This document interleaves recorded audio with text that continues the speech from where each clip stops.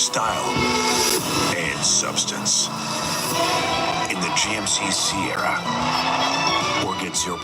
That Sierra tan up. Confusing collection of information with creating. That's not creating. Perfectionism is going to kill you, man. Small YouTubers are staying small because their 30 minutes a day or 2 hours a day or 3 hours a day is just going to overconsumption of information and not doing. Count uploads, not likes. Count uploads, not views. Because if you base your success on how the algorithm feels about you that day, I mean, you're giving up control of how you feel to a machine. We are living in a world now where information isn't just abundant, but AI is coming. It's how you package that information and connect with the person who's consuming it. And to me, storytelling is going to be the number one skill that everybody, not just YouTubers, but just people.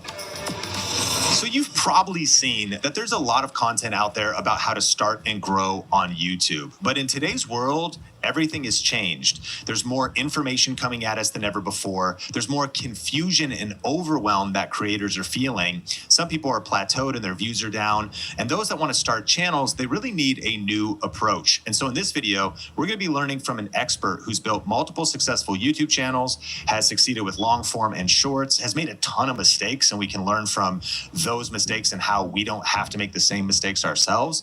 And going to be talking about basically public enemy number one that is holding creators back. And so in today's episode, I'm talking with Pat Flynn, who is the founder of Smart Passive Income and also has a huge Pokemon channel, has started multiple different channels around that, and has learned so many lessons that he's going to share with us today. Pat Flynn, welcome back to the podcast. What's up, Sean? Thanks for having me back. So give us a quick rundown. What all YouTube stuff do you have going that you're active in, that you've done in the past? Like how many channels? 3 active channels. We have SPI, which you and I have spoken about before. Actually 4. One of them is a Switch Pod, which you've also interviewed me for a while back, but that's kind of on autopilot right now, which is cool. Then Deep Pocket Monster, which is the long form deep Pokemon channel. We are at 1.54 million subscribers in about 4 years, which is insane. And then more recently, I started a shorts channel separately as an experiment, mostly just to see if I could unlock the algorithm there. And I was able to. We are at 2 billion views and over 1.3 million subscribers on YouTube, 1.4 million subscribers on TikTok, almost at 1 million on Instagram from a video that takes me 15 minutes a day to create. And I found a formula that works. We're probably going to get into it, I'm sure, but it's called Short Pocket Monster. Or if you've heard the jingle, should I open it or should I keep it sealed? Those are my videos. Man, I love it. So that just kind of lays the foundation that you really know what you're talking about. You've learned a lot of success principles, made mistakes we can learn from. And before we get into really one of the biggest things that is holding creators back right now on YouTube, I want to just do kind of a quick lightning round. First question, what's the first thing a new YouTuber should do before even turning on the camera? Make sure the mic is working too. I've made that mistake before. Anyway, for real though, get involved in the community. Like know who it is that you're serving, watch other videos in the space, read the comments, see what people like, see what people dislike. When I joined the Pokemon community in 2021, which by the way, I didn't know anything about Pokemon beforehand. Before I started recording anything, I just started getting involved and learning and listening. I was a moderator for a number of channels over there, just really immersing myself in the space so that I could find out what was missing. And I think that's really important so that when you start creating and hitting publish, you're bringing something new or at least hypothesizing on what's new. And then from there, it's about reps. Count uploads, not likes. Count uploads, not views. That quantity is actually really key to get your wheels going, to get you comfortable, and just to kind of figure out what works and what doesn't. And if you just are so worried about perfection, you're never going to learn. One of the things that holds creators back is kind of fear of the gear or tech, the camera gear, and overwhelm with that. What's actually one technical skill that most new creators struggle with that's actually pretty easy to learn, and how would you go about that? I mean, I think it's storytelling.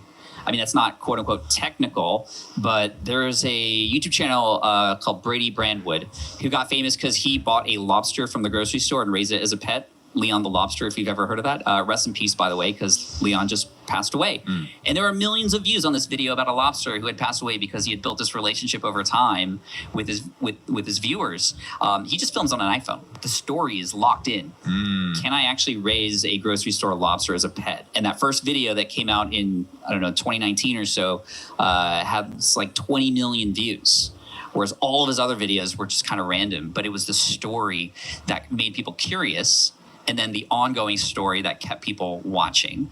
So if I could pass any skill to any YouTuber right now that would unlock not just fun, but also just, more retention, more click-through rates. It's how can you tell a story? Tell a story through the title and thumbnail, tell a story in your videos to retain people, which of course, if you help people stick around on YouTube and retain people till the end, YouTube's going to help you by pushing that video out. If someone has just 30 minutes a day to start and grow their YouTube channel, what should they focus on?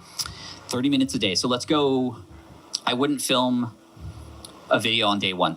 I would plan out a video starting with title and thumbnail, nail that on day one. 30 minutes on Monday, nail that title, and maybe the second day, Tuesday, is thumbnail. Then that informs what your hook is going to be, because you have this promise based on the title thumbnail, and that's going to be Wednesday, working on the hook and scripting out your video, outlining it. Thursday is, I'm going to say, film day, and Friday and maybe into the next week is going to be editing, and then you just kind of rinse and repeat that cycle as much as possible. And again, the more you do it, the faster you will get. On my shorts channel, it used to take me 45 minutes to make these daily shorts that I do. Now it's 13 to 15 minutes per day, because I've done it so often. I have the templates and the procedures, and it's just like second nature now. Would you folks start with shorts or long form if you were a new creator? That's the money question, right? I feel like it depends on your style and the kinds of stories you want to tell. It's really easy and simple to start a shorts channel because you can tell smaller stories. You can create little series that may or may not do well without too much penalty. I mean, there's really no penalty with publishing anyway, unless you were to actually just publish the same video over and over again, which is not okay to do. But again, the shorts are great because you can just experiment, and every day is like casting a new bait out in the ocean and just reeling in a little bit, seeing if you catch that big tuna. And sometimes you might not catch anything. Sometimes you'll get a small fish, but if you keep going, you'll eventually catch that big fish. With my shorts channel, I did it for 60 days straight. That was the experiment. Can I go 60 days daily? And I just committed to that. And around day 30, I was only getting a couple hundred views per day on these videos. Normally, if I was counting views, I would have given up. But I said, no, I'm going to go 60 days. I started to get faster, started to pay attention to what was working and what wasn't. Day 35, one of those videos hit 750,000 views, and then all the videos came up. And so, again, it takes time to learn, but if you just get in your own way, it's never going to happen. With longs, it does take a little bit longer to get to those stories and to unlock those things, but yeah, there's pros and cons, right? Growth happens faster on shorts. Monetization is much more fruitful on longs, but the two can work together as well. And so it sounds like what I heard you say, though, if you were going to approach long form content and you were working 30 minutes a day, you would post about one video a week, and you would use these blocks of time every day to build out a strong video and try to ultimately aim for a video a week. Correct. But also realizing that it's going to take several weeks before things start to happen. I might get lucky. We see some YouTubers who on their first video just somehow crack the code, and that's great. They've probably learned and they're applying, and that's fantastic. But the learning comes from doing. I think it was MKBHD who said his first 100 videos were for less than 100 subscribers. And that when I interviewed him and he said that, it was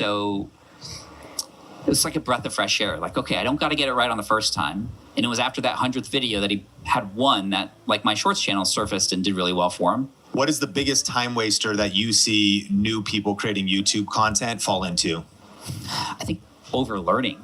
There's so much content out there from so many amazing YouTubers like yourself teaching YouTube. And, it's like, it reminds me of a couple colleagues I had back in my architecture days before I got laid off. This is back like in 2008. I used to golf every Sunday out of my firm. And I had two friends who I golf with, Terry and George. Terry was like obsessed with golf. If you imagine his cubicle, stacks of golf magazine, he was putting at lunch on his little automatic putt returner thing, and he was just consuming so much golf channel. He was terrible at golf, right? And you could hear him when he was about to take a shot. He would mutter the next tip that he learned from that magazine that past week, and he was never consistent. Whereas George, you wouldn't know that he was really a golfer until you saw him golf, because he got coached. He didn't pay attention to all the new tactics and tips and techniques and new drivers that could, increase whatever. He just had his way. He was repetitive and consistent, and he just crushed us every single time. And I think when it comes to YouTube, a lot of us are like Terry. There are so many amazing pieces of content. We don't want to miss out on that next tip that may be the game changer. But the truth is, we live in a world now where there's so much info, it's actually overwhelming us. Our brains are not evolved to handle so much info. They're evolved to, when we see something that could be helpful, to take it. And back in the day when you and I started, information was valuable because it was scarce. Now it's everywhere, right? Remember Encyclopedia Britannicas? Yes. If you had an Encyclopedia Britannica, you were like upper class because you could afford information that other couldn't. Now, it's in our phones. We all have the access to the same information. It's like we're at a buffet line and we're just filling our plates. All the while, we're also getting force-fed from other algorithms that are putting food in our mouth. Like it's just like a diet. We're so tired. We're so obese with information now. The idea is, what is the next step? This is what I like to call the lean learning process. Figure out what your next step is. Learn just about that next step. Go do the thing, and then rinse and repeat. Trusting that there will be new information out there on steps 2, 4, 10. That information is going to be there. It's not going away. But focusing on your next step, learning about that, mastering it, and then unlocking that next step is the way to go. So for a YouTuber, find one mentor, Sean, learn his strategies, do it his way, and then take action. Hit publish. The data is what's going to help you more than you learning and reading every book and watching every video from every YouTuber about YouTube. It's just common sense now. Yeah, I love this. This is, we were just talking about this because you have a new book coming out called Lean Learning, How to Achieve More by Learning Less. And this makes me think you're identifying like public enemy number 1 for creators right now. Too much information, inspiration overload. I gave it a shot, and I came in and had the procedure done. To me, it was amazing because I don't think I ever breathed that clear. I wish I would have done it 20 years ago.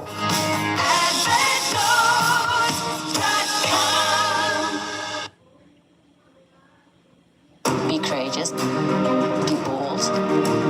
Take the move and just do it. Show you a real alien popped out of a pod. He's a clone of my friend Carl. There's 2 Carls, Pod Carl and not Pod Carl. It's not a conspiracy or a theory. It's a proven fact. But I don't care. I want the truth to come out. Do you hear me? Held your tongue at family dinner? There's signs. There's an edible for that. Fruit was just the beginning. Get all kinds of deliciousness delivered right when you need it at edible.com. Odd people are everywhere. I saw them in the sky. Grace should be paying attention to this parent-teacher conference, but she's been watching CSI for free on Pluto TV. So instead, she's focused on this mysterious strand of hair. But I don't know if there's anything. She'll need to run some tests. Feel the free. Pluto TV. Information overload.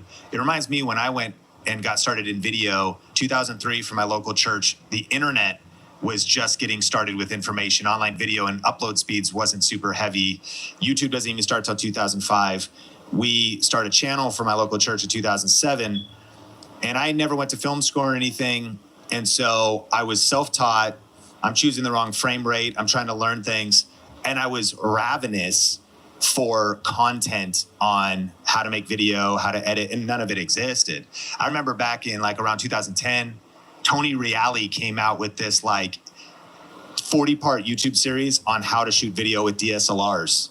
And it was like a game changer. The DSLR revolution's happening. But now things have flipped. Like there was an under amount of information, like people needed to learn new skills. Now there's this over amount of information. So you already kind of broke down these frameworks, but I do want to hit this a little bit deeper. Like in a 2025 world and beyond, small YouTubers are staying small because their 30 minutes a day or 2 hours a day or 3 hours a day is just going to overconsumption of information and not doing. But tell us a little bit more also about how then do we not just maybe reduce or waste time learning, but actually learn smart? Yeah. Because the fundamental gap between where creators listening to this, entrepreneurs listening to this, and where they want to go is they need to get the right information and they need to learn new skills. Right. But where do you get it? It's so overwhelming. So how do we learn in this year? Yeah, nice. This is perfect. So there is a strategy I call in the book micro mastery. And this is something that I practice all the time. And for a YouTuber, it's actually pretty obvious. Instead of just continuously hitting publish and just hoping each video is better, pick one little part of the process. Let's say it's coming up with good titles, and literally just hyper focus on that. You're still going to create a video and the rest of the video is still going to need help too. But if you hyper focus, for example, on the titles, and we know this because titles are extremely important, and hopefully you've learned this already. If you learn how to craft a great title, and you focus on that for your next month's worth of videos, you're going to see some results. The retention still might be needing help, but you're focusing on that hyper sort of awareness of the title, and then it becomes second nature to you, and then it stacks on the next thing that you focus on. It might be the hook. Okay, my next video, I'm going to nail the hook. So who's doing hooks really well? Let me learn all about hooks. Let me consume now, at this point, YouTube videos just about hooks. Let me read about hooks. Let me examine and uncover what's working. And then you implement that, you learn as you do, and you then stack that on top of the next thing and the next thing. This is micro mastery. When I started speaking on stage, and you know this, you've seen me speak on stage, and I do believe that I'm pretty good at speaking on stage, but it didn't happen just by going up on stage and just hoping I was better. I micro mastered how do I tell stories. I micro mastered where do I go on the stage and stand. I micro mastered what do I do with my hands. Like I'd literally go into a presentation and go, okay, I'm going to learn about what I should do with my hands today. So I just watched TED Talks. I watched other world-class speakers and just focus on the hands alone. And now I'm able to just naturally do with my hands what I believe and have learned to be great. So micro-mastering is how you continually learn as you do the reps with purpose. It's the doing and the action that's going to help you learn. It's, you know, we're in this place now where we're confusing collection of information with creating. That's not creating. It's only confusing us. Like you said, the sort of junk sparks, as I call them, right? With so much inspiration out there, we have to put the blinders on. The hard thing is we have this FOMO that comes in. I think a lot of us know we shouldn't eat junk food, but we still eat it. A lot of us know we shouldn't consume all the information, but we still consume it. Yes. So what do? You have a little virtual or digital shoebox. I use Notion. A lot of other people use Evernote, whatever. If you come across a piece of content that does not relate to your next step now, put it aside in that little box, and your brain goes, okay, it's there when I need it. So you're comfortable now refocusing. 99% of the time, you're never even going to go back to it.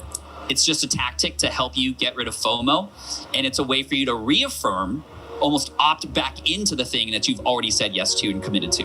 Hey, we're about to get back into the podcast in just a second, but I have a question for you. Do you want to grow your personal brand this year? Do you need more leads and sales in your business? If the answer is yes, then right now is the best time to go all in on YouTube. Today's podcast is brought to you by thinkmasterclass.com, where you can get on-demand access to a 1-hour deep dive training revealing how to start and grow a profitable YouTube channel this year. For a limited time, you can get access to this on-demand class entirely for free, where you will learn the 3 biggest mistakes that people make when starting a YouTube channel, the new rules and changes that have been happening on YouTube and how you can use them to create an unfair advantage, and the exact strategy we use at Think Media to generate over 350,000 organic views every single day. The data is clear. 70% of viewers claim that YouTube makes them more aware of new brands. So don't wait any longer to start growing your brand and business with YouTube. Just go to thinkmasterclass.com to get access to this no-fluff, highly tactical, free on-demand training. That's thinkmasterclass.com. To be in the creator economy, you have to be creating. And the reason it's called creativity, not consumativity. Exactly. Do the things while you're reading it. But yet we are just in this, condition that we've been conditioned to be in, which is from education, right? You read the full book, then you take a test on it. You read the whole textbook, and you have to write an essay about it. It's like, no, life is not like that. What's the next step? This is what I call it. The difference between just-in-time information and just-in-case information. The just-in-case is the killer. But again, let's not even worry about percentages. Just what's the next thing you need to do? Who's doing that well? And you can learn from them so you avoid the same mistakes. And then just do the thing and assess, and then, make it better the next time and iterate on that. That's literally it. I think you're setting some people free, and I think people have different personality types. If you watch the YouTube version of this podcast, you can let us know in the comments. Are you the type of person who, if you start a book, you have to finish it? It's just the fact you started is I have to finish it before I start another one. Some people's personality is they got a whole pile of books and they'll read through it. So it's different personalities, but that's an interesting idea.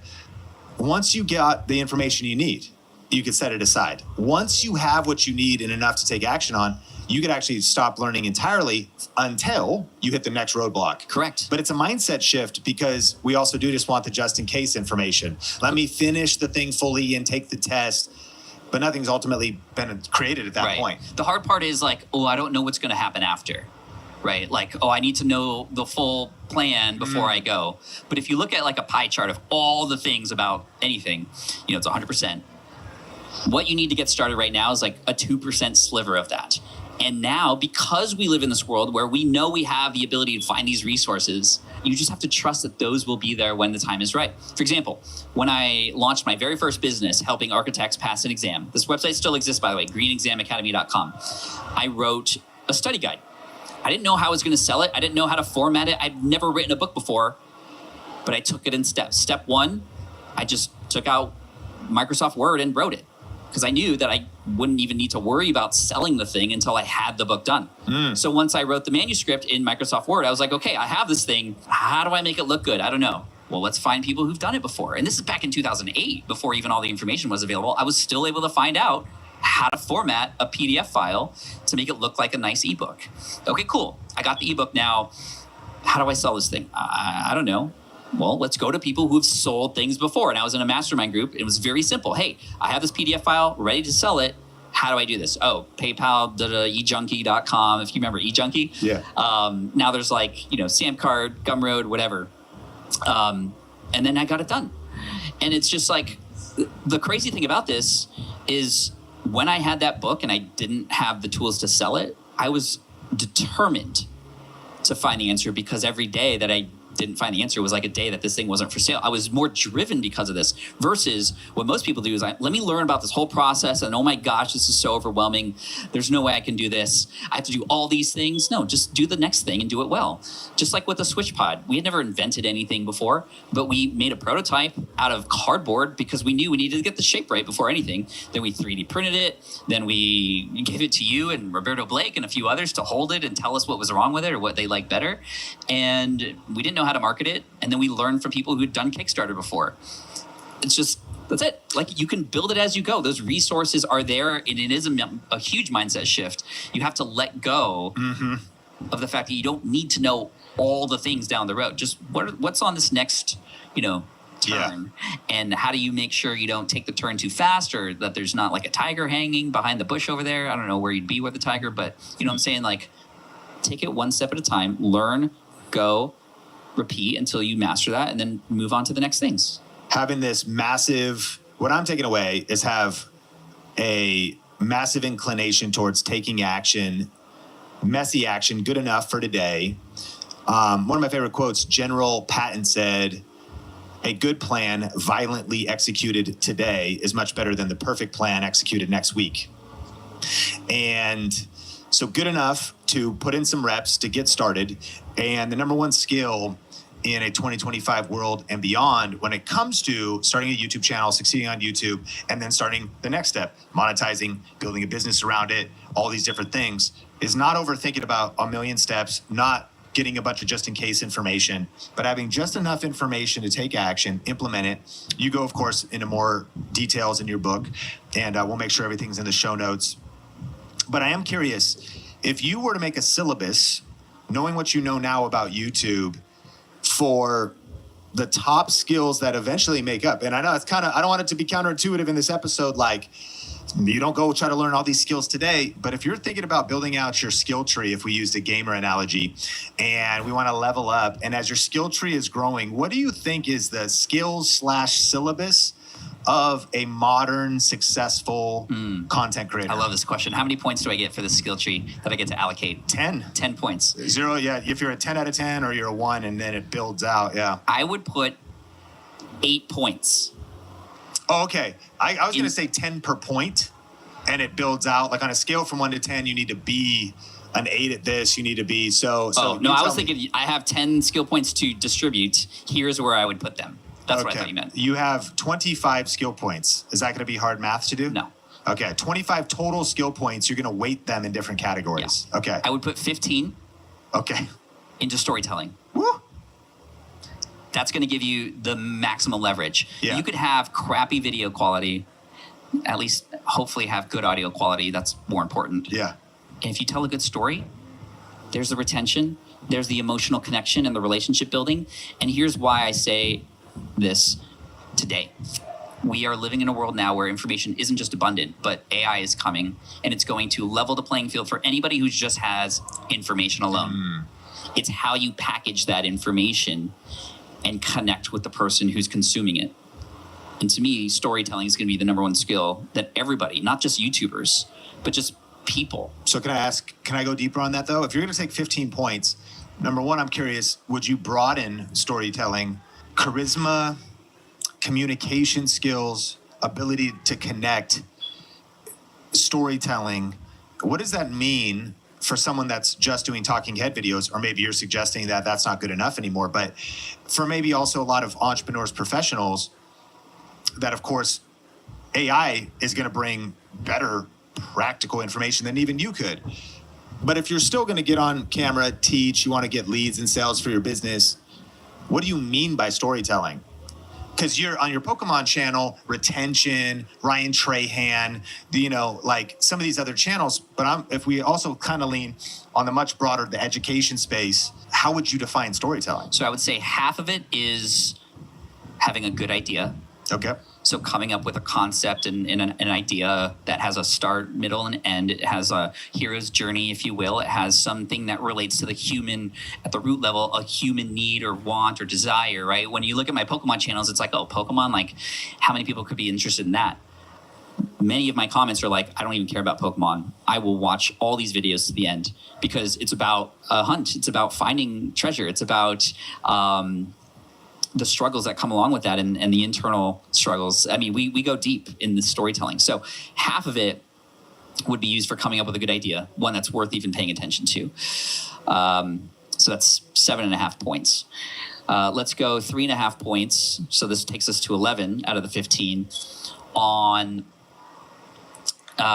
character development, right? Relating to the audience, understanding who the audience is and why the story matters to them. Right? That's going to be really key. Because if the story isn't relevant, then nobody's going to pay attention. Yep.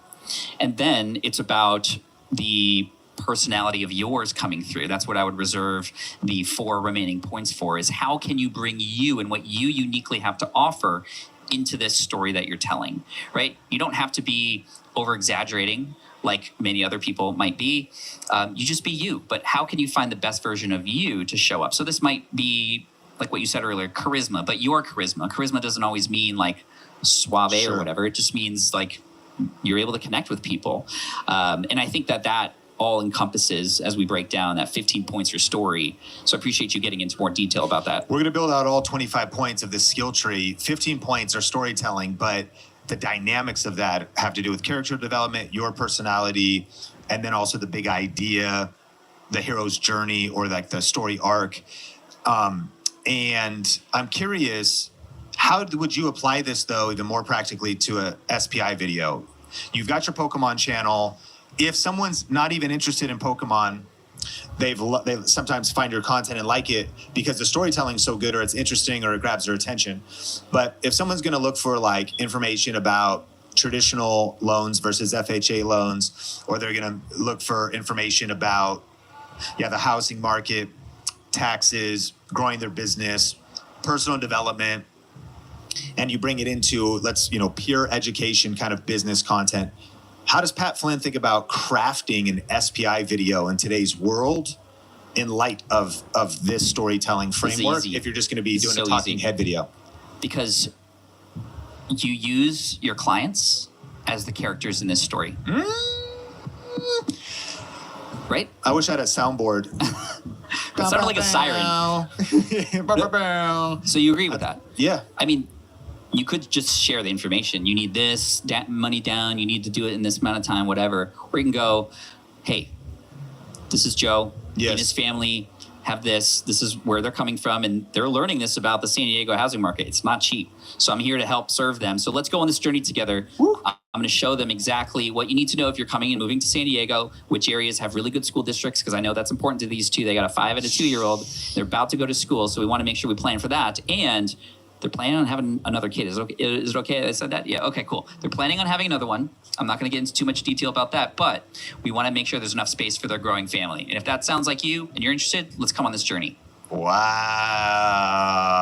Right? Now you're hooked. That's the new wave. And you're going to learn the same information, but it's going to retain because you're now in referencing to somebody who's just like you as a viewer. And they're going to have a connection with you. The content's more entertaining. This can take a little bit more information, a little bit more time and creativity, but the ROI is insane. Completely. Because the views, the breakthrough, the algorithm that happens, I mean, if this is going to attract leads, sales, prospects at a whole nother level. And it's going to set you apart from everybody else who's just dry information. Chat GPTing a script. That's what's happening right now. Jeez. But you can't chat GPT your client and their real life story and find out that they're having a kid. Yep, that's real. There's connection. You're bringing emotions into it. Super powerful. Okay. So that's how you would do it in any industry, business, B2B, B2C. Like, we have 15 points out of 25 that you're allocating of the skill tree that the modern content creator needs to build out. Storytelling is 15 of 25 points. Hell yeah. With a couple different elements on it, but we still have 10 points to distribute. What do we got? If I was actually playing a game, I'd save them just in case some new characters, like if I'm solo leveling up, I want to, save that for later. Arise. I would allocate maybe 3 points to lighting. Okay. Like literally just lighting. Yeah. Because that's going to, like, no matter what camera you have, if you get the lighting right, it's going to look great. And so just understanding the basics of lighting, which you could, of course, get from Sean, would be great. So that leaves us with, 12 points? I would also reserve half of the 12 points, so 6, to building relationships in the space that you're in, connecting with other YouTubers and other creators, going into spaces where you can meet and talk and even try to form like a little community of people that you can run ideas off of. Because, I mean, we live in this world and it's an abundant world, but not everybody thinks that way. But if everybody did, everybody would be helping each other and everybody can grow together. We're not at a poker table, Sean, where if you win, that means I'm losing. It's good. We're at this table where there's just, the more that we serve this audience, the more chips just like come out of nowhere, right, for both of us, right? Yeah. And everybody can win. And that's what I truly believe. So I would reserve a lot of points to connecting with people, networking. A lot of people ask me a similar question is like, Pat, if you had $1,000 and you only had $1,000 to start with starting a business, what would you do with it? I would spend it on a plane ticket and a ticket to, I don't know, your event. Yeah. That's a counterintuitive thought. And I know for some, now, what would you do is for somebody who's listening and they either, one, money is the block, or two, they got a couple young kids, like kind of in a life situation where it's like getting on a plane, flying to an event. It's just somewhat challenging right now. So I can speak to that first one for sure. Patrick Norton. Yeah. He came to your event and I think he volunteered for it. Yes, true. And he is now my producer at Deep Pocket Monster. There you go. That got him in the world. And he's killing it now for us. So he got into my event for free from serving. Yep. Volunteer. Yep. Help out, all those kinds of things go really a long way. And if you can't do that with the event coordinator, do it with somebody who you know is also coming to the event who's in that space too. Hey, you have this YouTube channel. I'm an up and comer. Let me be your video camera for the next day so you can focus and I can help create content for you. And you're just now in this space, right? That's what D-Rock did with Gary Vee. He filmed Ask Gary Vee, just kind of volunteered to be his film guy. And then we had a daily Gary Vee show for years. And now D-Rock's killing it, right? So that's a way that, you got to get creative with these things. Okay. Right? Now. So I got to bring it back. Our score is getting a little messed up. It was 15 points on storytelling, 6 points on networking and community, 3 points on lighting. I think I was going out of 25, which means we only had 10 left, which means we only have 1 point left. But I don't know what the math is. Maybe this was the wrong thing to do real time, but entertaining nonetheless. We're still building out a syllabus we need a chart and a skill tree. And so, give me the final ones. Maybe we reorient the points, or maybe the final tally is 30 total points. But if we have lighting, we're going to events, we're connecting, we're networking, even if that's online, getting involved in the community. It also makes me think about one of my favorite books that every creator should read, Superfans, because it's kind of like the forgotten thing these days. Everyone's like, they want to grow fast. There's the lack of patience. And there's people I think are forgetting that like communities are built one view at a time. Connection is built everybody wants 1 million views. But if you get one real view meaningful connection. You engage in the comments. They're transformed by the content. They really enjoy it. And you just do that every single day for 3 years, 5 years, 10 years. Communities build. And there's new rules to YouTube success, but some of that tried and true stuff is like, you look at anybody, they were grinding out the reps, not for months, but for years of connection. So the connection and community piece, but if there's a couple final lighting, audio, editing. That's important. So I'd reserve a few points for that just to get the basics, right? Yeah. That's where the overlearning can really mess you up, right? Think of all of the buttons in Premiere that you could use to make whatever, VFX, everything. Do you need those things to tell the story? That's why stories are told. There are people who are doing just talking head videos who are killing it. Yes. With no effects. Yes. With one take. Yeah. So you don't need those things. They support the story that you're telling. And of course, every channel is different. I'm thinking of the clear value tax guy. Yes. He shows up during the pandemic and he's like angry at the government. And everybody can relate to that. Yeah. Like, where's my stim money? Where's it going to come? I don't know, but I'm pissed off too. And he's telling it. And now he's got like his notes on a pile of paper. Yeah. He just kind of holds up and talks to the camera. A lot of times, one take, 8 minutes to 10 minutes to 12 minutes. Yeah. A couple 100,000 subscribers. He could use some lighting skill points, but besides that, he's doing great. Yeah. And he's in his tie and he's just angry. And it's like, I can relate to that. It's a good point of charisma too. He has his own style, his own vibe, but he's not like anybody else. He's just kind of being himself. He's being authentic. Yeah. Yeah. And he's got like 1.3 million subs or something like that, right? And it's valuable information, but it's wrapped in the way that we can relate. Whether you're tinkering in your garage or tackling big projects, if you know the value of working with your hands, you know Harbor Freight. And you can be confident knowing that at Harbor Freight, you can get quality tools at prices that work just as hard as you do. Because the only thing more satisfying than a job well done is a job well done, well under budget. Whatever you do it for less at Harbor Freight. Of telling these stories and providing the information. So editing, and I feel that just letting go of perfectionism. I don't know if that's a skill, but it feels like it has to be a skill because we kind of have to unlearn those things. Perfectionism is going to kill you, man. I think that is a skill. I think that being okay with here's a phrase that I like that maybe you dig. I started using it and people have been responding to it. You got to be cringe before they binge. You got to be cringe before they binge. Hey, I'm curious, ChatGPT, like what is it called to let go of perfectionism? If that was a skill and we were leveling up our characters, is it kind of like not being reckless, but taking risks? What would you say like the skill set of letting go of perfectionism is? Yeah, letting go of perfectionism is definitely a skill. I'd say it's like building your resilience and adaptability stats. It's not about being reckless, but more about embracing imperfection, learning from mistakes, and taking risks. It's like leveling up your ability to move forward despite not having everything perfect. And that opens up room for creativity and growth. What are your thoughts on ChatGPT right there? Hell yeah. Hell yeah. That's growth comes from doing, and it's again not being reckless, being smart. It's almost like you're driving, and at the edge of the road there's those rumble strips that kind of warn you when you're kind of veering off too much.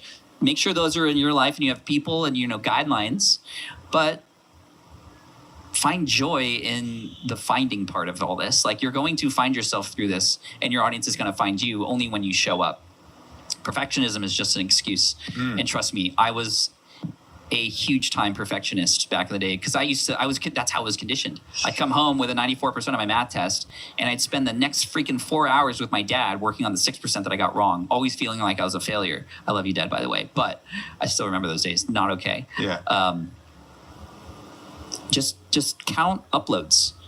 Right. And that's a big thing when it comes to the psyche around this, because if you base your success on how the algorithm feels about you that day, on these things that you can't necessarily control, you're giving up control of how you feel to a machine versus you can control you showing up every day or every week if you're going long form. You can control how you try to get a little bit better at the title this time. You can control how much deeper you go into the story that you're telling about your client this time. Those are the things that you can control.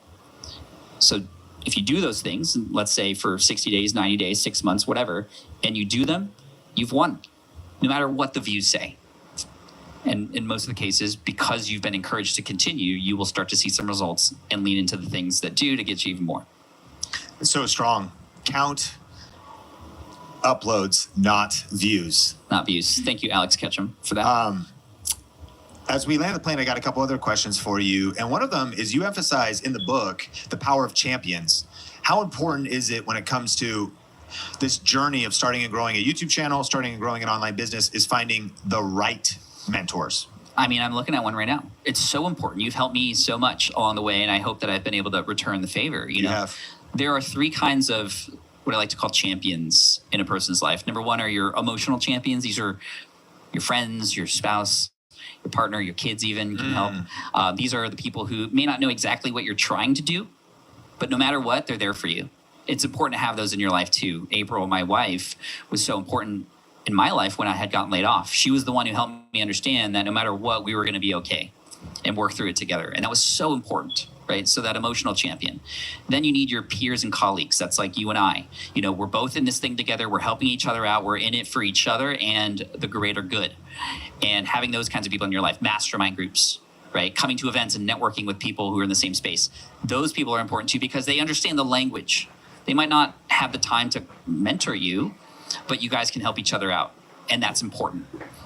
And then the third one, which is really, really important, is that personal mentor, right? The person who you either pay or they are taking you under their wing, that one person who's already gone down the same path that you've wanted to go down, who's already made those mistakes, who can guide you through the tough terrain. That person becomes the person who can help you and hold you accountable. And it's the person you look up to who you don't want to let down, that on those tough days where you don't want to go and do the thing, you're going to do the thing because you know they're going to check in with you. Those are the people who, I mean, again, some combination of those three can help you get to where you need to go. You cannot do this alone. You have to get out of your chair and go to events or meet people in online communities and start to form even just one buddy to hold each other accountable with can be the game changer. Man, that's so strong. You know, I would love for you to speak to this too, because this whole kind of like learning and online learning space has started. And if you have a skill that you want to attack, it's a superpower to have the power of champions, the way you put it, around you. I saw you put a video that actually got a ton of views, that like online courses are different now, that they've changed. And we've noticed the same. I still think online courses are incredible, but the completion rate, the stats are just real. People just have struggle actually consuming it, actually completing it, actually implementing the stuff. And so I don't even know if we talked about this, but we've launched at Think Media group coaching and one-on-one coaching. Capacity is tough because we're keeping the quality really strong. We got like 5 Think Media coaches, incredible individuals. And I'm curious though, your thoughts on how things have changed. We're doing cohort stuff now as well, because it's not, this stuff is always going to be there. We're always going to need learning. We're always going to need to be learning, need to be skill building, but it's changing. Talk a little bit about that, because that video popped off for you. Yeah, it did. You know, I used a more hookable title and, you know, beginning of saying I forget online what courses are dead, basically. Online courses are dead. And they are, in the traditional sense of just putting information out there and making sales. You have to put you into it, number one, because people want to buy from individuals. They don't just buy the information anymore. They want to buy it from somebody who's taught it in a specific way. But more than that, we noticed that when we ran what we call our accelerators, which are sort of like cohort groups through our digital courses, they had a 3 times more likelihood of not just completing it, but actually getting success and building the thing too. 3 times more likely. So we had to make a decision because, and a lot of creators won't do this, you know, entrepreneurial creators, that is. We had to sacrifice a lot of income because we were still making sales with our online courses, which were being sold for hundreds of dollars each, and people were buying multiple. But when we saw the completion rate from these accelerator groups, we said, you know what, we got to bring the community together. Is there such a thing as community-powered courses? And that's what we've built. And so we have sacrificed that initial income to bring people into a monthly program on our end to hopefully get long-term value from us. Right, finishing these courses, then moving on to the next one and moving on to the next one. We grow with them such that over time, if we do our job and step up and support these new entrepreneurs, then we'll actually make more revenue in the end. Yes. Not just from the beginning, but because we've actually delivered on that value we promised. And it's been so much more fulfilling. People have gotten much better results, and people have formed their own little groups even without us asking. I mean, we bring people together too in a more formal way, but people are starting to understand that there is so much power in connecting with others who are going through that same journey as you, or who are just a couple steps ahead. Yeah, that's so strong. And we've been learning some of the same things, been watching what you're doing. It's one reason why we've implemented stuff. And it kind of, I mean, in a way, it doesn't feel like it's super new. It reminds me of like, you could buy a $7 or $14 video course for fitness and a couple meal plans and download it and then never watch it. You could pay for a monthly membership at, 24-hour fitness for $20, but you maybe never go. You then maybe get into a group and you start going to classes because you're like, okay, I'm going to show up for the group, and you start to go for classes. You pay even more, you hire a personal trainer. That's also where you get the most results. When you pay attention because you're like, there's a lot of money on the line. That actually happened for me when I was recovering from chronic pain in my shoulder. I hired a physical therapist, paid him $5,000 for 6 months. I got some dry needling, plus some workouts, plus some massage, plus relearning even how my body was structured. But you better believe after paying the $5,000, I went to the sessions too. Like my show up rate was like basically perfect. And I also then got the transformation. I've been on this healing journey. I'm being able to work out more and better because of really investing with somebody. So in a way, I think it's two things. It's kind of like always been true, but even more true in this information overload world. Wouldn't you say? Yeah. I mean, a mentor or somebody you hire to help you removes all the noise around the thing that you're doing and just gets you to the exact things that you specifically, especially when it's like a coach like that. It's like, hey, Sean, your body is going through this. Here's the solution for you. Yes. Right. Now, as a creator, we like to reach a lot of people. So, of course, trying to relate that to everybody can be hard at times since everybody is different. However, finding what those things are that are the same for everybody and just speaking to principles can work really well. But that's how you then potentially get clients to come in and want that personal information from you. So I think this is the final and maybe most important question and the most fierce debate on YouTube that I've maybe ever seen. And we're going to get that in just a second. But I do want to give a roll call to a few things. Number one, your book. I'm excited about it. Lean Learning. Thanks, Sean. We'll link this up in the description. How to Achieve More by Learning Less. Maybe one of the most important books to read. And I say that because everything you write's great, but like the world really has changed. This is the skill set. Public enemy number one, distraction, overwhelm, information overwhelm. But you can't throw out learning altogether. So having a methodology, frameworks, and I'm very excited about that. That'll be linked in the show notes. Also, if you do want to learn a little bit more about our coaching, viralvideocoach.com. It's just an application. We only work with people that it's a good fit. We learn about you, and there's a chance to jump on the phone with us. We'll link that up in the show notes, or you can go to viralvideocoach.com. And then, Pat, I've got one more question for you, but give us a roll call. If we want to connect with you on social, where are you active? We're going to put it in the show notes. Yeah, thank you. So at Pat Flynn for all the business stuff on most socials, YouTube, Instagram, etc. Pretty active on X actually as well. But I know a lot of people are interested in the Pokemon stuff too. So Deep Pocket Monster on YouTube for the long form. And then my separate short channel is Short Pocket Monster, which I think is what this question is about, is it not? Yes, we're about to get into that question. And I do also want to just give a few more free resources, which would simply be our past conversations. You've probably seen that Pat, he's an awesome strategist, humble, great dude, always has good information. I think we take it all the way back to either NAB or CES. We talked about email marketing and email lists. Like blog world days. Yeah. And you've been on the show a couple times and covering different topics. So just giving you some resources to follow up strategically. If it's the right thing for you to be lean learning right now, we'll make sure that there's clarity and it's all organized in the show notes for you, whether you listen on audio or video. And if you've loved this episode, it's always great to like, rate, share, review. But here's the debate. Shorts versus long form on YouTube. There has been many claims. Shorts destroy YouTube channels. Shorts will ruin your audience. Shorts are the way to YouTube stardom. Shorts are the only thing working now. long form is dead. Short form is dead. Everyone's got an opinion, and I've covered this, but it's always a new world. And the algorithm shifting. YouTube is, we know this, they are committed to making this thing work. They're giving us different features. We can upload videos. We can go live. We can upload shorts. We can upload video podcasts. There's community tab. Now it's called posts. They're evolving that whole experience. So what have you learned?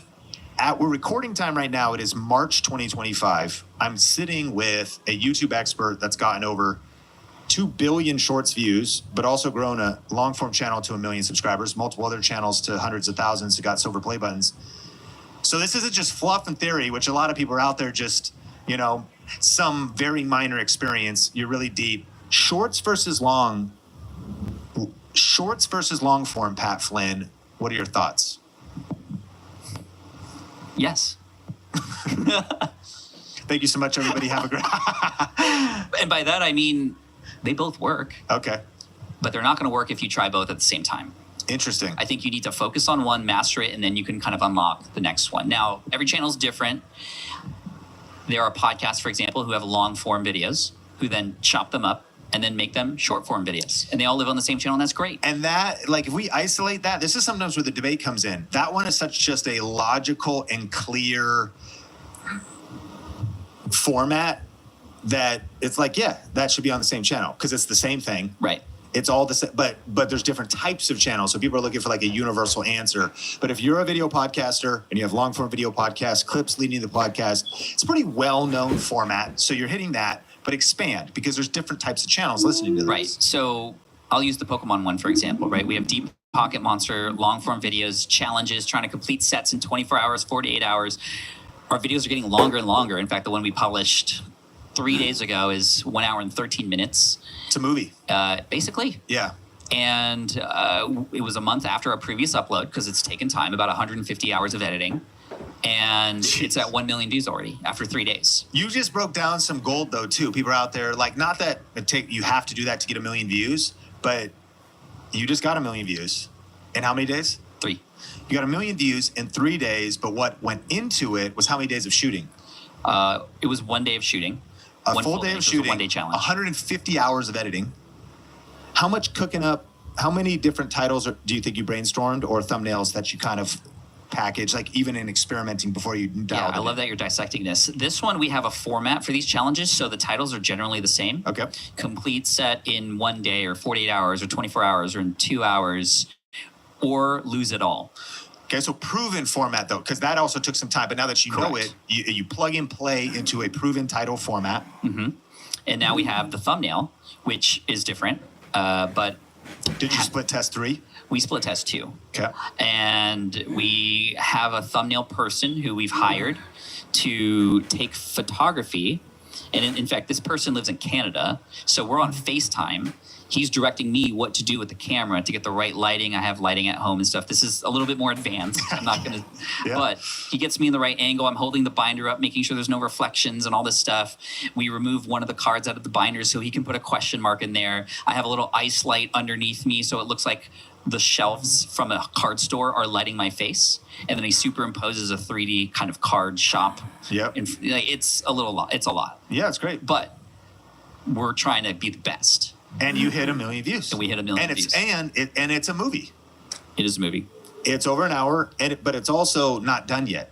You're continuing to build an asset of a media library on your YouTube channel. And the videos are a part of a bigger universe that we have now. This is something we're recently discovering. We have recurring characters, certain shop owners that keep coming back, that people are starting to recognize. We have a storyline now. If you think of the channel like an anime, we have story arcs, like in One Piece, right? One Piece is over 1,000 episodes. It's ridiculous. But there's the Marineford arc. There's the, other arcs. It's been a while since I've watched One Piece, but there's these mini stories with mini bosses that have mini challenges. And so they all kind of lead into this bigger goal, right? The goal at the end, the One Piece is real, is the ultimate goal. But throughout that, there's different challenges and there's different new people who come into the crew and all these things that kind of be a part of this world. We have the same thing now. I discovered this when I failed a challenge last year. There was a set called Pokemon 151. And I was trying to finish it in 151 minutes. I failed the first time, and I was like, oh, it's okay. We could do it again. Failed the second time. And again, each fails are separate videos. And people were like, you got to finish. After the third time, and I finished, it was such a huge community win because they were on this ride with me. And we created this little 151 arc. And we're like, oh my gosh. Yeah. What other arc can we create? Well, what's another goal that we've talked about? Well, trying to collect all 1,025 Pokemon across 9 generations. Well, that's going to take many videos. Okay, that's our next arc. Let's go generation by generation. We've had we did that in 8 videos because we combined a few. Gen 5 was filmed partly at your event because we went in between the things I had to do to card shops to try to finish it, and that's a 1 million+ view video in Vegas. Which has then inspired other cities to reach out to us and want us to visit their cities. Dang. To then go to card shops there and support the community, because we've had people then go to the same card shops that we went to. Anyway, we had that 1,025 Pokemon arc in separate videos, and then we ended up putting all those videos together into one video as sort of like an end of the year celebration, a 4-hour video, bro. Yep, that's wild. It has 2.5 million views. That's crazy.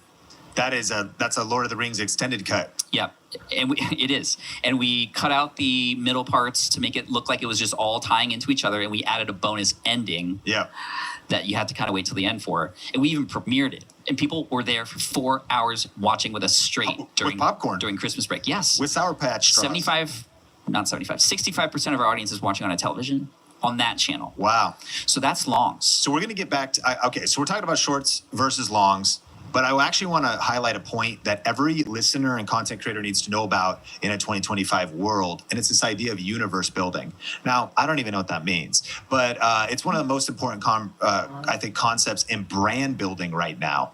And so, hey, ChatGPT, I'm curious, what is universe building? If you were explaining it to content creators and entrepreneurs doing video that are building out their brands and their personal brands as a concept, and what are other terms for it? Universe building is about creating a cohesive, immersive world around your brand or personal identity. For content creators and entrepreneurs, this means developing a recognizable and engaging environment that fans or customers can explore. It goes beyond just your products or videos to include consistent themes, aesthetics, and messages. Other terms for it might be world building, brand ecosystem, or brand universe. It helps establish a strong, memorable identity that resonates with your audience. World building was the other one. World building, universe building. So we just blasted off something to research later for our Think Media podcast listeners. But we're talking about shorts versus longs. Oh, man, I want to go into that so bad because we have certain things in the culture of our brand now, certain phrases like bad binder behavior and certain characters that have come up. Well, tell us this. If you're on the YouTube version and maybe you want to stop by a visit off of the audio, you listen on Spotify, drop in the comments if you'd want Pat Flynn to come back on and for us to do a deep dive episode on world building, universe building, personal brand building, all that kind of stuff, because we are talking about shorts versus longs. Okay. But I'd love to go deep. So let us know your feedback and any other questions you have, because I'd love to have you back on and explore that. But shorts versus longs. So what are you doing? How are you executing? And you did it on 2 different channels. 2 different channels. The general rule on YouTube is same audience, same channel. This I knew was going to be potentially a different kind of audience, because the person who's going to sit down on the couch with popcorn with their whole family and watch a 1-hour video is different from the person who's doom scrolling at night, just kind of trying to fill in time, or they're on the toilet, which I've called out my audience. I said, hey, if you're on the toilet right now, wash your hands. And like people are like, how did you know? Like, it's scary. Just that's a fun little engagement trick for anybody doing shorts. So I approached it like this. How can I create a show that is 60 seconds or less about Pokemon cards where I rip a pack every day and make it interesting enough for people to want to see the next days? So I came up with this concept called, should I open it or should I keep it sealed?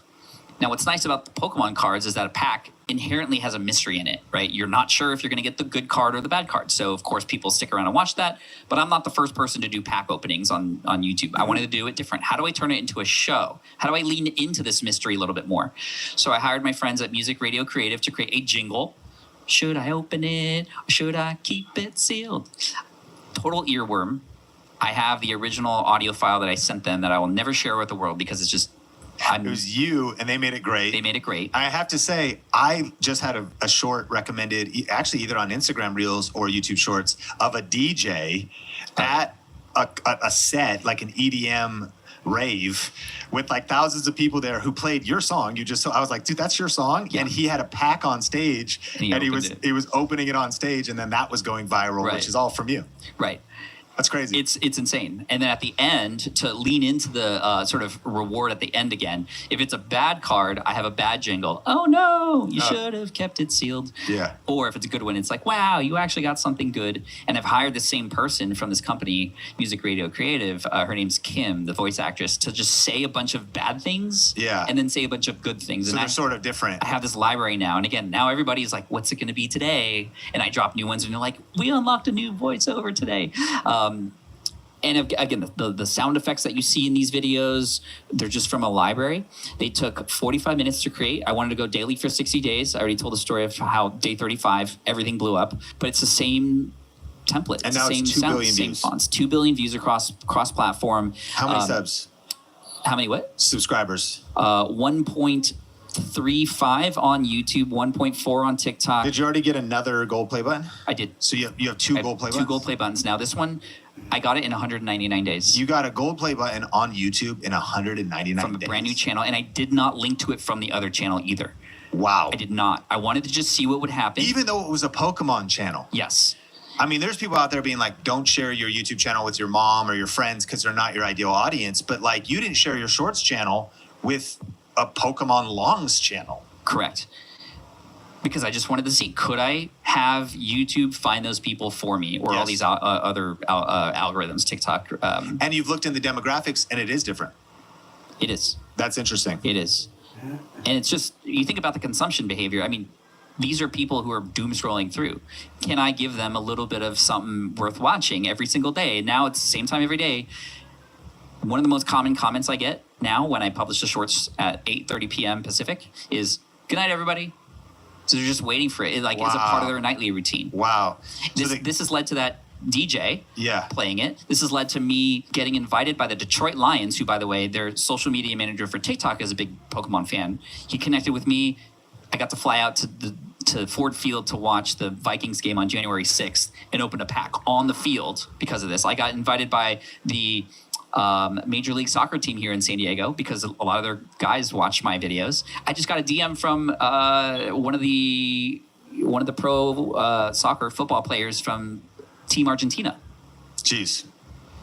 It's like crazy. So Shorts channel, what my takeaway here that's fascinating is, okay, if it's a video podcast and it's clips from the video podcast, that's one thing. If you're actually architecting something, though, you have a long-form Pokemon channel that people are watching up to 4-hour-long videos. 75% of people watch on their smart TVs. It's a particular audience.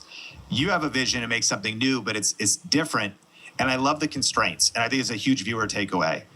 It's a show, so it's a repeatable format. It's a show, under 60 seconds, similar sound effects, similar jingles, tapping into a proven tribe, bringing your own unique spin to everything, building it all out. But in the execution of that, you now have another gold play button, 2 billion views, Detroit Lions, DJs playing the song, showing you the power of shorts if you do it strategically. Brand partnerships, ad revenue on top of that as well. It's unlocked a new revenue stream. Yeah. And how much does YouTube pay you for 2 billion shorts views? Total channel revenue approximately. Total channel revenue, I'd have to check. But we're at about, on YouTube ad revenue. Do you have it on your YouTube Studio app? Yeah. Let's check. I could share. Now, I will say a lot of the money that I earn from this just goes right back into the I'm sure it does. Well, yeah, I mean, again, and I mean, people listening to Think Media Podcast can handle it. It's not, I'm not even trying to say like it's all about the money. No. And I just don't want to confuse like a quick way to make money is to create shorts on YouTube. Well, yeah, like I mean, the RPMs RPMs are low, but you have editing, you have a bigger thing going on, you reinvest in your community. But I am curious. But this is all me. I don't have any editor. It's me. It's only you. This is and the jingles and the people you pull the stuff in. How do you edit it? ScreenFlow. ScreenFlow on a MacBook. Yeah. So you edit a daily shorts show. I edit 2 times a week. I take about 2 hours to edit a week's worth of shorts, so I can get ahead. Okay, and so you've gotten 2 billion shorts views, and this is how much you've made on YouTube. 2 billion cross-platform. Let's go lifetime on YouTube. We're at 750 million views. That's just on YouTube alone. Cross-platform because you've got TikTok and other things, and they have creator programs as well and stuff. Instagram, I think I've made 23 cents from a gift. That's it. Like, there is no program. Got you. You have to be grandfathered into that. So still brand awareness, though, you know. And now my stories are getting seen 150K times, which is ridiculous because then I can promote my event and other things. TikTok, however, I am generating revenue about $900 to $1,000 every week. Every week. So it's far less than Okay, so the question here is, how much does YouTube pay you for 750 million views that you got on your new channel? 126K. What? For only 750 million views? Yeah. That's great. Some videos, this one has... a six-figure income. It is. This one video with 20 million views has almost 4K revenue. Oh, it's just popping off right now, too. That's really good. I mean, I think I got, and it's education. I think maybe I got 10,000. Yeah, 10. That's about, sounds like it tracks. I got 10 million views on a Think Media podcast short, and it made $2,000. And so you're saying 20 million made about $4,000. Yes. And then again, I'm taking that same video, posting it on TikTok. Yeah. Now here's the funny thing I'm doing. It's less than a minute on YouTube. It's like 59 and a half seconds. I got it down so I could edit it there. I know shorts can be longer than 3 minutes, but it's still kind of wonky right now when you upload one that's more than 60 seconds. I take that 59 and a half second video on YouTube. I re-export it from ScreenFlow with just the ending a little bit longer. So because it has to be over a minute to it has make to be money on over a TikTok. minute. So I am using technically a different video. I just, half rate the last part of it, or whatever to extend it over a minute. Okay, final question. That's very fascinating and inspiring because you have given us, if you create a show, you do something that works, it's repeatable, you're doing it, and you're doing it by yourself, which is so empowering because I guess, I don't think, Think Media podcast community makes many excuses because we don't really allow excuses here, right? We just get results. We have a rise and grind, new day, new opportunities. We're going to solve problems. But what I love you're doing here is because somebody could say, a critic, be like, well, now Pat's got momentum and he has people helping him. And it's like, yeah, but you didn't start there. But this thing that you're doing entirely by yourself. Creativity works best in constraints. And so you have a show, shorts channel, it's blowing up, you're doing it by yourself, and then you're reinvesting those dollars back into your community. Very powerful. Give us a final checklist for how to determine if shorts is right for me or not. If I want like views, leads, and sales in my business, personal trainer, real estate agent, maybe creator that's teaching something. I teach Excel, I teach some motherhood stuff. I have a DIY channel or homesteading channel. This kind of, how am I determining if I want to do shorts or long form? Do it for 60 days and then assess whether or not it's worth doing more. And do it on the same channel or a different channel? It depends. If it's the same, you got the same audience, just do it on the same channel. In most cases, that's the answer. If you can believe that they are for the same audience, I was purposefully doing this so that I could show people this can be done. I learned my way into this. Okay. And it's working. And then it's great because it's unlocking new revenue that I give a lot of cards away. I'm kind of Mr. Beasting in this space and just kind of giving away a lot of cards that people can't get access to thanks to successes like this. But try it out. Try it out. Like, what's the worst that can happen? Compare that to the best that can happen. Ladies and gentlemen, Pat Flynn, I want to thank you for listening to today's episode of the Think Media Podcast. So much value. Pat, I want to thank you again.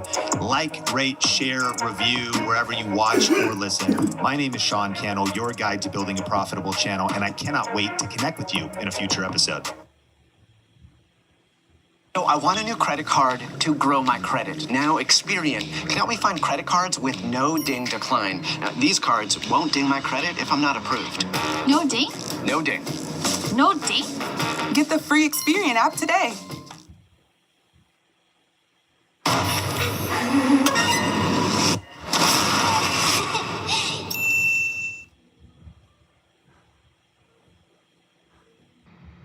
And so I think that the topic itself was able to kind of launch it into the algorithm. Now, another thing I want to say is that it didn't take off right away, right? I think it took me a little over a year to reach 1 million views on that video, but it was slow and steady. And the great thing about that is that even now when I look in my YouTube analytics, even last month I earned $800 from that video, something I posted a long time ago. And so I think also, like you said, having the length of the video being longer allows YouTube to place all of those different ad spots in it. And then two, just having advertiser friendly content that is applicable to an audience such as mine, which are primarily 25 to 65-year-old women. They're the spenders in the house. They're the ones that advertisers want to advertise to. And so my content in general is very advertiser friendly, but I think particularly for that video, the demographics and the subject and everything just kind of lined up perfectly. That's a great transition into this next question about RPM and how much individual videos earn. You mentioned in our pre-survey that you're getting 3 to 4 times higher RPMs than average. But before we even get that deep, can you break it down simply for listeners that are like, okay, what kind of insider language are we talking about here? What does RPM mean? So what is your understanding of how would you explain RPM to somebody who's brand new to YouTube? Yeah, so RPM is revenue per mil, I think MILLE, which is per 1,000 views. So basically it's how much advertisers are paying per 1,000 views that you receive on your YouTube channel. And there's other things that go into that in terms of watch time. But, and when you say, it's funny because Sean, when you say, oh, you're getting 3 to 4 times the average RPM, I'm like, I don't even really realize what the average RPM is. Like I've heard of $10 being average. I don't know that my RPM has ever been that low. I looked for 2024 and my RPM for the year 2024 was $27, which I understand is a bit higher, but I think that's just due to, like I mentioned before, having advertiser-friendly content. I really don't post controversial things, which I guess in the end might hurt me a little bit because I may not be getting that kind of clickbaity stuff that others are getting. If you make content that is, I don't want to say family-friendly, but you know what I mean when I say that. It's kind of universal to a large group of people. You're not saying anything offensive. You have good retention in your videos. People, tend to watch till the end. Then in my experience, I've been able to kind of achieve those higher RPMs. Nationwide is more than you think. Definitely. Their resources help me create customized retirement income plans that help clients feel more confident. Helping them get in their comfort zone, their retirement comfort zone. Good zone. Like my other favorite zone, Cal Zone. Colgate Optic White's unique technology gives you a visibly brighter smile in just 3 days.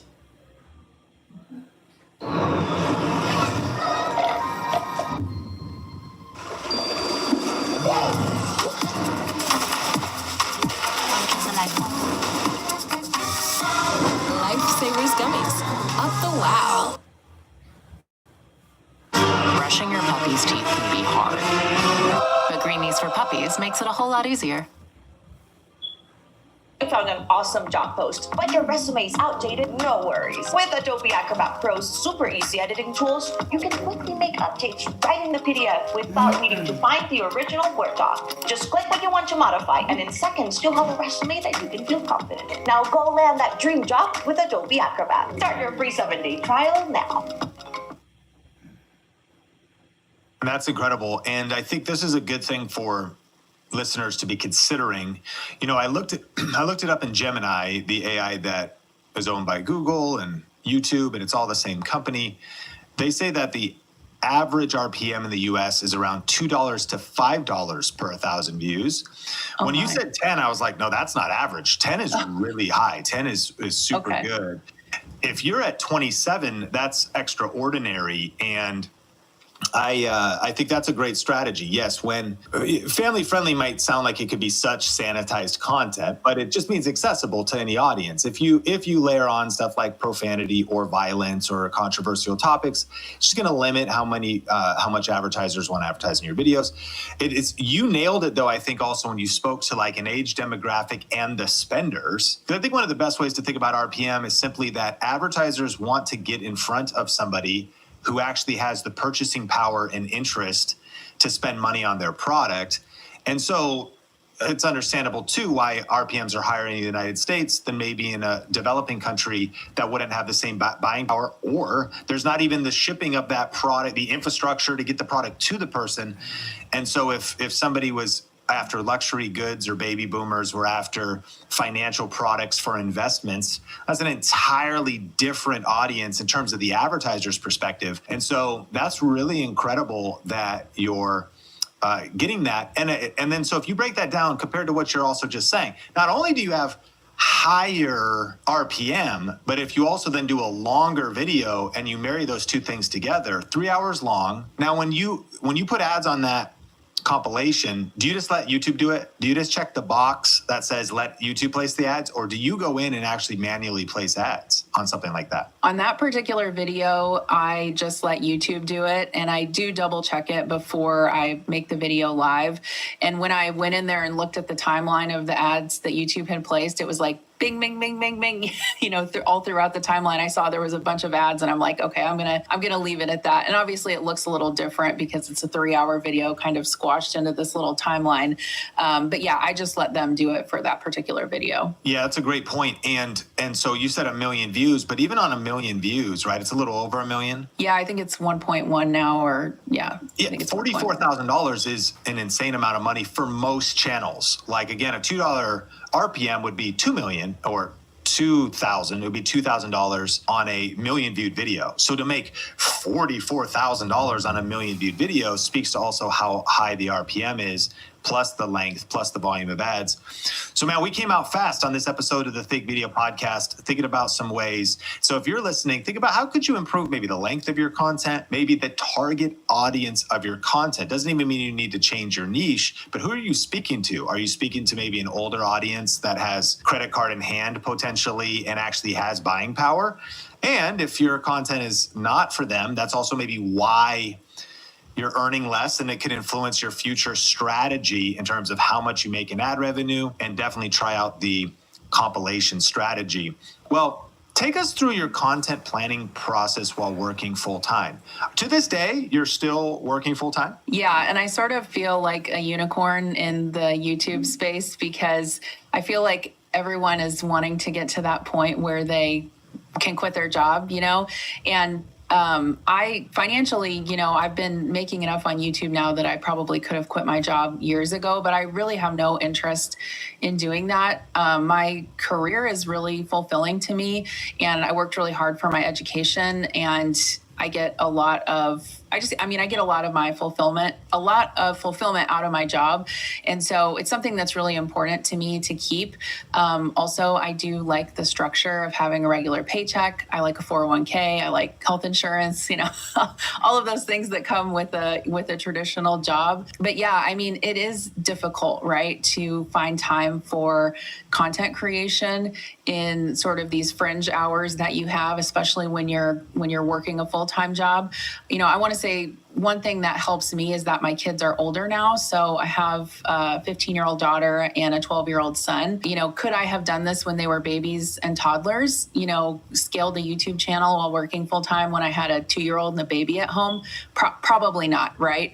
Also fair to mention is that I have a husband and we share pretty equally in the children's responsibilities. So I don't want to give the impression that I'm Superwoman and I can do things that other people can't.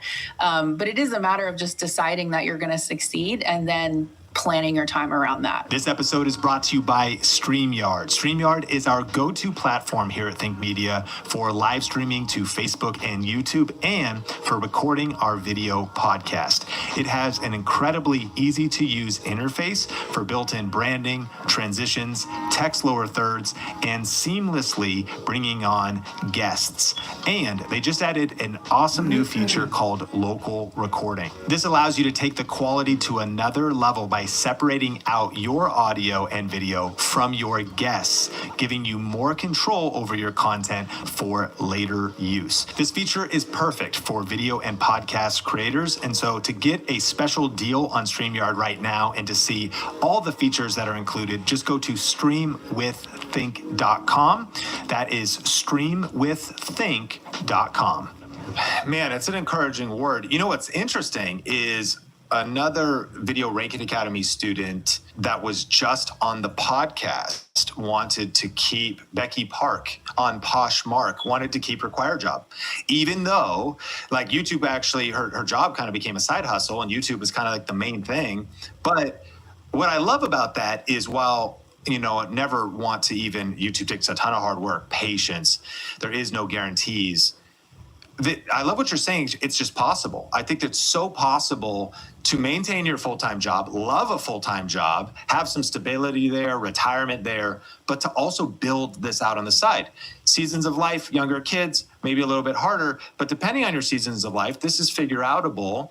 And really, I just want to encourage listeners like embrace your season, a little bit at a time. And while your results are extraordinary, $500,000, I just am so passionate about this like extra $5, $10, $15, $25,000 a year type of YouTube channel for a lot of people. And it's possible. And I want to go a little bit deeper because specifically then though, how do you do it? Like if you've got your working schedule, when do you film? Do you have daylight to film? Do you need lights? Like just if you kind of break us into like your routine. Yeah. So typically so you mentioned in the beginning, I'm a nurse by background, but I don't work a traditional patient care job anymore. So I work more on the consulting side. So I do have kind of quote normal hours, 8 to 4 Monday through Friday. So that does help in terms of having a block of time on the weekends to film. And so one thing I want to encourage people to do, and this is dependent on your niche, but if you can do it, your life is your content, right? So you are the content, right? And so a lot of times what I would normally be doing anyway, which is going grocery shopping or cooking dinner for my family, that's something I'd normally be doing anyway, but I'm just filming it. Right. And so a lot of times I don't even have to set aside extra time. Obviously, there's times when I do kind of more involved videos and have to plan things out. But you don't have to do that, and people are looking for connection and relatability. They're looking to see the real you. They don't want a polished newscaster version of you. They want you in all your authenticity. And I think that by blocking time off, even if you do have a full-time job, it's possible, after your kids go to bed. Now, does it mean that you're never going to have downtime? Yeah, you're probably not going to have a lot of downtime. You're going to be working a lot. But for me, that was okay. And you mentioned also just having, even if someone can make an extra $2,000 a month on YouTube, right? That's really powerful. And my reason why, or kind of my motivation behind it is that I want to fully fund my kids' college education. Education is really important to me. I want to make sure that they kind of have that start in life. So being able to do that for them and then being able to take that extra money and do things like travel, take more trips, do things like that. So that's kind of my motivation behind it. I do try to plan my content out, but I'm also a huge procrastinator. So sometimes it's like best laid plans, but I'm lucky in that I've been able to build a really incredible audience of people who a lot of them will watch anything I post. Not all of them, right? But a lot of people I've built that relationship with over the years. And so kind of whatever I feel led to make a video about, they are interested in it. That's really inspiring. And I love your vision of tying it back to a why, like the motivation to fund the kids' college education, freedom for your family to travel. I'm curious about two aspects of this, though. How long did it take you to get comfortable? Yes, you're already going to go grocery shopping. Yes, you're already going to be cooking for your family. But there's some listeners right now that are wanting to start their channel. They've been planning and thinking about starting their channel for a while. Well, they've gotten a few videos out, but it's so much brain fatigue to be like, if I'm cooking, I got to set the camera up. Oh, did I do it right? And if they're cooking, if that was their niche, oh no, now I burnt it because I'm trying to think about cooking, but I'm learning this whole new skill set. It's like a different part of my brain. And now how am I acting on camera? And I'm trying to focus on and then the same thing at grocery store. I'm filming in public. Oh, people are like looking at me. Jen said it was so easy, and I get it. But like, I'm trying to. So speak to like that learning curve, because I agree with you, especially eventually. Like, you are the content. So if you could just turn the camera on and deliver the hook in the middle and the outro, but what's like the learning curve to kind of get comfortable with filming in that day-to-day life? And how did you develop that back when you were starting? Yeah, so I would say that in the beginning, voiceovers are your friend. You can set up a camera and do something in your kitchen, meal prep, cook a meal, whatever you want to do. And then, if you don't want to get too fancy, speed up the footage a little bit, chop it up, and then do a voiceover over it. And in fact, if I go back and look at some of my earliest videos, that's all they were. In fact, one of my first videos that hit over 1 million views, I never showed my face on camera. It was a meal prep video, and I just set the camera up and I cooked. And then when I put it in my editing software, I took the sound off and I talked over it, and I added a little bit of music. And that video also, hit over 1 million views. And so it doesn't need to be fancy. I think, like you said, a lot of people get intimidated with all of the gear and the fancy setups and the lights and the this and the that. And I always try to tell people, I bought a Canon G7X Mark II for $500, and I made over $500,000 with it. So, if you can do that, anything's possible. And same with going out in public. You can get your B-roll and then do a voiceover over it, because I will admit it was a transition for me also. I would say it wasn't until just the last maybe year or so that I was even comfortable going into a store and filming in public. And I still am very conscious. I don't want people to notice me. I'm not one of those people that's hold my camera out, and shouting in the middle of Walmart. But yeah, you kind of have to find what works for you. And once your comfort level goes up, you can kind of change your content around that if you want to get on camera more. That's really great advice. In fact, that's probably one of the best strategies I've ever heard, doing voiceovers at the start or even now. Voiceovers are your friend, because rather than thinking you're going to also narrate some great video while you're in the kitchen, just so listeners understand, your goal is to just get the shots.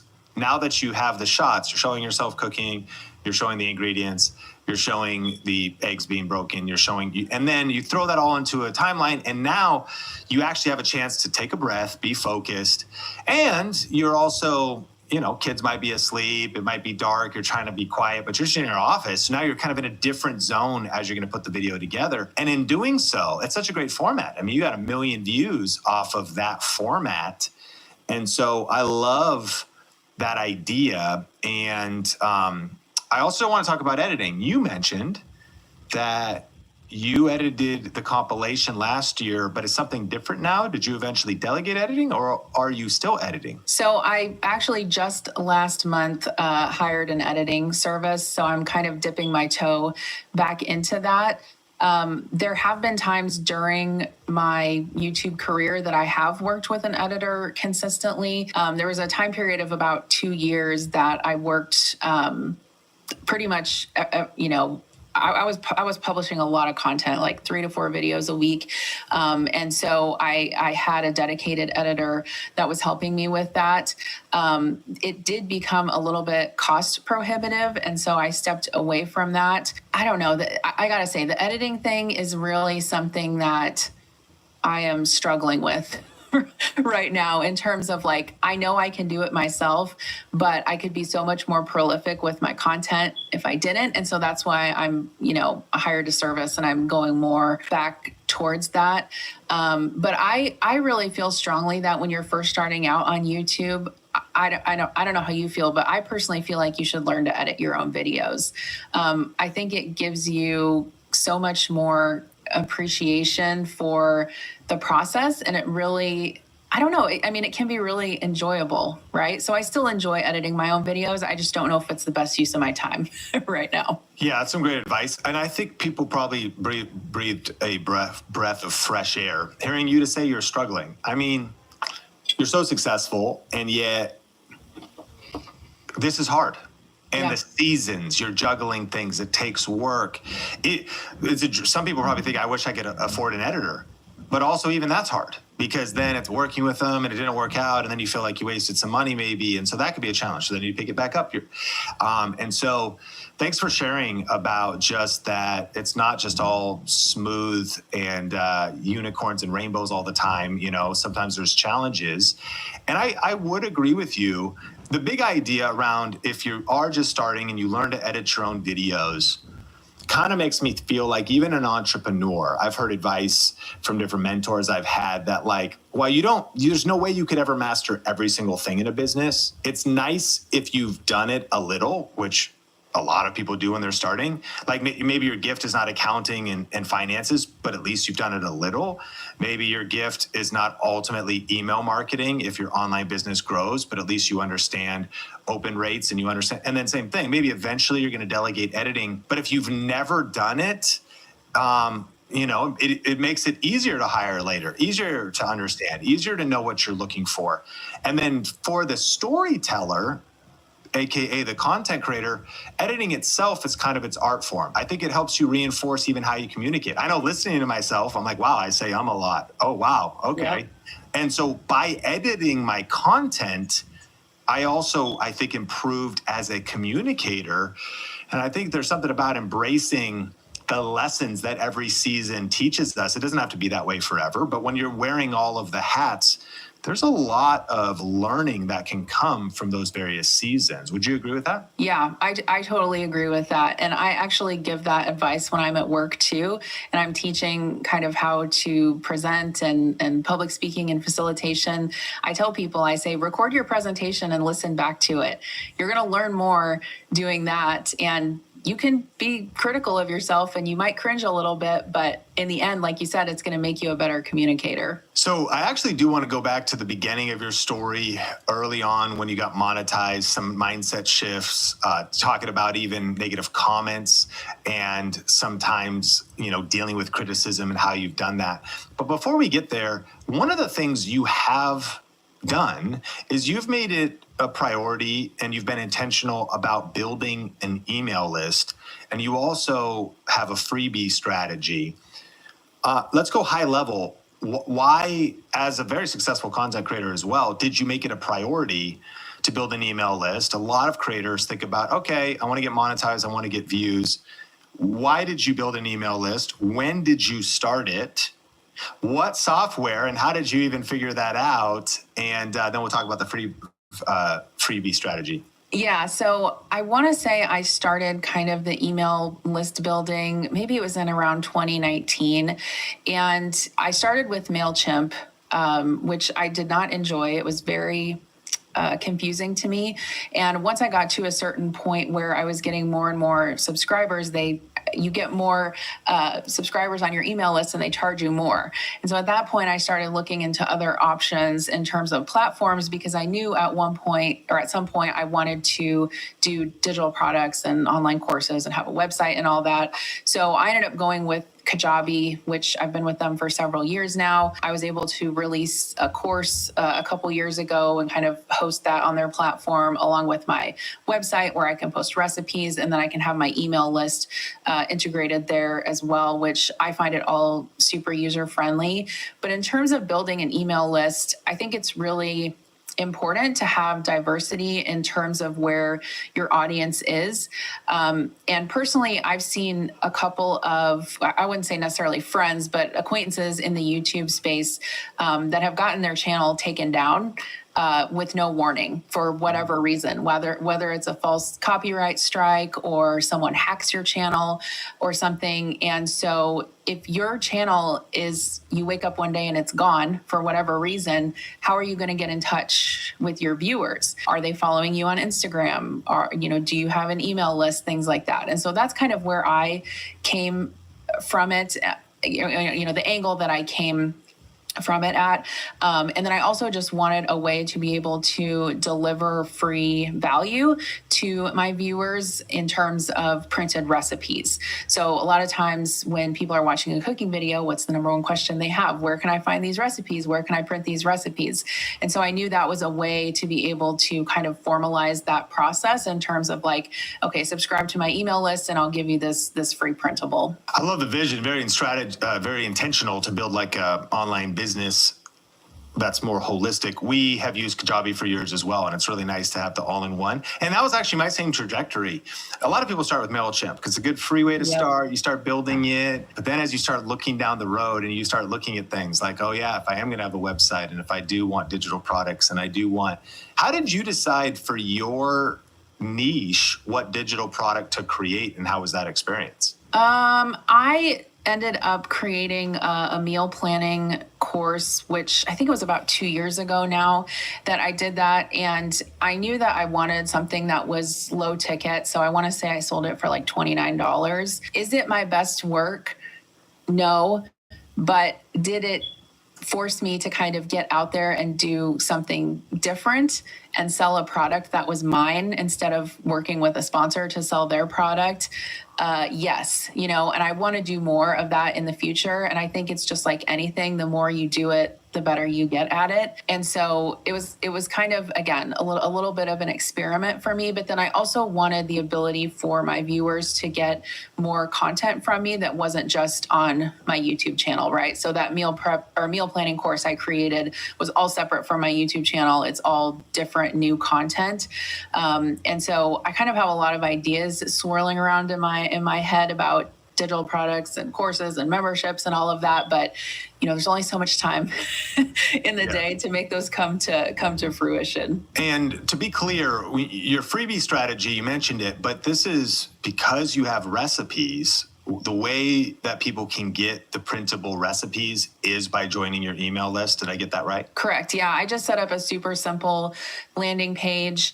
They put their email list in and boom, it takes them to a page where they can just download the PDF of all of the recipes. Yep. That's awesome. So it's so cool to think through how it ties into and supports your content, is supplemental, a different way of consuming it. And in doing so, it also then helps you diversify your audience. And then speak a little bit to like description box optimization, like just how thoughtful. I think that sometimes a mistake we can make is not making it explicitly clear the steps people can make to get to our page or get the thing.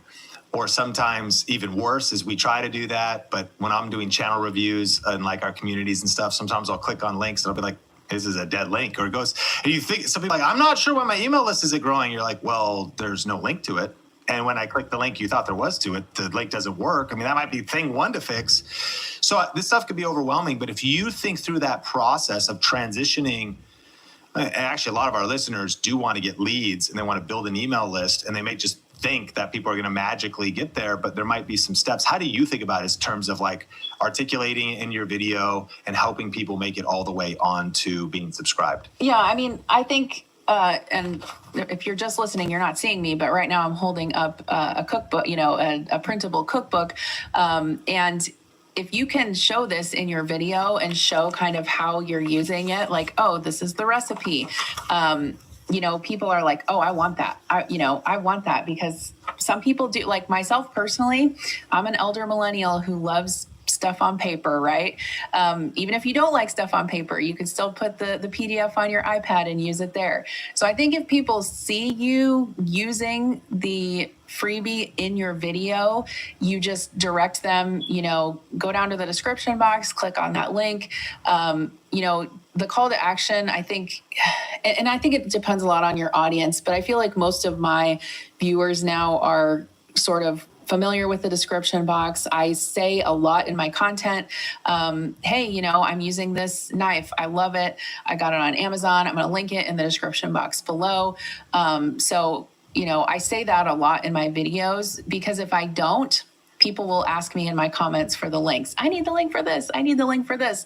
And so not only is it a way to build your email list, make affiliate income, but it's also just better. It's a better experience for your viewers, right? Because when people see you using things and they don't have that, they want to get that. And the easier and more seamless you can make that for them, the better off it is for everyone. Such great advice. And the front half of this podcast has been packed with a lot of tactics that could take us to the next level, even some more advanced stuff. But I do want to now take it back in kind of this final section for when you were starting and lessons we could learn early on.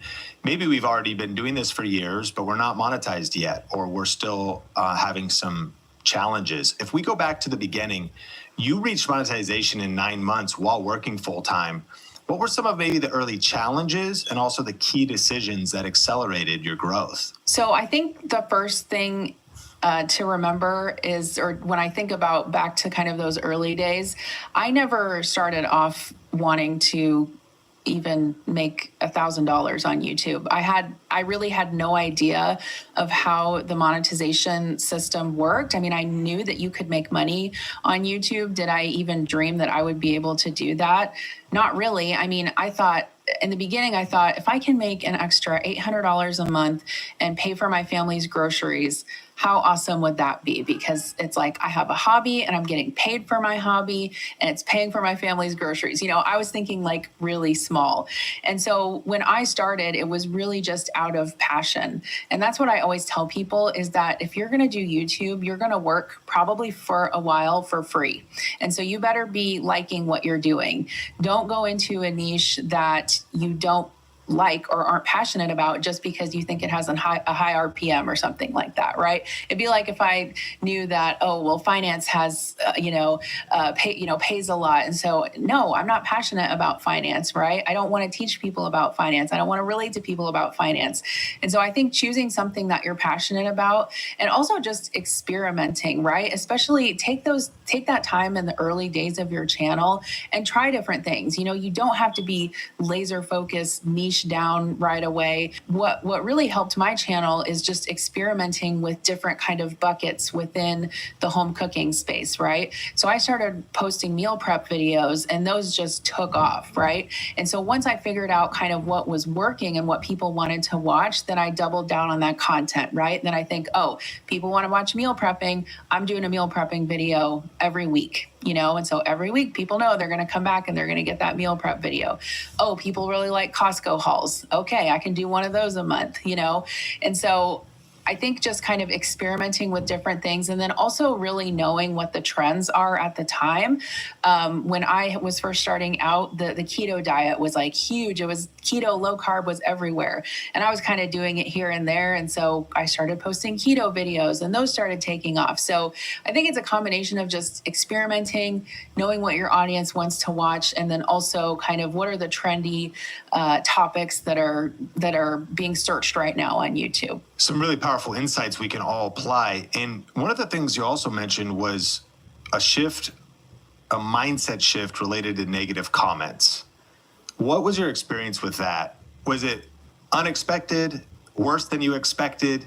And I know this, a lot of listeners, I think there's many fears that hold us back from maybe pressing record in the first place. We might be thinking about somebody we went from high school with that bullied us, and that's probably not thinking about us, but like, what are they going to think? What are people in my hometown going to think? What's my family going to think? Am I going to be criticized for this thing or that other thing? You know, at the end of the day, anyone that's interacting with your video, whether they're leaving a positive or a negative comment, that means they watched at least part of the video.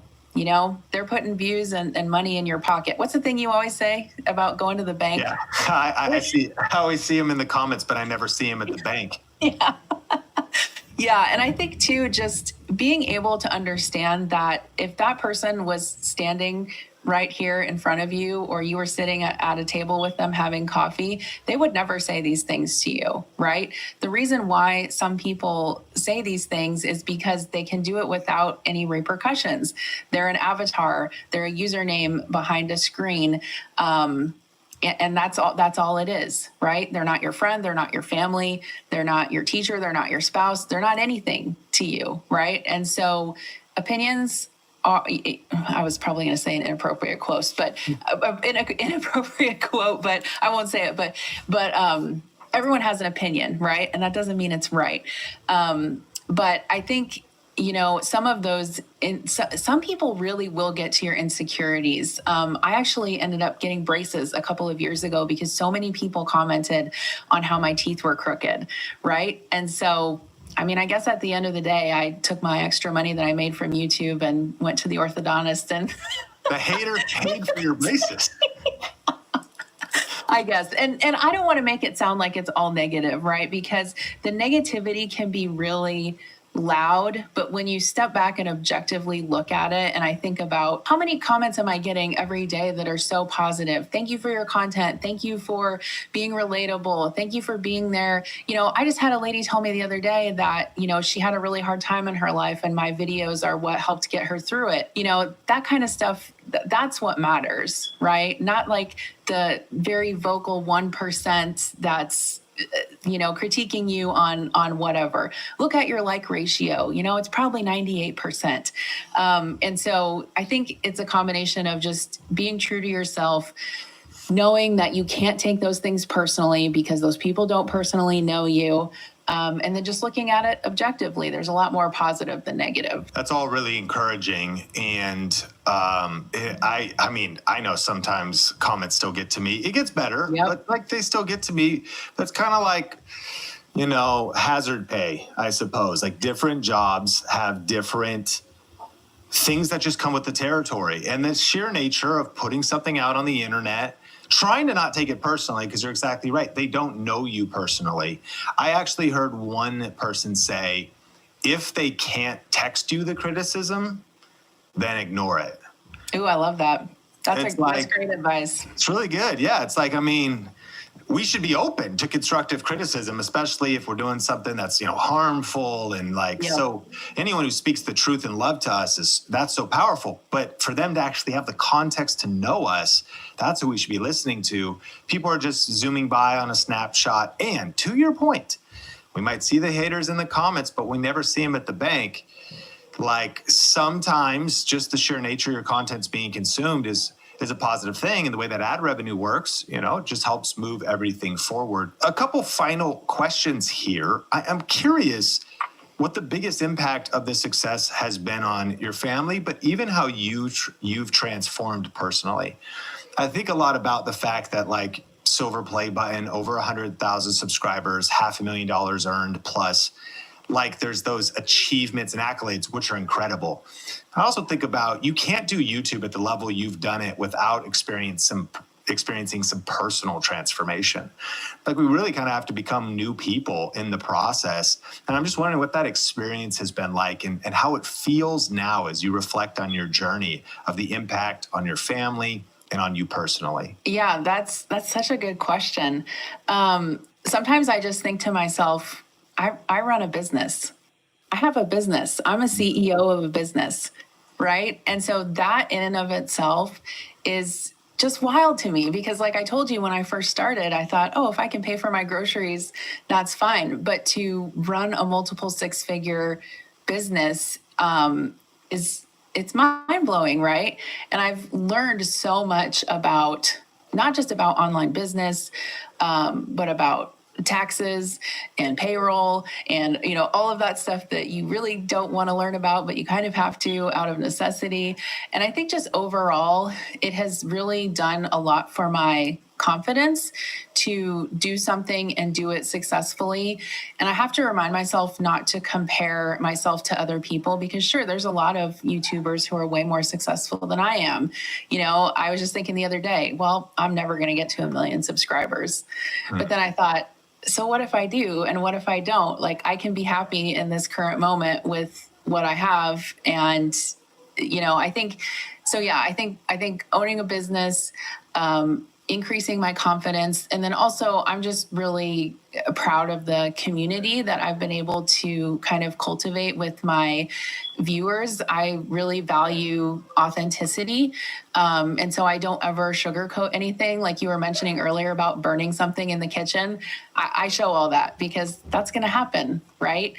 And at the end of the day, people just want to know you and relate to you and learn something useful in the process. It's such powerful stuff. I have one final question for you, but before I ask that, shout your stuff out. If people want to connect with you, check out your channel, anything you want to promote, and I want to make sure everything's in the show notes for you and for the listeners. But yeah, where can people follow with you, connect with you? Yeah, so you can just search my name, Jen Chapin, Chapin on YouTube.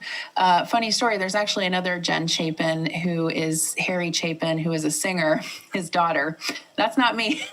That's not me. I don't sing on YouTube. But if you search my name, you'll find my channel and lots of cooking videos. If you are wanting to figure out how to get dinner on the table for your family in a way that is accessible and easy and a lot of times budget friendly, check out my channel. You can also find me on Instagram. Over there is just at Jen Chapin. And then also in the show notes, there's going to be a link to download a free e-cookbook. So it's called the 1 Hour Freezer Fix. And basically I share with you how to take a shopping list of grocery ingredients, and you can prep 5 meals for your family in 1 hour. And it's only around $65. So you're going to have dinner for your family for the week for under $100, and your kids are going to like the recipes too. So, man, what a valuable resource. As a newer dad of a 2-year-old and a 4-year-old, I'm excited to check that out. And thank you for adding so much value on the podcast today. This final question is, if you were going to tell somebody who's watching this, who's working full time, but they're thinking they can't do this, or they're just thinking about self-doubt and a little bit overwhelmed, what would be some of your final, maybe inspirational insights and maybe some action steps that you would encourage them to take? I think it's really important to think not about what you can't do, but think about what you can do, right? And a lot of times when you have a full-time job, you have to be really productive in those pockets of time that you have. So whether that's the 2 hours after your kids go to bed, or an hour before they get up in the morning, or even on the weekends when you have a longer block of time, when I think about my schedule, I think of all of that time that I'm not working as opportunity, right? So either it's an opportunity to spend time with my family, an opportunity to further my business, and an opportunity to, maybe have some self-care time. That's kind of how I look at it. And if you are persistent enough and you are consistent enough and you want it bad enough, you will find time to do it, even if it's in those small pockets of time. Jen, thank you so much for adding value. And Think Media Podcast community, thank you for listening today. If you got value, smash like and rate, share, review, subscribe wherever you watch or listen to the Think Media Podcast. My name is Sean Cannell, your guide to building a profitable YouTube channel, and I'll connect with you in a future episode.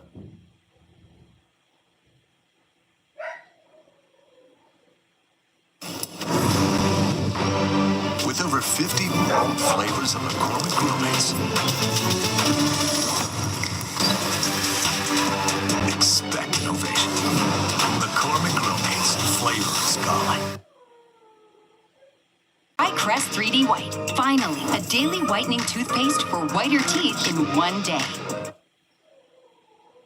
doubled or like 5-10x'd their views just by writing new titles. This expert has spent thousands of hours analyzing viral titles and the psychology behind getting clicks. The three kind of click-worthy emotions are fear, curiosity, and desire. And if you're really good at those three emotions, you're well on your way to writing better titles, growing your channel, because you're getting people's attention and getting them to click. This is an essential episode. In fact, it might make or break your success on YouTube this year.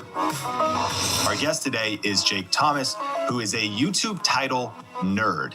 He has actually analyzed more YouTube titles with extreme geeky precision, and ultimately is the creator of the Creator Hooks newsletter as well as software. And he can really explain to us how to write viral titles and why titles work. And so this is going to be a juicy episode. Jake, welcome back to the Think Media podcast.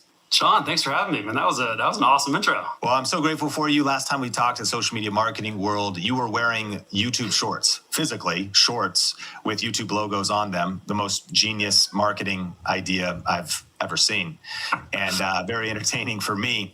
But I'm excited to dive into today's content. First off, you suggest this. You say actually never be original with your titles, but always model your titles off of previously successful videos. Can you elaborate on what that process looks like for you? Yeah, of course. So a couple of years ago, I got my first YouTube job, and I was managing a channel, and I was horrible at titles, and I almost got fired because I was so bad at titles. And my boss is like, listen, this is the most important part of your job. And if you can't do this right, you're not going to be here. So what I first did was I was like, all right, let me just try to write all these titles that I can think of. And they were always lame, complicated, super clickbaity, hyperbolic. I didn't really know what made a good title.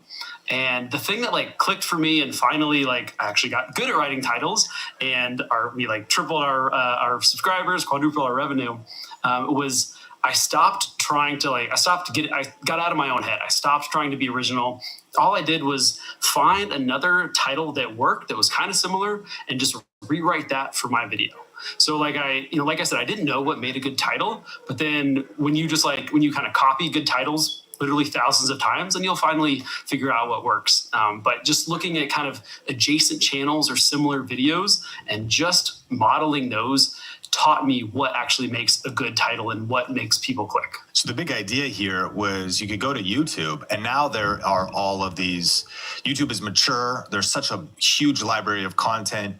There's a lot of content in, if you're listening to this, your niche. Someone's probably already making videos about your same topic, or saying adjacent. The meaning of adjacent would be you might have a YouTube channel about plumbing, and somebody else might have a YouTube channel about construction, but a title that crushed on the plumbing channel. You're like, well, if I'm doing construction stuff, I could use that as a template, as a framework, as a formula. Is that what you're saying? Yeah, exactly. So we had a fishing company. We were a fishing company, and we had a fishing channel, and it's specifically saltwater fishing in the Southeast. So it's kind of niche. There were no other channels like us. We were doing educational content, we were doing entertainment vlogs. So it was very specific. We had very few, we had no good competitors. So what I would do is I would go to a finance channel, and the title would be 10 best credit cards of 2025. And I would write 10 best trout lures of 2025.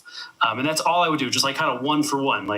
This is, the number one trick to budgeting for beginners. Okay, the number one trick for catching redfish for beginners. And really just trying to find those adjacent or similar channels. And I look at kind of the same style. So you said plumbing and construction, or kind of talking head education.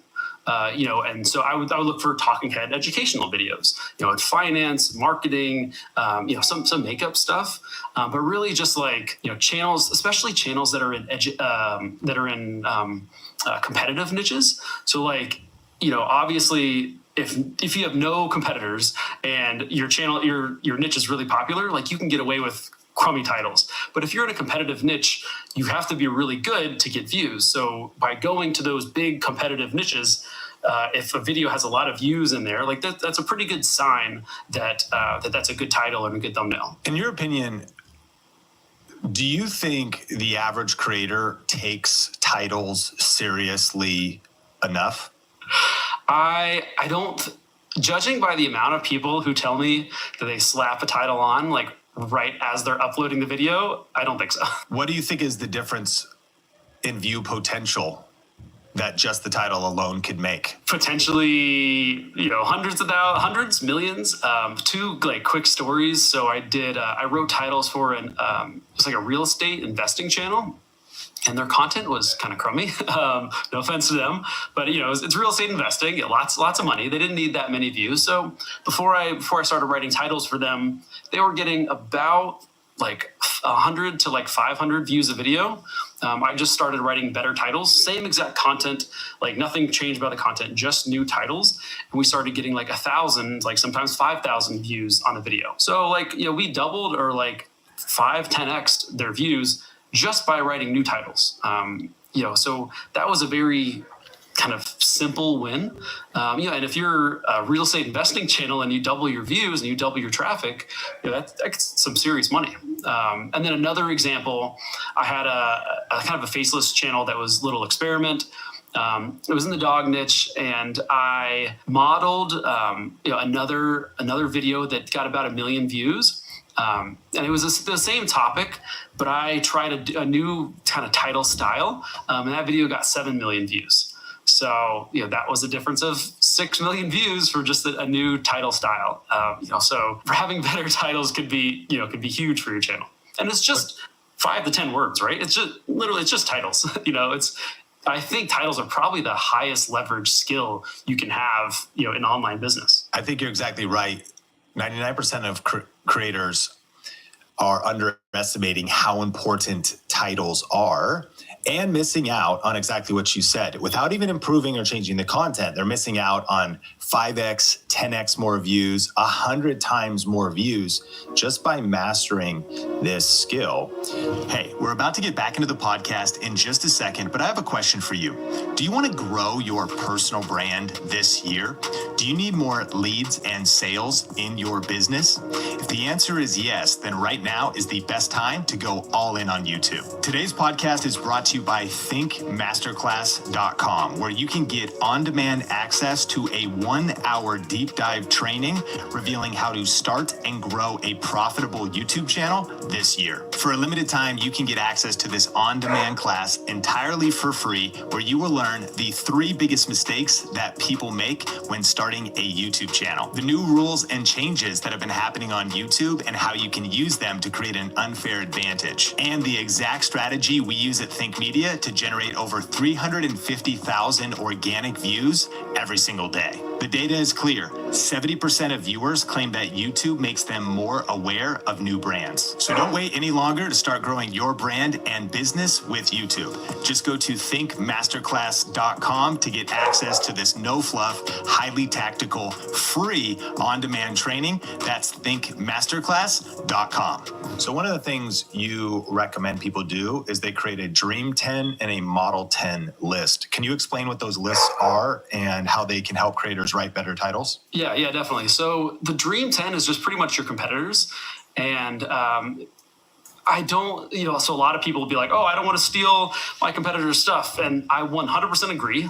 But from your Dream 10, and it doesn't have to be 10, it could be 3 or 4 or 5. I love to find topics from my competitors.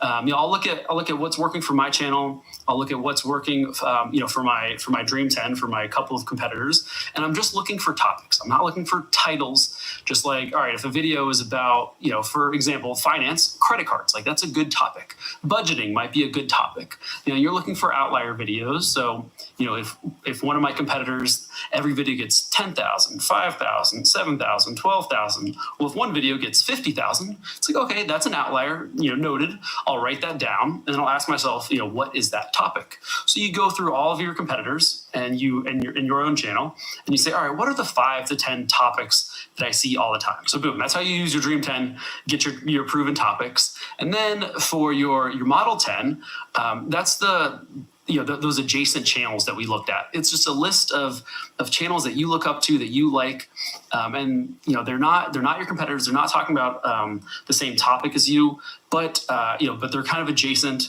You like the way they do things, kind of most importantly, like you like their thumbnails, you like their titles, and we're, not to like just get like super meta in here, but like you can use this for everything. Like, your scripts, your intros, your offers, your end screen CTAs, like how do you do CTAs and like ask people to subscribe, all that stuff, all that can be answered in your Dream 10 and your Model 10. But anyway, with the Model 10, I'm looking for frameworks. So again, I'm looking for outlier videos, and when I see an outlier video, I'm asking myself, all right, what got people to click here? Like, what was the framework? Was it 10 tips to blank for beginners in 2024?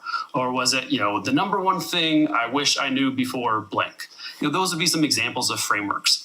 So you go through your Dream 10, you get your topics, go through your Model 10, you get your frameworks, and then you put those frameworks and topics together, and then you can come up with, essentially kind of unlimited ideas from just marrying proven topics with proven frameworks. I think this is such an underrated approach. Pablo Picasso is famous for saying, good artists copy, great artists steal.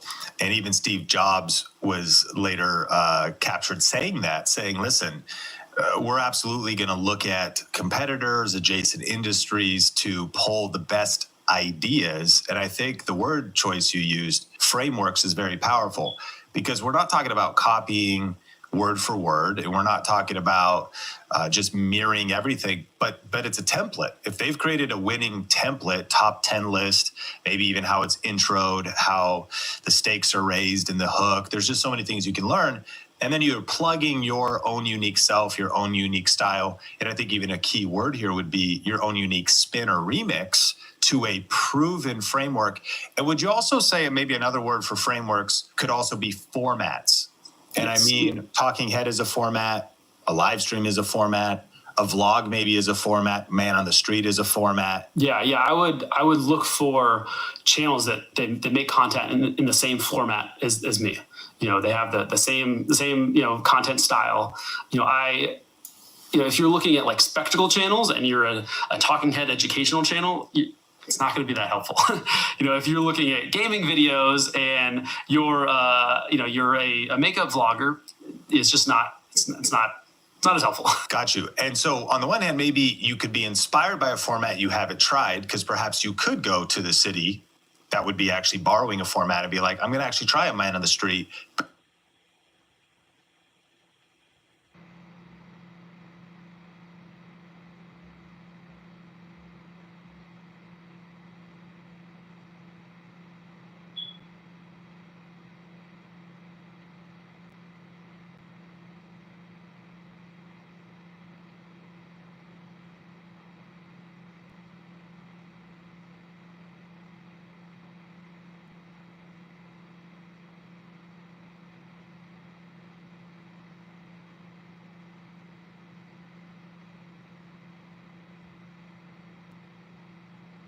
Promise that our relationship will go well beyond just investment decisions.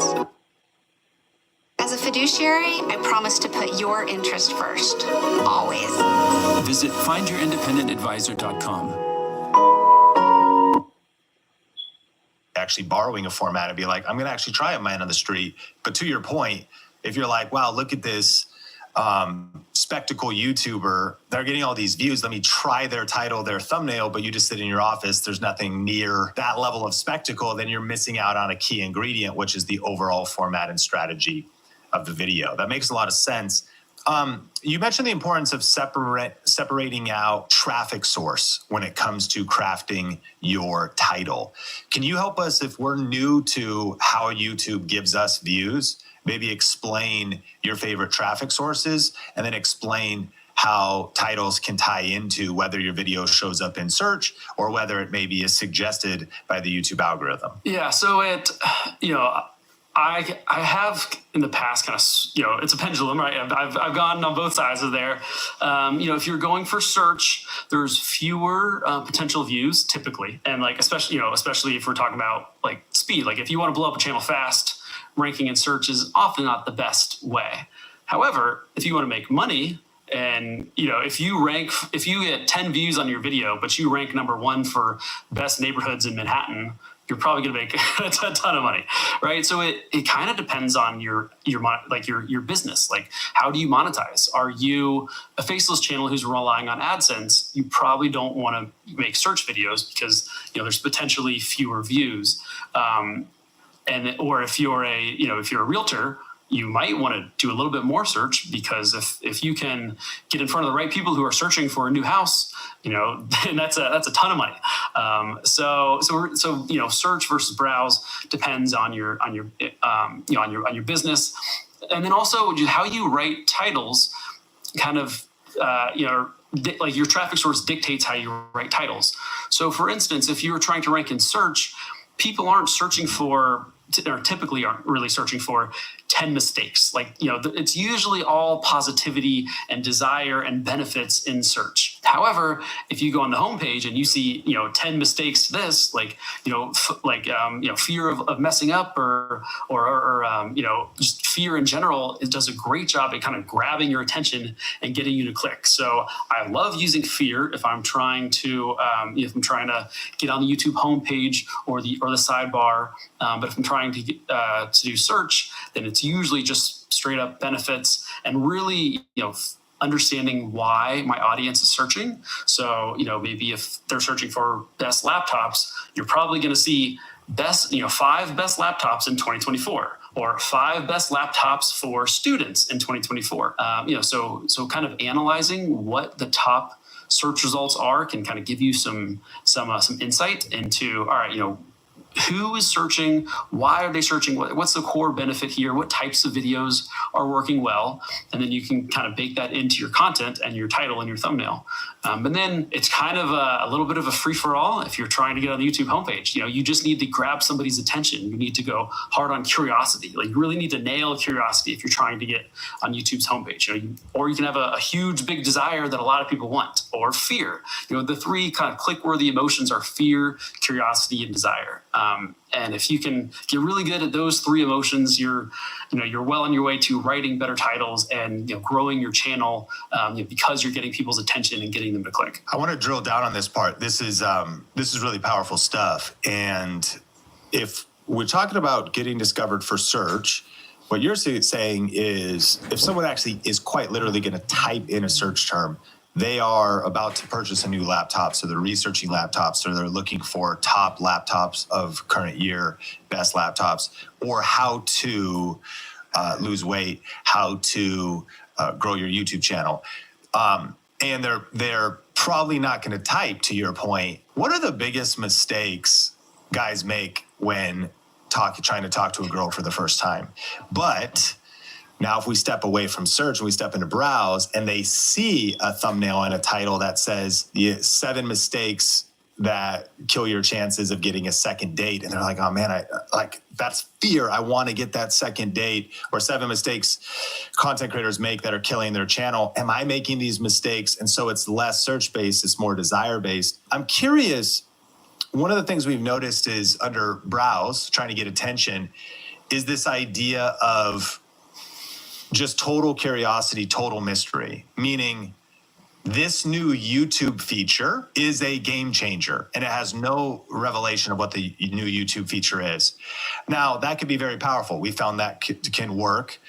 One of the challenges we found, though, is also, to the degree you do that, sometimes your content library becomes this generic pool of videos that are all just a bunch of curiosity titles, and sometimes just an interesting side quest, hard to maybe find or source or know what the video is about, because in essence, maybe the new YouTube feature is YouTube Shorts, but you don't want to reveal that, or the fact they're 3 minutes now. And so what do you feel like the tension of maybe a strategic creator bouncing between these 2 title styles, and playing with some of these open loops, but it doesn't really give you clarity? It's sort of, really trying to get the click, but yet once it, for the long tail of that video,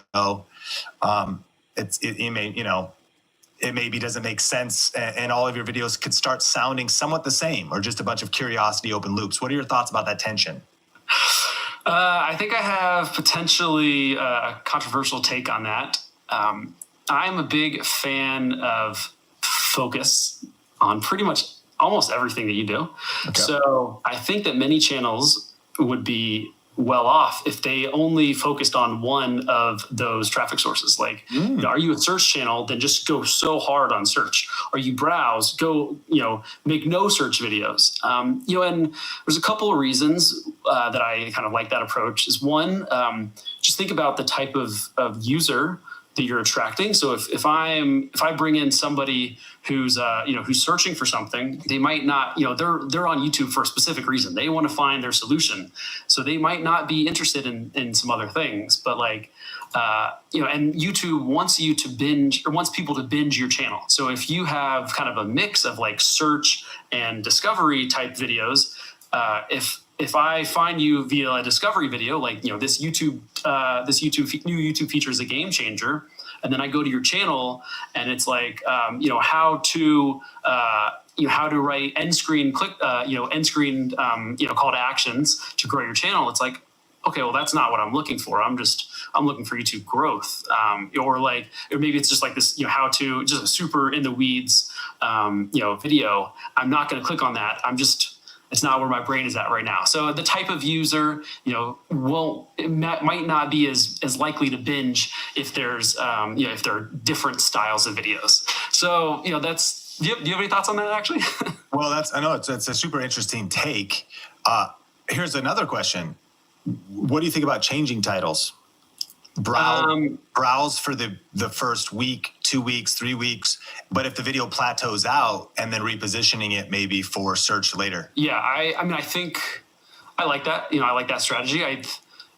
It's kind of you got to see what's happening, right? But it also depends on, when you start the video, are people searching for this anyway?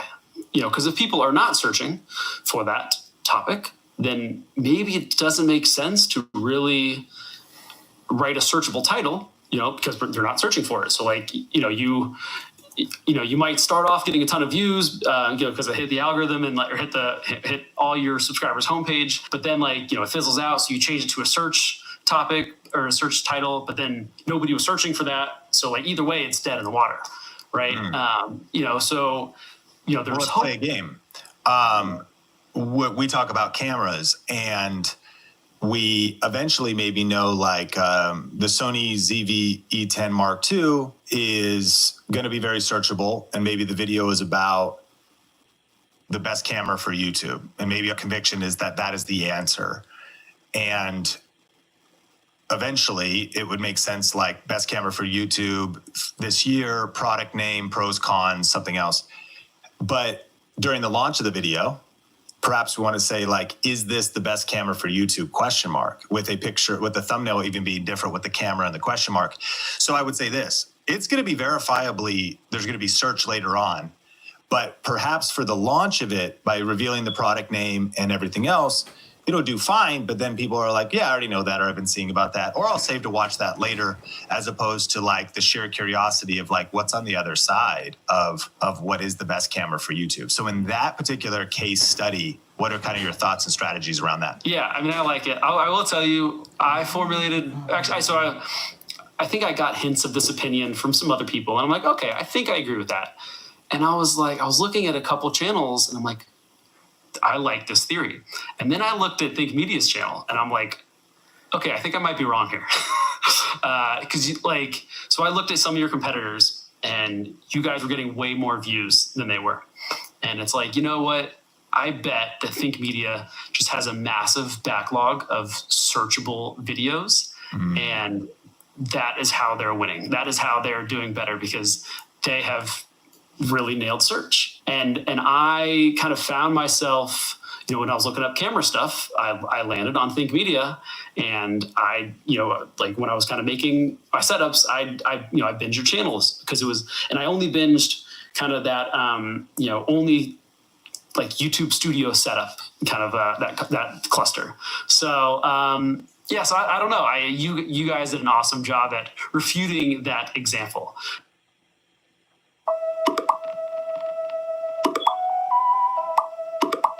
The fact that this Reese's ad showed up at this exact moment proves that your devices are listening.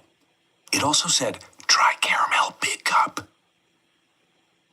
With the new Diamond Weave texture, Charmin Ultra Strong cleans better so you can use less. With a great selection of new Toyotas, everyone knows your summer starts here at your Toyota dealer, even your pet parrot. The summer starts here. Well said. Dealer inventory may vary. See your participating Toyota dealer for details. Event ends June 2nd. Toyota, let's go places. Want to take the next step with Entivio? Then it's time to talk to your healthcare provider. With Entivio, you may be able to pay as little as $5 per dose. Plus, our team can help connect you with additional support programs. Entivio. Last year, I wore jean shorts to the Osborne's annual neighborhood barbecue, and they yelled at me. Not at my barbecue! This year, I went to Men's Warehouse, so I'll have the best outfit. Use the good plunger, the big one. Dang it. I think media has grown. Of course, I started, by myself, just making videos. But as you know, it's grown into more of a team effort and ability media company kind of scales so we can have a lot of volume. And I appreciate the kind words. That's an interesting observation. Of course, especially too, when you sometimes launch with search-based content, there might be somebody named Roblox 22 in the comments that's like, why do you get no views on your new video? Because we'll just launch something very obscure. It gets 3,300 views, which you could almost say is embarrassing with a channel with 3 million subscribers. But then you might be like, hey, bro, I don't know if you check the back end, but Think Media is pumping 4, 5, 6 million views a month like clockwork. And so we're just planting seeds, playing the long game all the time. That's why our main program is called Video Ranking Academy. We're obsessed with search. And we are obsessed with both, though. I think that's the updated, we've re-recorded our program multiple times, is actually our holistic strategy is a search and suggested strategy. And that's kind of where I'm processing this with you, because I think it can be a dance, but I like the conversation because I don't, our particular channel is unique in that it's education. And obviously there's all kinds of different strategies and channels that, are trying. Any final thoughts on this conversation? Also, the way you all monetize and the topics that you talk about also kind of lends you to be able to do that. If you are making, a lot of your stuff is about products, your reviews, and I bought a lot of the, I have a Rode mic here, a lot of the stuff that you all reviewed in the past I bought, and you all probably got a lot of commission for that. So in that case, so with my dog channel, I couldn't do that. It's just an entertainment dog channel, and and also it's just entertainment. So yeah, I know I'm just kind of rambling here, but it depends on your capacity to produce a lot of content like you all are doing. And I think it also depends on your goals and how you make money. Yeah, so key. There's definitely distinct questions. What is your YouTube money plan? What's your bigger strategy? What's going to be best for you? Which kind of goes into this next question. You say that titles are more important than thumbnails for education channels. So for education channels, titles are actually more important than thumbnails. But for entertainment channels, it's the opposite. Thumbnails are more important than titles. Break down why that's your belief. Yeah, so I think it kind of depends on the user. So if you're an entertainment channel, you are, you're probably not ranking in search, right? You're trying to stop people in their tracks on the homepage. Also, if you're an entertainment channel, you kind of want to show something entertaining. It's a lot kind of easier to show something crazy happening in a thumbnail if you're doing something crazy and if you're an entertainment channel. If you're an educational channel, people are a little bit, they're thinking more, right? They're more passive, more actively deciding what video they're going to watch. They don't want to waste their time, so they want to confirm that they want to watch your video when they read the title. The thumbnail might kind of grab their attention, but they're looking for education at that time. You need to kind of be hey, this is actually what you want to watch. this video is for you, and this video will kind of give you some benefit. Versus like Mr. Beast is like about to blow up a Lamborghini or something, and like he shows that moment right before it blows up, and it's like, oh, I got to see that. It's just it's a little bit different in education, and you can just kind of make a better promise in your title. That it's like, oh, shoot, like you were going to get something awesome if you watch this video. And the easiest kind of best way to do that is with your titles. This episode is brought to you by StreamYard. StreamYard is our go-to platform here at Think Media for live streaming to Facebook and YouTube and for recording our video podcast. It has an incredibly easy to use interface for built-in branding, transitions, text lower thirds, and seamlessly bringing on guests. And they just added an awesome new feature called local recording. This allows you to take the quality to another level by separating out your audio and video from your guests, giving you more control over your content for later use. This feature is perfect for video and podcast creators. And so to get a special deal on StreamYard right now and to see all the features that are included, just go to streamwiththink.com. That is streamwiththink.com.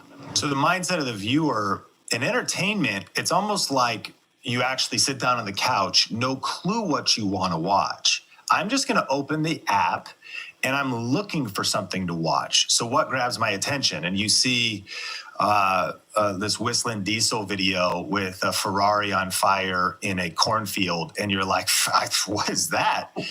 Which I didn't even know who Whistling Diesel was until that video hit. And I got to say, it's a pretty fire video, literally.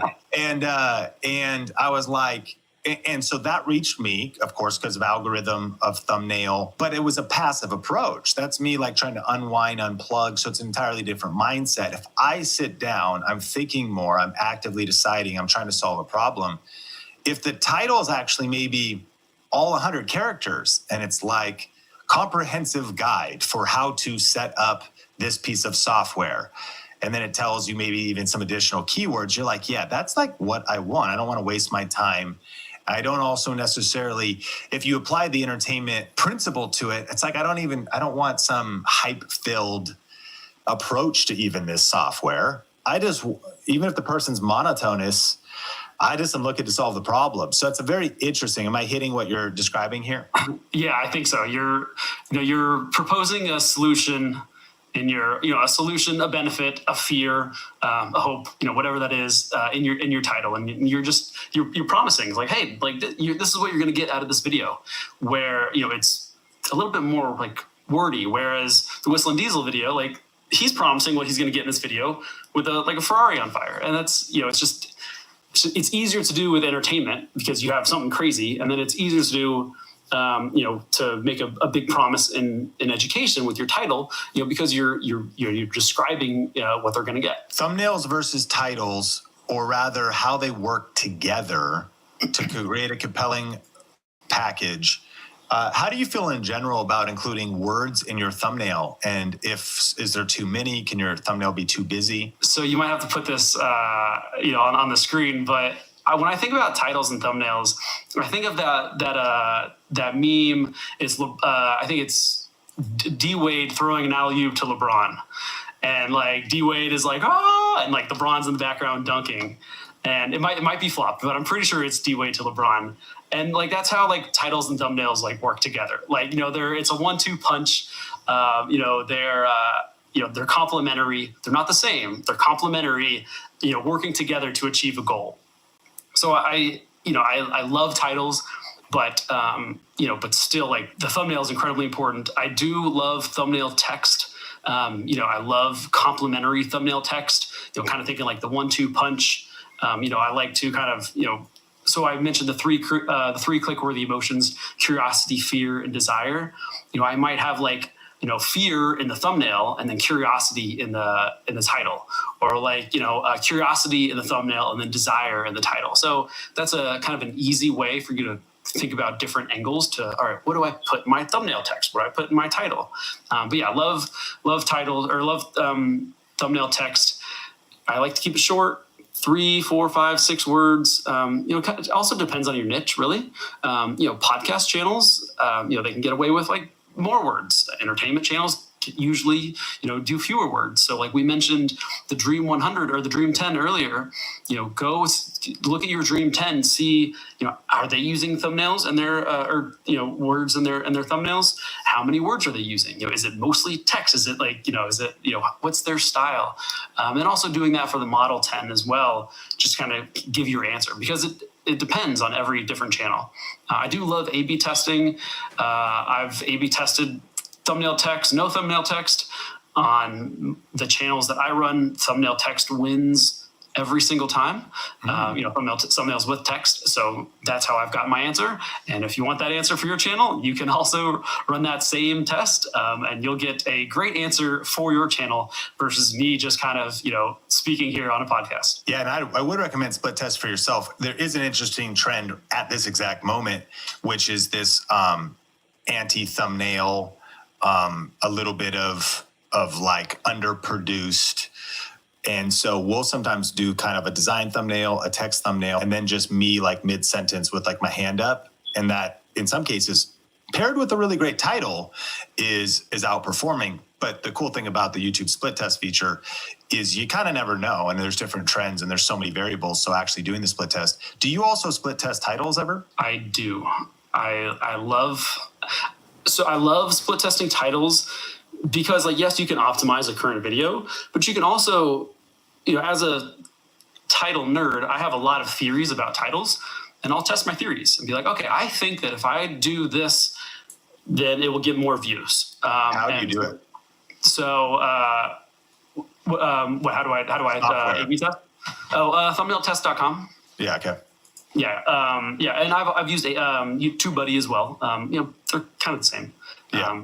But I like them. Thumbnail Test has a few more options. But yeah, so I might think like, all right, maybe my audience really loves curiosity. I'll try to open up a loop. This is going to be a straight curiosity title, but also, I do know that they love desire. Like I'll have a kind of a straight up kind of desire based title and I'll test those two. Like, oh, curiosity actually worked really well here. For my next video, I might do the same thing, curiosity versus desire. And like, oh, curiosity won again here. Like, okay, maybe I need to rethink my strategy and curiosity. I should start with curiosity. So that's one thing. Another thing that I've done in the past is I have included in my intro kind of a couple different topics. And then for my thumbnail or for my title test, I'll include a couple different titles. If they do similarly well, I'll just make another video using a different title.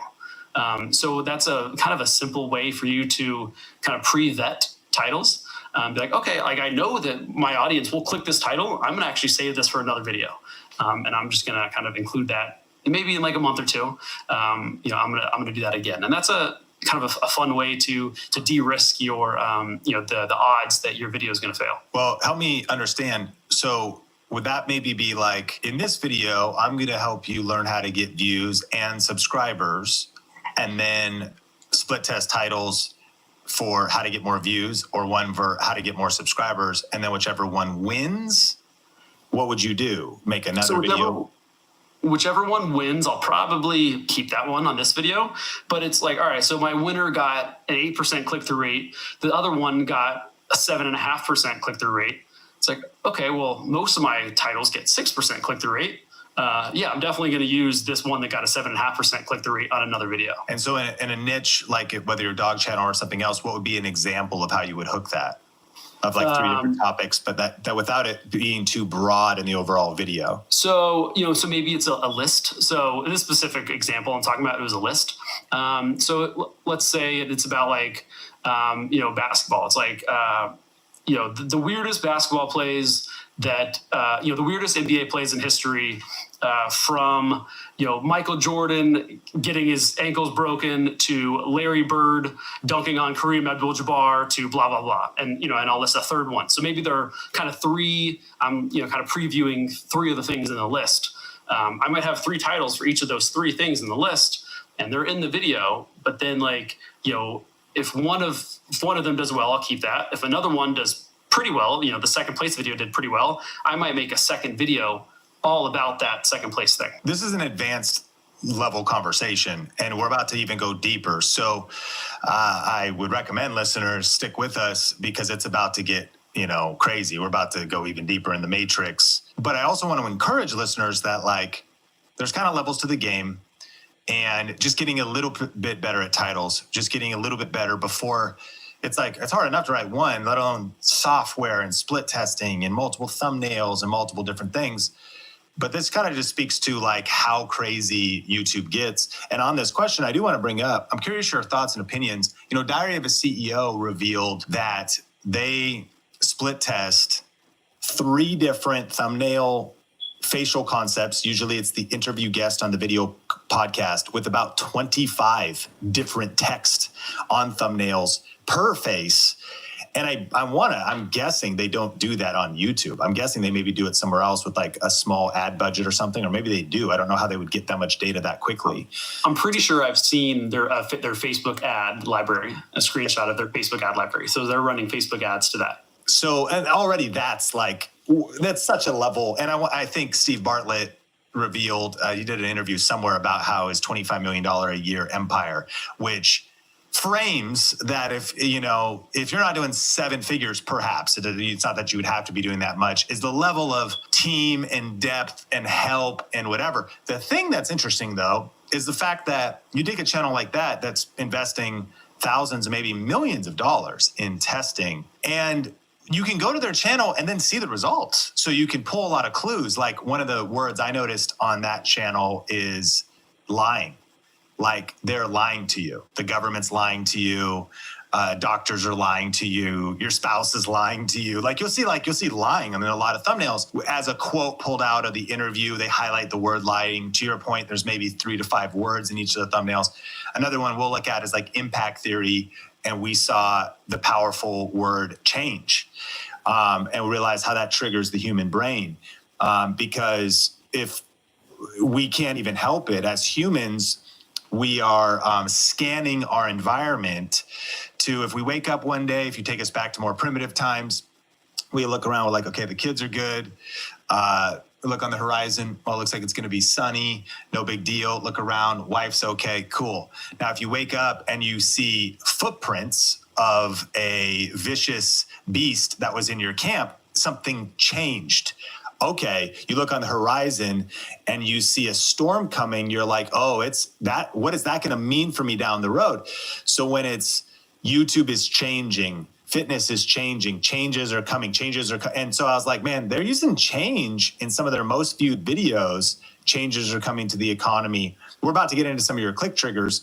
I'm just curious your take on pro level title thumbnail game from maybe Diary of a CEO or others you've worked with, and like lessons we could learn for where maybe those that are scaling their YouTube channel, envisioning the future, or even ready to play the game at a bigger level, what they could be learning from what the pros do.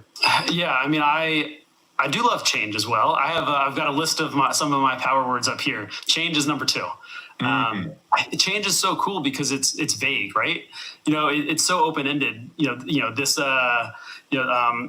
This water bottle has changed my life. It's like, okay, like what changed? But also like there's a lot of desire there. Like, yes, I want to change my life. I also want to know what changed. How did it change?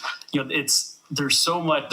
It's one word, but there's so much emotion and story implied by that one word, which is cool. I gotta know the power words. At least give me like the top 5. Habits, and I will say that I have tested habits on some entertainment channels. They did horrible.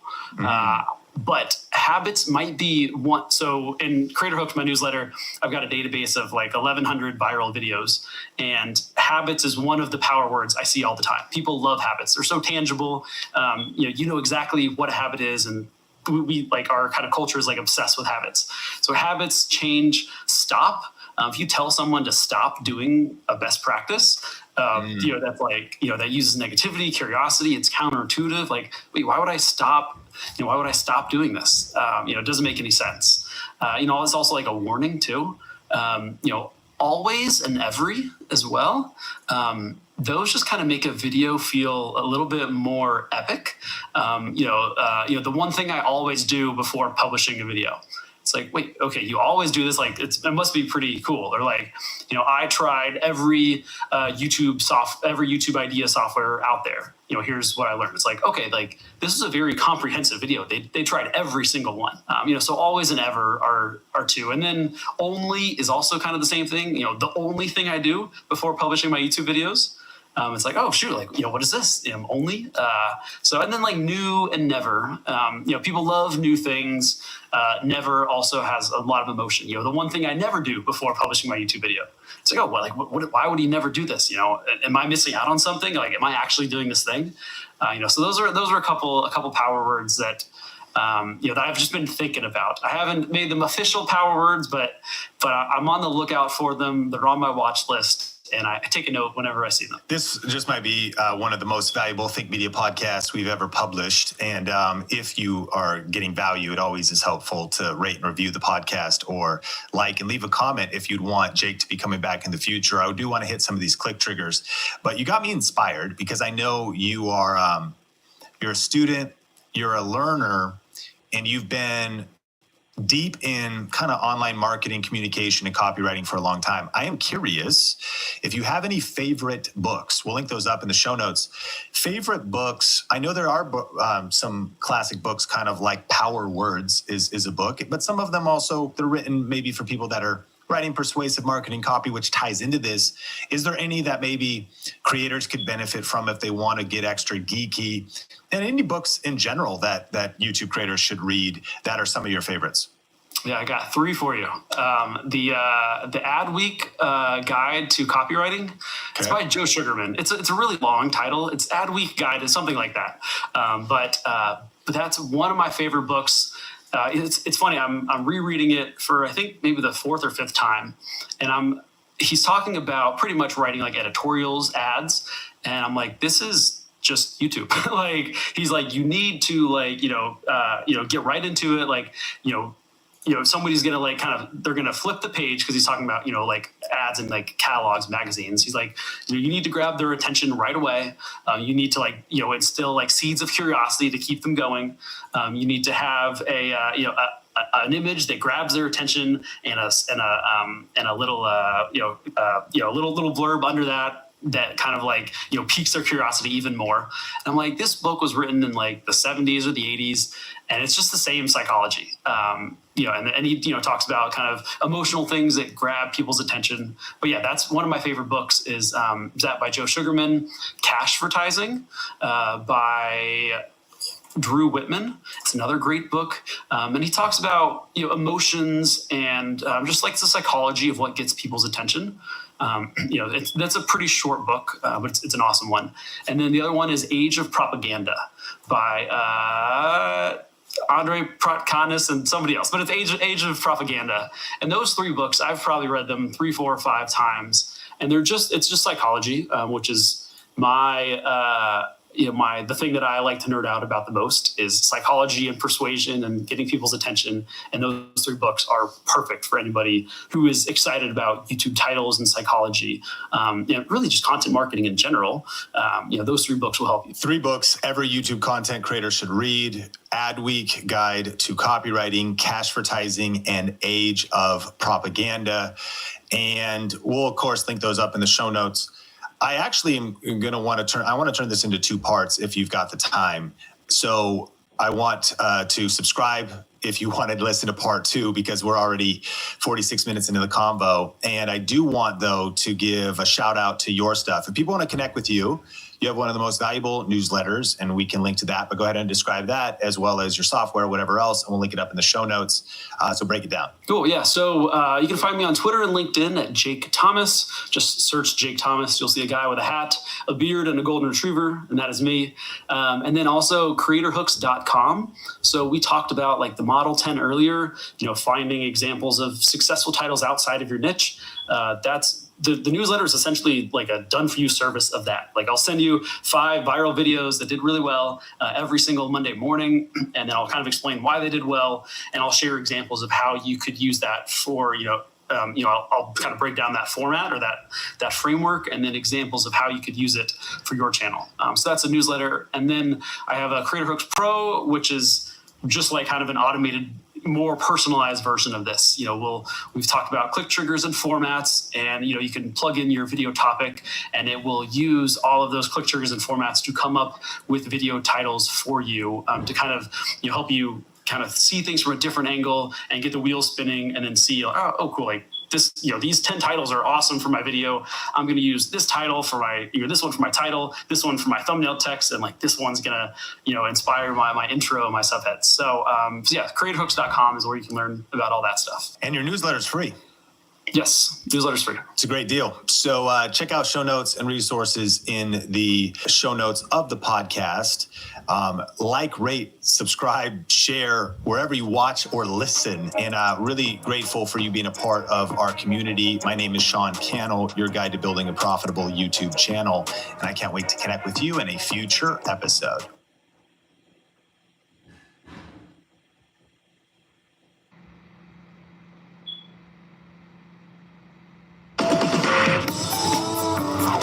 Share your extra.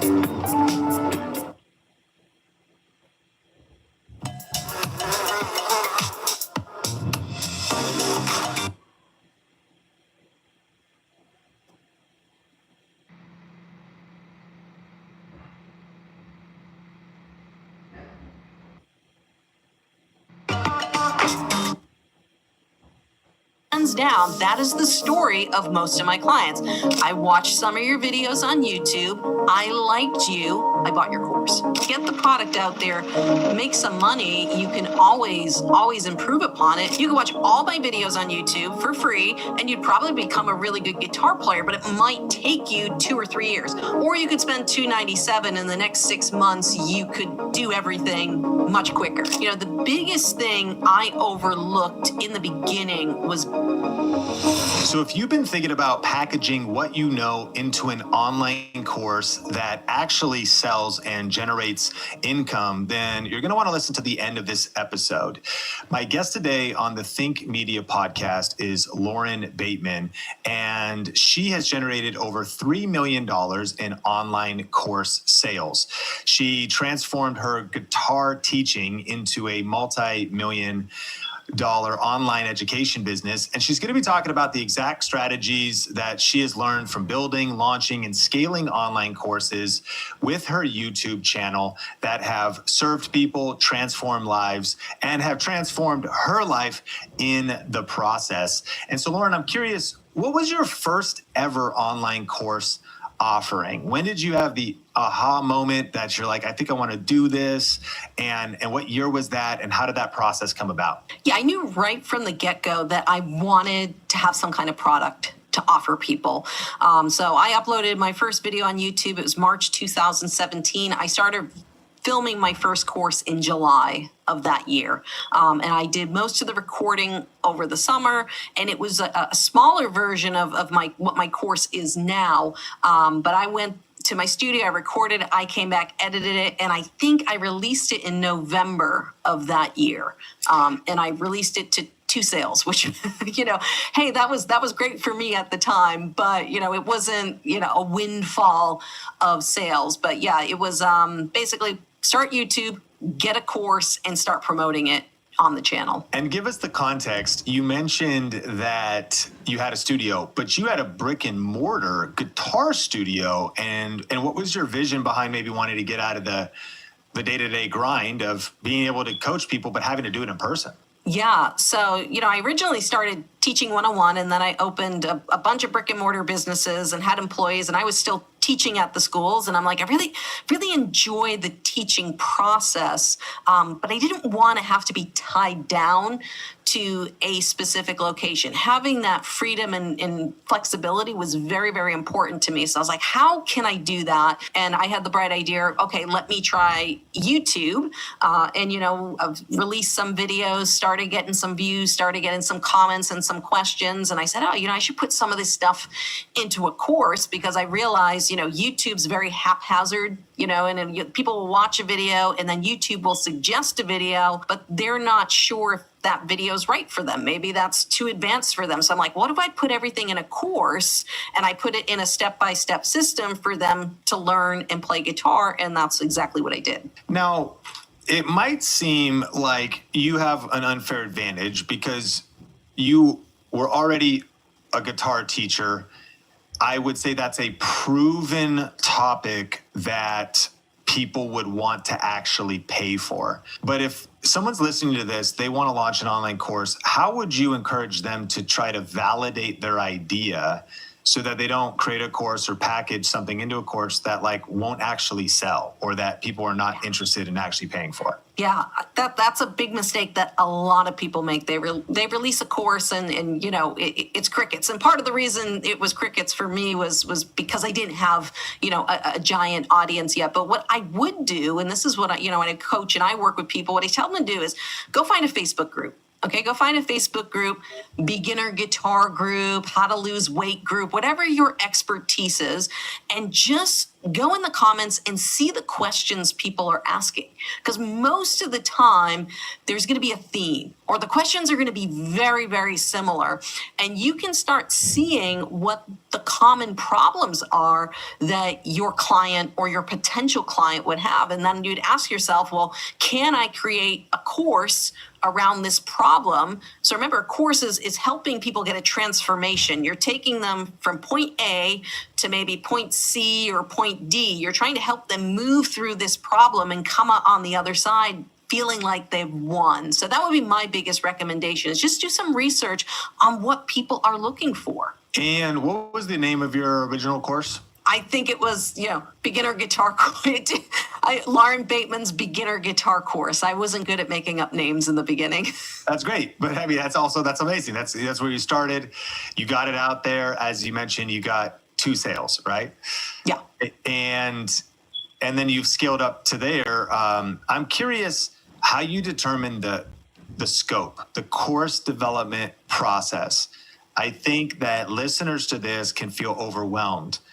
Am I teaching, 10 years, 101, 201, 301, 401 of the topic? Where do I start? Where do I end? Where do I, determine how it should be structured?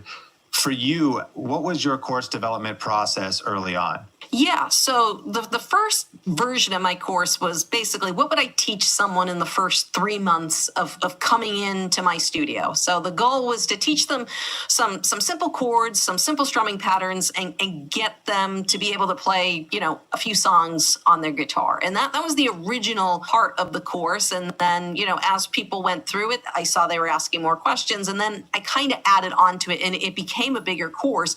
But I think for a lot of people, that's a good place to start. Is like, if I was going to help someone, what would be the first 90-day transformation they have to go through to feel like they would have a win? So for me, if someone can go from not being able to play guitar at all to being able to feel comfortable playing even some simple songs on the guitar after 90 days, that's a transformation. That's a win. And then you can either create, another module that maybe answers another question, or you start segueing people into other courses that take them further along the journey. The time-based approach is genius. Like when thinking about, I've heard one person put it this way, if you want to make a mini course, if you only had a day to spend with a person, or actually, if you only had a week to spend with a person, or you only had a day to spend with a person, or you only had an hour to spend with a person.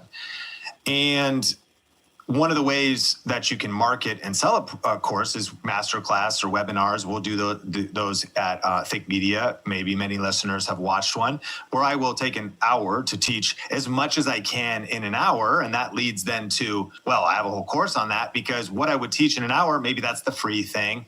Punchline is thinking about a time limitation, because no matter what it is, there's only going to be, as much as I can teach in a day or a week, or a 30-day transformation, 60-day, 90-day transformation. That is incredibly insightful. Any other thoughts on course development and maybe mistakes you made early on that now that you've reworked it and improved it, that you wish you knew back when you started? Yeah, I mean, going back to that time perspective is, like I mentioned earlier, I kept adding to the course as people were having more problems. And eventually I got this giant course that just took people too long to get through.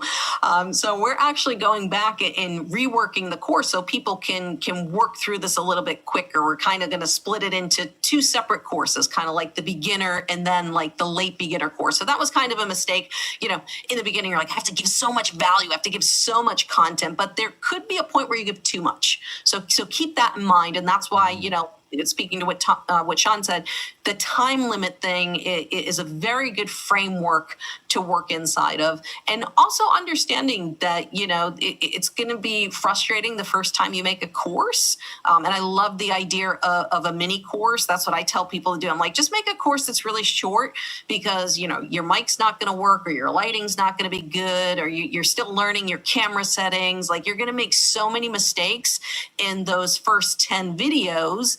Make those mistakes and then you can make something that's bigger. So for me, my biggest mistakes were the lighting and the audio wasn't greatest on like the first iteration of my course. But eventually those are things you can upgrade. So as long as the content is great, content is king, you should do pretty good.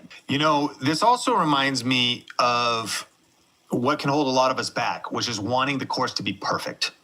And you mentioned kind of it being a mistake, but to me, it actually seems like it's more of the process. And I think that's been our journey as well. You started and you got your product to market, and then you started to get feedback and you started to get questions, and then you started to improve it. And to this day, you're still improving it. That's really a never-ending process. If you've never heard of the concept Ship It, Think Media Podcast, and that's SHIP, Ship It. It's a business mindset that prioritizes action, execution, iteration, and really launching your project, even though it's not flawless. The idea of done is better than perfect and speed is greater than stalling. The famous story is Xbox. When the original Xbox was coming out, they had major competition. They were going up against Sony's PlayStation, Nintendo. Microsoft had never created a gaming console before. And they ultimately knew they had to get the product out the door. Ship it doesn't mean sloppy, but it means build fast, learn faster, and refine as you go. And when they rushed their hardware to market, they ran into a bunch of issues. There were software bugs and crashes. There was a limited game library. They hadn't built any trust. They actually lost billions of dollars. They lost money. Every console they sold was actually a loss leader. But you fast forward to today, where's our Xbox now? Bottom line is, as you listen to this episode, thinking about launching your Gatorlight, rapid rehydration with a specialized blend of 5 electrolytes. Cats lose their cool for Temptations wet cat food.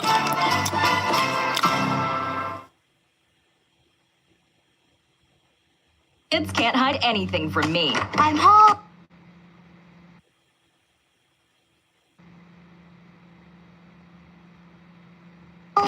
Especially when they've been using toilet paper that doesn't hold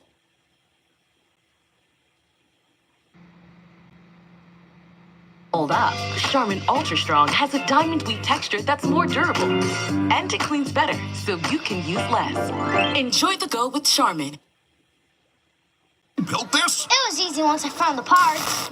Looks like you need a break. The General gives you one with flexible payment options. Look, a chemical reaction. Oh! For a great low rate, go with the General. Hit it again, Jen. I'll show you the ropes, kid. Show you the ropes. Boom, baby. I'll show you the ropes. All the tires you need at prices you love. eBay. Things people love. Is, as you listen to this episode, thinking about launching your own online course, not sloppy, because I think some people take this to the extreme and they put out a product that shouldn't be released. But I do think perfectionism holds a lot of people back.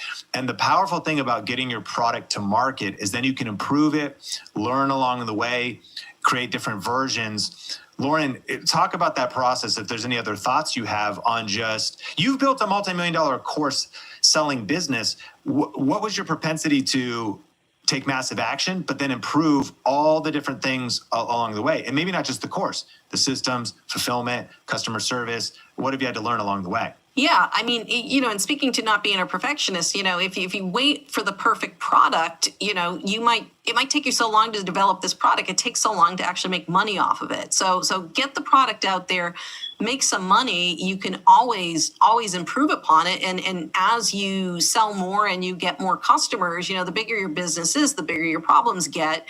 I couldn't answer all the emails in the beginning. I was handling all, the password resets and the customer service issues. And then I was like, okay, this is getting a little bit hectic. And this was around the time I hired my editor. And I said, well, I have this editor. Maybe he can also help me, when he has some extra time with doing some of the customer service stuff. So then I started learning how to outsource, manage a team to help me run this business on the back end. And again, a big thing I always did, I always went to the clients and being like, what do you want next? So when I made my second course, I did a survey and I said, here's all the topics that I would love to teach you guys about. Which one do you want next? And it ended up being a finger picking course. They really, really wanted to dive deep on finger picking. And I said, okay, perfect. So that was the next course I made. So I had this initial course. And again, I was getting feedback on that and we'd make notes and I'd be like, oh, I can add a video in here to kind of hit that problem. Or, we had an email follow-up sequence. It's like, maybe we just need to send people an email hitting this pain point or letting people know that this is a normal part of the process.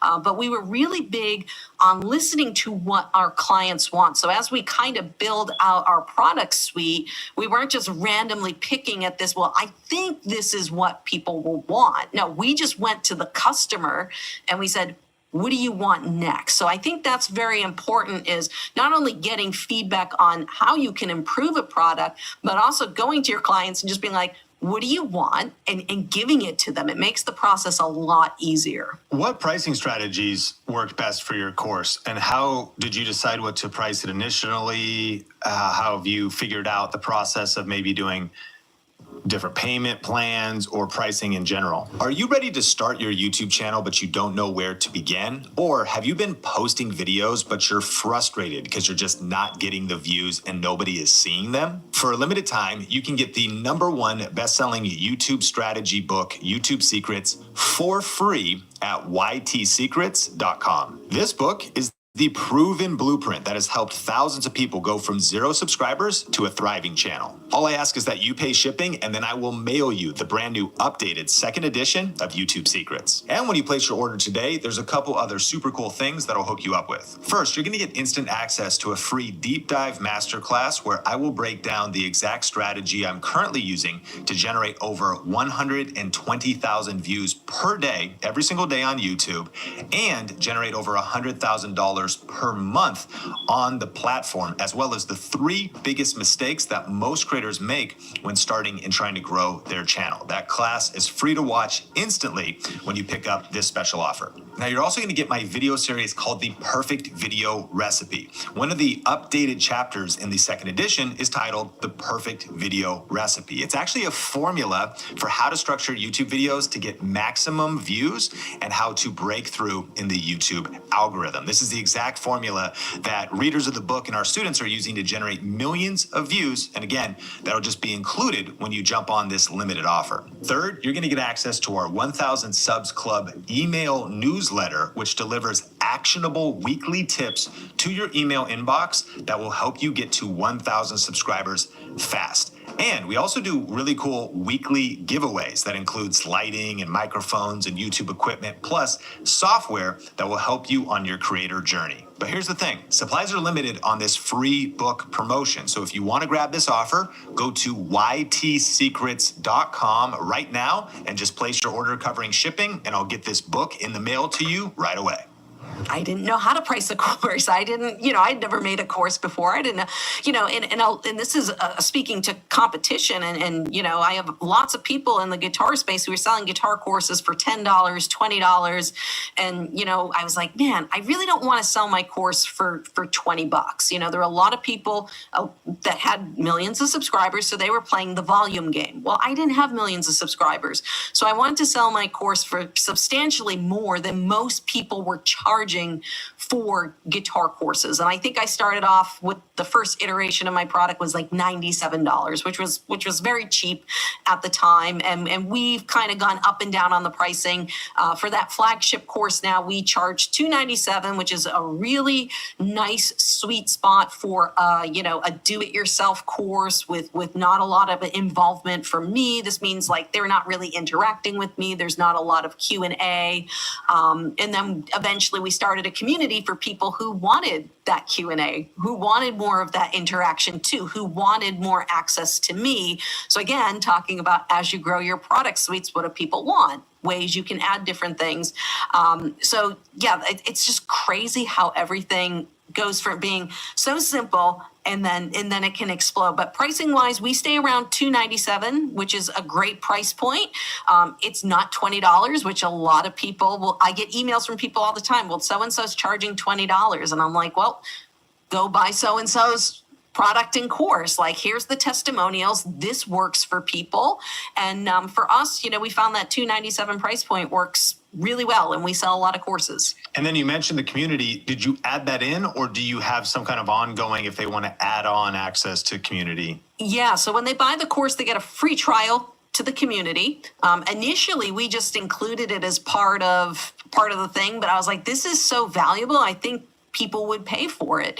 So we have a free trial that comes with the course. And then if people want to upgrade, it's $197 a year to be part of the community. I do Q&A in there once a month where people can ask me questions. I was just in there before we came on here, and I was in there answering people's questions, just saying hello, welcoming people.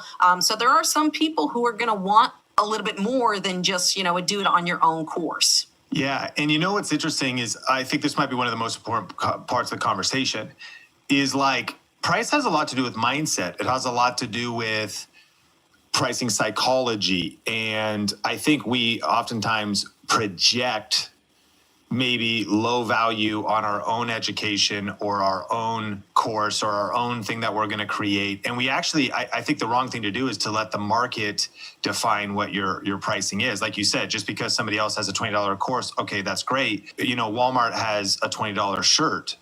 That's probably a great shirt. Somebody could buy it. Nordstrom has a $200 shirt. People pay for that as well. What's the difference? A lot of it's just psychology, but it's also transformation. I've learned that the transformations in the transaction, when I buy a $15 book on my health, which I've done, I have a trigger points book. I have some book about recovering. I haven't actually read the book. I'm gonna be honest. I didn't read it. I paid a personal trainer $5,000 and I showed up to every single session. So at the different levels, $20 says cheap, beginner, maybe low effort. $297 says serious transformation, professional instruction, deeper expertise. And the information could be similar, but people are also going to be connecting with you. That's the power of starting a YouTube channel is you're the person. It's just don't even worry about comparing yourself. They're following you. They've connected with you on your YouTube channel. You also attract more serious students. Dabblers will pay the lower amount. The things I dabble at, I got books on my shelf at the hobbies I've dabbled at that I have not done. But when you pay more, you get more committed people who show up. And then also I think pricing signals positioning. At the end of the day, not to compare it just to like high fashion or something, which can get kind of ridiculous at times, but nevertheless is true. Slap a logo. You could call it Nike. Slap a Nike logo on a shirt or shoes, and all of a sudden you're charging 10 or 20 times more. For really the hard cost of the good is not any different, but that's positioning. And like you said, you're not, if your mindset you're just selling a course. I am 100% Team Chicken. And for us chicken fans, it's time to celebrate. Because McDonald's just introduced McCrispy Strips. Crispy, juicy, tender chicken strips of peppery perfection. Dip them in the new sweet and tangy creamy chili sauce.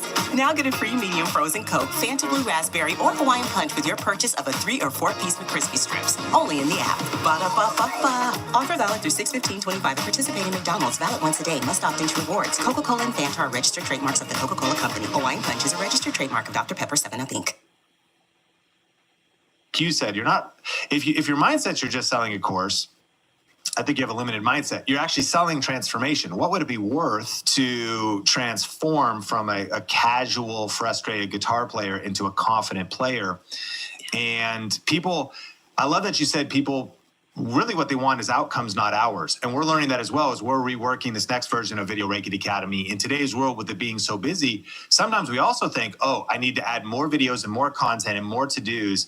That's what would make the price go up. That's not actually true. People just want the outcome. And what's actually kind of funny is there's an old story, right, of the individual who had an issue with their computer and they couldn't get their computer to work. So they hired the tech, and the tech came over and went to the back of the computer, pulled out a screwdriver, turned the screw a half inch, fixed the computer, and then charged the person $200. And they said, $200? All you did was turn the screw or replaced a screw. And they're like, why is it $200? And they're like, well, it's 50 cents for the screw.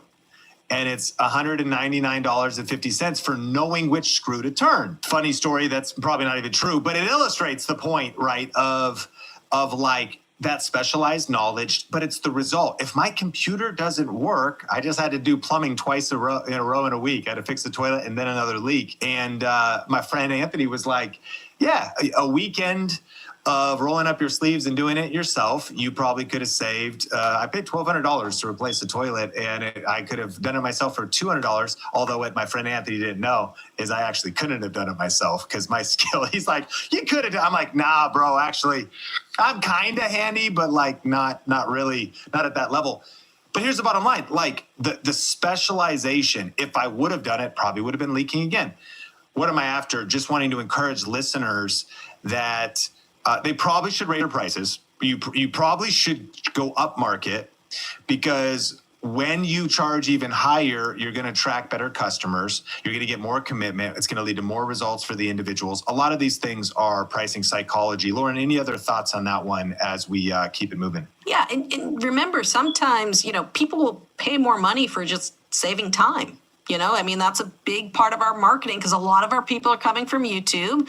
And I mentioned it earlier. I'm like, hey, you're haphazardly learning to play guitar, and you could spend years, you can watch all the free YouTube videos. You can watch all my videos on YouTube for free, and you'd probably become a really good guitar player, but it might take you 2 or 3 years. Or you could spend $297 in the next 6 months. You could do everything much quicker. So don't forget that people are also, they're paying for the value, they're paying for the transformation, but they're also paying to sometimes save time on what it would cost to get that end result. Such a good point. I was just watching the first episode of the new Black Mirror, and I couldn't figure out why I had ads. And I was like, am I on the wrong? I was like, am I on the wrong Netflix, or is Netflix forcing ads on my premium account? And I couldn't do it manually, and I didn't want to go to my computer. Here's my point. Why would people, you just said it, pay for an online course where they could watch the information on YouTube? YouTube, the information's all spread out. Some of it's outdated. You also don't know who you could trust, who are you even following, and so that's the question we always ask with our online course for YouTube. We just say, do you value your time? Because if you have unlimited time, you could just search the web and search AI and search Google and watch YouTube, and eventually you'll get there. But smart people value their time, and they'll exchange money to shorten that learning curve. And there's no ads. Even more so, there's no distraction. You're not constantly introducing yourself in every video, and you've organized it. One of the people who's helped me with the online course is Shalene Johnson, gave me the illustration that the reason people pay for an online course is it's like baking a cake, but it's not just the recipe. It's the right steps in the right order, with the right temperature of the stove, with all of the right. And on YouTube, some videos are about the sprinkles. Like, oh, that's fancy. Like, oh, and you're like, oh, I love that. But if you're going to get all the right steps in all the right order, with do this first, do this second, all in one place, no ads interrupting your Hulu or Netflix experience or YouTube experience, and being able to watch it in a linear fashion, smart people will pay for that. And some people will never buy an online course. You would have never reached them in the first place. Some people will never buy a book. You cannot actually sell a book to people who don't buy books. It's got to make sense. It's literally if they're never going to buy a book. But these are all limiting beliefs. But people who do invest in their education will happily exchange money for packaged information because they understand the power of it. So just thinking about who you're reaching. Hey, we're about to get back into the podcast in just a second, but I have a question for you. Do you want to grow your personal brand this year? Do you need more leads and sales in your business? If the answer is yes, then right now is the best time to go all in on YouTube. Today's podcast is brought to you by thinkmasterclass.com, where you can get on-demand access to a 1-hour deep dive training revealing how to start and grow a profitable YouTube channel this year. For a limited time, you can get access to this on-demand class entirely for free, where you will learn the 3 biggest mistakes that people make when starting a YouTube channel, the new rules and changes that have been happening on YouTube and how you can use them to create an unfair advantage, and the exact strategy we use at Think Media to generate over 350,000 organic views every single day. The data is clear. 70% of viewers claim that YouTube makes them more aware of new brands. So don't wait any longer to start growing your brand and business with YouTube. Just go to thinkmasterclass.com to get access to this no-fluff, highly tactical, free on-demand training. That's thinkmasterclass.com. Here's the nitty-gritty. Platforms. When you started, where'd you host this thing? Talk about your business. Email, hosting, community. Have you moved? Do you like the platform you're on? Are you frustrated by it? Break some of this stuff down when people think about, where do I host my online course? Yeah. So, when I was looking to host an online course, I'm like, bad mentality. Which one's the cheapest for me to get started with?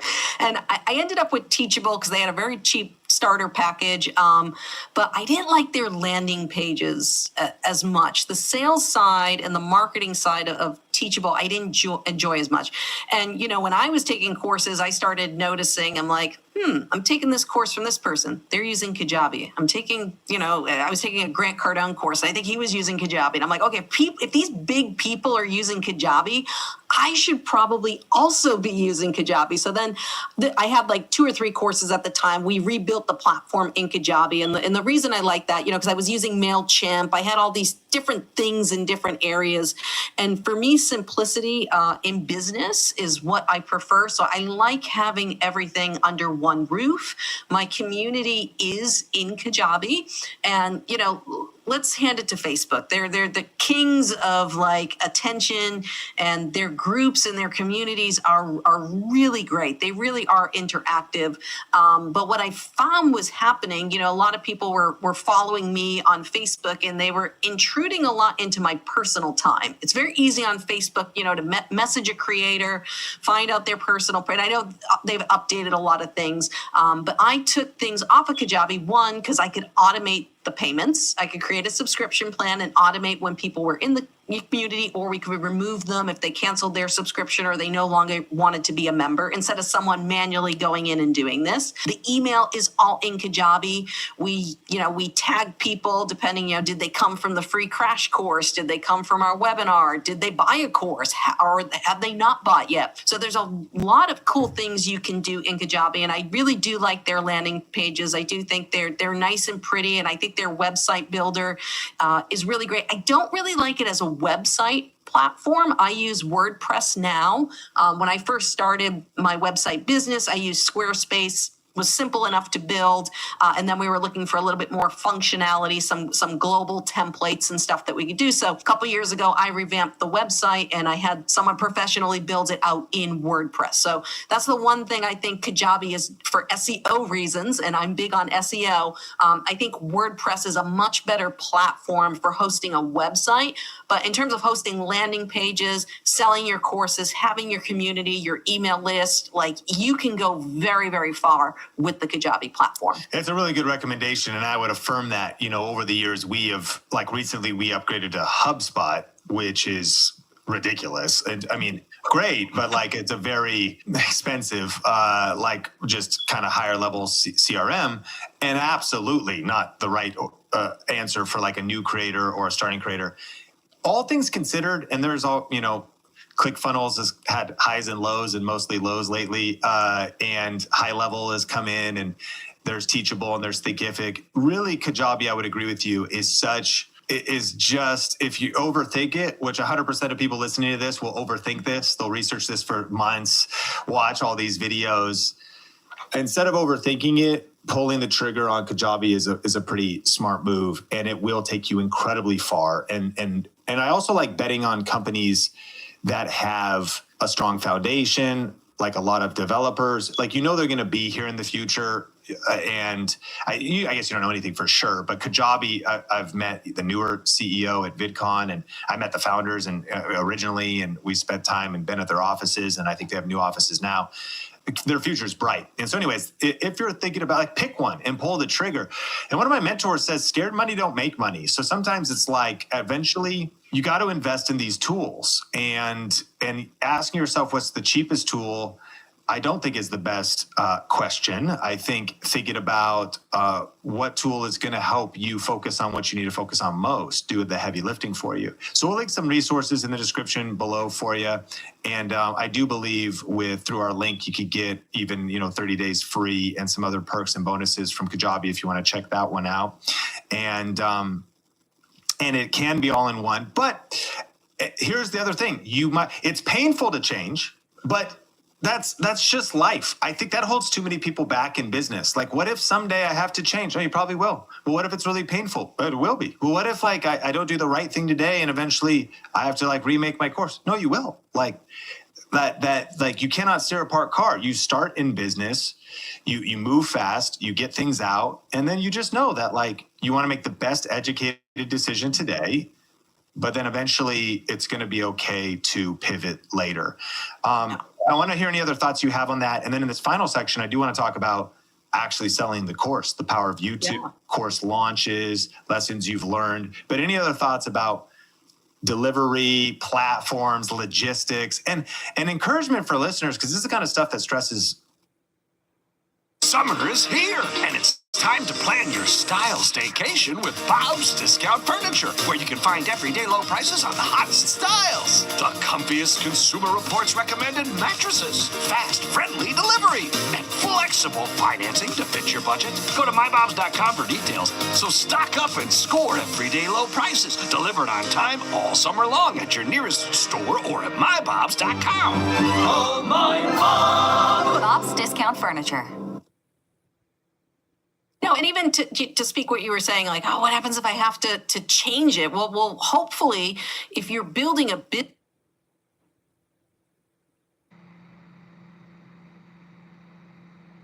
business and you're growing a real business, by that point, hopefully you will have a team that will do all of the heavy lifting for you. When I changed over platform, I didn't change the platform. I basically told my assistant, I said, hey, we got to move these courses over to this platform. I did a little Loom video on here's how to upload the videos, here's how to create a course, and they built the platform for me. So if you're down the road, what if I have to change it? Just know, if you were on the right trajectory and you're treating YouTube like a business and you're selling a course, hopefully there's going to be some growth. Hopefully at some point you will have a team, and doing some of these changes won't give you the headaches, you think they will. And speaking to process and building a course, the biggest thing I overlooked in the beginning was building an email list. I make so much money off my mailing list now. And that was a component that I ignored for a very, very long time. So as you're building a business, even if you don't have a course yet, even if you don't have a product to sell, give something away for free. Start collecting those emails, because there is so much money, there is so much value in an email list. Start building it from the get-go. Do not wait. That's really good. And I do want to learn about building the email list is one way to sell. YouTube has been helpful with that, how you have sold your course. But I was reminded by when you're making a decision, what to name your course, which platform to host it on, all these decisions in business. And I want to hear in a second what you said eventually you're going to hire a team. I'm actually curious, the stages. How much money did you make first? How long did it take?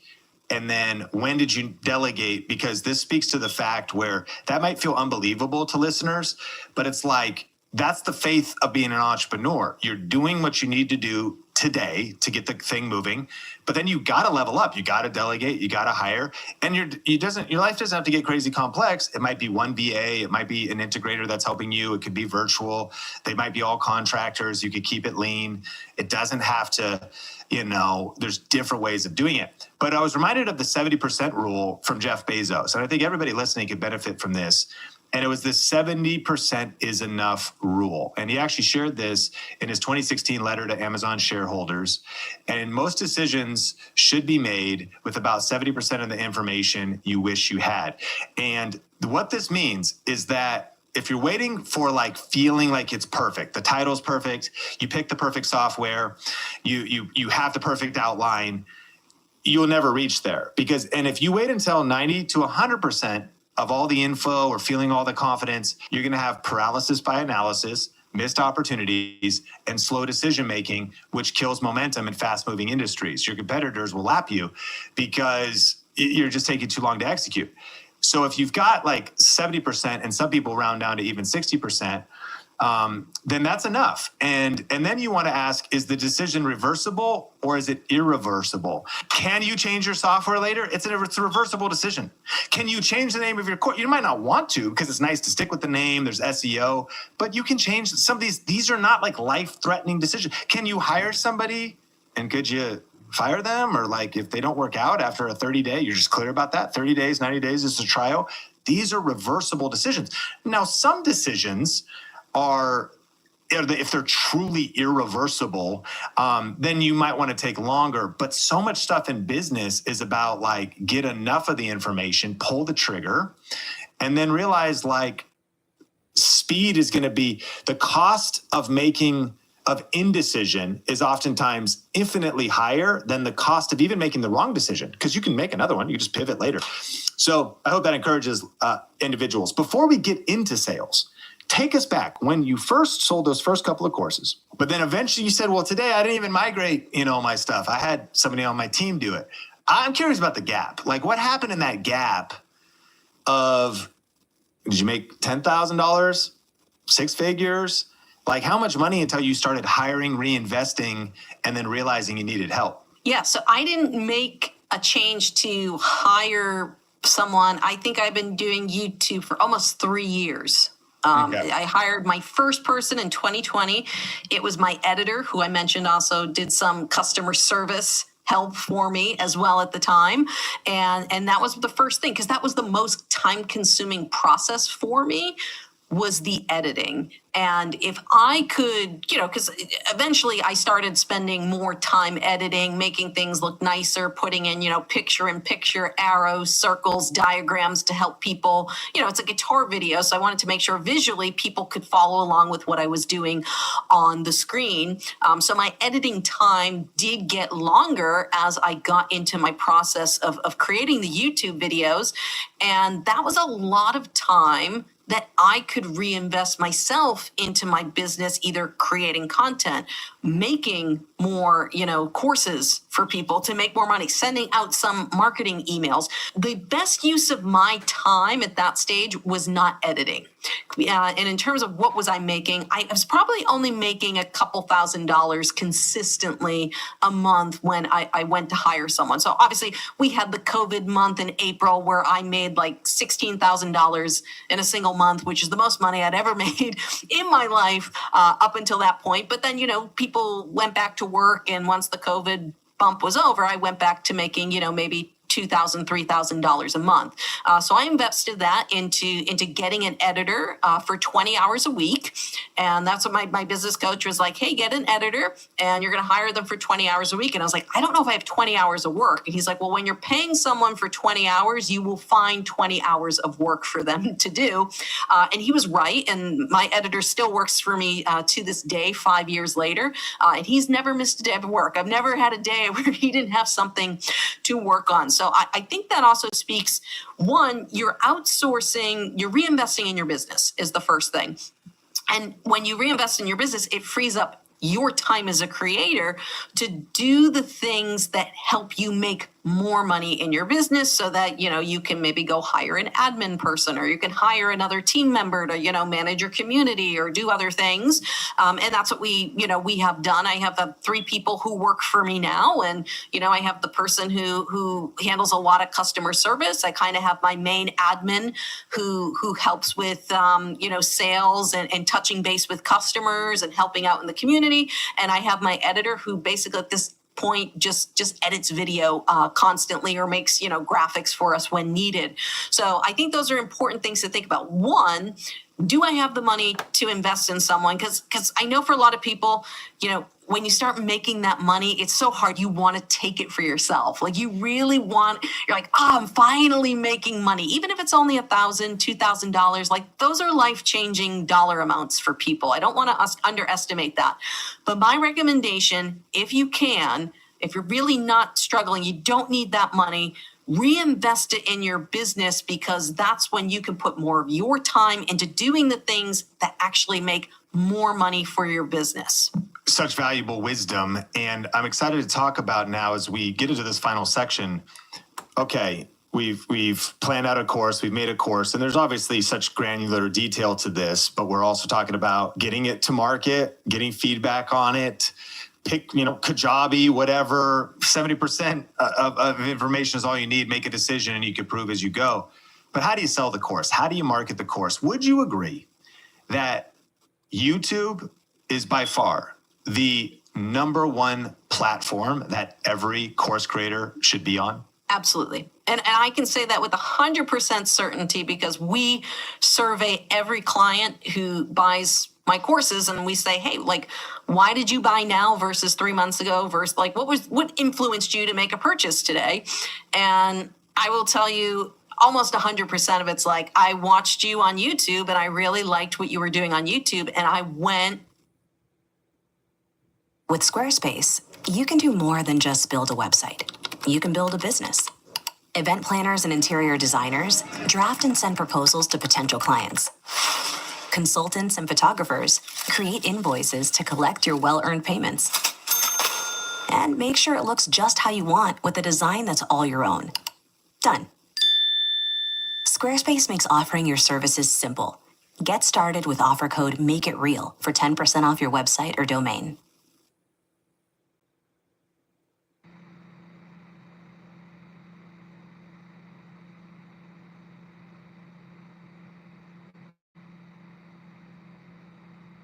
And I went and I bought your course. And it speaks to what we were talking about earlier.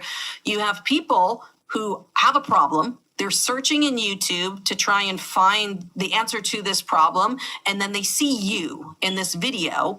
And they've probably watched a bunch of videos haphazardly. And they're like, oh, I really like this Lauren person. People will tell me, they're like, I watched this person, I watched that person, but there was something about the way you taught that really spoke to me.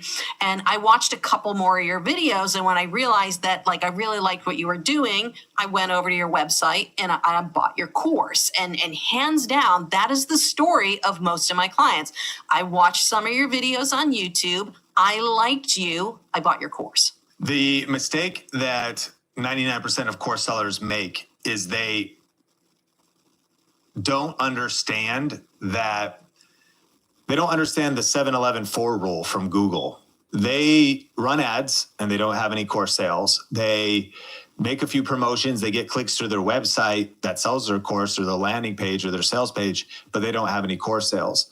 And the 7-11-4 rule is Google has revealed different numbers. It depends on the price point, but essentially that someone needs to spend 7 hours with you on 11 different touch points on 4 platforms before they make a purchase.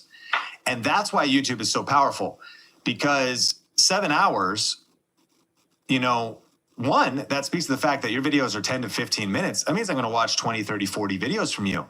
But when you survey people, wouldn't be surprised if a lot of that's happened. And that's so much connection and trust building and relationship building that's happening because you committed to build a library on YouTube. So now the friction when they land on your landing page, that's what most people say. What's wrong with my sales page? What's wrong with the copy on my sales page? What's wrong with my ads? I'm saying you're looking at the wrong thing.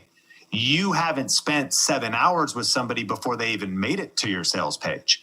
And then 11 touch points, well, that could be one YouTube video, another YouTube video this week, the next week, or it's one Saturday, because a lot of individuals might be like, man, Lauren, she's so cool. They found you from searching, but then they looked in your library, and they could go all the way from not even knowing you to purchasing your course in the afternoon, because they might spend 3, 4, 5 hours with you in one day. And then for platforms, it also speaks to the holistic strategy of those platforms might be YouTube. Maybe they follow you on Instagram, or maybe it's YouTube. They go to your course website. They look at it. They don't even buy at that point, but they touch the website.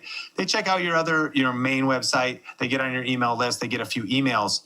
Those would then be emails a platform, websites a platform, course.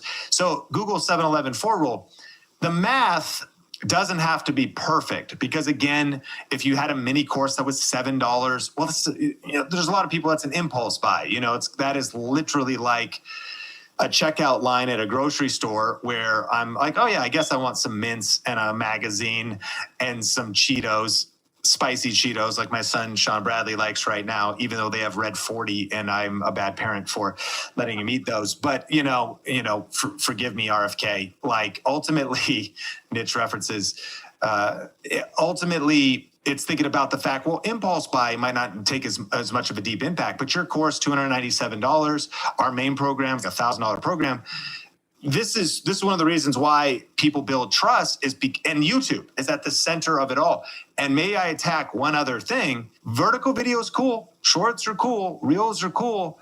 But it's going to be tough to get to 7 hours on short form content. And not only that, a lot of us, even though we may have scrolled yesterday on Instagram or YouTube Shorts, I don't remember who I watched. I remember I maybe DM'd some people, some stuff like that was funny. I don't know who the creator was. It is the content, but it's a different environment. It's humor. It's relational. We're not in the same mindset as YouTube. You're an educator. You're a guitar teacher. Stats reveal that people come to YouTube to learn something. The CMO of HubSpot said that YouTube subscribers are the most valuable subscribers on the internet, because those that are serious watching content like yours are there to learn something, and thus they're really pre-positioned to just joyfully be interested in the course that you're going to eventually offer. So I hope that listeners would consider YouTube as being the fundamental place that anybody that ever has a course, you currently do, you're thinking about creating one, build your YouTube influence. Break it down. What's been your experience with that, Lauren? What are your thoughts? Oh, yeah. And this is where YouTube gets very powerful. Because if you know who your audience are, you know their problems, you know their pain points, you can make videos around that. I have lots of videos. My demographic is older adults over the age of 50 who want to learn to play guitar. And some of my top ranking videos, they might not have millions of views, but they're very demographic specific. It's the top mistakes you make when learning guitar over 50. Can you learn guitar over the age of 50? I put out a lot of these videos, and I get people like, I watched that video you made, because I'll talk about there are great guitar players out there, but they may not be great teachers. Or you may have learned with an in-person teacher before, and all they did was noodle in your lesson, or they were winging it. They didn't have any structure. So I talk about real pain points and real experiences that I know people had. One, because I was an in-person teacher, and two, because people tell me about those experiences when they buy my course. Like, I had this horrible in-person teacher, and there was no structure. They were more about playing what they wanted to in their lessons. So I make videos talking about these stories about my students. And then, at the end, I'll say, hey, if you have one of these bad experiences, you're looking for more structure and you enjoyed this video, go check out my course. So I use my YouTube videos as little sales pitches. I'm educational as well, because we want to give, we want to help people. But every one of my YouTube videos is a sales pitch for my brand, my products, and my services. I might not always do a direct pitch, because YouTube doesn't like when you always send people away from their platform. So not every video is a dedicated sales pitch, but I do have some videos that are dedicated sales pitches. And I might briefly mention that I have a course, or we'll put a graphic on the screen that I have a course, little subliminal messaging. But literally every piece of content I have on YouTube is a billboard for my products and services. And what better way to get to know a brand than spend 15 minutes with them and say, wow, and maybe they're going to, like Sean said, they might spend a whole day with you because they go down that wormhole of like, well, this is next. Let me watch this. All right. So they're 5 or 6 videos in and they're like, you know what? I remember Lauren said she had a course. Let me go buy that now. So YouTube, hands down, the most powerful platform. And I agree with you 100%. You got to do the horizontal long form video. Shorts are great. You know, you can get in someone's feed, but the relationship is really built in that long form content. Well, I have one final question for you, and it's about like the next 30 days. Like, what would my next few steps be? I want to commit to building an online course. First couple steps that I should do going out the gate. But if people want to connect with you, shout it out and we'll link to your stuff in the show notes. And I also want to mention in part 1 of our conversation, we talked all about YouTube, starting from scratch, growing the lessons you've learned, growing over 500,000 subscribers. And that has been the engine, over $3 million in course sales. Your YouTube channel, as you've just described, has been the engine for that. So even if you never created an online course, there's so many other ways to monetize on YouTube. If you've been thinking about starting, if you're on the fence, if you want to learn more information from Lauren, we'll link to part 1 of our conversation in the show notes.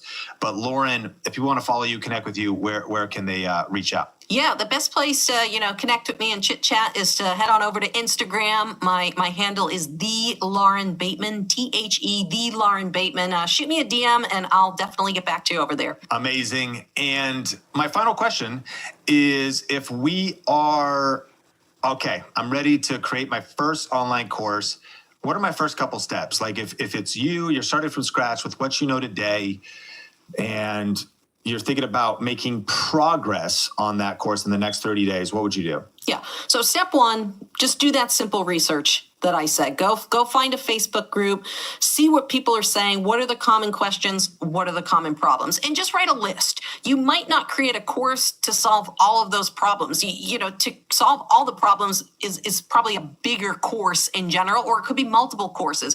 Find the theme and say, okay, is there a mini course? Like I was talking about earlier, is there a mini course or even a master class that you could give to solve this 1, 2, or maybe 3 quick little problems?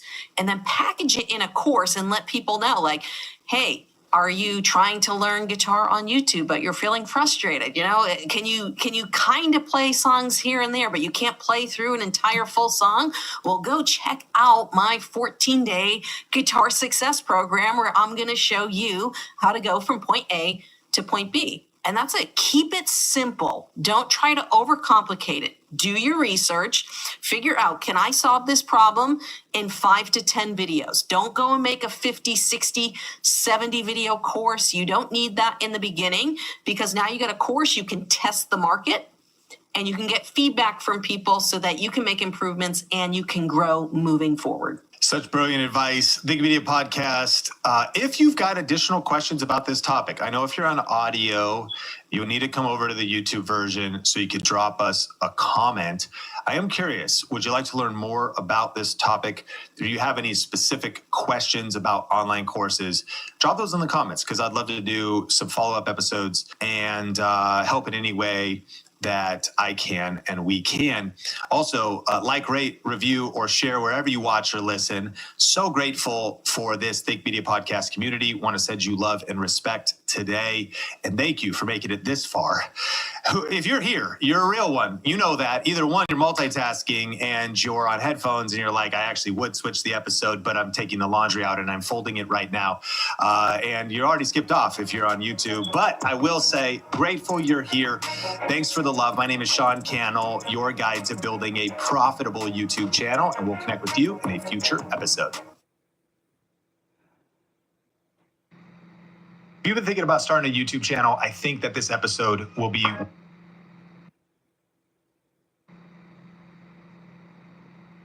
worth your time. I'm going to be talking about 5 benefits of starting a YouTube channel this year. YouTube has 2.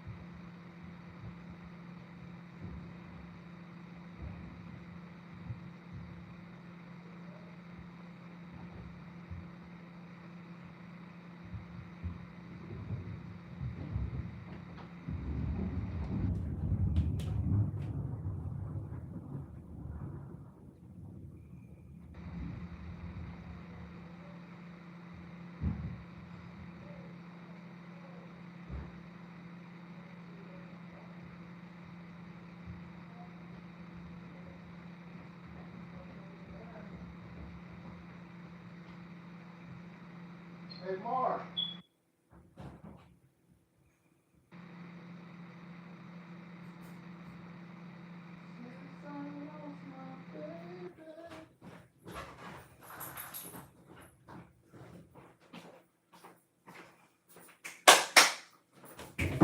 Yeah. You know, Mr. Dangerfield.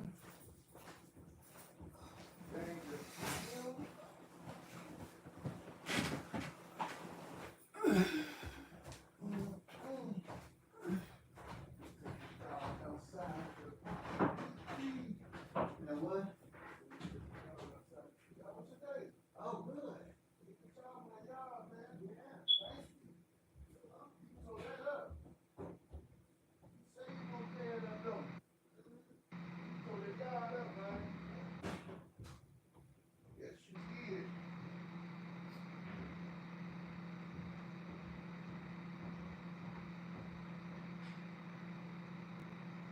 Come on, dog.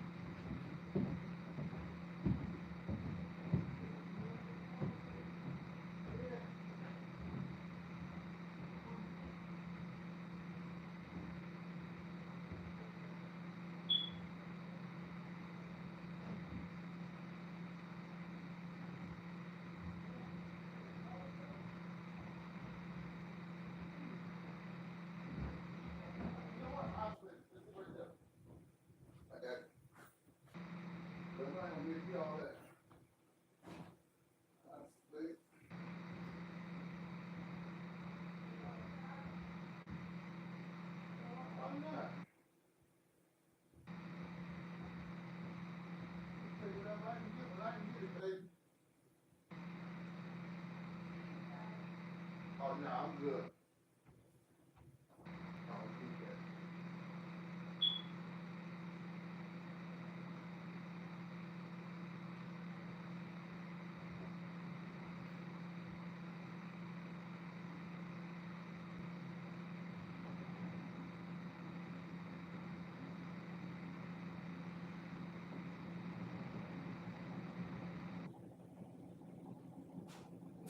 His ass too.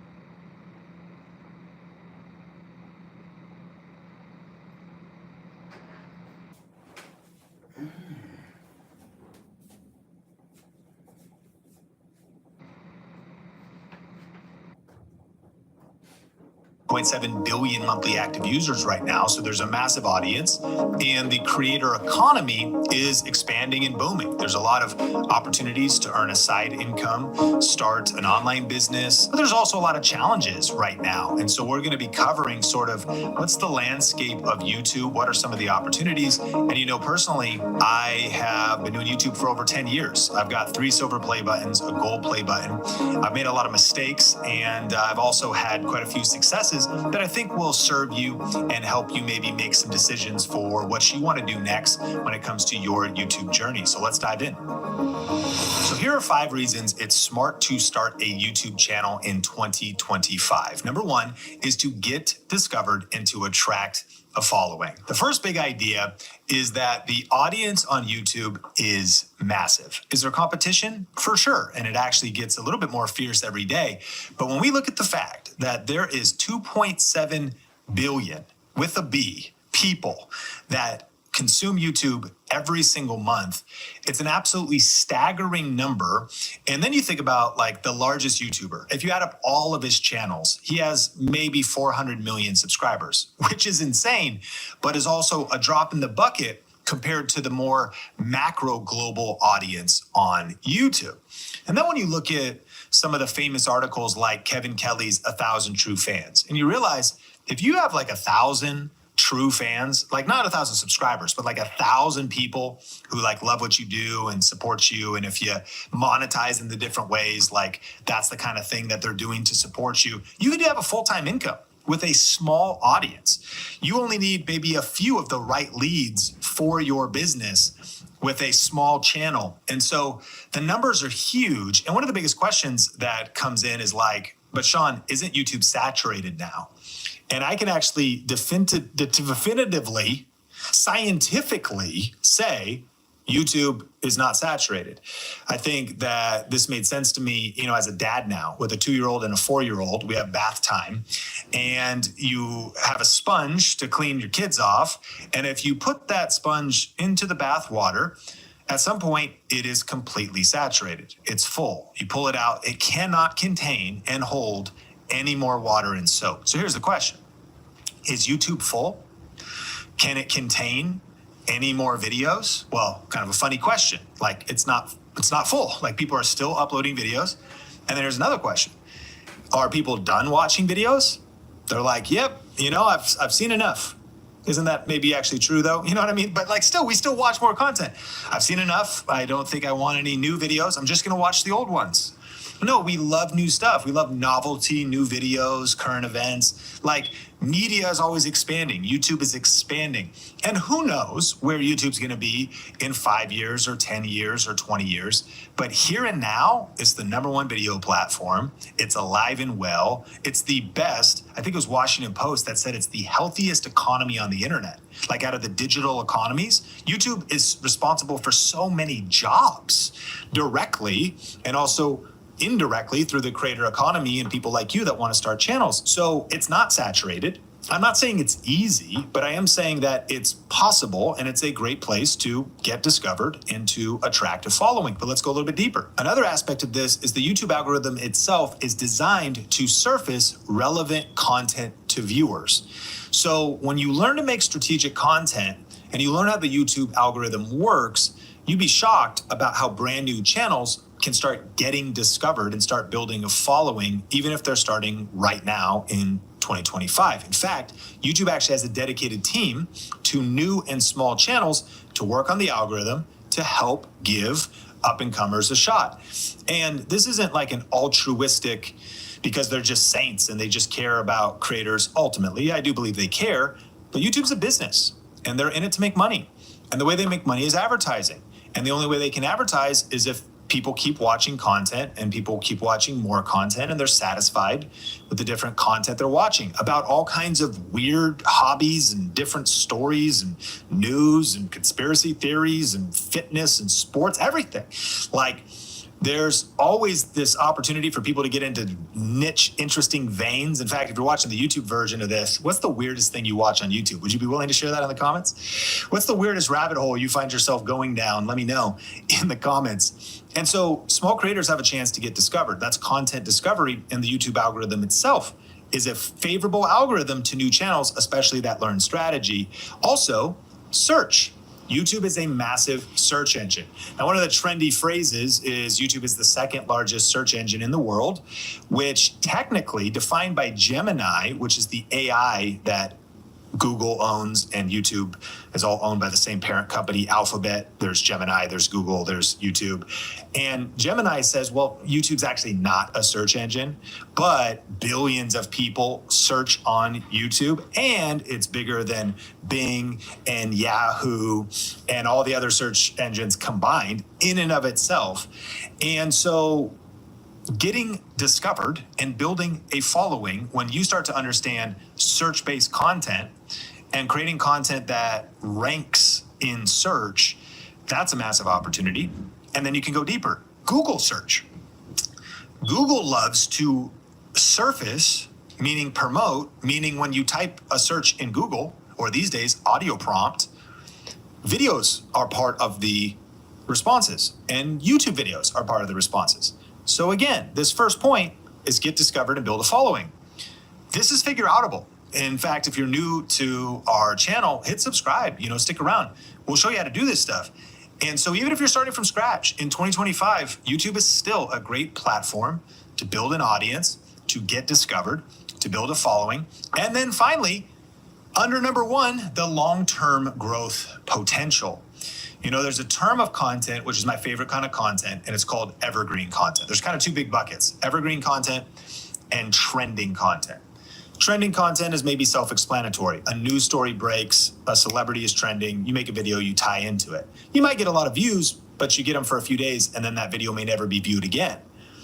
The flip kind of content is called evergreen, and I like to think about this, I was born in Seattle, Washington. And so in Seattle, we have all four seasons: summer, spring, winter, fall. You'll probably see snow in the winter. You'll see 80, 90 degrees, sunny weather, blue skies in the summer. But we have what's called evergreen trees. And these trees are green all year long. And so evergreen content is similar. It's not just relevant for a week or a day, but for months and even years to come, the videos can continue to get views. So if you're thinking about starting a YouTube channel, I think it's also smart to think about that sometimes it starts slow and that YouTube is a marathon and not a sprint. But if you're committed to the long haul, your momentum, there's kind of a good business word called flywheel. Like the flywheel starts slow like a train, like it's slow at the start, but once momentum builds, once you've got some videos out there, especially if they're being found in Google search, YouTube search, the algorithm, and you're maybe getting a few subscribers a month, but then you're getting 100 subscribers a month, but then you get 1,000 subscribers a month. And it builds over time, especially with evergreen content. I actually have a video that's over 15 years old that still gets views. Maybe 2,000 views a year, grows my channel like 19 subscribers, but it's 15 years old. That is crazy if you think about long-term growth potential. And then you start thinking about, what if I just don't stop? And what if I improve? Because your first videos are going to be your worst videos when you start a channel. But what if I just start slow and just kind of get into this thing, but then start to improve as I go? The first big idea is YouTube is a great place to get discovered and to grow a following. Do you ever wish that YouTube came with a cheat code? Well, it kind of does. It's called vidIQ, and it's packed with AI tools to help you grow your channel faster. Think of it like having a YouTube expert in your corner, giving you personalized tips and tricks to improve your videos so that ultimately you can get more views and subscribers. The best part is you can try it out for 30 days for just $1. If you want to grab this offer, just go to vidiq.com/think or click the link in the show notes. All right, let's get back into the episode. The second reason to go all in on YouTube this year is to start or continue building your personal brand. Now, what is the power of building your personal brand? Think about characters like Elon Musk, Oprah Winfrey, Mark Zuckerberg. What do their personal brands allow them to do? Well, if you think about their businesses that they own, their personal brands can help them raise the value of their business, attract top talent, promote their business. Now, additionally, there's some thought leadership. You look at Elon Musk, controversial character, but now getting into politics, leveraging his personal brand for all kinds of things. I mean, he purchased a media company, Twitter.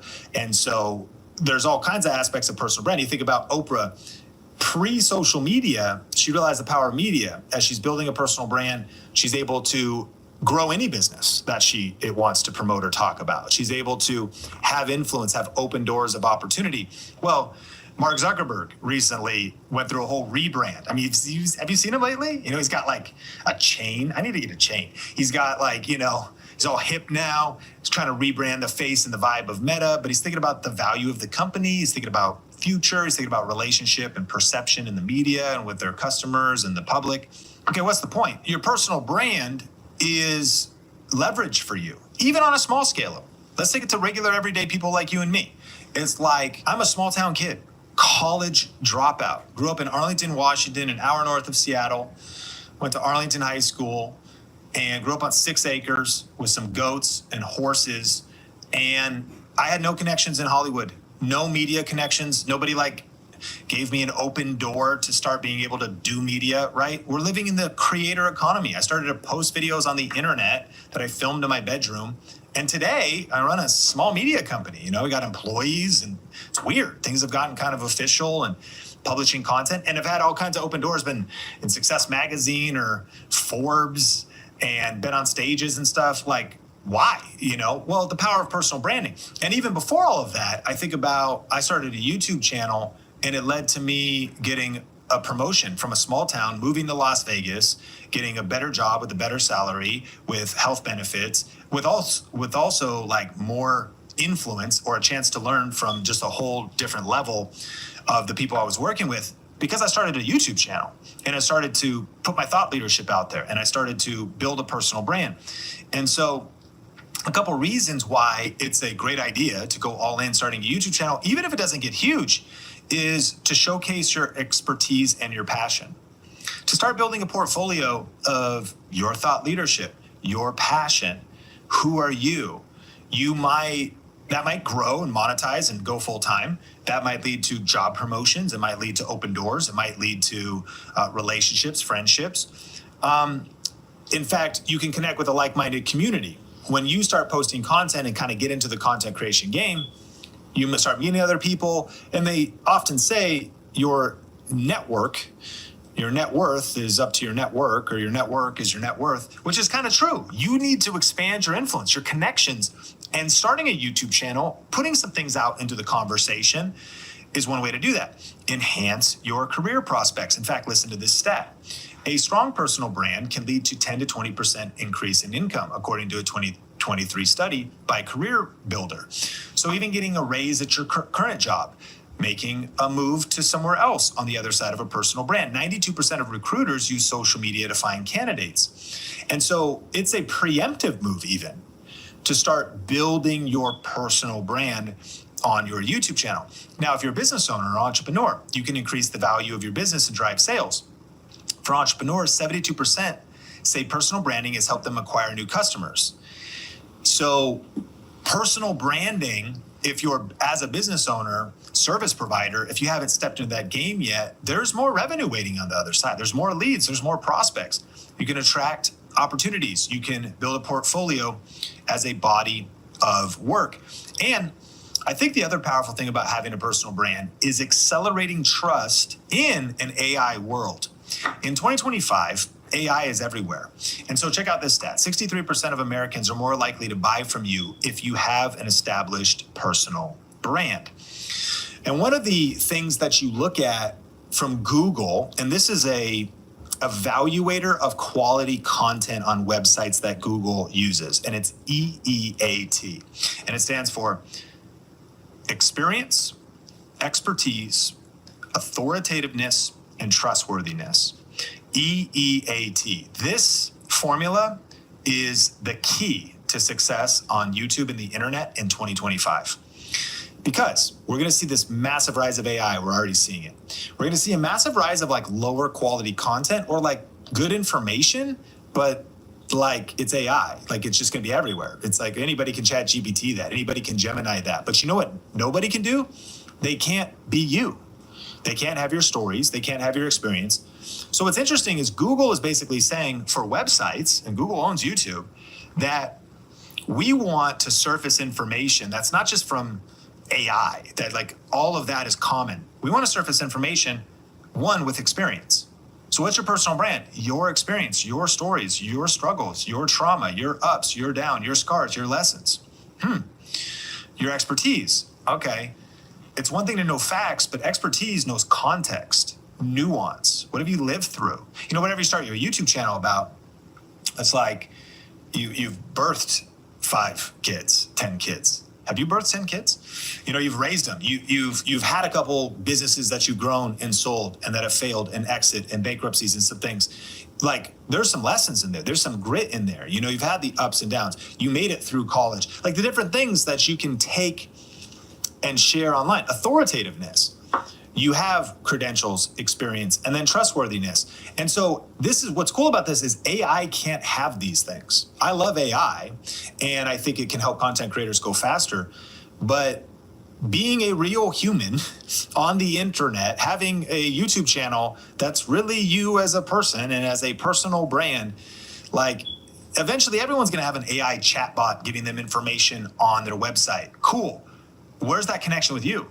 And if I could watch your videos, learn a little bit about you, hear about how you can add value, hear some of your stories, it's going to be this massive trust accelerator. This is already true, and it's going to be more true as we go throughout 2025. And so one reason to start a YouTube channel is to build or continue to build and amplify your personal brand. Number 3, generate multiple streams of income. It's true. YouTube is a massive money-making opportunity. Now, we're not going to go super deep into this in this video, but there's 2 big categories I want to cover. There is making money on YouTube, and then there's making money with YouTube. There's like 7 ways to make money on YouTube. There's like 14 plus ways to make money with YouTube.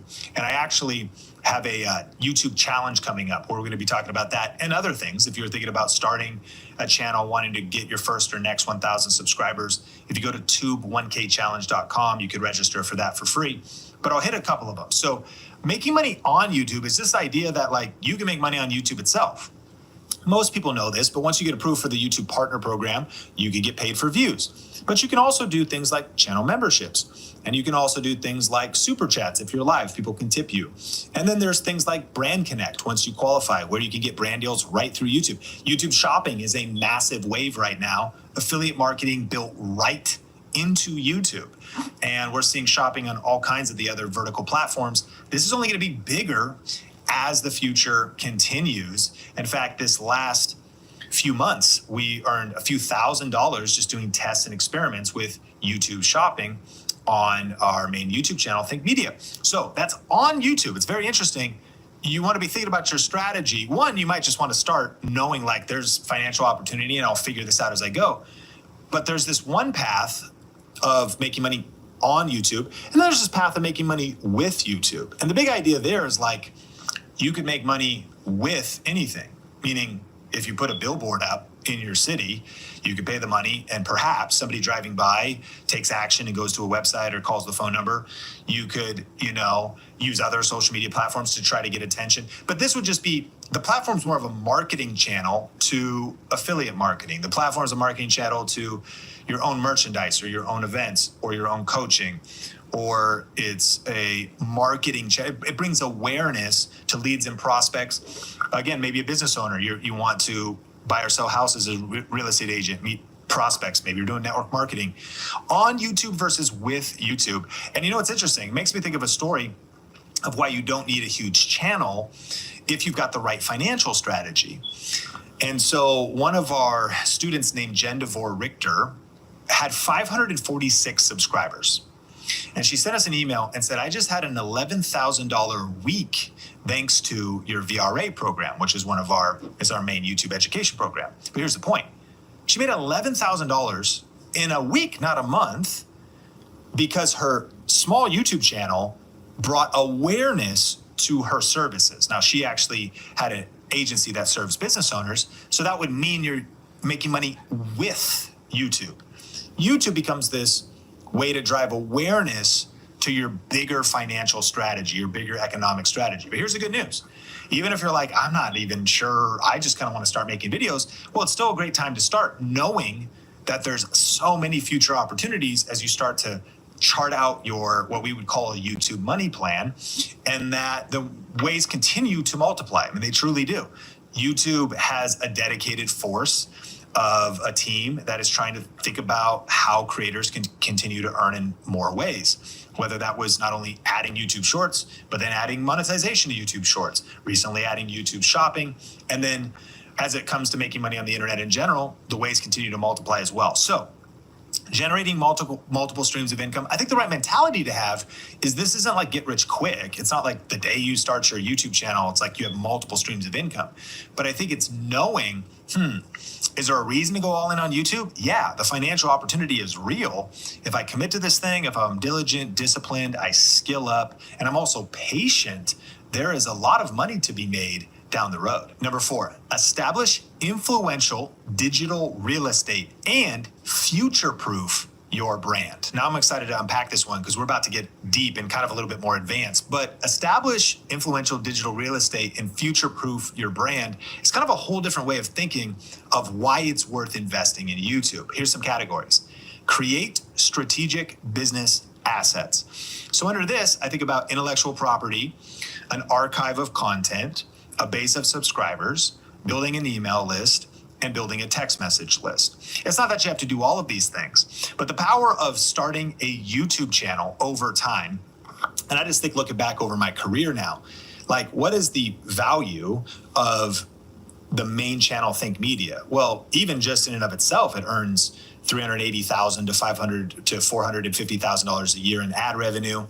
It's a media library, and that's intellectual property of videos that are assets. Well, will they be assets forever? Well, nothing necessarily is assets forever, but you're actually building up a body of work. You're building up IP, intellectual property. And as you actually create your YouTube channel, should you kind of go down maybe an education path, you might start to develop proprietary processes, frameworks. Like we have our 7R system is a proprietary process. It's a framework. So intellectual property, an archive of content, your subscriber base.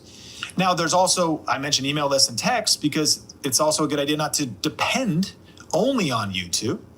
But if you're building up subscribers, that has value as a strategic business asset. If you're building up an email list as well and letting people know about how they could get on a newsletter or get some other value. And again, these are options, but a text message list, these are all business assets that could be the second order consequences of you just getting serious, punching fear in the face, and starting to create content on YouTube.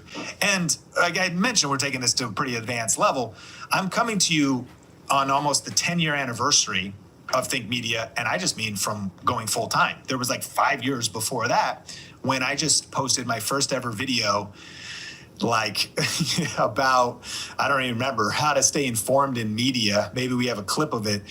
And I just kept going. And so there's like levels to the game, and you never know what's going to happen over time as you build up valuable assets. Another one is to leverage tax advantages for business owners and media companies.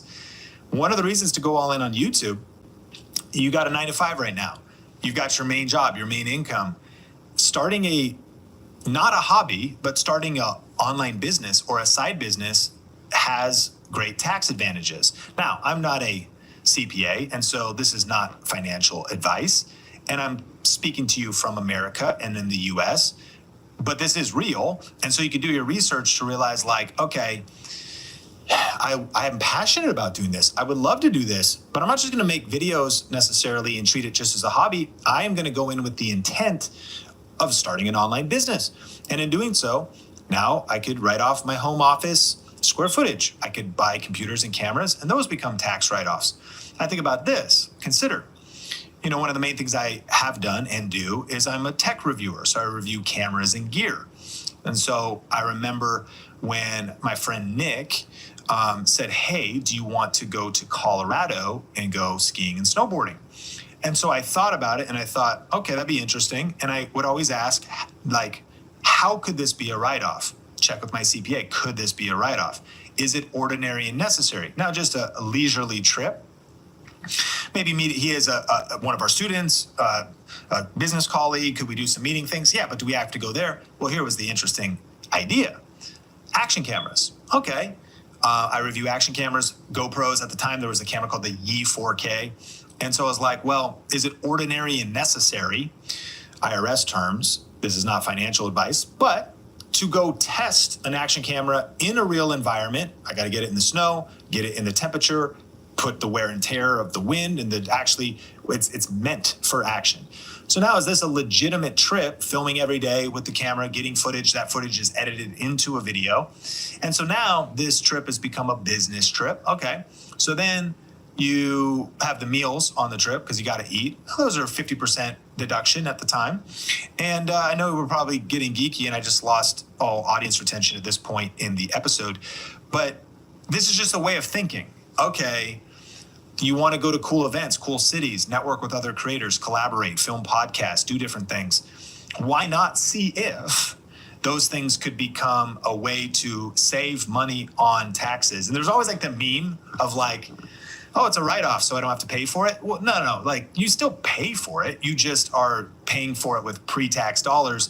You're able to maybe increase the thing you're passionate about, stretch your dollar further.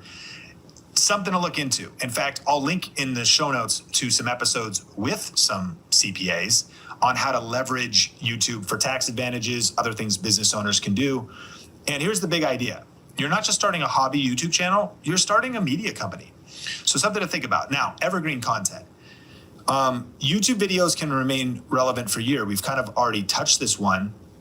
But when we talk about future-proofing your brand and digital real estate, you creating ranked videos and building a library of media assets on your YouTube channel is what I mean by digital real estate. Like fast forward to today, and Think Media will show up on the other side of a lot of searches, our various podcasts, our main channel. That's digital real estate. This is the reason why you hear us say the term ranked videos. A ranked video is a video that basically shows up if you type in a search term. There you are on that top result or that first page on the other side. That's real estate. Now, it might be temporary because videos can move around. And another way to think about a ranked video is when someone expresses intent. And if you've ever typed something into YouTube, like if you were like shopping for a dog and you were like, Boston Terrier, and if you type in Boston Terrier to the YouTube search bar and you start watching some videos, what's going to happen? All kinds of Boston Terriers are being recommended all over your homepage and they start showing up in your suggestions. So a ranked video just means YouTube starts promoting you, whether they show you on the suggested or anywhere else.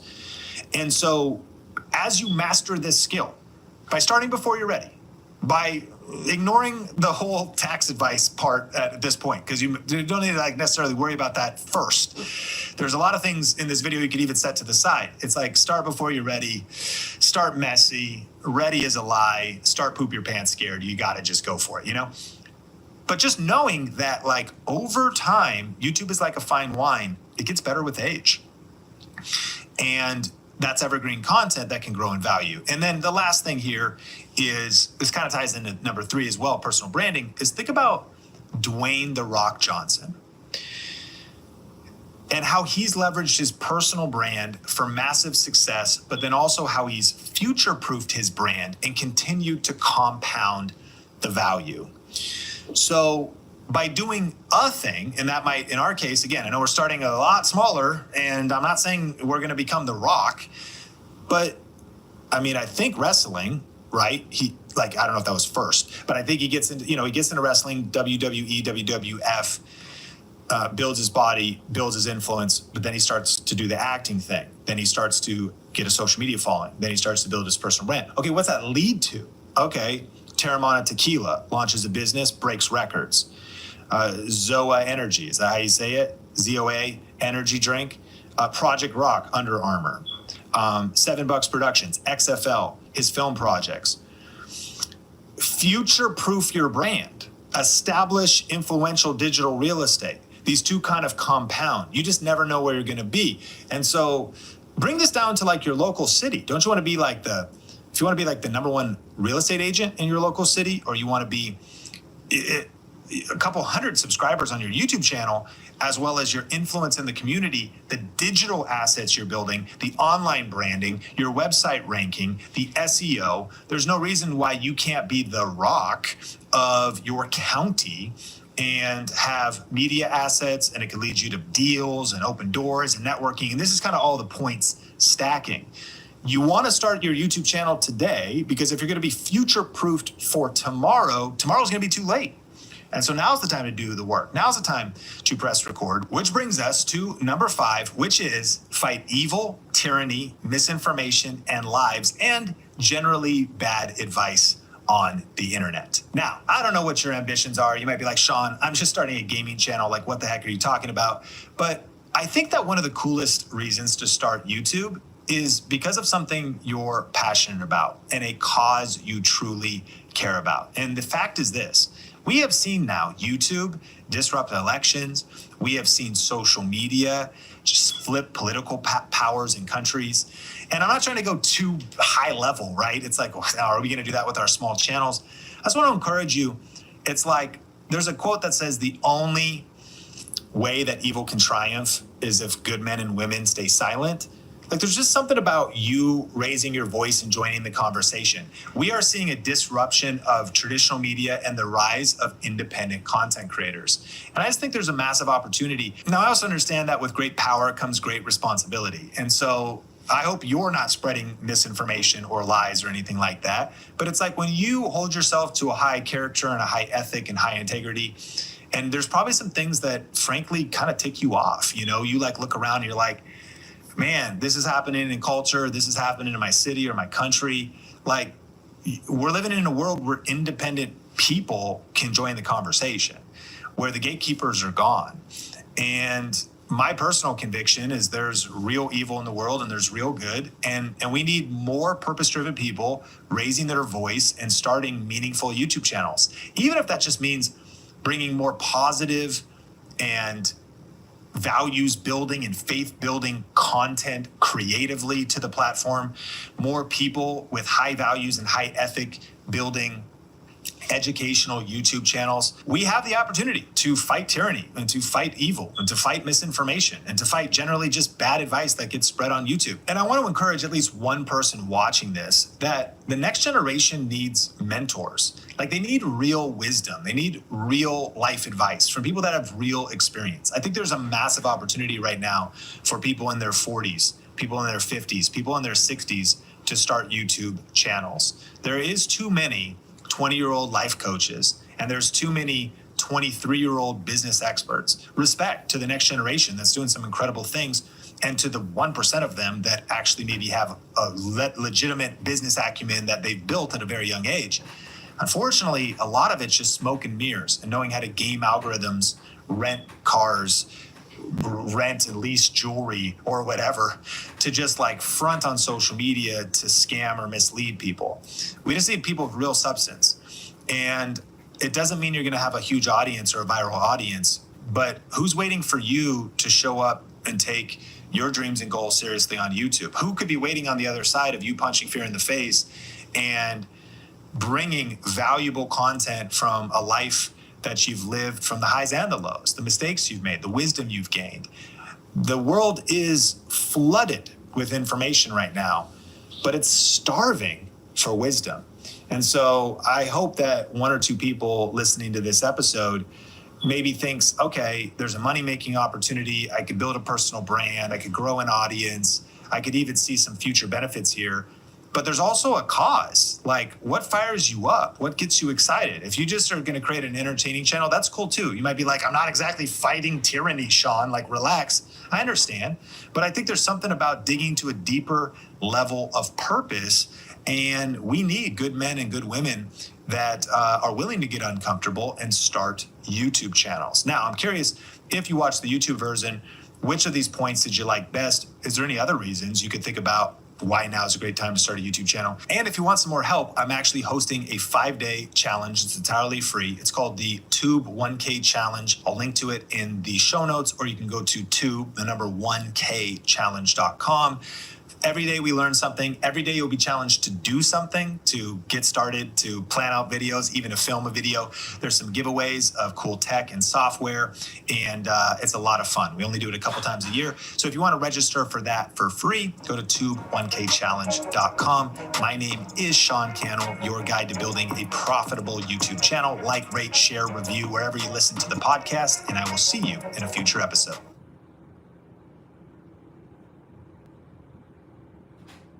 Is Mathilde Thomas. I'm the co-founder of Caudalie Skincare. Vino Perfect Serum has a great story. It was an ancient tradition. In my family vineyard, the vine would leak sap, and women working in the vineyard would apply the sap on their face. They noticed that they had less dark spots. This product has been #1 in anti-dark spot for the past 20 years. So who is it designed for? It works on acne scar, melasma, pregnancy mask, age spot, sunspot, and it works.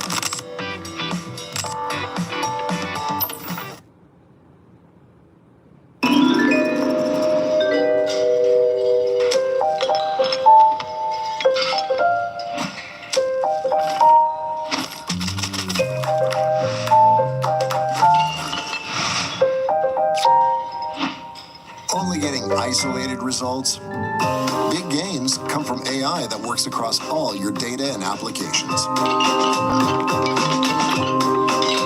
The AI built for business, IBM.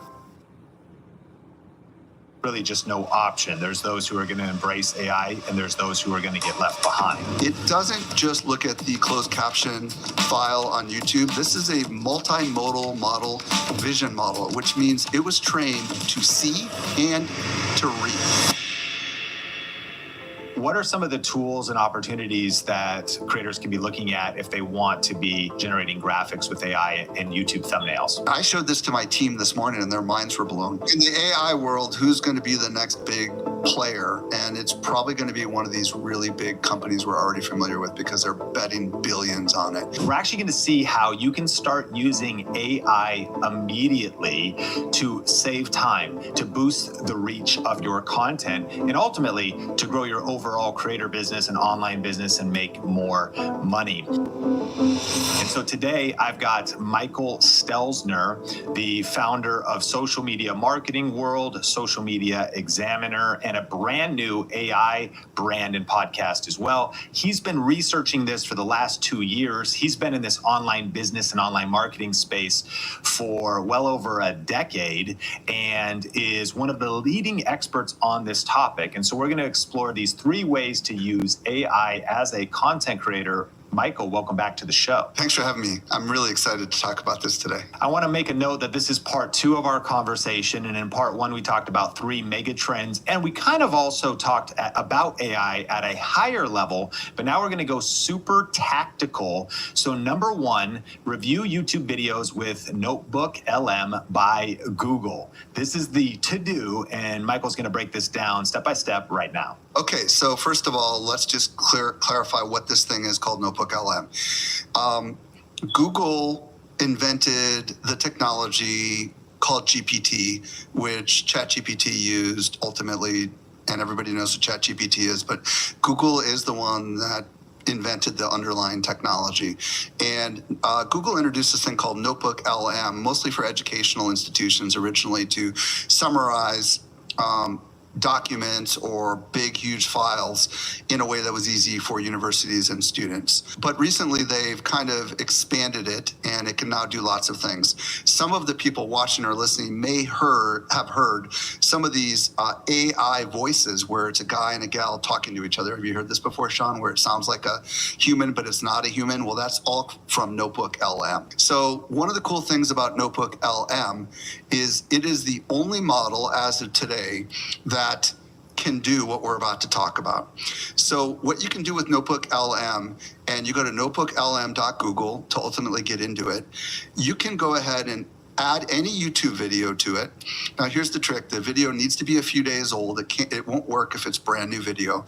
You can put any YouTube video into it, and By the way, the application here is, let's say you don't have time to watch a 45-minute, hour-long, or 30-minute video, and you want to find out what the heck that whole thing is about, and you want to kind of understand it. Or let's say you want to do some competitive analysis on some other videos. You can put a video, you can put multiple videos into this thing. And what it does is it doesn't just look at the closed caption file on YouTube. This is a multimodal model, vision model, which means it was trained to see and to read. And this is really important for a lot of people to understand. So when you put this link in there, it will watch the video and it will read the subtitles of the video. And as many of you know, if you just look at the transcript of a video, you're missing a big part of the video, right, Sean? Because there's oftentimes screen shares and all sorts of other stuff that's going on. So when you go here, what you can do is you can quite literally insert a link directly into a video, and then you can begin querying the video. For example, Sean, I took a video from your channel called How to Edit a YouTube Video for Beginners, No Skills Needed. Full disclosure, this appeared to be a sponsored video for Gling AI, okay? And I asked it, what are some tweetable moments from this video, and add timestamps. So what it did was it identified a whole bunch of tweetable moments. For example, it said, Gling AI is like having your own video editing assistant, exclamation point. It cuts out bad takes, removes silence, and gives you a rough cut in no time. And it gives me the timestamp 38 seconds to 48 seconds. So what it did was it created 6 or 7 different tweetable moments right out of that video, okay? So this is an immediate application for people that want to share a short little something on X. But I also asked, what is the visual style of this video? I also asked it, where do you recommend chapter markers? So this is kind of cool. It recommended chapter markers in different places than where you actually had the chapter markers.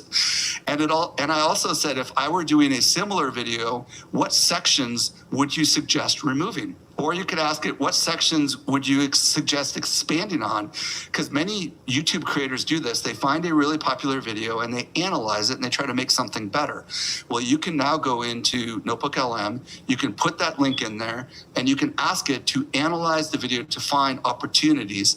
And it's going to say, well, we don't recommend you copy videos. If you were to create something similar, here's an area where you might not want to go, and here's an area where you might want to go. And it's really, really cool. Now, for a few more things, Notebook LM can do 1,000 other things. You can drop PDFs in there, and you can query PDFs of anything that you've got, and you can ask it questions. You can drop huge legal documents in it and ask it to summarize it. So it doesn't just work with Google files. I mean, with links to YouTube, it works with actual files that you can upload. You have any thoughts or questions on that one? A bunch. So one, we'll link these resources in the description. The website is notebook.lm.google. And I just went there. This might be a video version of the podcast that you want to check out.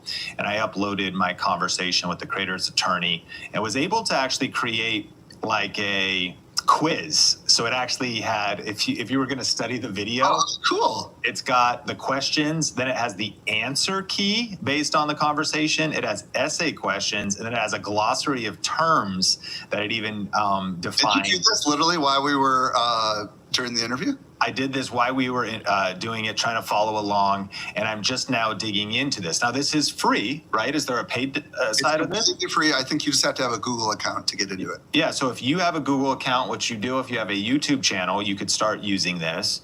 I am curious if you've done something similar. One of the reasons why I like using Gemini is because Gemini, owned by Alphabet, who owns Google and YouTube, is another place where you can post a YouTube link and say, hey, can you give me why this video performed, well? What do you like? Okay, here's the deal. I have found that when I put a YouTube link into any of the other platforms, they hallucinate and think the video is completely something different, okay? Mm-hmm. I've messed around with ChatGPT. I've messed around with well, you can't even do it in Claude. And I've messed around with AI Studio, which is Google's advanced model, and for whatever reason, it thinks the video is completely different.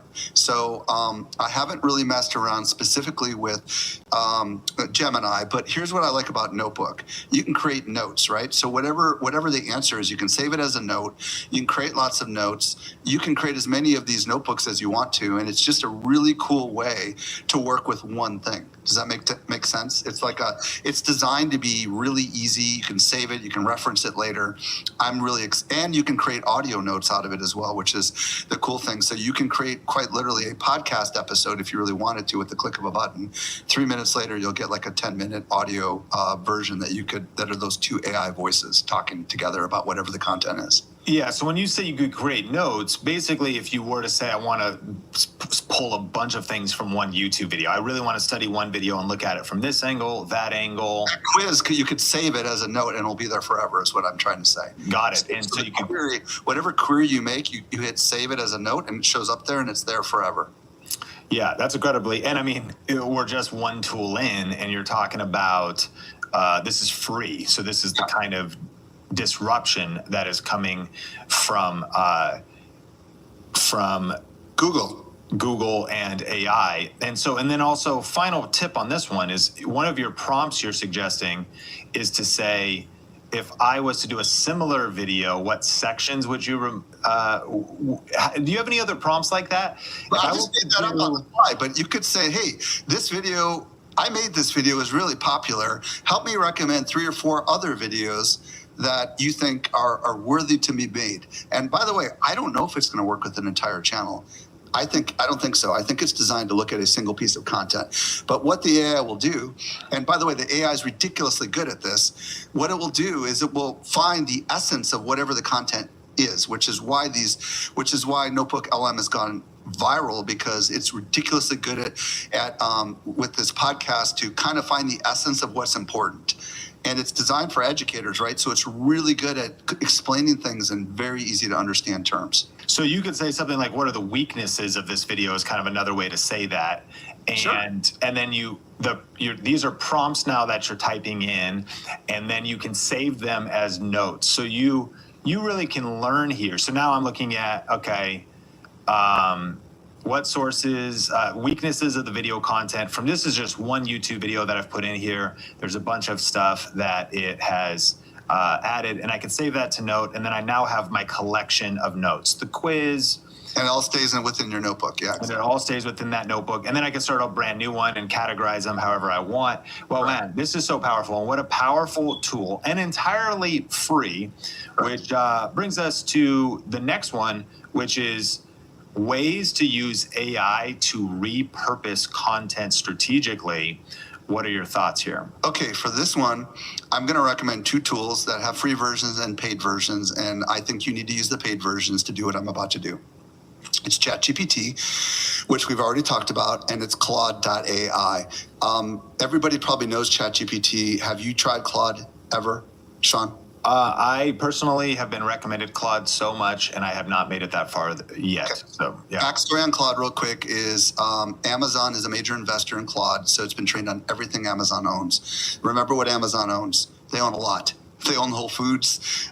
They own the largest shopping marketplace in the world. And Jeff Bezos' Washington Post has also been trained on this. And ChatGPT is Claude is really, really good with writing. And we could talk about it for a long time, but in this particular case, to repurpose content, this is a really fascinating thing you can do.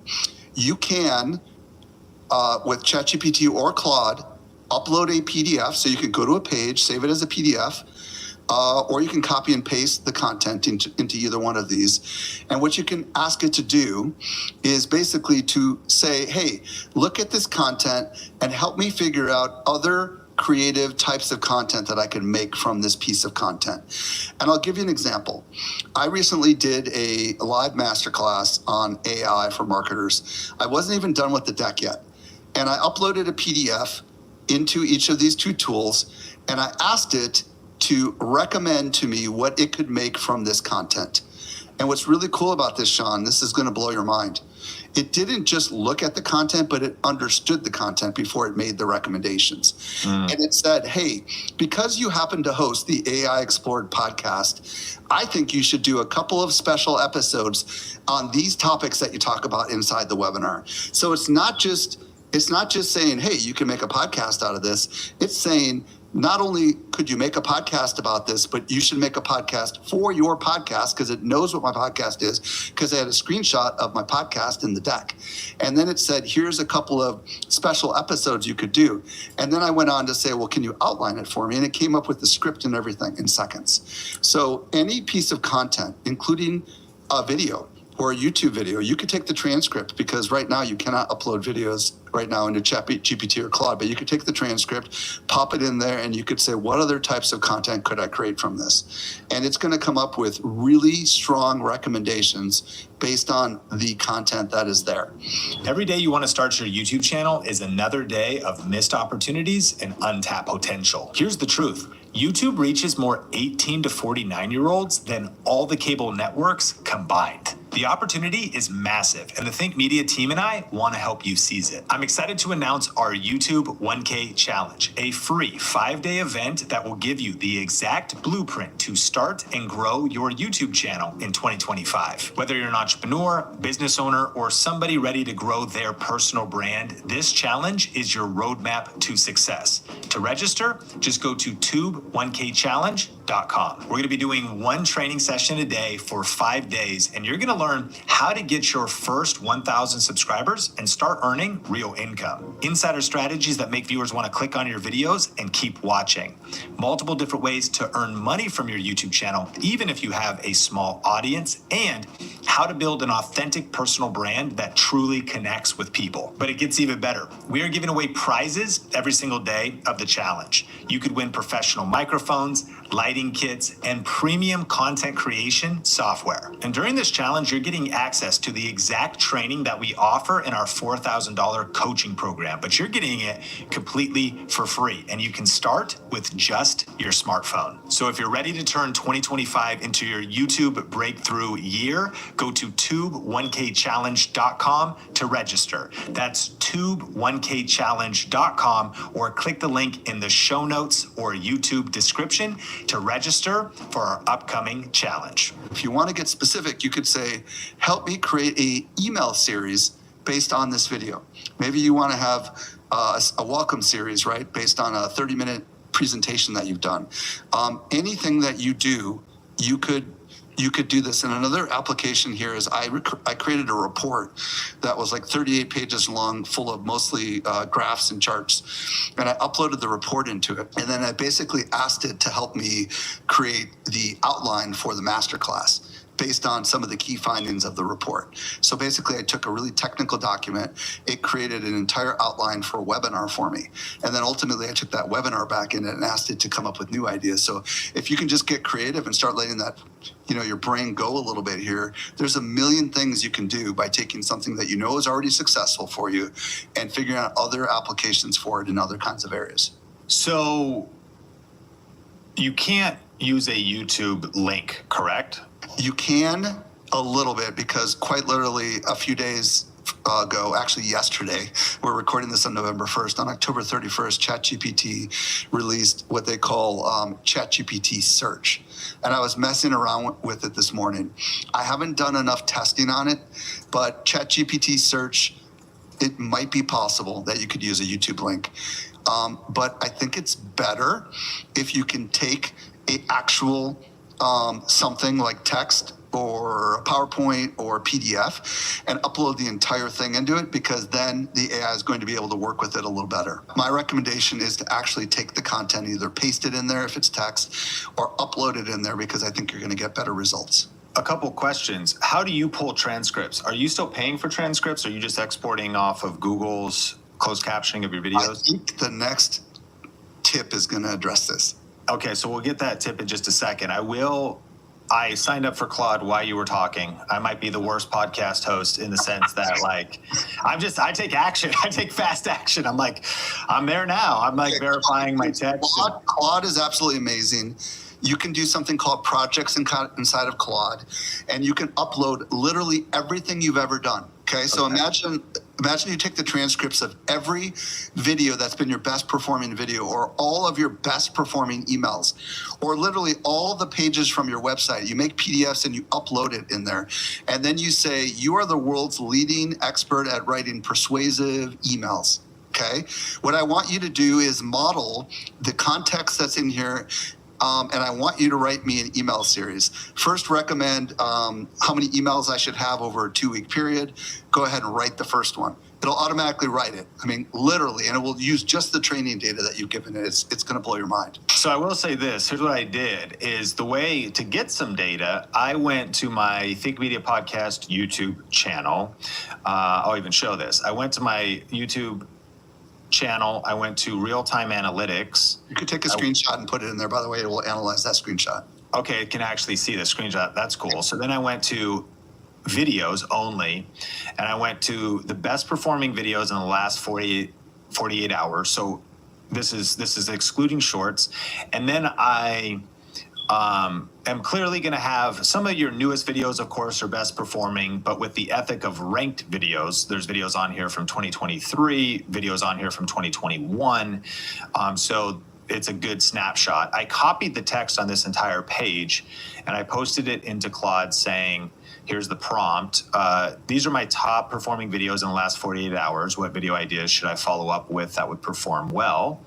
And then it said, looking at your performance, here's some of the patterns. And it said, here's some strategic video ideas based on what's working well. Follow up on your top performers, evergreen topics with fresh angles, and then looking at your data. But then you can specifically, if you give it more data, you can get really specific with it. Now, here's something you should know about Claude. It does not search the web, because Claude is built on what's called an ethical model. So they're really strict on their training data, but if you upload data into it, it will work with anything. This is why typically people will print PDFs of pages, or they'll take screenshots, and it can, both Claude and ChatGPT can read anything off of a screenshot. But Claude in particular, you really want to upload ideally PDFs into it, and then it will be able to work with that data. So you could just create a PDF out of a page, or you could take screenshots from it, and then you can ask it to analyze it. And Claude has some really cool ability to do real-time charting and all sorts of cool stuff that we're not going to get into. That's genius. One of the final thoughts here is it says, looking at your data, I noticed this. News and update videos get 4 to 5 times more views than general tutorials. Content about risks, changes, and updates perform particularly well, and your audience responds well to numbered lists and need to know information. And then it asks, it's really strong. Yeah. Would you like to elaborate on any of these? And to your point, that was within seconds. I signed up, I kind of just captured a page, and I took it nowhere near to the depth of what you recommended. Now, we do have the third tip here in a second, but I want to remind people there is a part 1 of this episode where we talked about a lot of the trends creators need to know in 2025 in terms of social media macro, and AI being one of them. And I do think, man, I've personally learned, I'm getting educated right now, the ethic is to dive into this stuff and to just start doing it, to take baby steps, to start doing it, notice patterns. I think it's not how much you do in one day, but it's what you do every day, little by little, that compounds in terms of learning how AI thinks, adding some of these new platforms to your understanding. And it really does become second nature. I feel like Gemini and ChatGPT are like an appendage for me right now. We're kind of have a relationship developing because we're talking, I'm kind of getting used to them. And I'm also learning about strengths and weaknesses of different platforms. So I want to encourage listeners when this AI stuff feels overwhelming, it's like one little skill at a time, one little test at a time, learning not just how much can you shove into one day, but where could you be by learning a little bit about this every single day? And it's too big to ignore. So just kind of figuring out these tools and, yeah, let me just say something before we transition to this next thing. If you really want to learn more, I've worked really hard to really bring some of the most brilliant people in the world on my AI Explored podcast, and they're so much smarter than me. So I'm just a dabbler. These people are the pros. So our third tip is really exciting. It's about, it's going to blow your minds, okay? Google has this thing called AI Studio. Okay, so just remember, it's aistudio.google.com. Again, it is completely free, does not cost any money at all. And here's what's really cool about this. This thing, I uploaded an MP3 file, right? And anybody who has a YouTube channel knows that they can strip the audio out of their video if they want to. I uploaded a MP3 file of a 45-minute interview that I did into Google Studio. And then I said, write a summary optimized from YouTube. I didn't give it any text. I gave it an audio file. It took about 2 minutes, and here's what it came up with. Ever feel stuck creatively? This episode is for you. I'm Michael Stelzner, and I'm talking with AI expert Jenny Nicholson about how to unleash your creative potential using artificial intelligence. I didn't say any of this, okay? Jenny's story is amazing. She went from being unemployed to an AI innovator, and it just went on to talk about her favorite tools. It wrote this amazing summary optimized for YouTube. I did not say any of these words, okay? The way AI learned this is it listened to the podcast episode and then it wrote this. And it took it about 2 minutes. It was a 45-minute interview, okay? So this is the part that's gonna blow your mind. I'm guessing, Sean, that you could upload an MP4 to this thing. I just haven't tried it yet, okay? And you could ask it anything. Now, this is where it starts to get creative. So many of us are verbal processors. Sean, you could take the Notes app and you could record a note while you're out walking. And I know people that do this. And you can upload that audio file directly into AI Studio and you can ask it to create a transcript. As a matter of fact, I asked it to create a transcript and it timed out a couple times. And then all of a sudden, boom, there it was.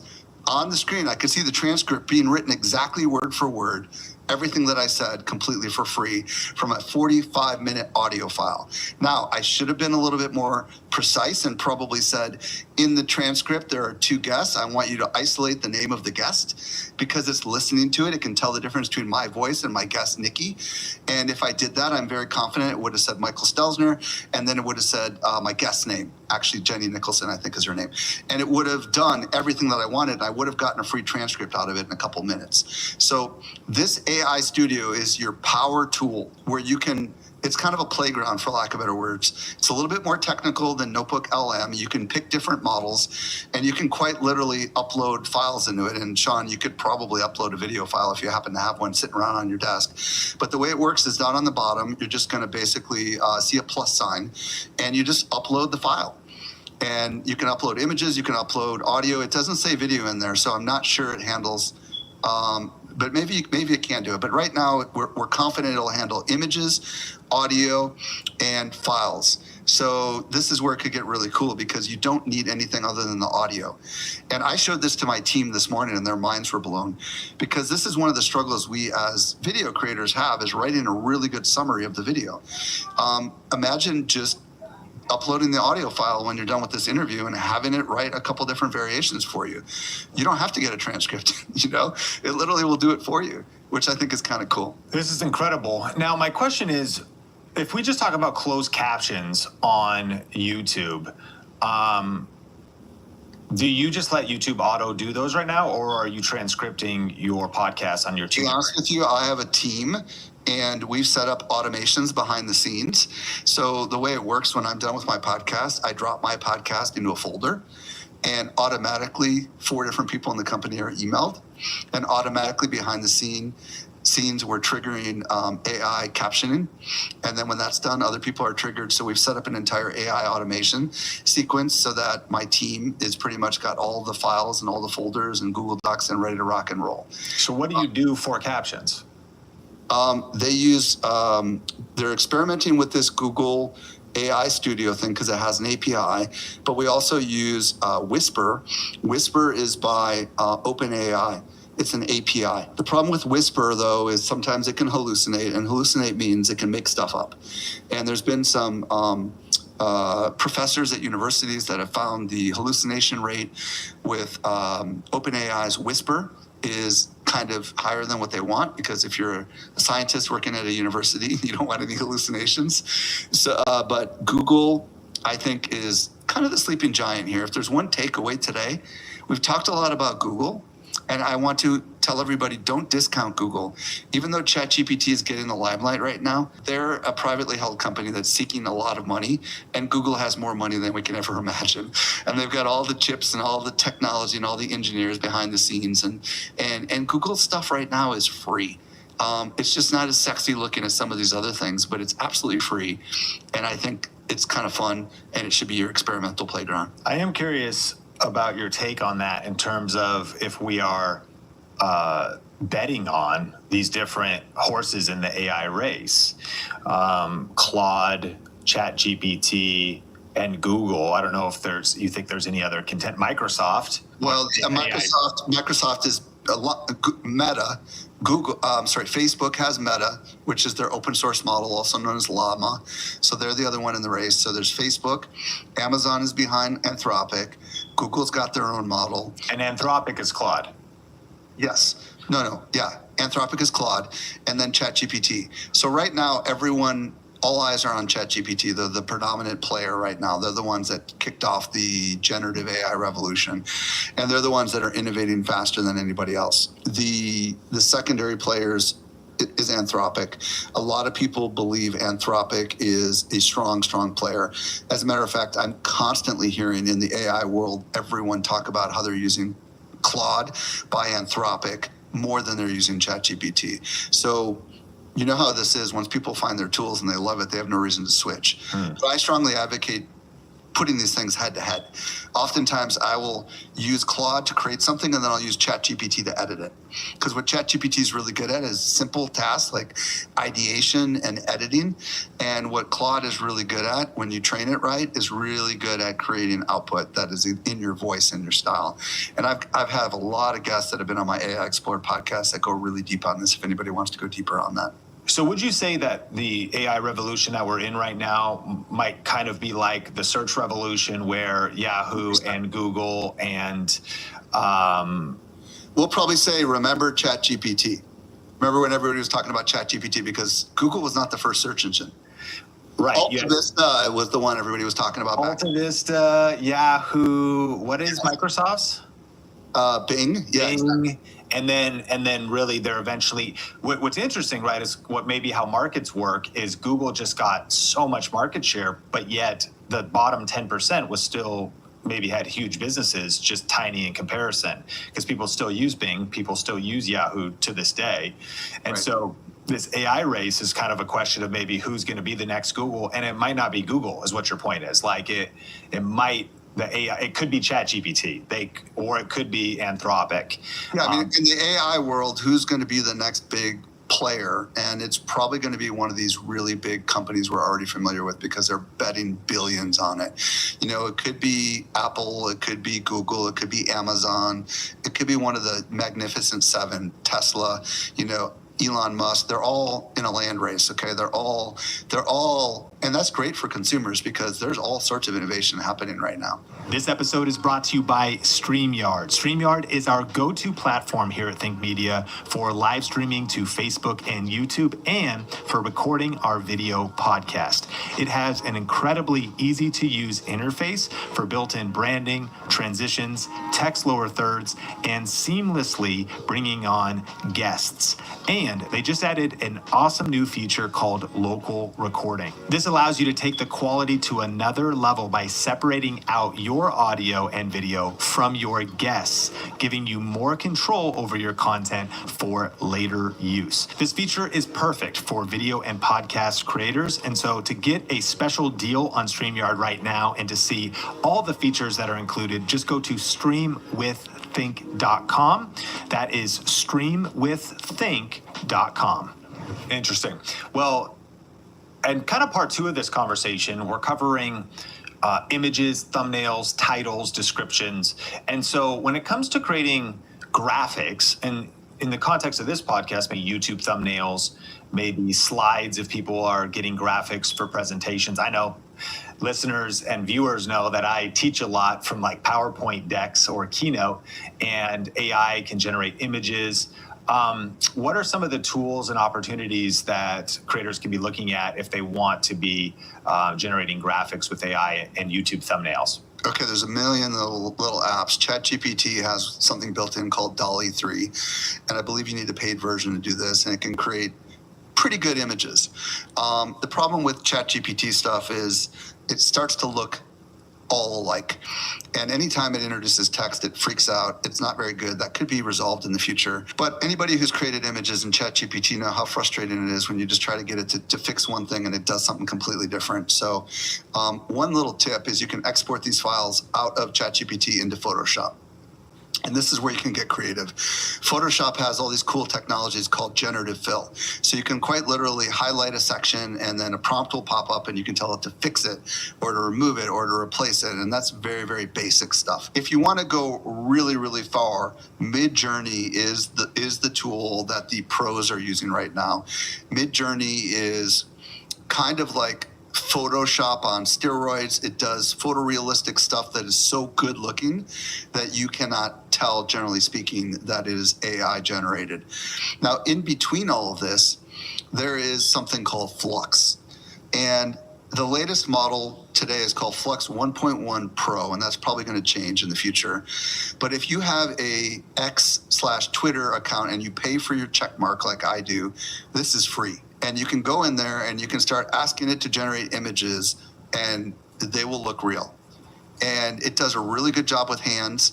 A lot of these AI images screw up hands, and it's like you can tell there's something wrong with the hands. This thing must have been trained on a library of photographs because it's ridiculously good. There are also third-party tools you can purchase. One of them is Magi, M-A-G-A-I, by my friend Dustin Stout. And what's cool about this tool is it works with almost all of the models, so you can pick your model. But Midjourney is the one that nobody works with because Midjourney does not have an API. So moral of the story is the AI image thing is getting really, really, really good, and you can't even tell the difference. And if you want to go advanced, you can do research on face swapping. So what that means is you can generate a person, for example, at a computer, but it doesn't look like you.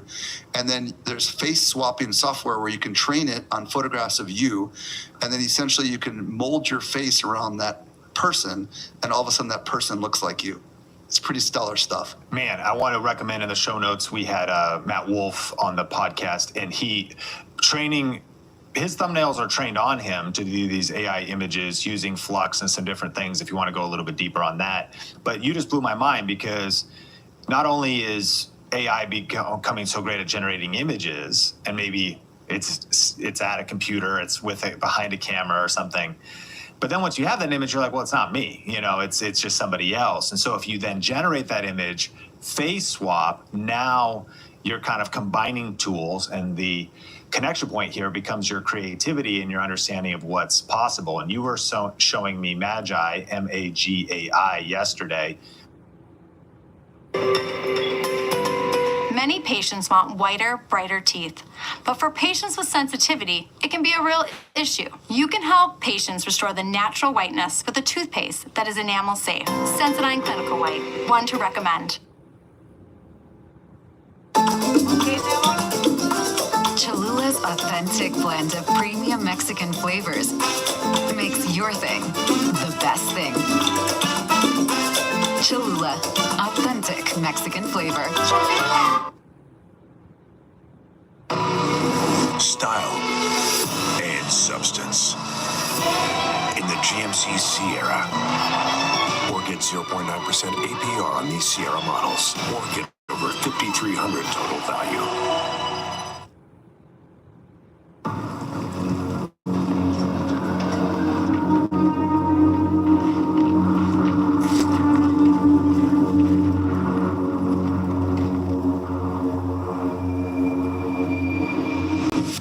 Stop advertising your servers to archaeologists on site surveys.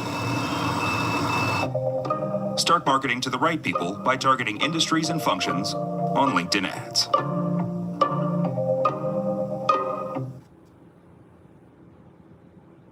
Yesterday, blown away with how lifelike and real these images are and what you were what you were able to create. I do just want to clarify one question, because I believe I think I pay for a level of X. Is it Grok using Flux, or is there a different place you go to use? Grok is the AI solution from X, and its images are powered by Flux. Does that make sense? So if you're using Grok on X and you ask it to generate an image, that image is actually being powered by Flux. I got you. Okay, so that's a tool, and somebody might be paying for ChatGPT and not realize that you could click Dolly. And you don't have to click anything. You just ask it to create an image, and it will do it. Yeah, so Dolly is DALL-E. Dolly 3 is out now. Okay, so that's some great tools if you want to start doing images for all kinds of use cases, including thumbnails. Some of our students and community will still maybe have photos of themselves. They'll use something like Canva or Photoshop, and they're that prominent character still in the thumbnail, but the backgrounds, they're doing these different types of illustrative backgrounds, these different types of images that AI will generate to kind of reinforce, of course, making a highly clickable and interesting thumbnail. And then one other thing you have. Real quick, if anybody has an Adobe license at all, you got to start messing around with what Adobe's got. They have something called Firefly, and Firefly is their AI generator, and it does allow you a lot of creative control. For example, you can choose different kinds of preset scenes, and you can say that you want it to be at the golden hour. For example, if you want to create an image at the golden hour, which a lot of photographers understand is near sunset with those orange hues and tones, you can even upload an image and ask it to model it after that image. And then of course Photoshop itself allows you to take any image that you generate out of any system, whether it's a photograph or AI, and selectively regenerate sections of it. So this is where you got to get a little creative utilizing all these tools, but kind of, there's no really bounds to what you can do. And the most beautiful thing about Photoshop is something called generative expand. So let's say that the image doesn't have enough room above the head and you want to put text above it. You can quite literally just pull their crop tool and make it bigger, and then a prompt will come up. If you just hit return, it will guess what it should be. But you can say, throw foliage above the head or whatever. It will just create the image bigger. The last thing I want to mention is there's also upscaler tools. A lot of these AI images come out looking a little wonky, where like the teeth don't look right or the fingers look wrong, and you can use upscalers, and Magi has an upscaler built into it. And what an upscaler will do is it will actually regenerate the image, double the resolution, but it will also enhance it as it goes through it, adding details and special effects. Man, that's some very nuanced tactical tips that we can apply. Okay, finally, titles and descriptions. Obviously, one of the most important things, in fact, what we're talking about here is the power of making better thumbnails. And if we're also writing better titles. You talked about perhaps descriptions earlier, as you talked about using AIstudio.Google to write a summary of a YouTube video that reinforces it, that gives you some good keyword-rich, text-rich to help the video. But what are you using for titles and descriptions, and what are your additional tips there? Okay, so many of us are pretty good at creating titles. We feel like we've got it down, we've done it plenty, but you could quite literally take a title into ChatGPT or Claude and simply say, enhance this. And that's it. It'll come up with 10 different variations, and I would suggest doing it across both platforms. And then what you can do is you can kind of look at it and say, all right, which one do I like better? Which one do I not like? Or if you want to, you can say enhance this so it's more relevant for this audience. And it will take that and will actually come up with variations of it. But let's say you've done it kind of backwards. Let's say you created the video, and Sean and a lot of other people often expound that it's really important to have the title in mind before you start the video, but let's just say that's not how it rolled with you. You could quite literally take your closed caption file or the transcript or whatever you have access to, or even the summary if you've already crafted the summary, and you can ask it to create 10 headlines, and it will go ahead and take that data. And you can specifically say, create headlines for email, create headlines for podcasts, create headlines for YouTube. It's going to understand the nuances of each of those things. For example, it'll know for email that there's a limited amount of characters that show up in the email before it gets cut off. It'll know the same thing about YouTube. So you can quite literally just have it be your creative playground to actually create better headlines. And often the descriptions is something we're really weak at. A lot of times we have this template that we've been using forever that's horrible, right? Well, if you want to create a description, we could use the example we talked about earlier with AI Studio to quite literally have it just listen to the darn thing and create a couple variations that are almost certainly going to be better than what you could come up with on your own. I just posted a video on 25 major YouTube updates creators can't ignore, and a great video with a YouTube employee that is a must watch, which I'll link into the show notes to really get you ready for 2025. But what I did was, as you described, I took that title and I put it into Claude and said, enhance this YouTube title. And it gave me 4 options. And the original title was 25 new YouTube updates every creator needs to know. And then it updated with 25 major YouTube updates creators can't ignore, parentheses 2025 changes, and then it explains why. Adds urgency, includes a year reference for freshness, can't ignore creates more FOMO than need to know. Really good. The second option, YouTube's 25 biggest changes that will impact your channel. Personal with your channel will impact. I see what you're saying in terms of, it's like in terms of writing. It's helping you learn why it's doing what it's doing, which is kind of cool. Now, ChatGPT will not do that. Yes. ChatGPT will just give you a list. You know that, right? Yep. And then 25 critical YouTube changes creators are missing. Of course, then I have to use my intuition to filter that is major to extreme, or is it critical, or they, whatever. But nevertheless, YouTube just changed everything. 25 updates you must need to know. In a way, YouTube didn't really just change everything.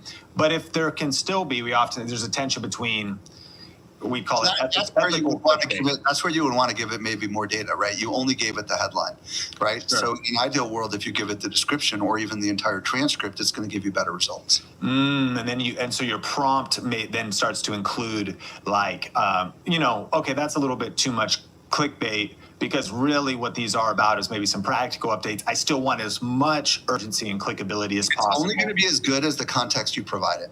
So for example, if you said you were a world-class YouTube title generator, and I'm going to give you an entire transcript of this video, and you don't even give it the title of the video.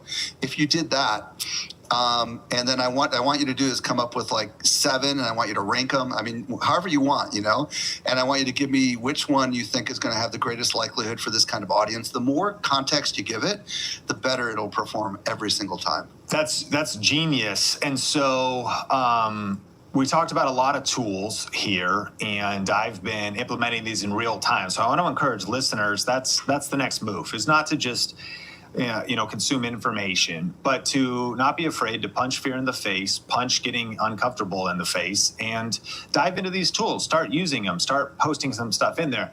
You mentioned it's only as good as the context you give it, but even without giving Claude context, these are some incredible. I'm actually in Slack right now talking to Steph and Kyle, and they're like, these titles are strong. And so that's crazy. And you didn't even really give it much direction at all. And I didn't give it much direction at all. So always getting a little bit better, and knowing that we've actually kind of learned this in our community too. Like we mentioned in the last episode, Eric Ries, the author of The Lean Startup, said the only way to win is to learn faster than anybody else. We've understood, like in our coaching program, that actually coaching is more essential now than ever before, or being a part of a community, or being a part of a mastermind, or being in some kind of a membership, because it's going so fast. And so being plugged into ongoing learning, knowledge transfer, iron sharpens iron, small tweaks lead to giant peaks. And you've done that today. I mean, it's been one of the richest episodes with so many tactical things that can help us crush content in 2025. So I want you to shout out, of course, how people can stay connected with you. You're going deep in AI. And by the way, I mean, I just clicked subscribed on your new podcast and YouTube channel, because I was like, I got to stay plugged in. I need to know this stuff. And there's really just no option. There's those who are going to embrace AI, and there's those who are going to get left behind. Yeah, AI Examiner, at AI Examiner on YouTube is where you find it if you're a watcher of podcasts. If you are a listener, it's called AI Explored. You can find it in Apple Podcasts, Spotify, YouTube Music, and Amazon Music. And I'd love it if you let me know what you think about this. you can search my name and find me pretty much anywhere on the socials. Michael Stelzner, thank you so much for adding massive value today. Think Media Podcast, wherever you watch or listen, if you got value, if you could like, rate, review, or share. And if you're on YouTube, leave us a comment of any future questions that you would have as we bring on future guests and even Michael Stelzner back. My name is Sean Cannell, your guide to building a profitable YouTube channel. This is the Think Media Podcast, and we'll catch you in a future episode.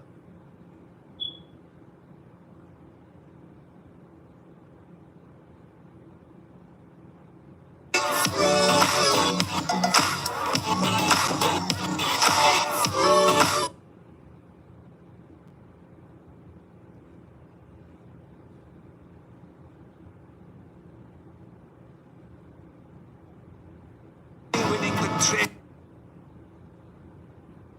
is back.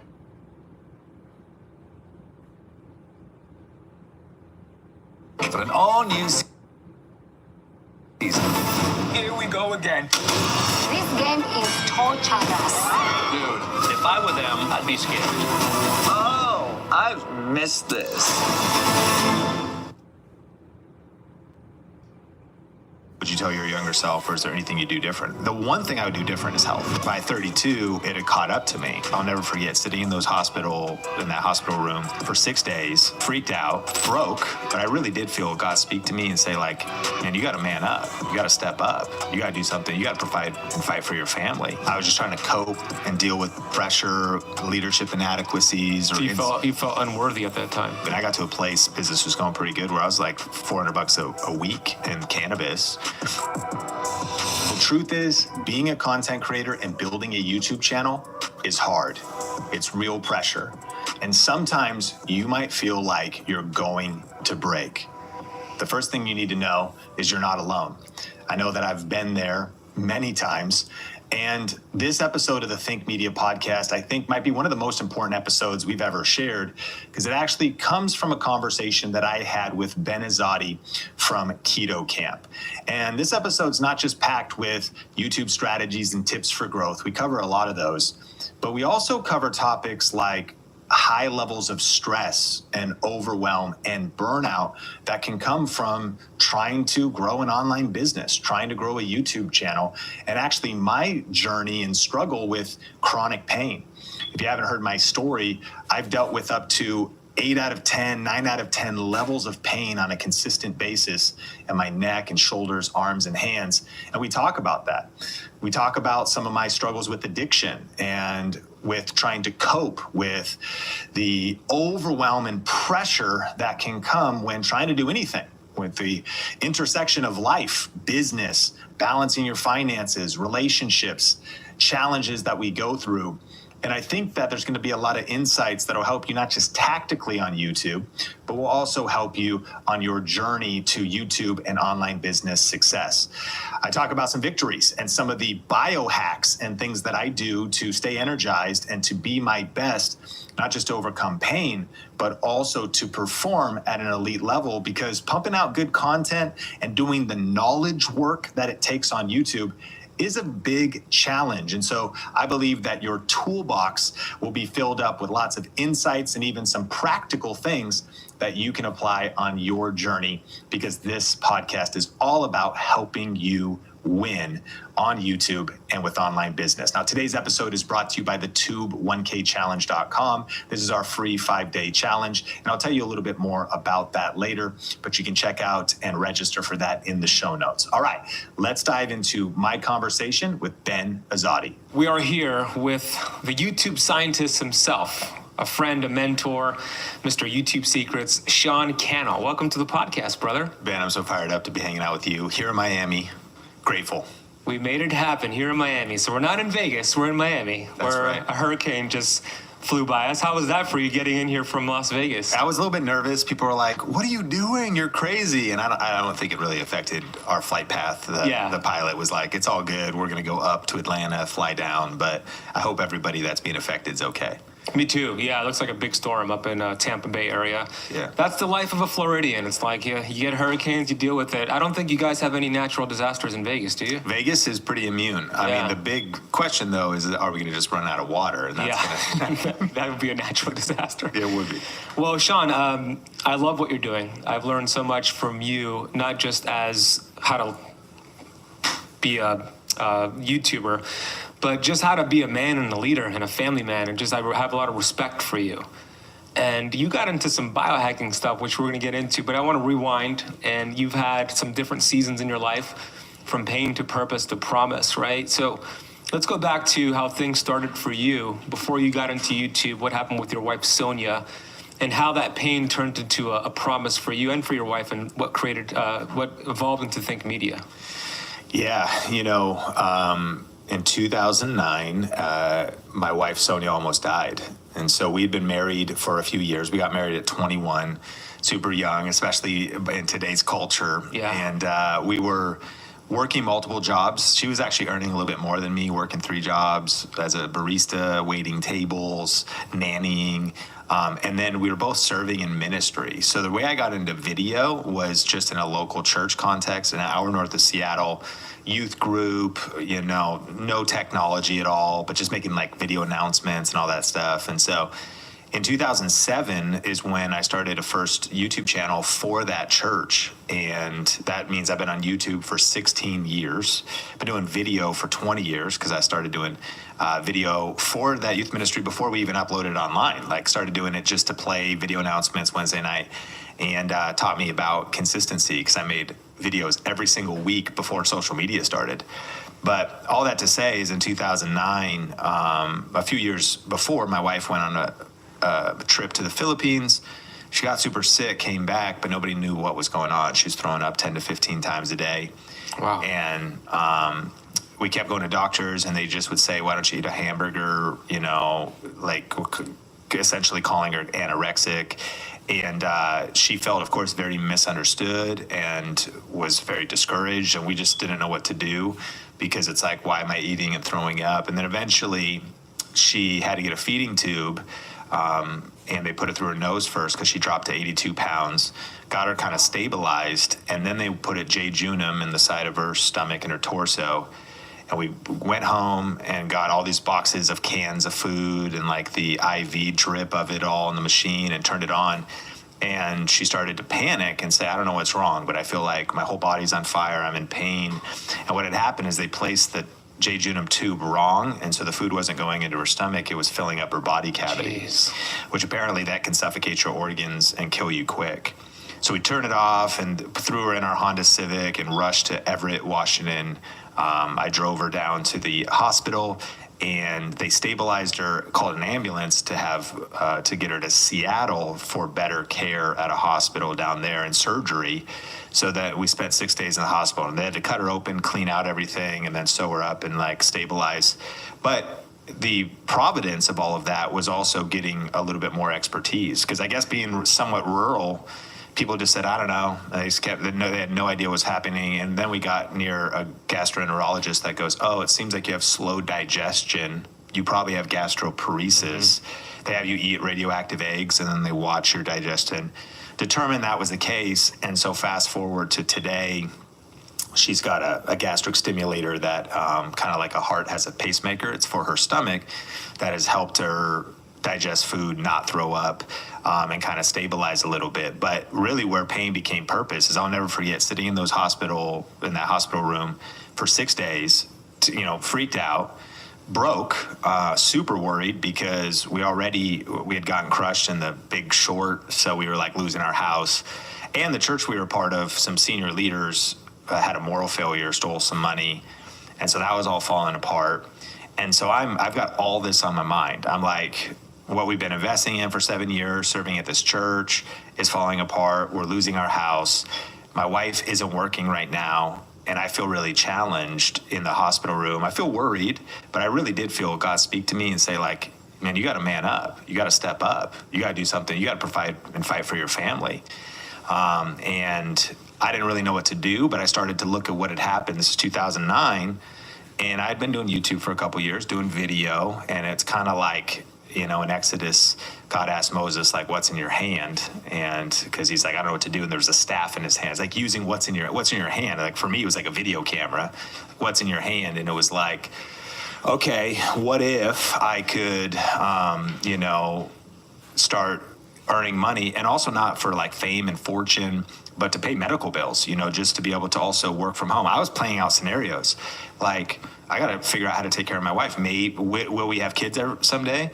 Will we need help raising those kids? We're definitely not making enough money to hire a nanny and all that kind of stuff. So I started to kind of like dream bigger, to think about like I got to do something, and I got to work. So anyways, there's a lot to the story that we can kind of process, but I definitely was at a crossroads, and I have total empathy for people that could go to a really dark place and just give up and go to that place of discouragement or depression. But I did feel like I had a choice. Like I could have either really gone that direction or just thought, okay, well, this is the circumstances now.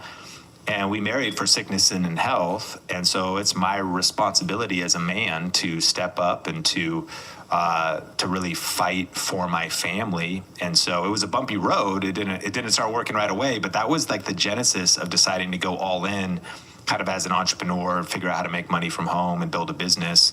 Was family first, really. You're right. There's two different directions that somebody could have went back then. When you hit rock bottom, you went through so much with Sonia's health. And it's unfortunate that the third leading cause of death in the United States is medical error, right? And it was some medical error with the Dewey, how do you say that? Jejunum they put in her body the wrong way. But, my question to you is this, because most people probably wouldn't have been like, okay, what's the good here? What can I create here? How can I create a life for my future family? Do you think it's your strong faith in God and your relationship with God that helped you see that instead of the fear? Because faith and fear both demand for us to believe in something that we cannot see, but you chose to go with the faith. I think most people probably would have went with the fear. Do you believe it was your faith with God that helped you see the light in that dark situation? 100%. I think I know it's my faith, and for a couple of reasons. I think that building my faith, I think that I think about this in terms of like saving money. Sometimes when like a recession hits or hard times hits, and all your friends or all your peers were around, and maybe now they're in trouble, one of the questions, of course you want to help them, but one of the questions will be, well, what were you doing during the good times? And I sometimes think about if maybe your life's going good and things are going good. A lot of times, churches, after 9/11 happened in America, churches got packed for a few weeks and a few months. Makes sense, because all of a sudden people were faced with we could die. Yep. And all of a sudden you have that mortality motivation. But I do think there's something that wisdom would say, that when things are going good for you, that you want to be, sowing the seeds today for the harvest that you want to reap tomorrow. And so not only my faith, but I think the work I had done, what I had invested in my relationship with God, in prayer, in the word. And in Romans it says, do not be conformed to the pattern of this world, but be transformed by the renewing of your mind. I know you're big on how you think. So I think that a lot of it also is going to come back to the brain and how you think. The Bible's full of that, transforming the way you think. We want to have the mind like Christ. And so being in that hospital room, I may have drowned if I had learned to swim first. I heard my friend John Acuff say that, where during the pandemic, he goes, he had been building up his online brand. Everyone needs to build an online brand. And he goes, I've been learning to swim for the last 10 years, not realizing the world was going to get flooded. And I'll never forget that quote, because it was kind of same thing. So I've been building my faith. Faith's like a muscle, and it starts as a mustard seed, but I've been building my faith. So by being in that hospital room, the way I would process things, I'm praying, I'm thinking through things, and having the word of God as like what my soul feeds on. God works all things to the good. So it's just this confidence of, for those who love him and are called according to his purpose, that God is I don't know how he's going to work this out because this is so bad. And there seems like there's no future, but I'm just going to keep trusting that he's going to work all things to the good. In Corinthians, it says, these light and momentary troubles are nothing compared to the surpassing glory that awaits us. So with living with eternity in mind, I start thinking, okay, it would be nice to have a much more comfortable life. It would be nice to not have had chronic illness and illness hit us as a super young couple. I mean, you could get very bummed out by that, and most would.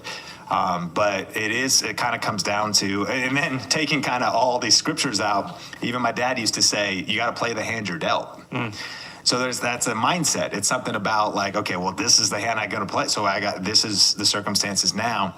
How can we take these lemons and make lemonade? And thinking about, and it can be so easy to tally up the negative. Here's what we don't have going for us. But you also count your blessings. We could also count, well, at least we got a family around us. We got friends in our life. At least one of us is strong. Shoot, both of us could be sick. Now like we would die for sure. Like we'd go broke. But like, okay. And in reverse, Sonia would do the same for me. And so let me just get to work. Let's think about this. And you might say, oh, here's what we can't do. Can't go travel or do certain things actively. And then people fixate if you only have that one mind. But look at the possibilities, the open-mindedness of being like, well, here's what we can do. We can still have an incredible marriage, a great life, and seasons pass, and they certainly have since then. So by continuing to invest in our marriage and invest in her, and been through a lot of ups and downs, but just, her health has gone to, we also didn't think we'd be able to have kids.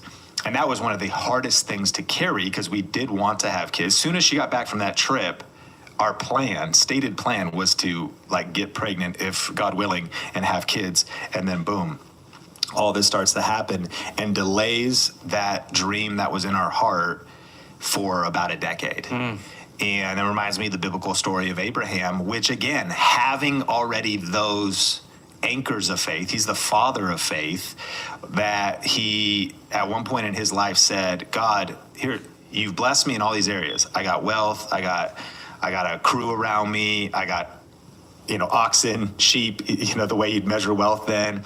And there's blessings all around me. I'm doing well, and it might be my health's good, all this kind of stuff. But God, I don't have a son. And not only was that like just, I hope I have kids, I don't have someone to carry on my name. I don't have somebody to I have this dream of building a legacy. That would be the way I pass this on. And he had this promise from God, but it took decades to fulfill. So even having studied those stories and seeing even how God works, because I know that that's one of the big questions that people listening to this, we all wrestle with. Why do good things happen to bad people? Or, oh, sure, if God, I believe God heals people, but you're also, okay, well, why are you not healed right now? Well, you start seeing, okay, sometimes we are seeing that God is much more of a crock pot God than a microwave God. And a lot of what he's doing in life is building our faith, building our perseverance, changing us internally, building our character and developing hope within us that doesn't disappoint. So that was all of that stuff I had already developed in me at least a little bit, and no doubt about it, that carried me through to help me see and start going into action rather than just being paralyzed by fear. And no doubt about it, I still had a ton of fear or worry, and it would be a daily fight. You wake up and you maybe feel like the weight of the world is on you.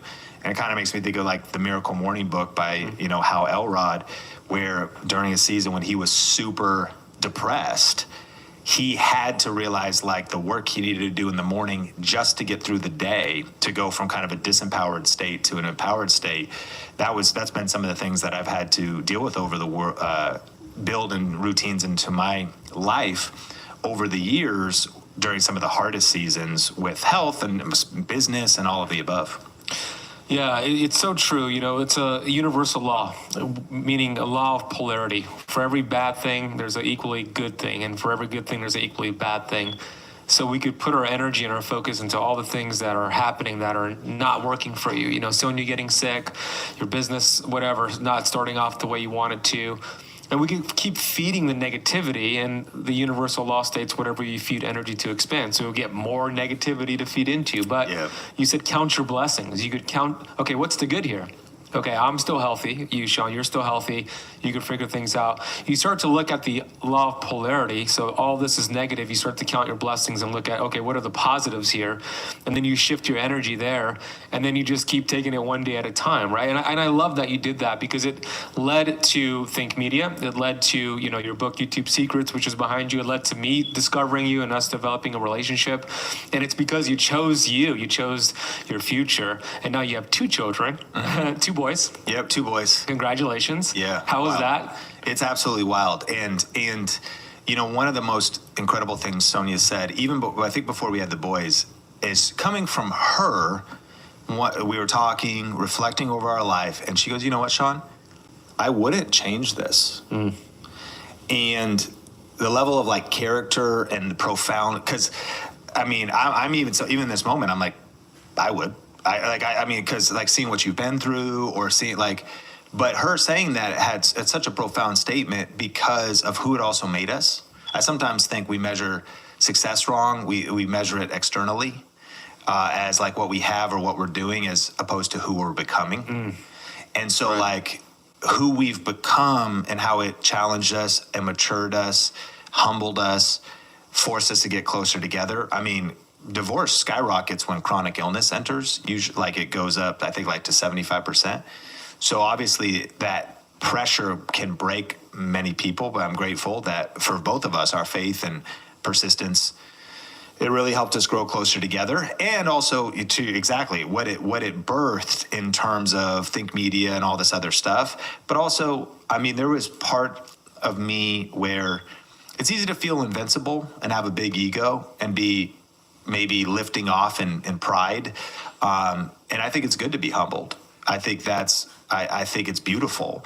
And I think it also, becoming a strong leader or becoming, I think, a person of character and a person worth following. There was this time where Jacob wrestles with God and he wrestles all night in Genesis. And then he wakes up with a limp and has the limp the rest of his life. And I think that's a good thing. I think that if a leader has a limp, they're a better leader. There's something about God talks about none of this stuff's popular too in culture right now. Of course, it's countercultural, but it says that God loves a broken spirit. And I heard one person describe what does broken mean? Because of course we think, let's be empowered, let's be, our ultimate life, let's be 10X, let's be all this kind of stuff, which is all good.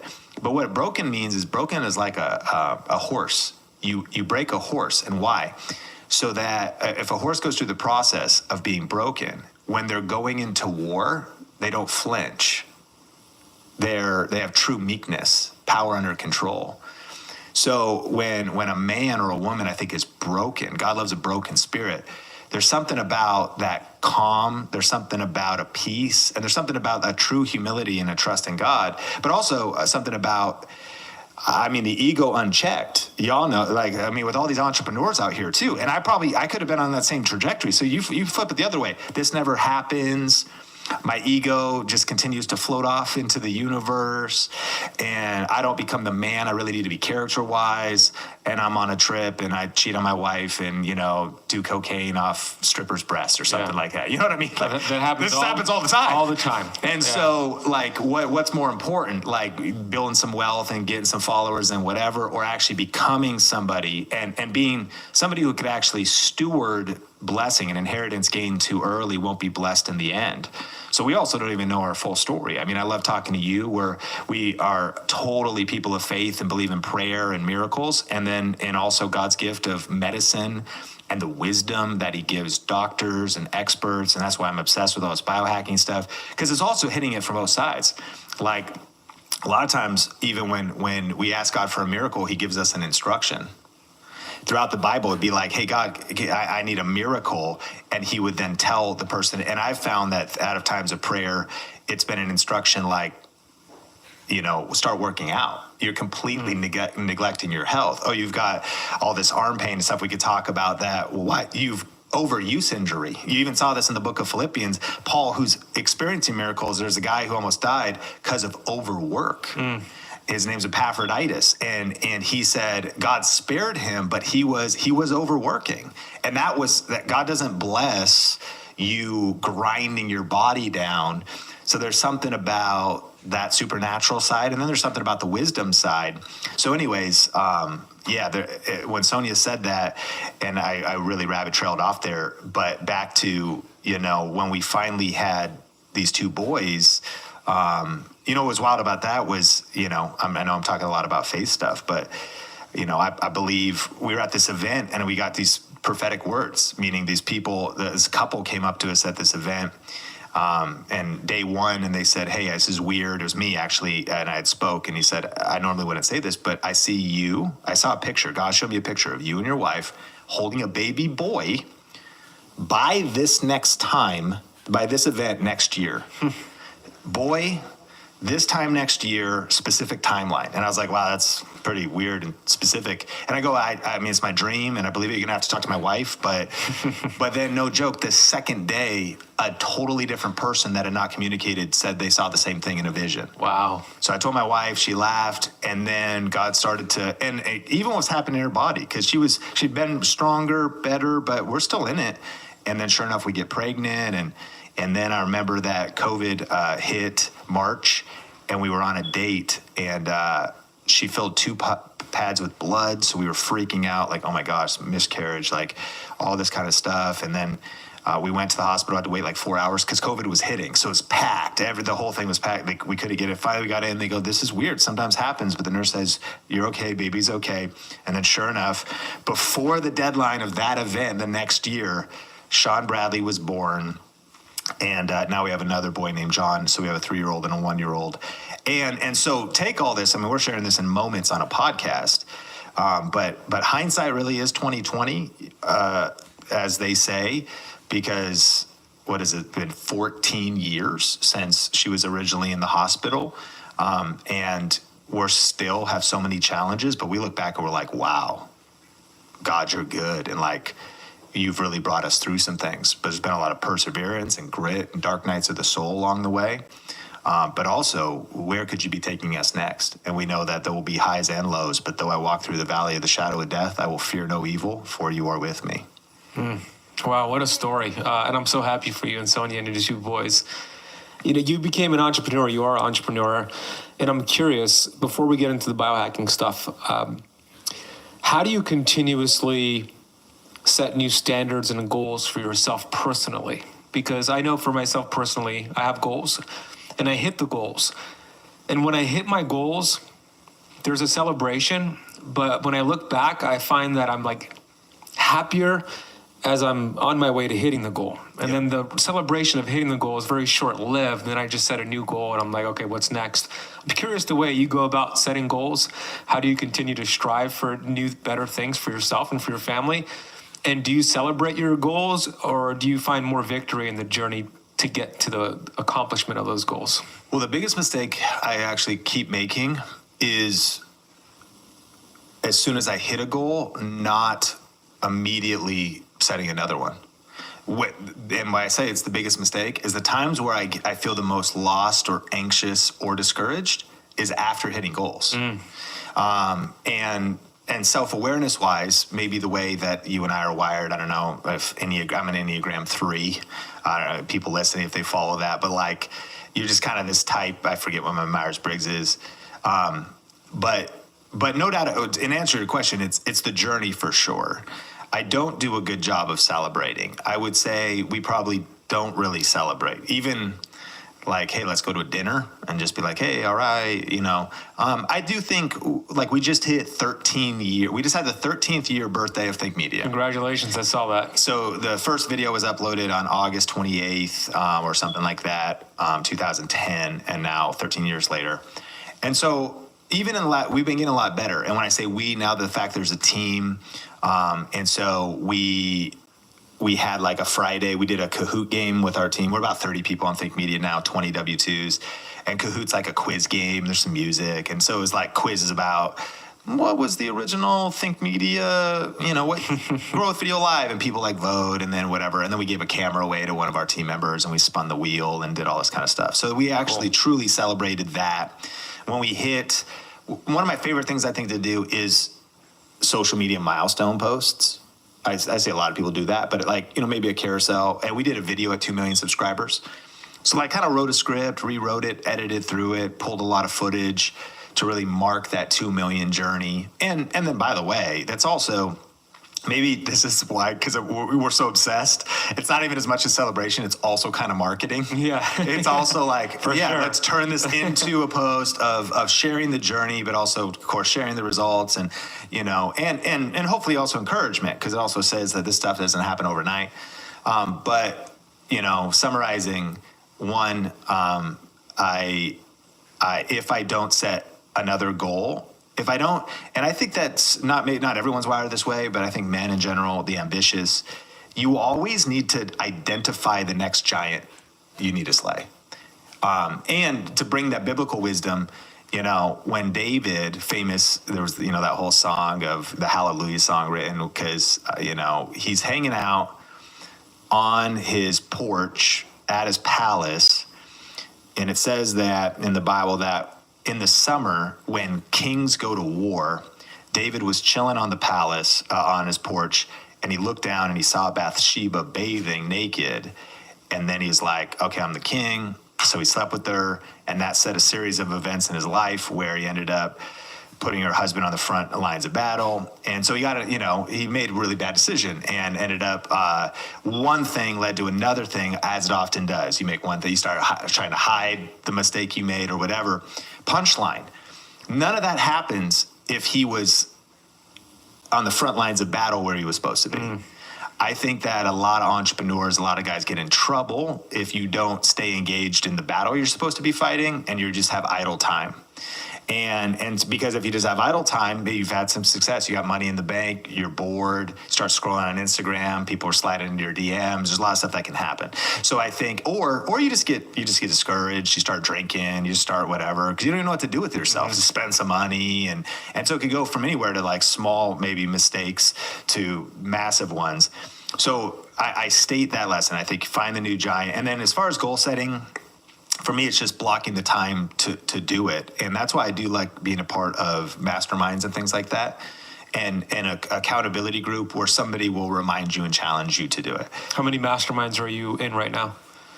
2. I'm a part of this one called The Wellspring with Pete Vargas, kind of faith-based angle. And then I'm in a peer-led mastermind with my friend Stacey Tuchel. I just kind of was invited into it. And peer-led meaning it's just kind of invite only, and then there's a little bank of money to pay for one event a year or whatever. There's no cost to it, but it's kind of invite only. But what I found was like the last time I really set goals was because we were at the retreat for the Wellspring, and they like clarified the 5 domains of life, like set a goal in your faith, in your family and relationships, friendships, marriage, kids. Set a goal in your money, not just make more money, but make money matter. What are we doing generosity wise? Set a goal in your health. And then whatever the other one is. And so, and then write those down. And so the cool thing is, I got to join a mastermind to do that. I think you just need to actually block time. And because this last January, I,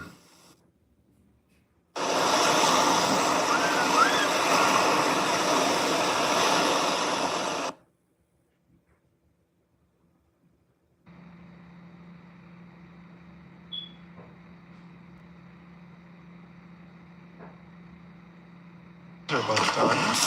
USDA choice ribeye must have cost a fortune, huh?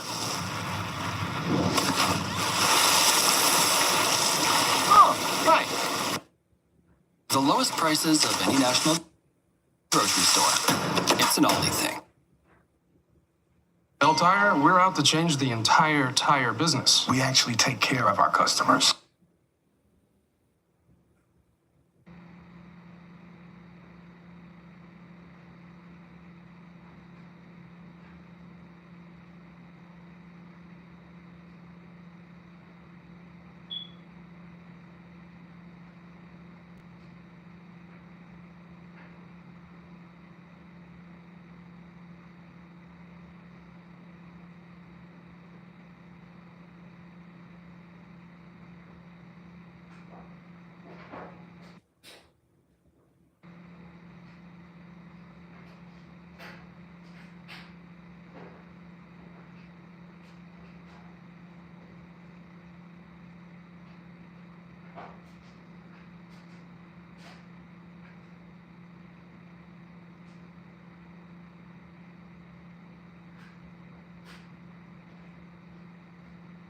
That's what makes us different. That and our one employee that happens to be a tire. We're not your ordinary tire store because we're changing tires. Bell Tire.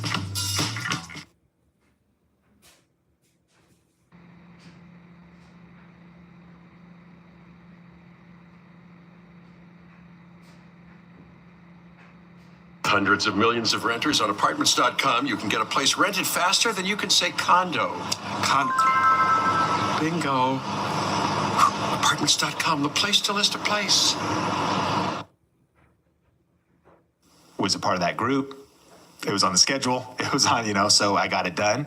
And I did find it shifts your physiology, it shifts your energy, gets you kind of excited again. It does, it actually, I think it reduces anxiety and fear. Of course, your goals should scare you a little bit, but you're also seeing that they're practical. And like even set a revenue goal. And then I think you got to measure what matters. And I was recently talking with a mentor, and I was like, I just feel like we're failing. And then we just added up our numbers. And projected the rest of our revenue this year. And it was like, we were mathematically, we weren't even failing.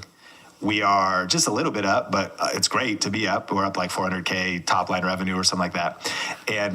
And so like just the opposite of not failing, but yet emotionally, I felt like we were, which does definitely think something about putting pen to paper. If it's not written, it's not real. Yeah. And so translating your goals to paper, measuring your goals. And of course we could be missing them, but then it allows you to know, where you need to get going. So I've said a lot, but I think I actually feel like I'm not the best goal setter. I just, when I have accountability to remind me to do it, it works. Yeah. It works. And so like get your goals on paper and keep doing it. And then don't let too much time lapse once you reach it before picking another giant to slay, because you can avoid trouble that way. That's great advice, not just for entrepreneurs, but with your health goals as well. Any goals in life, family goals, relationship goals. You said a couple things there that I want to unpack. I'm very much like you. I won't really celebrate a goal. I'll be on to the next one. And I have found that blank space on my calendar leads to the devil's playground, as Grant Cardone says, and I agree with that. So for me, my calendar needs to be aligned with my highest values and my purpose. And I do see this all the time with entrepreneurs, not even entrepreneurs, just people who have really bad behaviors with their lifestyle. And it could be addictions, it could be social media, it could be Netflix, whatever it is. They're doing things to just kill time, as they say, right? I'm killing time. And I believe it's a result of them not being clear on their highest values, their purpose. They don't know what their purpose is, or maybe they do know what it is, but they're not aligning their activities with that. So they're going to have these addictive behaviors and addictions as the body's way of showing you to get you back into homeostasis, meaning you have a clear purpose in life and you're not living congruent with it. And we're going to give you these problems to wake you up. And it could be relationship problems. It could be doing cocaine on a vacation, whatever it is. But I believe these behaviors and addictions and symptoms are the innate intelligence way of telling you you're not living incongruent with your purpose.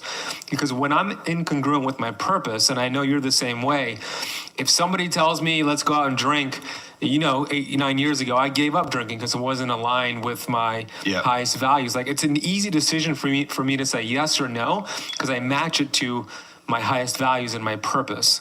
So I think that is important for us to get clear on our purpose and our why we're put on planet Earth, and align your calendar with it. You also made a decision with your health a few years ago, because you started to notice some pain. And I want you to talk about some of the things you were dealing with your health challenges, how that evolved over time, and what woke you up to, okay, I got to take care of my health now. Let's figure this out. Yeah, so at 32 years old, I started to feel a ton of pain in hands and wrists. And I'll never forget, because I was working at a church. I had been building up YouTube on the side, working at a church in Las Vegas. I became a campus pastor in Irvine, California. And so we were down there for a while. And then we moved back to Vegas, transitioned off staff, and went into full-time entrepreneurship. And that was kind of the rise of Think Media, from just being a side YouTube channel to being what it is today. And I want to say that was, like 2015. And I remember coming back though. And I remember we went to church on a Sunday, and I was wearing these 2 black braces because I got these like carpal tunnel braces. And I was just kind of freaked out because I didn't know, will this pain go away? What is the cause of this pain? And up until that point, I had spent so much time working at a computer from probably 19 to 32. And there was times when I was waiting tables at Red Robin, but I would work in those very early days. I would work like Thursday, Friday, Saturday, try to put in 32 hours or something. And then I would, after work, go to the church office and edit video for 1, 2, 3, 4, 5 hours with terrible ergonomics. And then eventually when I started doing video myself, YouTube as a side hustle, I, again, would maybe do 8, 9, no breaks. I'd do 8, 9, 10, 11, 12-hour days. Sometimes doing freelance work, so I'd work for clients, and then to put in another couple hours. But one of the problems was it was all the same work. 8 hours of editing for clients, and then shoot some of my own videos, but edit my own videos. Yeah. With poor ergonomics and no strength training. I think as I look back, people often said, what would you tell your younger self, or is there anything you do different? The one thing I would do different is health. Question: are you interested in learning the best strategies that are working right now to get views and subscribers on YouTube? Well, I want to invite you to our free 5-day Tube 1K challenge, where I'm going to be going through our 7-step YouTube success system entirely for free. Over 10,000 people have used this exact framework to start and grow successful YouTube channels, whether for their business, whether as a side hustle or as a creator, or even as a ministry and a nonprofit. And I'm going to be teaching through these 7 steps at tube1kchallenge.com. Every one of the 5 challenge sessions will include a strategy that you can immediately apply to start growing your channel, as well as a challenge, something to do that'll get you moving, taking action, and creating content that will lead to growth. Plus, there's going to be software giveaways, tech giveaways, and even a brand new YouTube camera. So if you're interested, just go to tube1kchallenge.com or click the link in the show notes. And now let's get back into the episode. As I look back, people often said, what would you tell your younger self, or is there anything you do different? The one thing I would do different is health. There's maybe many things, but that's by far at the top of the list, because the level I pushed it to was unnecessary. And even if I worked that hard, I believe I would have included the reverse to that. Put some yoga in there, strength training in there, weights in there, do the opposite of what that was causing, like hunching forward, all that different stuff. Nevertheless, by 32, it had caught up to me. And so I started to study RSI, repetitive stress injury. And I bought every book, Sarno, who talks about actually that it's mental, and there can be a lot of pain that you have, maybe your arms and your hands, because of trauma, or maybe there was stress or anger or trauma that happened to you, and it can be captured in certain muscles at certain times. So I was hitting from every side, trying to see doctors. What was interesting is when they would have me do the tests, it wasn't that I had carpal tunnel. I just thought I did, because I had wrist pain, and I'm like, maybe I do. And so I went on a journey, but then the kind of tough thing was, as I said, at 32, I started going into entrepreneurship. So once I got no more freelance clients, nothing else, just our own YouTube channel, just our own content, and then started hiring, the grind of getting a company off the ground is insanity. Luckily, I hired a video editor maybe 1 or 2 years in and stopped video editing, but I would continue to work at a computer and take meetings or type.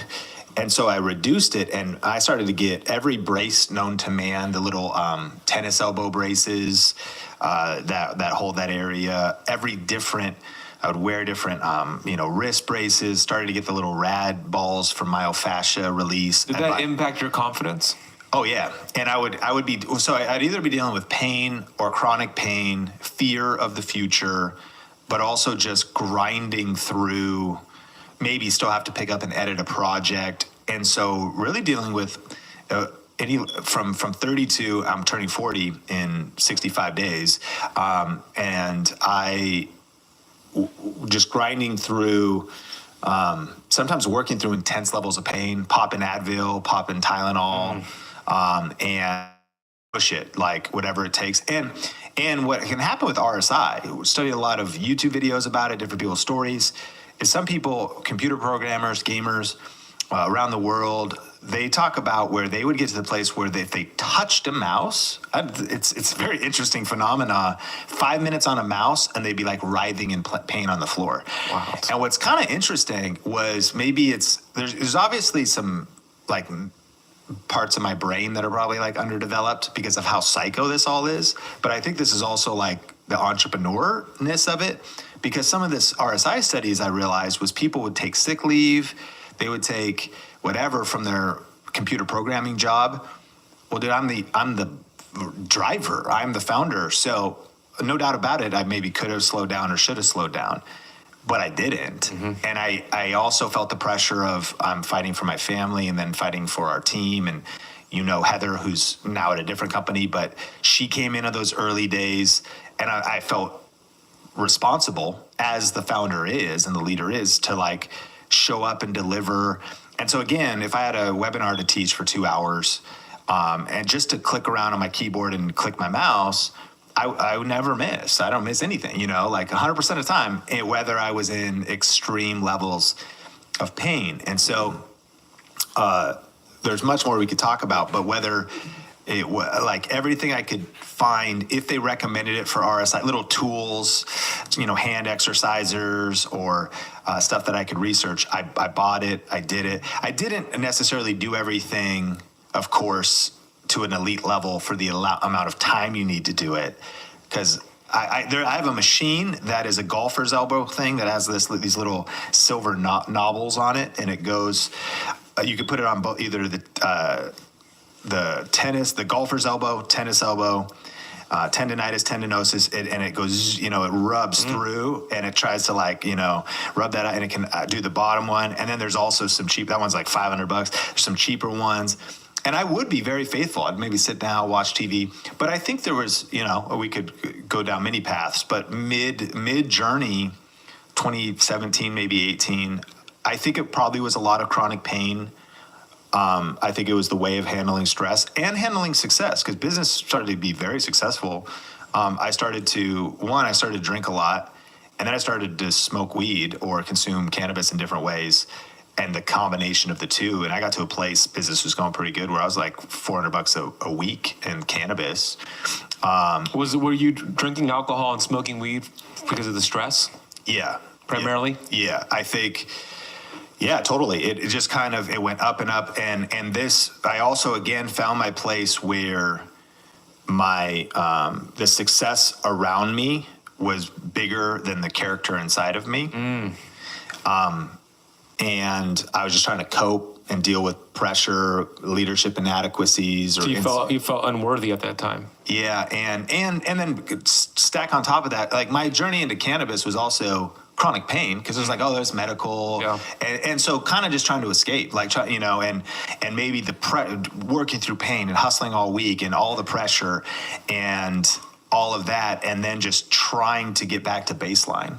I think I heard Alex Hormozy early in his journey he was saying like maybe half a fifth every single night of hard alcohol, 6, 7, 8 shots to just get back to baseline. And so the wrong way of coping with all of the above, but in the pressure of it all, that's, there was a whole season of that as well, which makes things worse. And what's interesting is I did get into running, ever since 32, when we're at an apartment, I'd get on the treadmill a little bit and got to a place where I did a couple half marathons. But a huge missing piece was the strength training by far. And also, a friend of mine was just talking about too, I've been doing all these push-ups. He goes, you really need to be doing pulling more. You should be really focusing on pulling, because the push-ups aren't going to help how your shoulders are going to round, and your head, which is 12 to 16 pounds or whatever, that's leaned forward because of looking at a computer and being in a computer that much for that long. So doing like the opposite strength training. And so I can go into, the good news is things have shifted in the last especially 12 to 24 months. We've talked a lot. We talked all the way back when I was going to do stem cells, and I ended up doing Regenex to a friend of yours. That was an amazing conversation that kind of pivoted me with something. So things have been going good, but it's been a crazy journey. It's wild to think that it's been about 8 years. And it's one of those other things where like business is booming, so many wins, and so much good happening around us, but I've been, like crippled to a point and just in writhing with different levels of pain. And maybe to articulate it, there's been times where like a good day, there's been pain-free days lately and pain-free moments and so much progress lately. But it was probably always a 5 out of 10 with times when it's like an 8, 9, or 10. A couple summers ago, I was lathering my arms with CBD menthol. Because you were in that much pain. Because I was in that much pain. And sometimes I would like wake up, work a little bit in the morning and know I had like a live training or something at 4 or 5. And I would like get in bed and pop like Advil, which by the way too, I stopped taking all Advil for over a year now. I do still Tylenol sometimes. I don't know if it's better, but I've heard that, especially, and can go like weeks without anything, which is insane progress. Because at that time, I would like pop the Advil, rub my arms, sit there, and just be like kind of freaked out. Just be like, I just got to rest and try to recover and get ready, and then get back to the grind and go back in my office and do whatever I had to do to attend. And there was some practical things just to also shout out, like whether the Think Media team throughout the years, teamwork makes the dream work. And I think it's like says in Ecclesiastes, 2 are better than 1, because if 1 falls, I mean, that'll preach to, with my wife and I, the power of having a partner, but also the power of having a team. Because if you go through something where you need to lean on others or they can carry stuff, and then a cord of 3 strands is not easily broken. So I think if I was isolated or alone or trying to go through all this, man, I would have been sidelined. But our company has scaled through me still being able to produce quite a bit, but not even being at my best. The credit goes to having incredible people around us, and teamwork makes the dream work for sure. And just major shout out to the Think Media team. Yeah, you've got I love Think Media. I love your entire team. They're incredible. Every person I've met on the team has been exceptional to me, including yourself. And you've made a lot of progress with your health. I'm proud of you, and I know you're still working on it. I saw on your Instagram stories that you're doing, correct me if I'm wrong, 100 push-ups for 100 days in a row. Is that what it is? Yeah, so I did, a couple friends challenged me to do 100 push-ups a day for a month. So 100 push-ups a day for 30 days. For 30 days, and now I'm on like almost 2 months. So you kept it going. Yeah, so You're on day 60. I'm on day 60 at this moment. And you've done 100 every day. Yeah. I saw you doing it at the airport at Las Vegas. Was that Vegas airport? That was the SeaTac in Seattle. Seattle. That's summer. where. Okay. Yeah. I want to know. That's impressive. Good job, by the way. Congratulations. But I want to know. There have been some days, I'm sure, where you're like, actually, I could just end the streak now. I've already done my 30 days. Yeah. What got you over that stinking thinking to say, let's just keep this going and let me just get it done? Yeah. So, I mean, if I back up briefly, one thing that I don't know how helpful it's been, and this is something that I think is true in general with maybe biohacking and stuff. When you throw the whole kitchen sink, because as you can see, I've tried to do everything. And I also try to do things that have other benefits. Red light, health, nutrition, PEMF mats, the whole deal. Just wanted to get my whole physiology, because also your whole body healing too. So my arms, shoulders, neck, anything I could do. But eventually I did Regenx about not even a year ago, but coming up maybe a year and 1, 2, or 3 months. They drilled 6 holes in my tailbone, sucked out my bone marrow, and spun that into stem cells, and then like 50 vials of blood into PRP, 21 injections, and that at the elbows, the tendons, the muscle, whatever, wrists, certain fingers. After MRIs, there's a bulge in my neck around there, a beginning of one. So neck, like shoulder, and was it all on your left side? Right side is the pain side, but it's both sides. Okay. Heavier on the right side.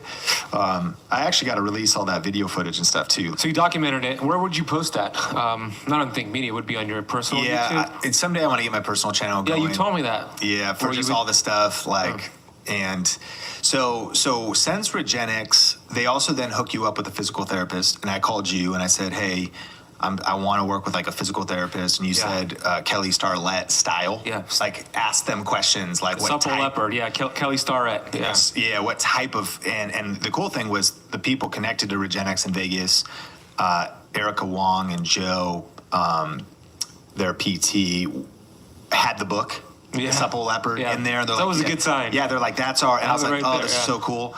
And they're based out of a CrossFit gym. So started to meet with them, and then generally they started to kind of get me back to even kind of able to. Also another big one was EGOSQ method, which Tony Robbins talks a lot about. I think they got a clinic in San Diego, which is all posture, and they call them E sizes, where you can do the people. He'll do it on some events. We'll do the E sizes where you'll do like whatever these are called, the rolling shoulder things, and then lay on your back with your feet up on the wall, or different deals to. Talking about how alignment, like with if your spine's out of alignment or your hips, that then the function downstream that can cause. So I started to really commit to those, and I even went in person. They take a picture of you, and then they keep working based off that picture every time you go into the clinic. And I would see that my right side was raised. My mouse side shoulder was raised, probably shortened maybe in the shoulder. And my mobility on my shoulder, and also the right side of the neck, which is where all your nerves come out of, right? Different things where I have lost the curvature in my neck. It's neutral now and so it's not even really what was happening in my hands. It was the fact that my head was tilted down in front of a computer for 6, 8, 10 hours a day. Every inch forward is 20 pounds of pressure on the rest of your body. And then that dysfunction kind of messed the whole right side up as I'm also doing the mouse. So anyways, after Regenix, and then started doing PT, and then once I started even getting, what I realized was I'd been so far out of strength training that I had just had a lot of even foundational stuff to get back to.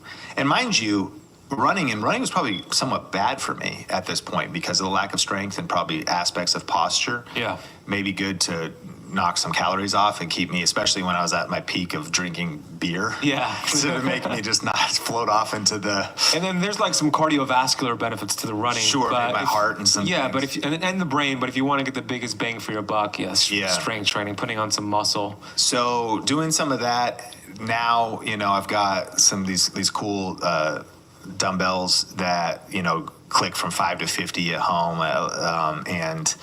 Started doing the PT, started following through on that, working out with my friend Benji a little bit, who's in great health. And then I was challenged a few months ago to do the 100 push-ups, but I couldn't do them. After I did them, I could do 100 in one day, but the next day I was toast. I couldn't do another 50 until a couple days later. But I noticed just the progress of then being challenged again by a different group of friends, that I got to a place where I'm like, okay, I'm able to, I actually could get through it. And yeah, you're totally right. It's like even as now I'm on like day 60, I've noticed the strength. My wife's noticed the change in in how I look, and I've made a lot of progress, but there's still times where I'm like, this sucks. Yeah. And that's a lot without the recovery too, just to put it back to back. But you can almost do anything if you spread them out, because if you just do 10 and take a break. So or a lot of times, and we have to get them in by midnight. It's kind of like a 75 hard ethic that we text to this text thread. And so so 10 times 10, spread it out. Yeah, so just spread it out, and I'll turn on some YouTube video podcast or audiobook or something, even if it's 9 and we put the kids down, and I'll just chill out, and I'll kind of like stretch out in between. I'll throw sit-ups in between, and my new thought, although I know I now need to flip to pulling. So I want to keep the momentum going. I just found that the accountability is one, and then sensing and feeling the progress. And there's been different mentalities when I've been facing discouragement. I don't want to be light with this word, but even like the S word, like, SUA, I won't say it, just on YouTube or whatever, but I don't want to be hard. I know that's a very serious thing, but there's been times when I've just been like, God, take me home. Like when it's been at its worst, I just don't know if I can keep going. I'm in so much pain in my arms, and are my arms going to work? And I think the mentality that chronic pain can cause you. So, but one of the mindsets that's helped me kind of reverse that is also, it took me 12 years to destroy my body to this point with bad practices. I might not get better overnight. Yeah. And there might not be a silver bullet. I'm into all the biohacking stuff, but there's the responsibility of me building it up. In fact, and there's been these like signposts, milestones along the way. I was on this podcast with a guy who's 365 driven, and he's like 50 deadlifting all this crazy weight and stuff. And he goes, you know, I was telling him a little bit what I was going through, and he goes, man, right around the time I was 38, 39, my whole body, I just was like, life sucks. I'm in pain head to toe. I'm just pain everywhere. And he goes, I started to lift, and I started to lift heavy. He goes, it took me about 2 to 3 years, but he goes, I'm 50 now. I'm pain-free. I feel better than I ever have. So even hearing that story was like, okay, even if I do a 30-day challenge, I hope I can get there as fast as possible. But my mindset keeps going. Even if it takes 2, 3, 4 years of consistency, my plan is to be pain-free soon, but definitely my best decades are still to come. Yeah, amen. And you've gotten so much better. I mean, obviously, you're not in as much pain. And the fact that you're able to do these push-ups every day and work out and with Benji and do those things, it's huge progress in your journey. And you're right, 12 years or so destroying the body. Mm-hmm. It's no different than a lot of my Keto Camp Academy students who are, let's say, diabetic. It takes 10 to 15 years to develop diabetes. And it's reversible, like your condition is reversible, but it's not going to happen overnight. It took so many years to get to that point. Now it's going to take not going to take that same amount of time to get back, but it's going to take some time and some progress. Working out is essential for entrepreneurs, for human beings. Like I know when I'm consistently strength training, like I did this morning, I did some deadlifts and some squats, front squats, back squats. I feel so much better than if I go a week without working out because I'm traveling. I just start to feel a little cruddy. Yeah. So getting into a consistent routine is so important for all human beings, and finding what that sweet spot is. I used to think it needs to be a 60-minute CrossFit workout when I owned the CrossFit gym. Now it's 30 minutes in and out, like very efficient, and that works for me. Combine that with basketball, I'm good to go. But I want to know, Sean, in terms of biohacks, because you've done red light therapy, PEMFs, you're doing some different things. What is your favorite biohack that you've done so far, and why is it your favorite? Yeah, I think red light therapy is probably my favorite. I've felt the benefit from logically. Number one, it was more motivation to also crush it in business, is to generate the money to invest. And you have this one, right? You have something similar to that? Yeah, I've got like full 4 panel? panels. Yeah, and you know, Dan Sullivan from Strategic Coach says this: if you have money and you have a problem, you don't have a problem. Mm-hmm. Yeah. And so a lot of times I'm like, well, if there's money in the bank and there's the potential that there's something to help me, and also the fact that if I've now looked back as a business owner at my ability to produce, the best asset I can invest in, like it could be incredible. I mean, because some of the things you spend, like my panels are like $5,000 or something. Yeah, you know. Mine too. And so people go, that's expensive. And you're like, well, actually not really, because what's it worth, and investing in your health, and what is your health being at peak, what does that give you the ability to do to produce? Mm-hmm. Me being on the side of feeling like barely able to do my core work, in pain, not, you know, struggling mentally with that, and barely able to touch a keyboard or a mouse, I'm about to shut down. I was at those moments, like how possibly could I have a bright future? But if I am able to be clear-headed, strong, and in good health, then I'm going to be building for decades upon decades. Yeah, it's invaluable. It's priceless. Invaluable. And then you're able to then, of course, it fills every other area. So what I love about, when I also thought through the logic, though, I saw the benefits, all like the, you know, legit benefits from red light, beyond the fact that it actually can impact the nerves. Yeah. And I was thinking about my nerve issues. Did you get that flex beam? And muscles. I got the flex beam as well. Cool. So, but then I was like, oh, it also anti-aging, reduction of scars, mitochondrial health. Yeah. Yeah, I actually discovered this. I don't know how I stumbled across. I was watching YouTube, and there's a particular lotion that also enhances red light. Yeah, certain essential oils do it. Yeah. And so, you know, also just thinking like, I'm about to turn 40. I'm like, I want to have great skin. I want anti-aging. I want all the above. Yeah. And the primary thing was pain and anti-pain, but I also started, and same thing with PEMF mats and things like that. I thought, okay, generally, it's of course good to go be grounded if you can and get outside and barefoot. But if you can't, if this tool could help me do that, and if it has other benefits, I know Dr. Pollux. He seems to be a giant guy with his website. Yeah, and very everything. smart guy. Yeah. So, and an expert of that. So I thought, okay, and I stumbled over Tony doing the magnetic taco, and he apparently does that almost every day. The magnetic taco. So he gets in. I'm forgetting the machine, but it's a pretty big machine that you can also wheel around, and there's a mat above and below. Is it a beamer? It's not a beamer. But it's a PEMF machine. It's a PEMF machine. Okay. And it's one of the most powerful ones. Okay. I mean, like 30,000 Gauss or something like that. Okay. And so, and there's a YouTube video where the journalist does it as well, and he's like, "Oh wow, I feel like it pulsates." So most of these PEMF mats, you don't even really feel. No. Yeah, you don't feel like this is you feel it for sure. And so, when I saw him then, he's like, "Oh yeah, this has been a part of my routine." But especially when I speak, it's part of his recovery and being at peak. And we know this guy, he's up there 15 hours. He's insane, yeah. And so, of course, there's a lot to that. But things like that, me also doing the same kind of stuff when I have an event. So I started to invest in these tools. And so one of the ones I got was a newer one from if the company's in Israel, and Dr. Pollack was saying that machine's pretty old.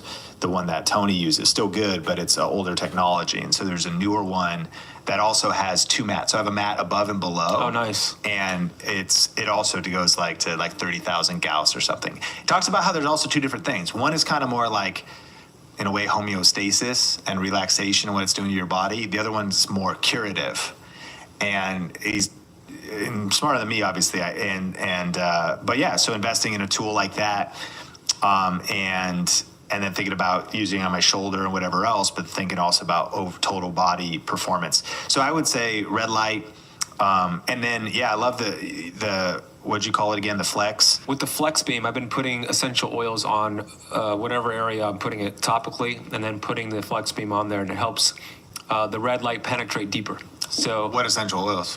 doTERRA. I've been using anyone from doTERRA because they're high quality. So it could be peppermint, it could be whatever one from doTERRA. I also like Young Living. So any of those two brands is my go-to. Love it. What was the machine that you found? The one that you... Yeah, so the one that Tony's been using is called a Hugo Pro. Okay, that's Tony's one. That's like 25 grand, although it's a little bit older, so it's like 16 grand now on sale. The one that is new technology, Paramed's Ultra Flash, aka the Curatron, and it's been on back order. They're a lot of times back ordered, and I guess it's an Israel company, and that can run you up to like 10 grand, 12 grand. But they went into all Spark technology. The Hugo has to be replaced every so often, like Spark Gap technology, like after, which is fine. The other one is more modern. And then it has multiple connectors. So you could do two mats, or you can do a ring and you put it around different areas. You can do a pad. And so it's pretty high end. And that would also be for like a clinic. But of course, if you are balling, you could do it for home use. Again, it was an investment not just in wanting to get back to baseline with some of the things that I want to repair in my arm and shoulder and neck, but also then just go off into high performance in general. So any tool that'll support high performance. Yeah, I mean, health is wealth. It really is. Yeah. It'll upgrade everything in your life, and it also downgrade everything in your life when you don't have it. And unfortunately, too many entrepreneurs wait until they get to a certain point with their health, they're diagnosed with something, before they make a decision. And even for you, you were in a lot of pain and you made a decision.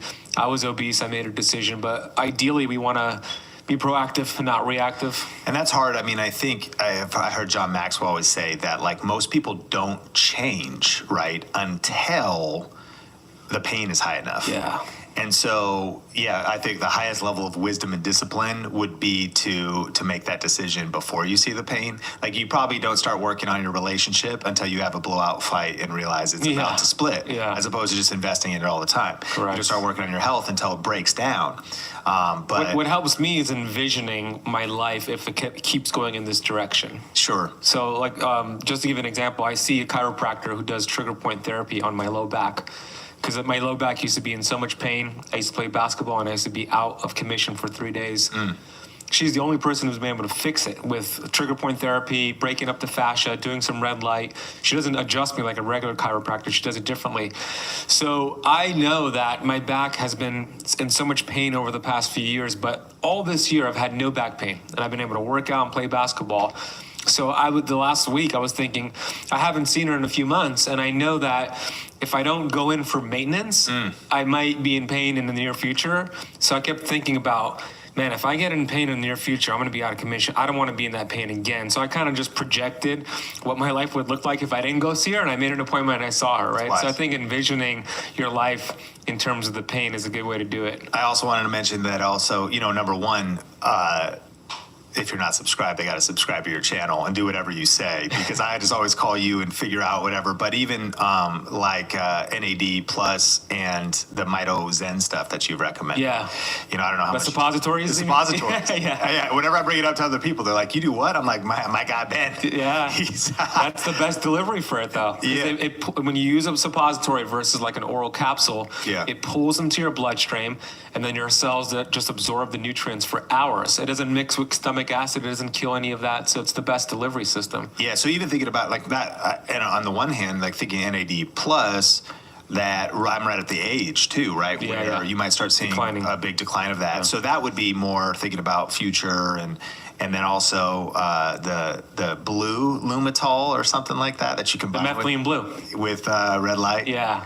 You were like, bro, my brain is like on fire. I do it before I do podcasts or recording, and I want to really deliver. So yeah, I'm always looking for.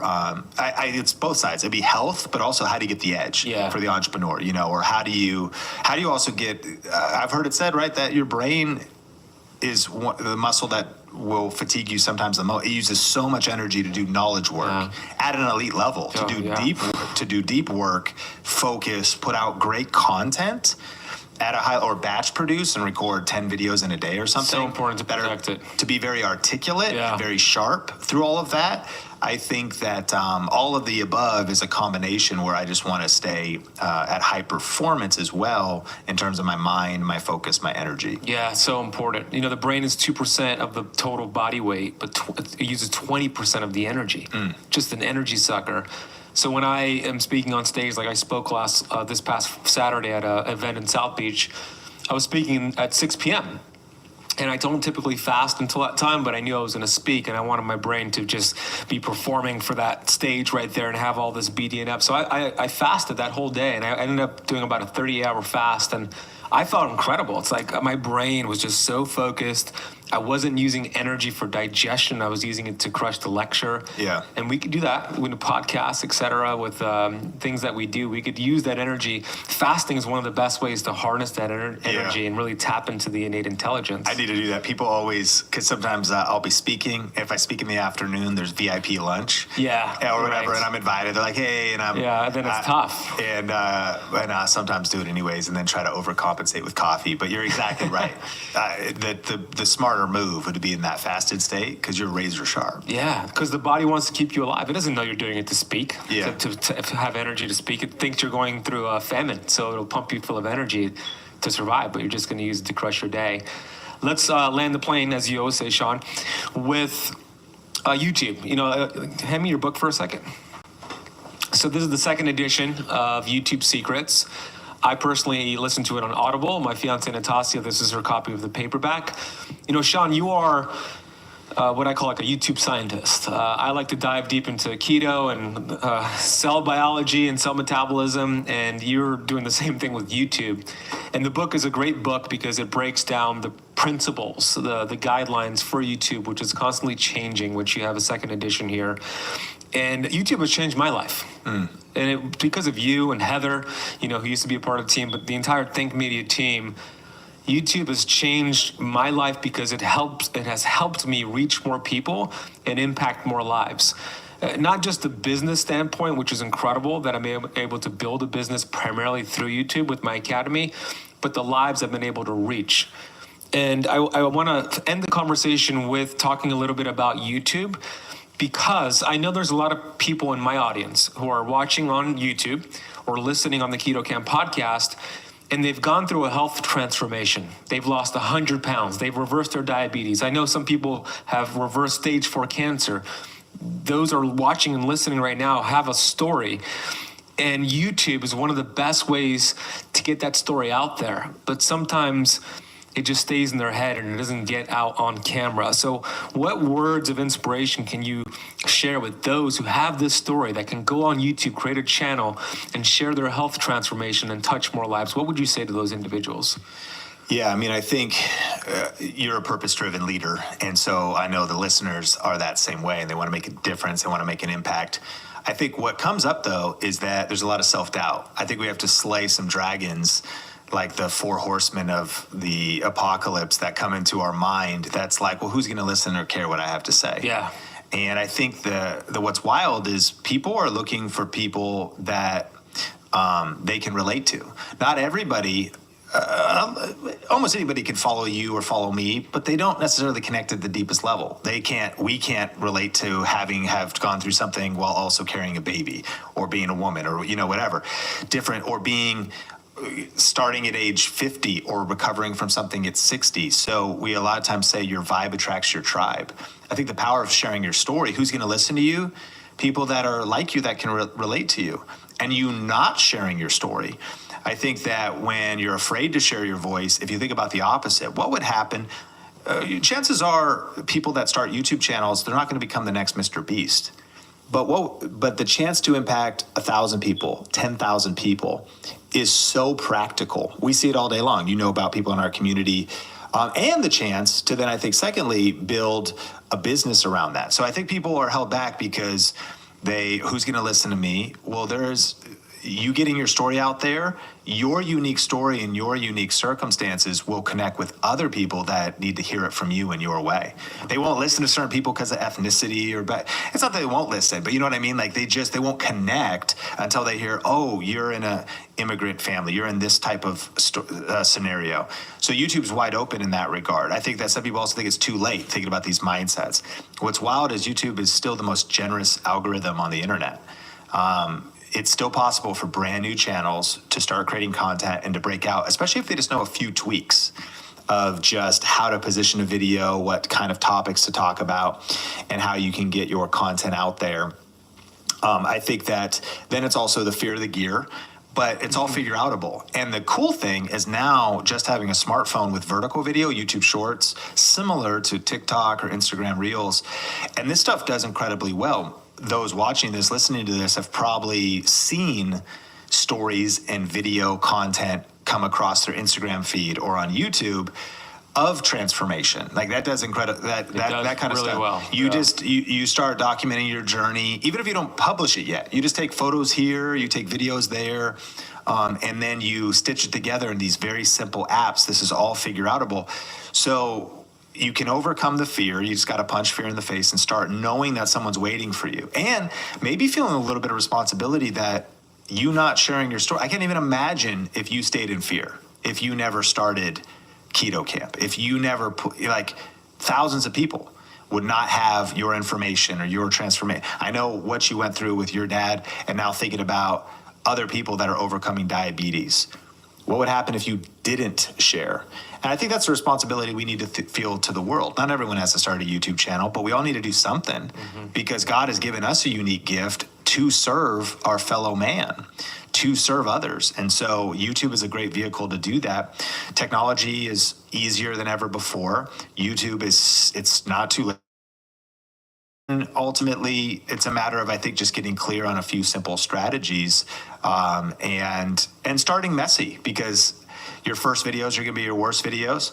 You say success is the formula, the 4 steps. And so your first batches of videos are terrible, but that's part of the journey. Yeah. And I also, our friend Shalene Johnson, we've seen her different events, right? And she's great. She oftentimes talks about, there was a fitness influencer that stated, she said, the person I want to help, she said, describe them to me. She said, they're at home right now. They're depressed. They're discouraged. They're laying on the couch. They don't even really know. They don't have good form. They don't even really know how to get started. They're overwhelmed. And that's who I feel called to serve. And then she said, look at your Instagram. Your Instagram is you doing these insane workouts. You're in peak shape. It's perfect lighting. It's perfect everything. You're also that's fine. That's who you want to help, but also you're not relatable, or you are so far disconnected from the people you just told me you want to reach. Because if you want to help like the 1% get to the 0.0%, then that's good. And that was a light bulb moment for this person. But I would say there's two things. For one, the entrepreneur business owner that might be struggling is maybe because they're missing the market message match of sharing too much from where they are now as opposed to bring people back to the struggle, bring people back to where you were, really tap into that empathy. But two, I think about one of our students who's a plus size fitness coach. Like, she's on the journey still, but has made so much progress from being insanely overweight. And now she's made some progress. So she's an inspiration to people. She looks a lot more alike. So I think that sometimes with people, they're not fully out of the woods yet. Like if you're still on the journey, you're like, well, I'm not perfect yet. Perfectionism would hold you back. Well, of course not. It's about sharing your journey. And if you're 1 or 2 steps ahead of others, you can start sharing. The final thing I'll say is I've got so much to do with Think Media, enough responsibility there, a couple kids, and it's great. It's a huge blessing. But I also see opportunities all the time. And I've told you this many times. I've wanted to start on my personal channel sharing some of my journey, because we unpacked it on this podcast over the last 8 years, the amount of products and the amount of different things I've tested and I've tried and I've used. And if we get a little bit geeky, one of the other reasons why I want to do that is because you can earn money as an affiliate. So if we shift from impact to income, there's also the financial aspect of all of the above here. And if you start investing money in your health, many of these things give you the opportunity to earn money as an affiliate when you talk about other products you're using. And there's so many things I would love to recommend, and I can link to those, and that can become another income stream. But where things get really interesting, and I'm not a CPA, but of course, check with a tax professional regarding this. But my CPA tells me when you start also shifting, maybe, because there's a lot of things in health you can't actually write off, or there's a lot of things where some things you can write off depending on what it is. Well, when you shift from the stuff you're investing in and spending money in is because you have launched a business around it. That's the idea. You have launched a YouTube channel. Think about it like this. It's a media business. Let me pull into this area. I had to test out a GoPro camera. It was actually a Yi action camera, 4K action camera. I had to test it out. Well, my job is being a tech reviewer and talking about stuff on YouTube. Okay. So in order to do so, I need to take it to its ordinary and necessary location of testing out, which would be the snow, which would be the mountains in Colorado with my friend Nick. So I was now not going on a vacation. I was going on a business trip to Colorado, to some dope restaurants, to stay at this cool hotel, and then to go snowboarding day after day and to test out and get footage of this action camera so that I could turn it into a YouTube video. I love it. So now I am able to write all of that off. And of course, check with the CPA, but is that ordinary and necessary? Well, I happen to have a tech channel, then absolutely. So you start something, you're perfectly positioned for a lot of tax advantages because you're a health expert. So it's not, and again, there's also the way to write off things percentagely. I don't want to get into a geeky tax example here, but take this all the way back to Rich Dad Poor Dad. That's when I first learned about it. Cash flow quadrant. You got to get out of just being an employee into being a small business owner, into being a big business owner, and ultimately an investor. Yeah. Why? Because taxes is one of your biggest bills.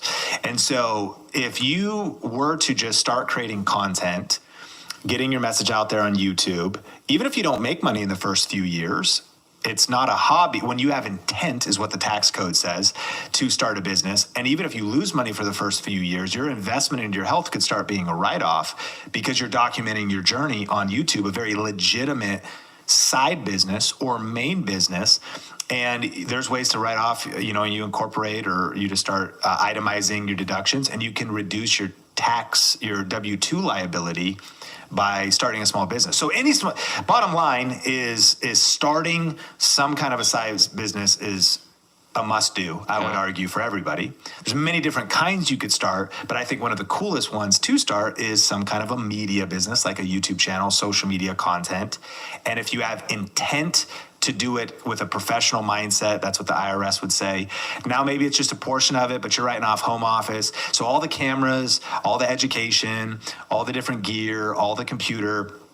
And so again, that's why I'm thinking about, okay, I want to hire, because I would have the money to do this, but I want to hire somebody to help me film and at least start like a little side channel about like biohacking, because I want my cold plunge for $3, $4, $5 to be for a video, because I need to review it and talk about it, as opposed to just an expense with after-tax dollars. Smart. And how can I, and maybe that would be just a great thought to leave people, even if they never do YouTube. When you start thinking about how could this be, I heard Grant Cardone say that all the time. He's like 10 things he asks before he makes a purchase.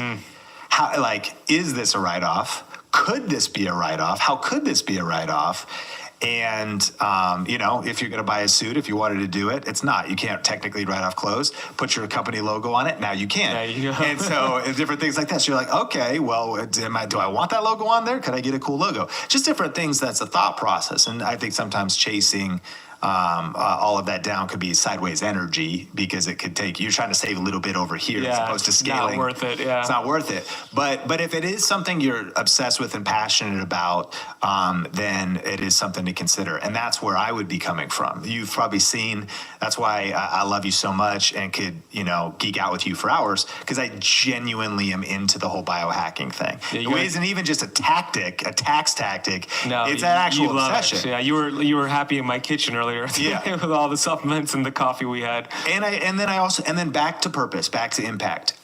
That's all the downstream benefits of like, okay, all of, cold plunge, red light sauna, or all this different stuff that I'm, thinking about health-wise. It comes back to legit health and stuff I'm having in my arms, 8 years of pain, and looking around that, like, how many millions of Americans have chronic pain? Esports gamers, it's a literal epidemic of how many young people now are getting repetitive stress injury, carpal tunnel stuff, arm pain. And so that's the purpose. There is that burning conviction that, like, all the hours of research and books and conversations with you and money I've invested, like, people need that. Yeah, I know me. Dark night, just searching YouTube too for answers. Learning one term. I didn't even know it was called RSI. Starting to watch RSI, leading me to different creators. And I've found people who have made simple videos who've also even just brought me courage. I discovered this one person, I know I've gone long, but as we land the plane, who talked about, she broke down, she's dealt with RSI, trigger points is what helped her. It took a lot of hours per day. It took a long time to get out of it, but she broke this story that was on Reddit, and she was narrating through it, and there was a guy in the UK who got to a place where he couldn't even touch a mouse. Well, all of a sudden, like, pain would be shooting through his arm. Speaks to the I don't even know, it's wild. And he went to like 22 different physical therapists, and 2 started to help him, trigger points, and then swimming. And recovery in water and strength training in water through swimming got him back to a place where all of the pain was in the past. He could, work at a computer, do whatever he wants, awesome. Got it back. And it was about an 8-year journey. But I remember I'm feeling discouraged, depressed, lying on the couch, searching YouTube for answers, and getting these green lights of, oh man, okay, let me order a Trigger Points book. Let me start working with this lacrosse ball. And then we just hear this story of there could be hope. Yeah. And so you're listening to this right now, and whether it's 100 people, 1,000 people, or hundreds of thousands of people, or millions like you, like, your message matters. Your story matters. Your context matters. And the nuance of this stuff matters, because for many people, it's going to be, if you're trying to self-diagnose at home, Dr. Andrea Furlan is in Video Reiki Academy as well, and she lives in Canada. She's won multiple awards. She's now a published author. They invited her because book publishers are coming to her. She deals with chronic pain, and she does a lot of full-on exercises on YouTube, and so she realized there was a lid on her impact. She would see people in her clinic. She has enough money. She's happy to make more, but she had enough money.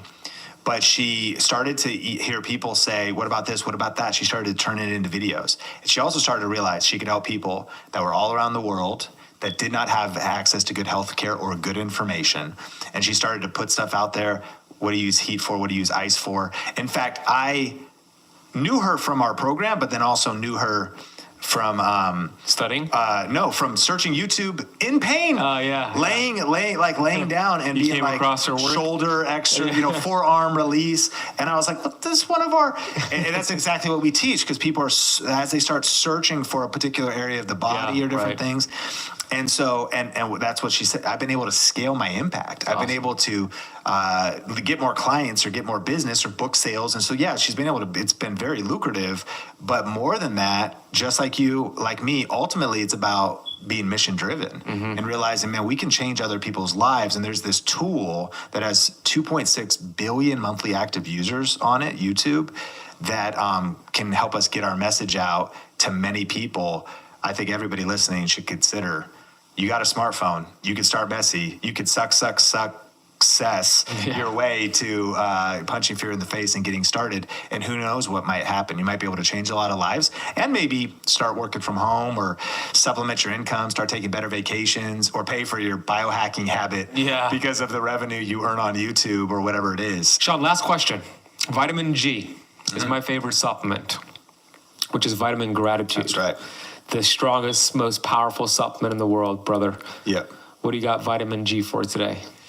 Yeah, I mean, when I wake up every day, life's a gift. And just the fact that we have breath and that we can live another day, the gift of life given to us by God. I'm grateful for my family, though. Secondly would be Sean Bradley, John Stevens, Sonia Cannell. Man, I feel like family is everything. And that's my fuel to be fighting for them. And it shifted my life to a whole nother level of purpose and perspective as I started to see my kids and started to think about my ceiling being their launching pad. And so thinking about legacy for them. And that also, it's challenged me to want to push harder and go higher just to set them up. Honoring my parents, honoring their parents, my grandparents' parents. We know we all inherit like issues. We all got problems. We always will. But thinking about giving my kids everything I've overcome and every battle I've fought and won, to try to give them the best starting point possible so that they can make a greater impact in the world. So grateful to God, grateful for family and kids, grateful for life. And I'm grateful for you, truly. Like legitimately, you're one of my favorite people. I'm thinking about you with such fondness. And I think about whenever you share, I know you've shared in our community and taught in a few different places. You always help people shift their thinking, change their mindset, the work you've done, which a lot of times people still don't see. The hours of research and the time you've put in and the sacrifice, driven to truly make a difference in the lives of other people. Our mission is to help purpose-driven people, crush it on YouTube. And when I think about the definition of what does that even mean, it's Ben Azadi, man. It's somebody, you're a person of deep purpose. And so thanks for all you do. And I'm so grateful for you. Thank you, Sean. I'm grateful for you. Honestly, I wouldn't be able to reach as many people as if it wasn't for your work and your support and mentorship.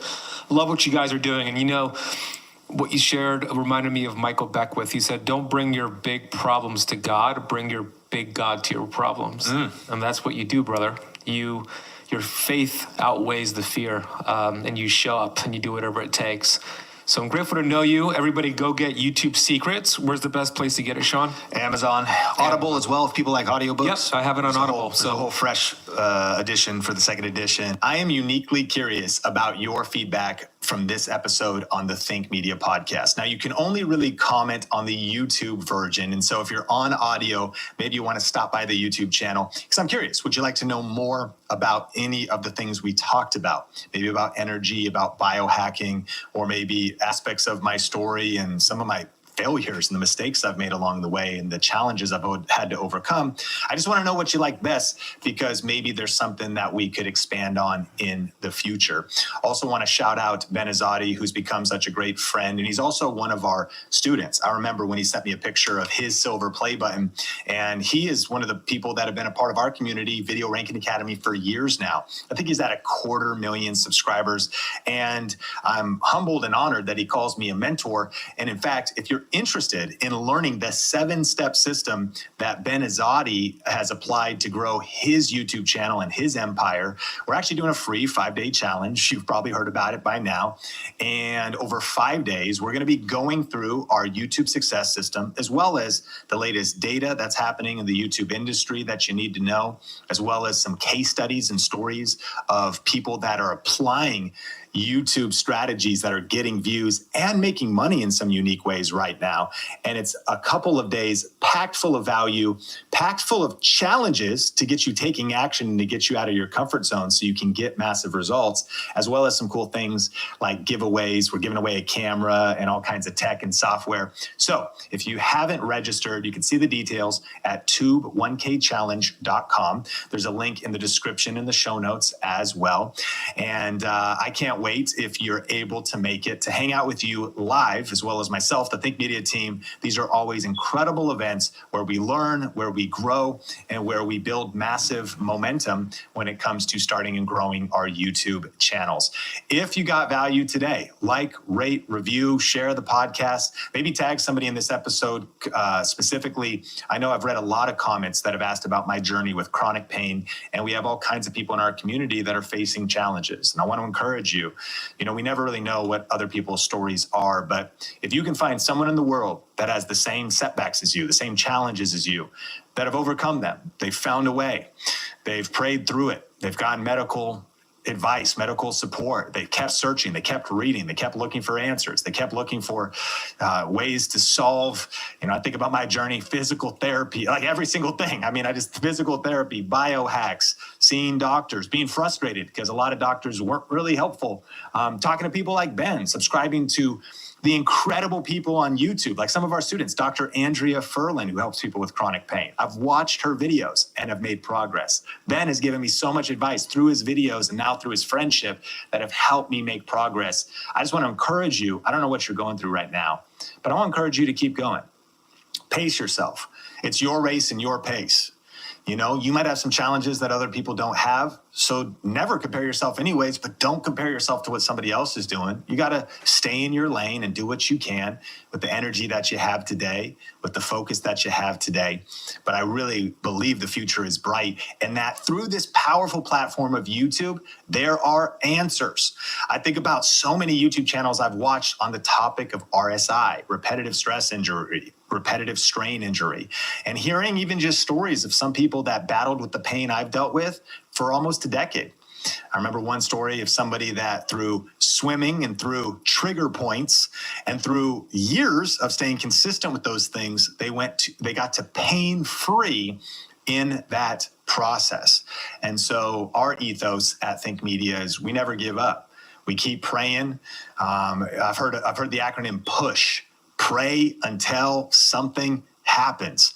But I also believe in practical wisdom, right? We keep searching for answers and getting wisdom and getting advice. And God has put spiritual gifts in other people. He's gifted doctors and physiotherapists, and he's gifted different people in medicine and natural remedies and all these different things. And so we're on that journey together. And I hope that maybe a little bit of today's episode has been encouraging to you. And maybe there's somebody else that's going through something that you could share this episode with. Well, hey, I can't wait to connect with you in a future episode of the Think Media podcast. Until then, keep crushing it. And my name is Sean Cannell, your guide to building a profitable YouTube channel. And we will talk soon.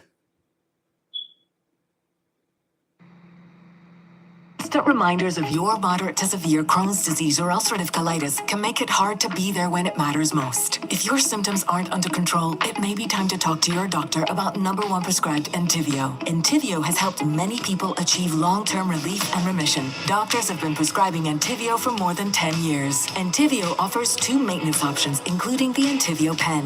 Infusion and serious allergic reactions can happen during or after treatment. Entyvio may increase risk of infection, which can be serious. PML, a rare, potentially fatal brain infection, cannot be ruled out. Tell your doctor if you have an infection, flu-like symptoms, sores, or are prone to infections. Liver problems can occur. Ask your healthcare provider about Entyvio. Relief, remission, for real. Entyvio, Entyvio, Entyvio. Step up to ProSpec sandpaper performance with Gator Reptilian. Reptilian lasts 4 times longer than regular sandpaper, and the ceramic grain cuts faster. The reptilian pattern keeps your sanding surface cool and clean, while the fiber-reinforced backing provides durability and strength. Reptilian stays sharp and resists clogging, which means more sanding and more productivity. It's not just sandpaper, it's Reptilian. Employment's gonna be very ugly. Bloomberg just came out yesterday saying 100% chance next year it's gonna be a recession. Warren Buffett, 2 years ago when he was sitting on $125 billion of cash, everybody called him crazy. Right now, he's sitting on $105 billion of cash. Why would he sit on $105 billion of cash? 2024, the day after election, the next day will be the single biggest climb ever to Dow in a history of America. It's gonna go to the roof. The next 18 to 24 months is not gonna be pretty. For content creators, it's the complete opposite of what I just said.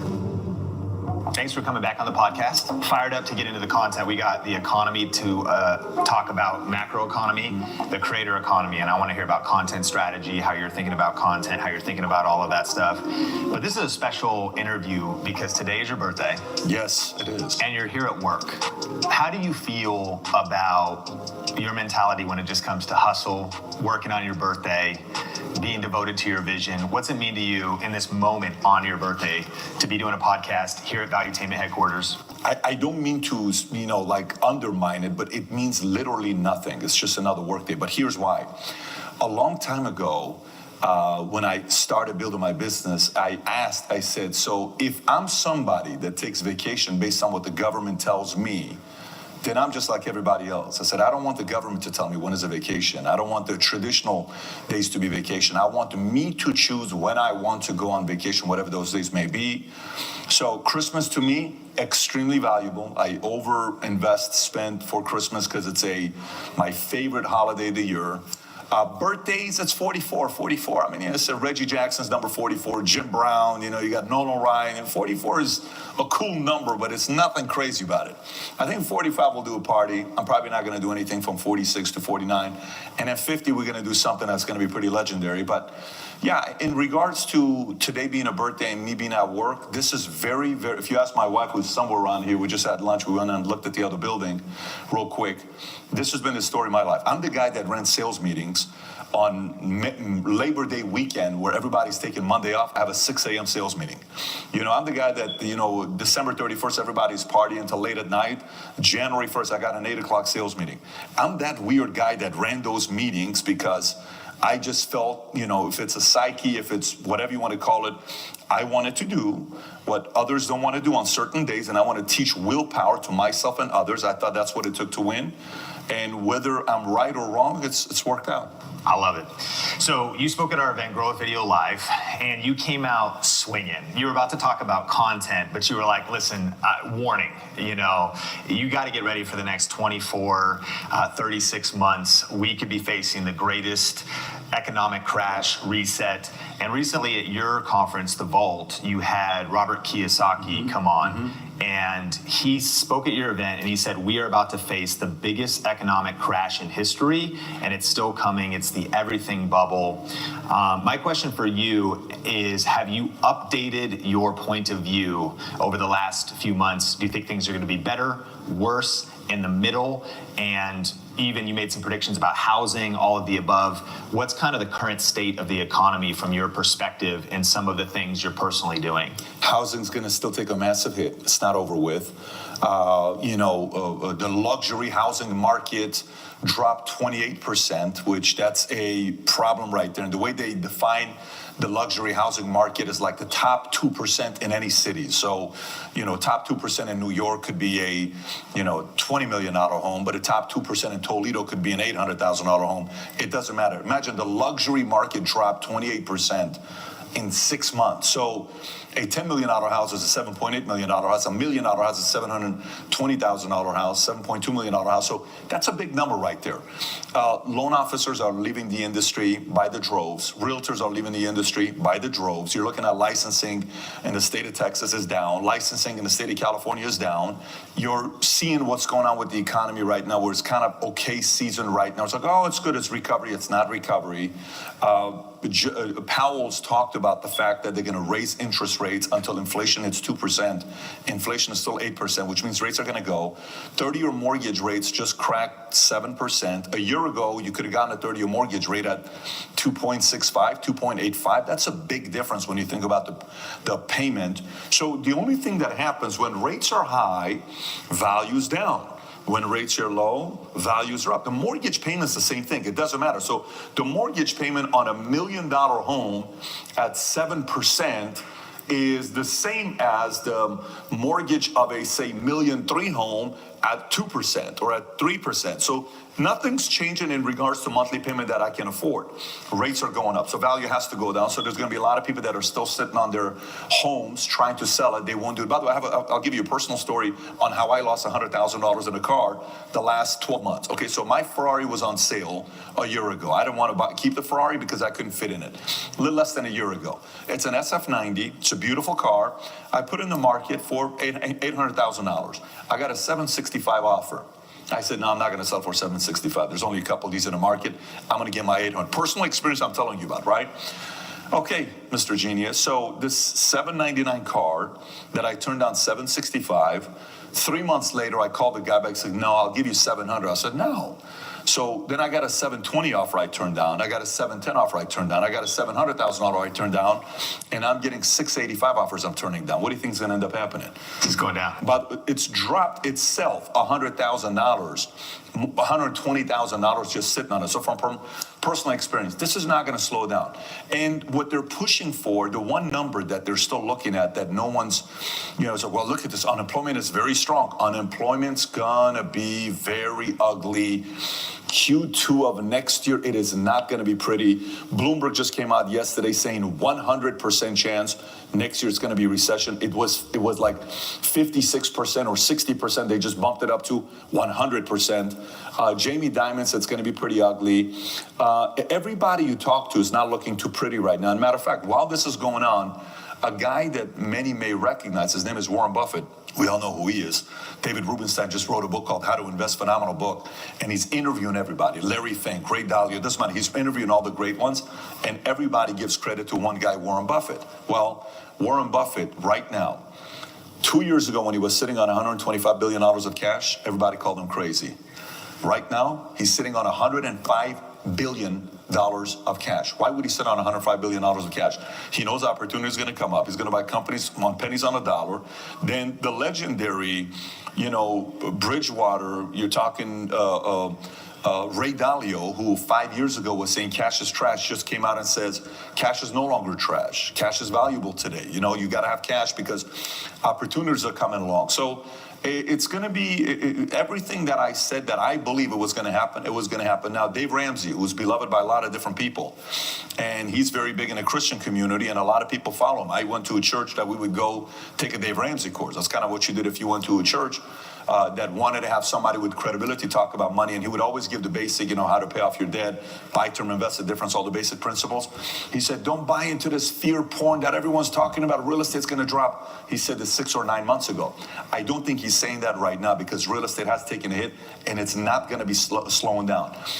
You got inventory that's going up. It's not going to slow down with inventory. I mean, I can go on and on and on telling you a bunch of other things with the market. I'm not changing my position.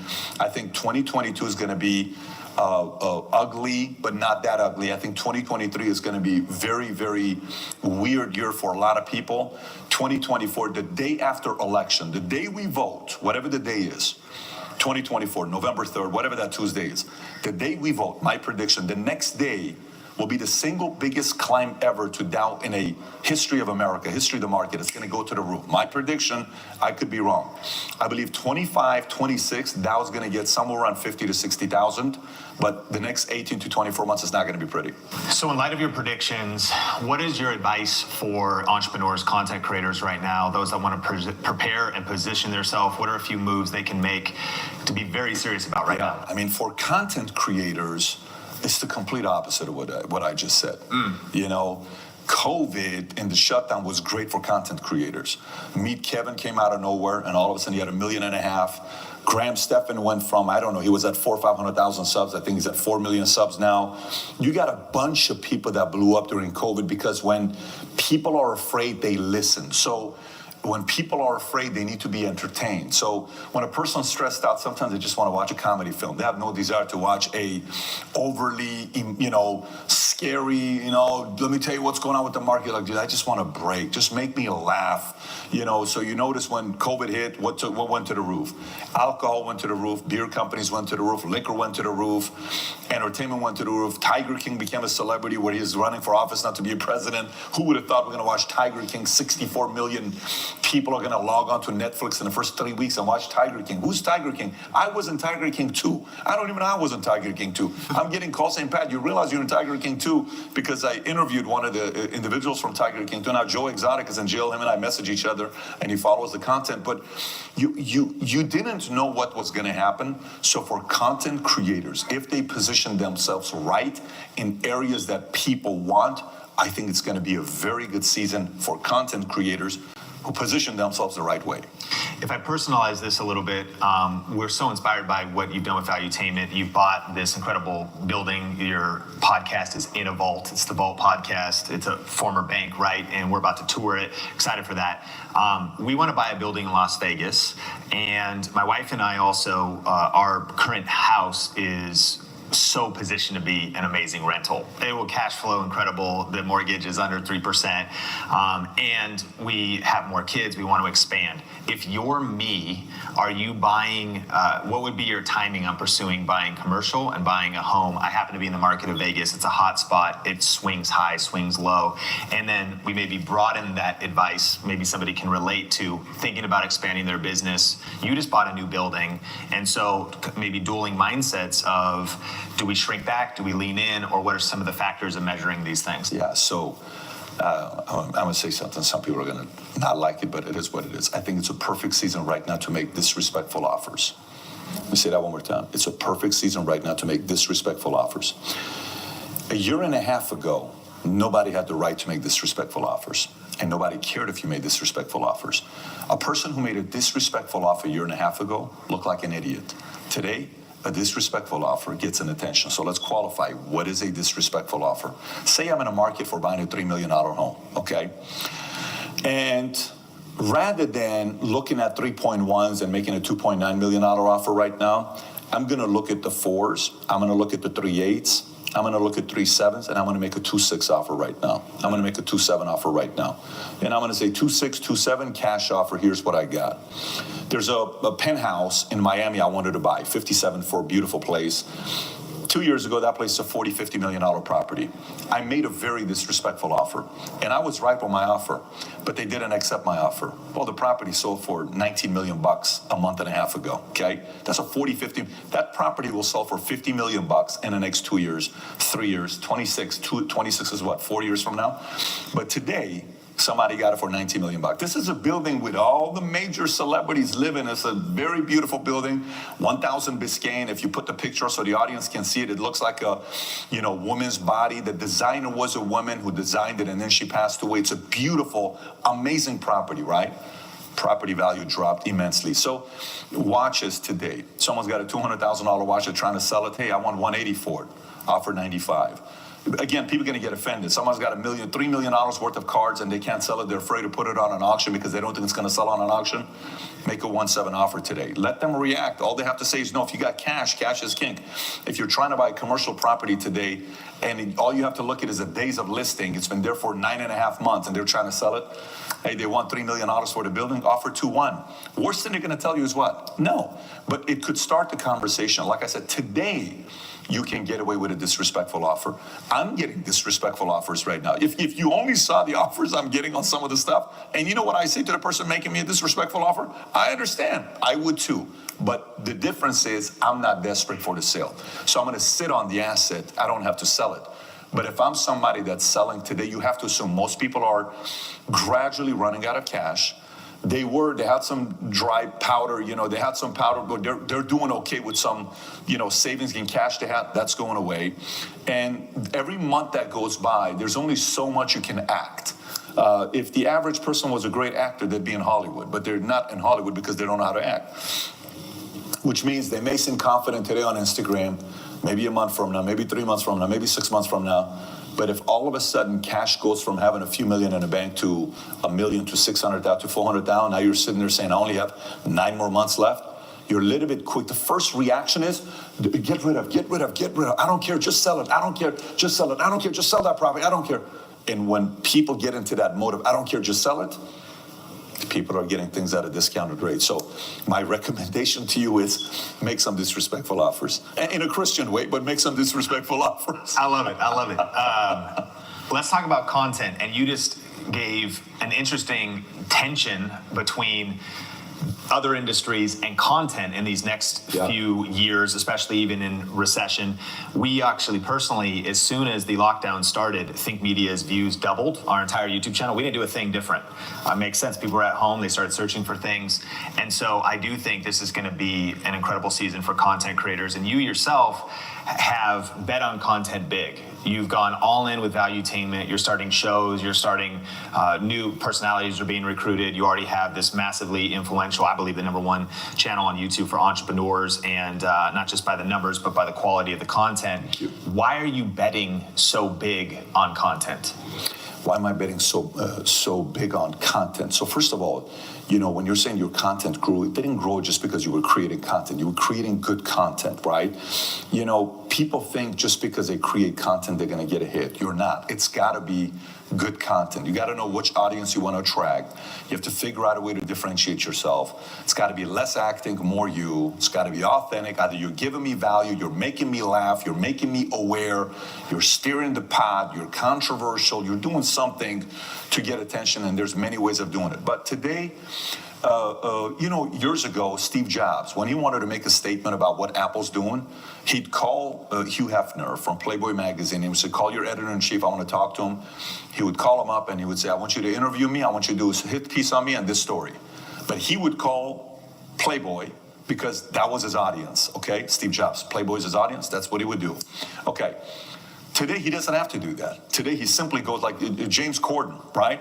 James Corden goes to this restaurant in New York. And all of a sudden he has a bad day 2 days ago, 3 days ago, and it's horrible. So this is 2 instances where he disrespected the waiter and the waitresses. It's the main restaurant that everybody wants to go to, Balthazar, some name like that, right? What does the owner of the restaurant do? The owner of the restaurant doesn't call New York Times or New York Post or LA Times. He goes on his Instagram account. He puts a picture of James Corden. On the bottom describes why he's 86th, James Corden. Why he's the only one of the only few people, he's 86 and 25 years, and he gives 2 stories of both times. And he says he can never come back to the restaurant ever again. Well, today, apparently James Corden called him last night and they had a conversation together, and he officially suspending him, and he cannot come back to the restaurant because he profusely apologized, saying, man, I apologize for what I did. And they said, okay, no problem, you can come back to the restaurant. So if he wanted to do that before, that would have taken a longer lifespan. Everything is content today. Everything's messaging today. Speed is faster today. Controlling the narrative is faster today. If 20 years ago I'm building a business, I'm probably more focused on building the company brand than my brand. The difference between Jobs and Bill Gates, Jobs understood his own brand mattered as much as the company's brand. People didn't really see Bill Gates as a brand. People did see Steve Jobs as a brand. And you saw the similar thing with Larry Ellison and some of these other guys. And today, you know, you're seeing the difference between Bezos and Musk. Bezos at one point was worth more. But people don't know Bezos. They don't even like Bezos. Why don't they like Bezos? Why don't people like him? Because no one knows nothing about the guy. Why do people like Elon Musk? Why do people like this guy? He's louder than Bezos. Shouldn't they not like Elon Musk? Well, then Elon Musk trained Bezos to realize, hey, Bezos, you got to get a little bit more vocal. You got to start paying attention to your brand. So what does Bezos do? Bezos starts showing what he's doing, traveling, having fun. He posts a picture with his muscles saying, hey, come on, Leo, say something to my girl in a joking way. Then he calls out Joe Biden because Elon Musk is so vocal about what he's saying. Now people are saying, hey, his engagement's gone up. People are liking Bezos. There's a little bit of, oh, this guy's got guts. He's got audacity. So everyone's starting to realize, you know, in today's era, whether you like it or not, we're all naked. There used to be a time we could all just hide and be quiet. It's not an effective strategy today because today, when somebody doesn't say anything about anything, we see them as disingenuous. When somebody doesn't have an opinion about things, we see them as they're hiding something. Versus, Here's how I feel about this. Here's how I feel about that. Here's how I feel about this. People are trusting brands more who's a leader at the top, has a position, not necessarily a, black and white position, but we know you a little bit versus we know nothing about you because we don't know whether we should trust you or not. So it's a different world today of creating content. So that's why we're doing it. And for long-term purposes, we feel every brand has a position they take. You got some people that make movies that surround sports, ESPN, documentaries, 6460, that's great. You got some people that make, for superheroes, you got Marvel, Avengers, all this stuff. Some that are making movies that's about comedy, fantastic. Some that are making movies that's political, Daily Wire, they're trying to give their messaging.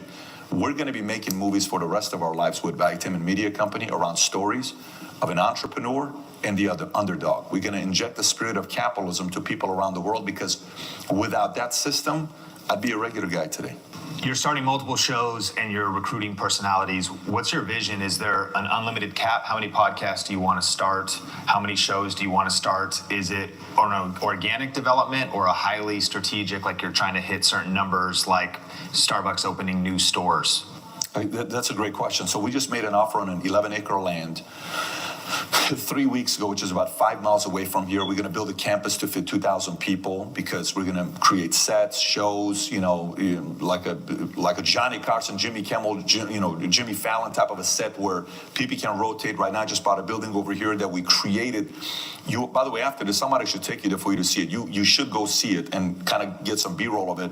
You'll see a wall of fame with people that we admire with a gold Vitamin logo there and a set with 5 seats, camera galore, 16-foot LED TV where you can do your podcast, and in front of you, there's 300 people live sitting there while you're doing a live podcast. So live audience, butts and seats, having drinks, liquor license, cigar lounge. We're creating a little bit of a man cave type of a feeling that's going to be black with Churchill, where you're coming in to watch a fight or, football game, or you're watching a debate and you're sitting there having a cigar, having a conversation with another executive or founder, more of a higher end type of stuff, and it's going to turn into a comedy club.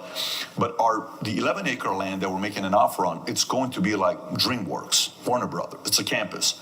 Our consulting business here that you're looking at, this has been growing extremely fast. We can't fit people anymore. If we had enough room, we'd have 100 people right now on the consulting side because that business has blown up for us in a big way. It's going to end up being one of the biggest consulting firms in America because that's our audience, entrepreneurship. So now our private equity firm, we're making investments. We did another investment last week into a company. We're very excited about this new founder that's building an idea that I'm really excited about what this guy's going to be doing. So we have our private equity firm. We have our consulting firm called the David Consulting. We have our investment group that's called the Vitamin Investment Group. We have our comedy side. We're going to do our own model of SNL. We'll do, movies, documentaries. Our set that we created over there is to bring other podcasters where you can rotate because you can put whatever logo you want on the LED TV. It's not like a set that's one person. You can mix it up and add additional things that you want to the set. So we have a very, very long-term vision on what we want to do, and it's crystal clear. That quote right behind you pretty much answers the question you just asked. I'll read the quote to you. It says, not one person in the entire motion picture field knows for certainty what's going to work. Every time out, it's a guess, and if you're lucky, an educated one. William Goldman, right? So that to me is, we have no clue how we're going to do what we want to do, but we know exactly why we're doing what we're doing. So the vision is crystal clear. And, it's easy when you have a clear vision because the right people show up. So we're going to recruit other podcasters, comedians, talent that wants to talk politics, talent that wants to entertain, experts on finance. It doesn't matter. We're recruiting people to come down to South Florida and run with us. What's your advice to founders, leaders, somebody that wants to dream a little bit bigger? I feel like I love your vision and we get to draft behind you and learn from you. You've got so much vision. What's your advice for recruiting and attracting leaders to help you build an empire as big as you're describing? Yeah, so number one is the sooner you know what you want to build. Okay, so let's just say the more you're winging it, the less likely you're going to find the right people. When I was winging it, the right people weren't showing up. The moment I got crystal clear on what I wanted to do, and my vision was very clear, I sat down and I said, here's what I want to do. This is what I'm looking for. Then I started telling everybody about what I'm doing and what I'm looking for. And it would always end with, hey, Sean, Listen, you got a few minutes? Yeah, so let me tell you what I'm working on right now. Here's what the vision of the company is. This is what we're trying to do. This is where we're going. Here's what we're thinking we're going to get there. And I want to know if you know anybody that can help us with this, because I need somebody that's a CTO. I need a chief compliance officer. I need a, COO. I need a president. I need a chief editor-in-chief. Do you know anybody? Just the other day, I'm on the phone and I'm looking for an editor-in-chief, okay, for our news site that we have, entertainment.com. So I sit there, and what do? No joke. I sit there. I'm trying to show you some of the people that I texted. You'd recognize the names. They've texted me back at this point. But I'm texting people, and here's my text sounds. I am looking for a president of my media company. We're hiring another 50 employees between now and the end of the year. If you know anybody that would make a hell of a president for a media company or an editor-in-chief for our news site, I'd love to speak with somebody. Thank you. I sent 50 messages out. Half of them respond back saying, I don't know anybody. The other half responded back saying, let me think about it. And a handful of them said, I got a couple names that you got to talk to them. Fantastic. But my job is now to tell people what I'm looking for. Just like when I was single and I finally realized I'm ready to get married, and I knew what I wanted as a wife, what I wanted her to look like, how I wanted her to be. When I got clear, I started telling everybody, this is what I'm looking for. If you know anybody, think of me. So everybody's like, hey, I've got this girl, she's Miss California, I think you'll like her. You guys got to get together. So we're going, I'm like, oh, it's fantastic. Getting along, we're good. Okay, here's another one. She's doing this great. I like this one. And it's like, okay, great. Then I meet my wife. Awesome. Then we get married. Now we got 4 kids. Now we're together for 13 years. So, but everything is first. You want to get married? Yes. What do you want to look for in a wife? Go tell everybody about it. Number 2, what do you want to do with your vision? Here's what you want to do. Go tell everybody about it. So somehow, some way, people appear, and they'll typically match your profile. Like when I met your team in Vegas, similar Rising Principles, I met that one girl that had 16,000 subs on her channel, who's a teacher trying to teach homeschooling. Heather. Oh, Heather, just really liked her. Then I started seeing other guys that you had there. Ryan was there. Just what a great guy he is. The former baseball player, him and his wife, good-looking guy. Could be a model, by the way. And he's doing real estate. I really liked him. Then I started just seeing who's around you, right? You're learning about that. But typically, whatever values and principles you'll have, you're going to draw those types of people to your company. So, speaking a little bit deeper on media, I'm curious your take on Mr. Beast recently on a podcast, the Flagrant podcast, revealed that he turned down a $1 billion offer for his YouTube channel. And he said, I'm clearly not looking to sell at this point. He said, maybe if it was 10 or 20 billion, I would even consider it for now. That would make me more comfortable handing over the keys to my kingdom. But ultimately, I think it could be worth way more. I think people on the outside of what's happening in the YouTube world and the content world are absolutely shocked by that. But from your perspective, do you think that he made a bad call, or do you think that he's exactly right? He's way undervaluing what it is. Well, I mean, a couple things. One, your business is worth whatever the market is willing to pay you. We don't have the details of what was offered to him, but let's do some basic math, okay? So I just pulled up his channel. His most viewed video is 293 million views. It's a 25-minute video. That's the $456,000 Squid Game that he did, which was all over the place. And one note about that as well is he's also doing multiple different channels, quality dubbed. Absolutely. So his most viewed video, Squid Game, is actually higher in another language. Yeah, and I'm aware of that. But here, let's do this together. So, Super Bowl commercial, you do 30 seconds. What are you paying? $5.2 million, give or take, right? And Super Bowl gets roughly 100 million views, okay? So if we take 300 million people watching the Super Bowl, which is the number here, not including all the other stuff, which means a 60-second clip in this 25-minute video is what? $16 million, okay? So if he's able to get 1 billion views because it's in other languages, then that means that's now a $50 million one video on that number. Then you take that, I don't know how many videos he's got. If we go over here and we see how many videos he's uploaded, he's got total 17 billion views. I'll just do the number on 17 billion views we can do together right now on just one channel, okay? Let's do this together. 17 billion views divided by 100 million, because that's what Super Bowl claims. So that's 170 times $5 million, okay? Minimum, that thing is worth $850 million. So one channel, so I've never even been asked this question, nor have I done the math. His one channel alone has generated a minimum of $850 million, and I'm calculating only one commercial. Yeah. So assume on each video, he can do 5 60-second commercials. If we go to 5 on that, that's $4.2 billion that he has in his channel. So and then added to all the other channels that he has, I think he's right. $10 to $20 billion is the right number. And YouTube revenue, and also the commercial spots, and then also, and I'm not sure if in the deal he's got Beast Burger now, because I think it might have been for his empire. He's got a restaurant. Oh my God! For the entire empire, they offered $1 billion. I'm not sure, but that's what he was saying. This is. I haven't. I heard about it. People ask me, but if it's for the whole thing. And does he come with it? And how many years does he come with it? And how many minimum clips is he going to do per month? How many videos is he going to do?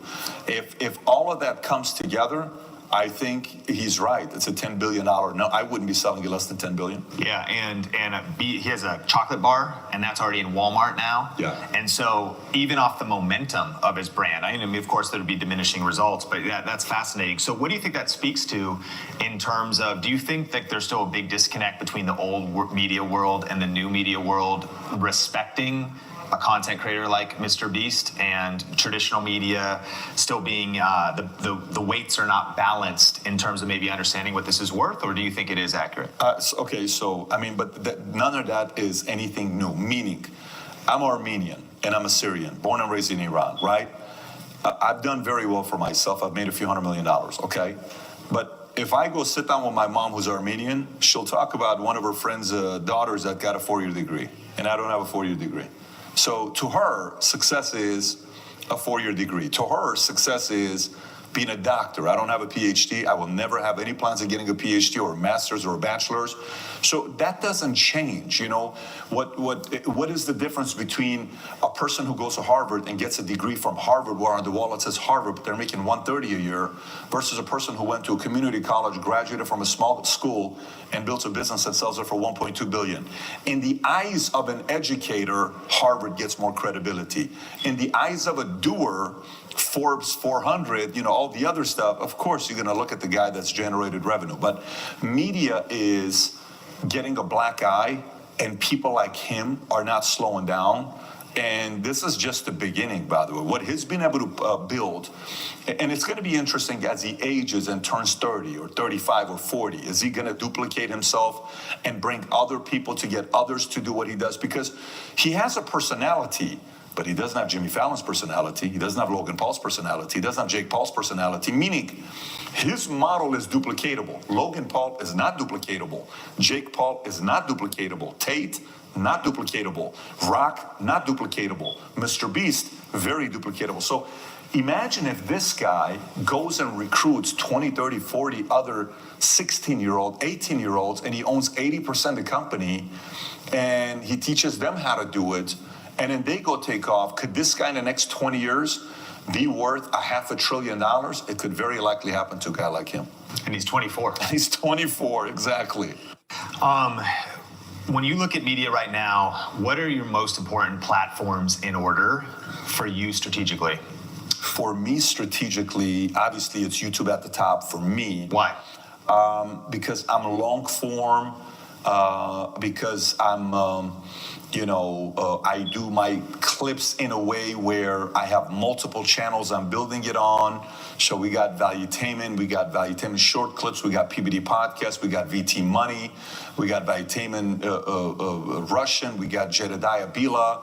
So that's where, and Valuetainment comedy. So that's where our main driver is. Instagram is playing a very big role right now. Instagram is like Vinny downstairs. He just put up a clip on Instagram. Funny clip, just being silly in the office. It's an 11-second clip.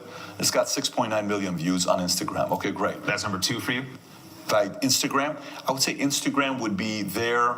Facebook is probably 3.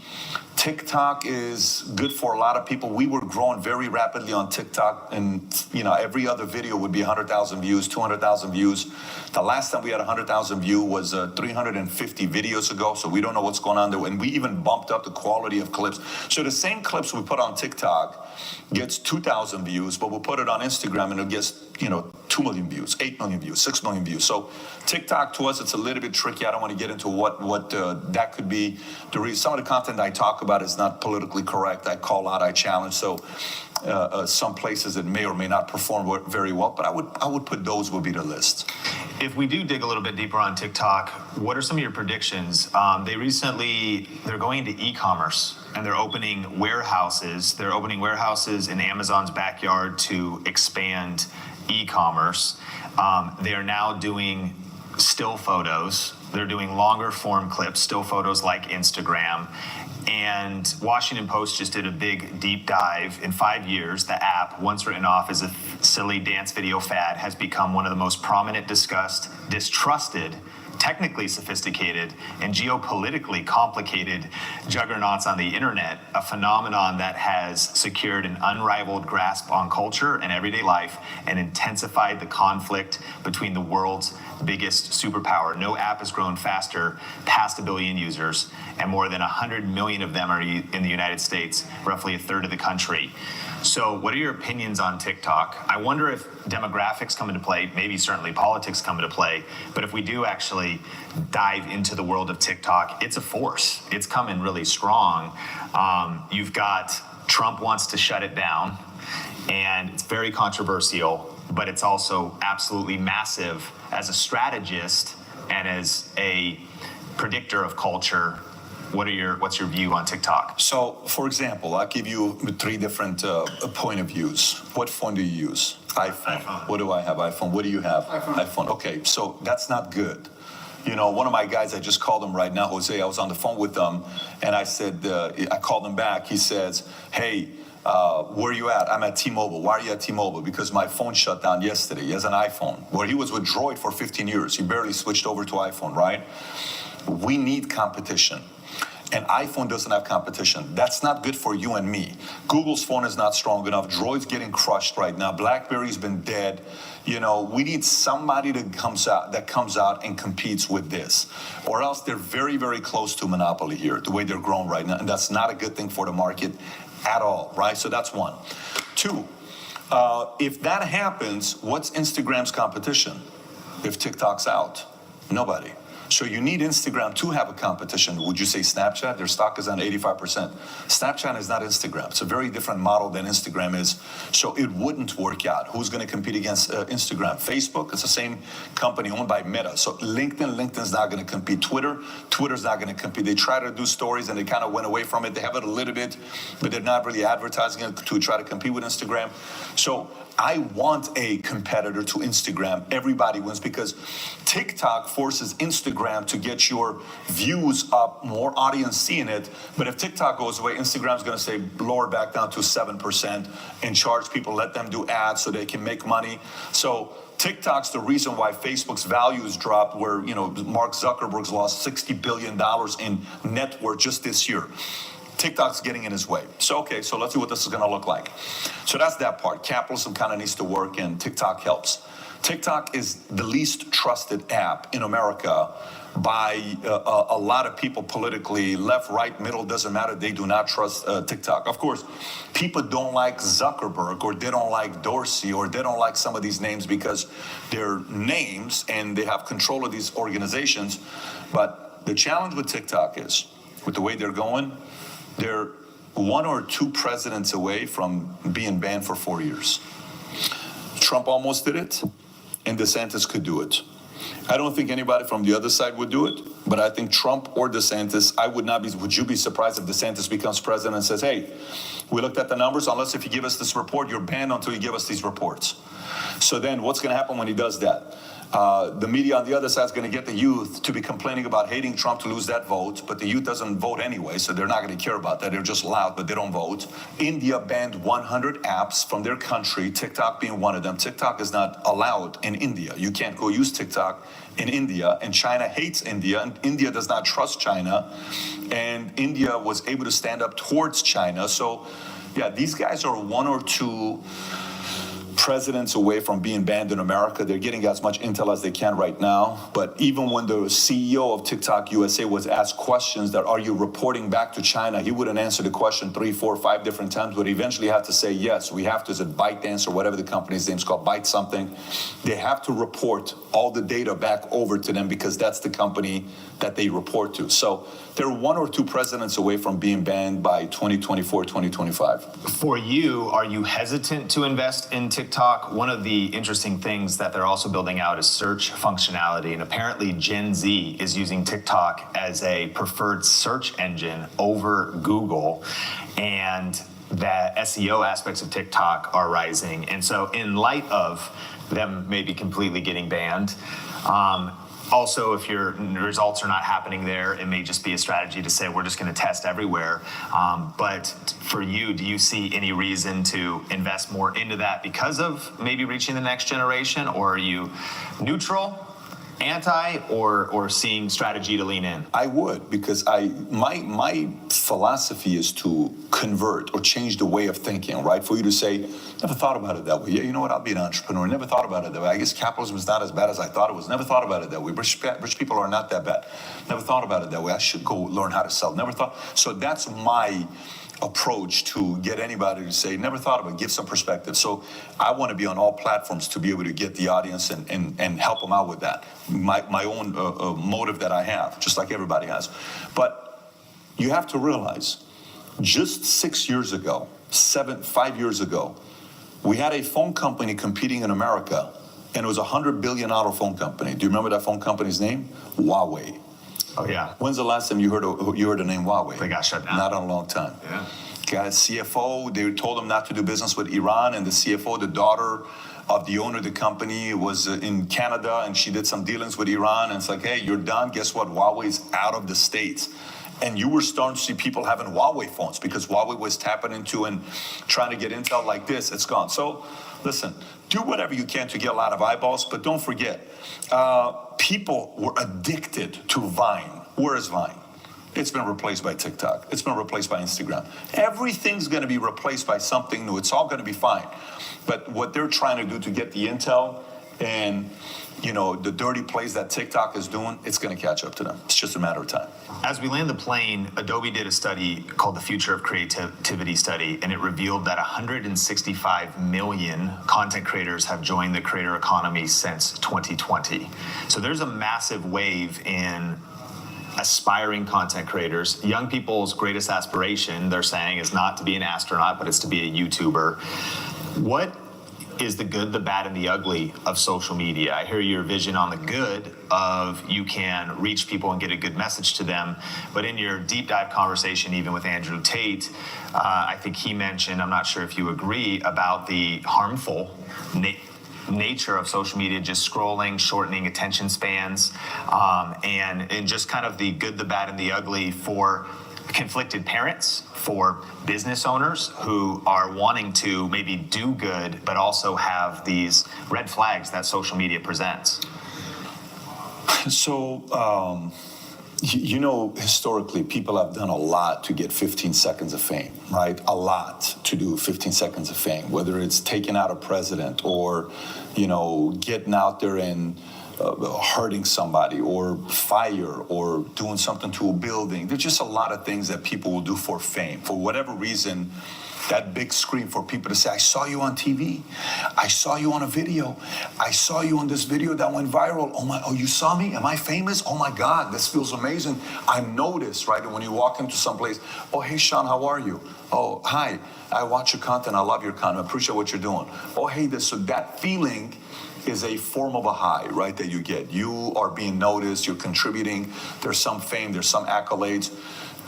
We fiend that. Naturally, people fiend recognition. We are driven by recognition. The most humble person in the world, Mother Teresa, became very famous That's recognition. Okay, she got a form of recognition. Billy Graham, the recognition in his eyes could be, I baptized 210 million people in my lifetime. He goes and speaks in Korea, 1.5 million people show up. If you post a picture, Billy Graham, Korea, 1.5 million people, look at the audience. Makes no sense. These are people that don't speak English. They show up because he's showing up. It's a form of a recognition that he had, right? Okay, so where am I going with this?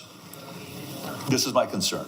I have a few friends that are in Hollywood who are A-listers who have done very well for themselves. Now, when we're talking, they'll say, listen, man, are you kidding me politically? You think I'm like them? I'm not like them. I'm this, that.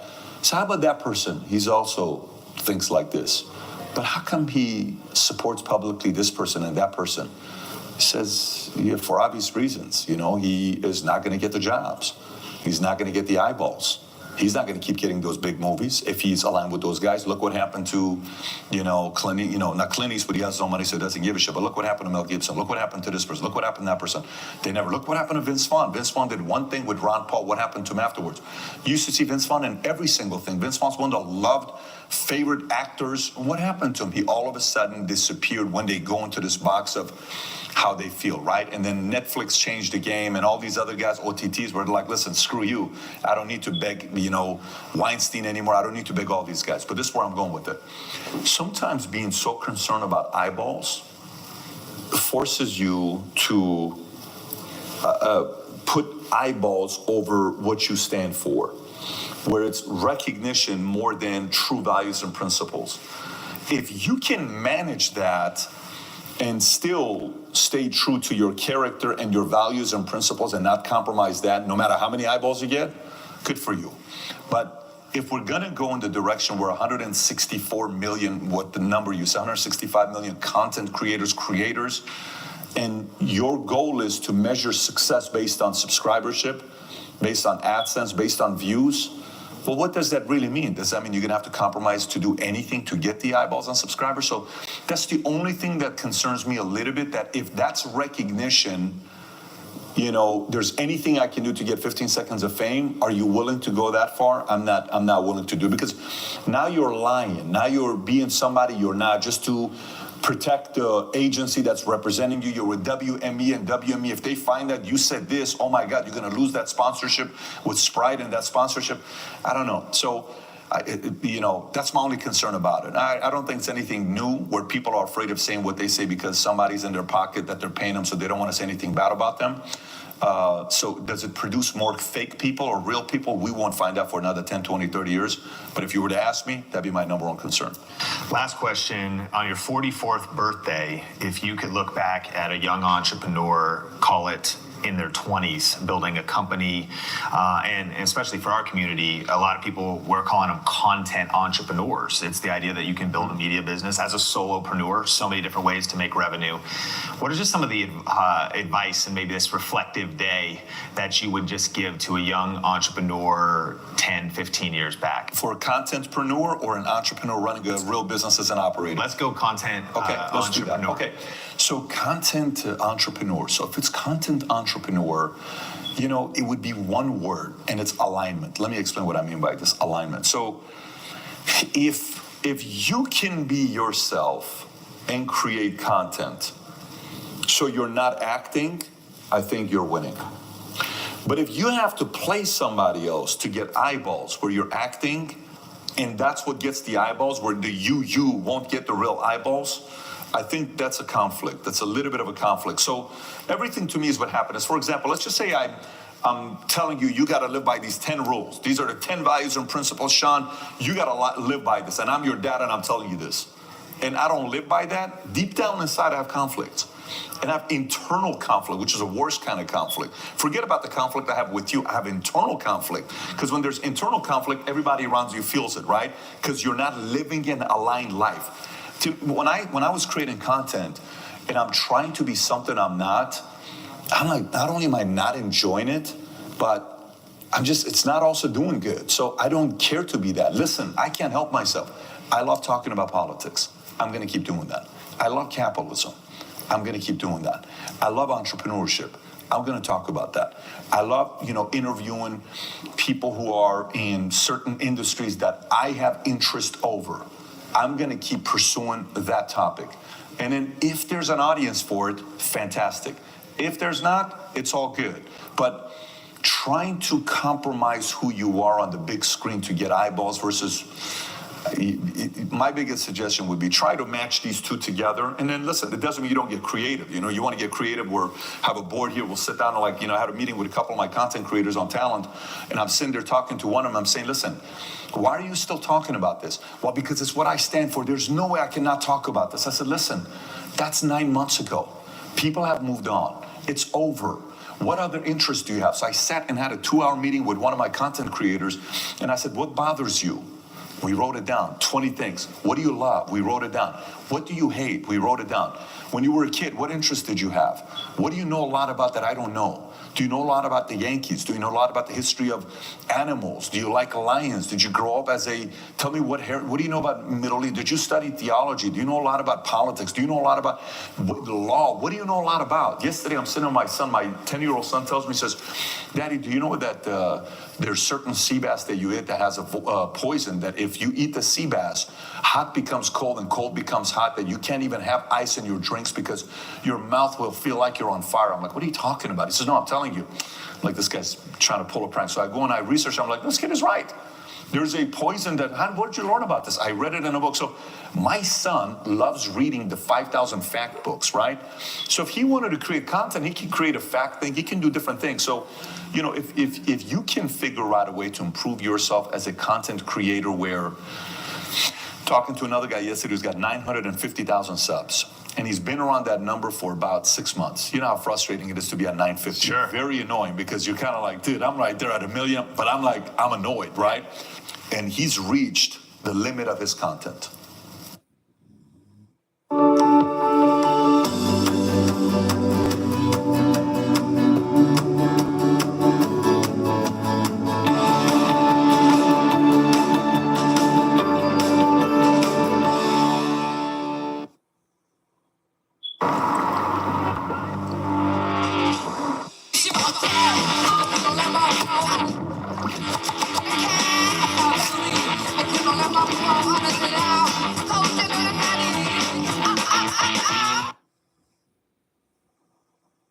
And he's reached the limit of his content.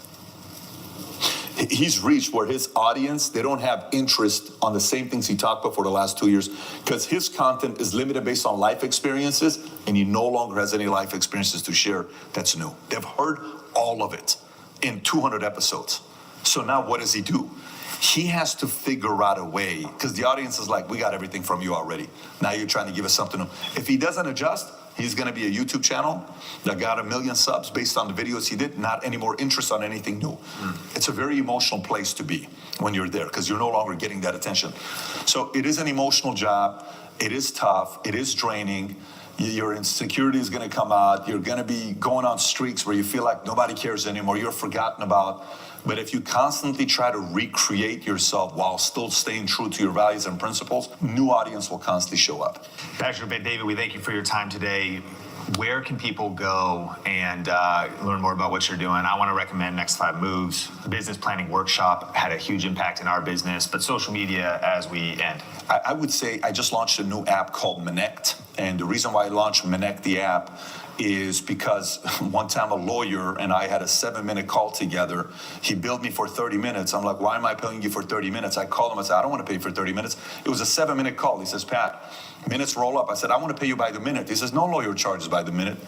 And this was 5 years ago. I said, if I ever come out with an app, it's going to be an app where I can pay lawyers, influencers, doctors by the minute. So Minect is, do you have a minute to connect? Hence Minect, right? So we just launched the app Minect. If you want to have a 15-minute FaceTime with Andrew Tate, you can do it on Minect. If you want to have a 15-minute FaceTime with me or just ask me a question, I respond on a video. Or Kiyosaki or Chaz Palminteri or Rick Macy. Rick Macy was the tennis coach for the Williams sister. It doesn't matter. So many experts are on there that can be found on Minect. So I would say if there's any app to go to, first month we had 30,000 downloads and a bunch of experts taking advantage of the questions and the live. So I would say go download the app Minect and you'll find us there. Thank you. Appreciate you. Thank you.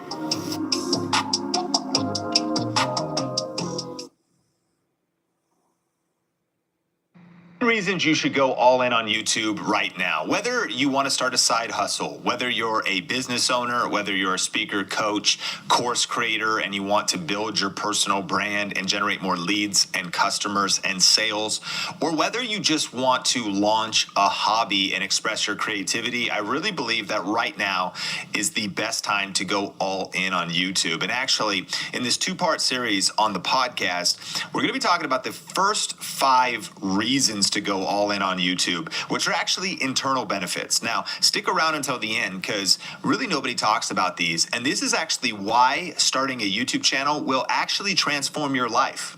It's a big promise, but your life will be transformed for the better because of starting a YouTube channel.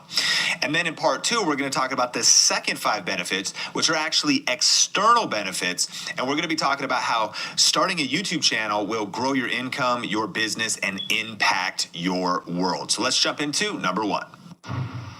The first reason you should start a YouTube channel is to become a creator and not just a consumer. One of the ways I like to measure success in my life is to judge each day not by what I consume, but by what I create. And there's something so powerful that happens in your personal life when you step off the sidelines and you actually get into the game. I want to ask you a question. Imagine a world where you actually created more than you consume. Maybe kind of tough. Because maybe right now you consume some YouTube. I know I do. You consume some Instagram. You scroll on TikTok. Maybe you're watching some Netflix or some Hulu. Maybe you're finishing up Better Call Saul, the final, season and final episodes, right? Maybe you're consuming in a gaming context. And the majority of humans are actually in the consumer category. Now, listen, I'm a consumer. I like to purchase things. I like to watch things. I like to be entertained. I like to be educated.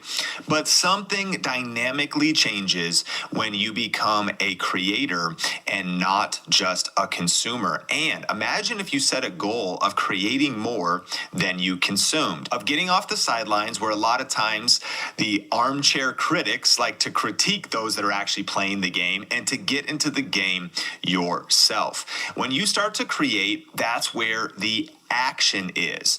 The goal is to press in where most people procrastinate. Have you been sitting on the sidelines? Have you been just afraid to jump out of just watching the Think Media podcast or listening to it on Spotify or Apple? Have you just been watching other creators, watching other business owners, watching other peers in your space, consuming what everybody else is doing, but you haven't pressed record yourself? Friend, it's time to become a creator. And here's what's interesting, is actually too much consumption is actually a negative. Multiple studies have actually found that there's a strong link between heavy social media consumption and an increased risk of depression, anxiety, loneliness, self-harm, and even suicidal thoughts.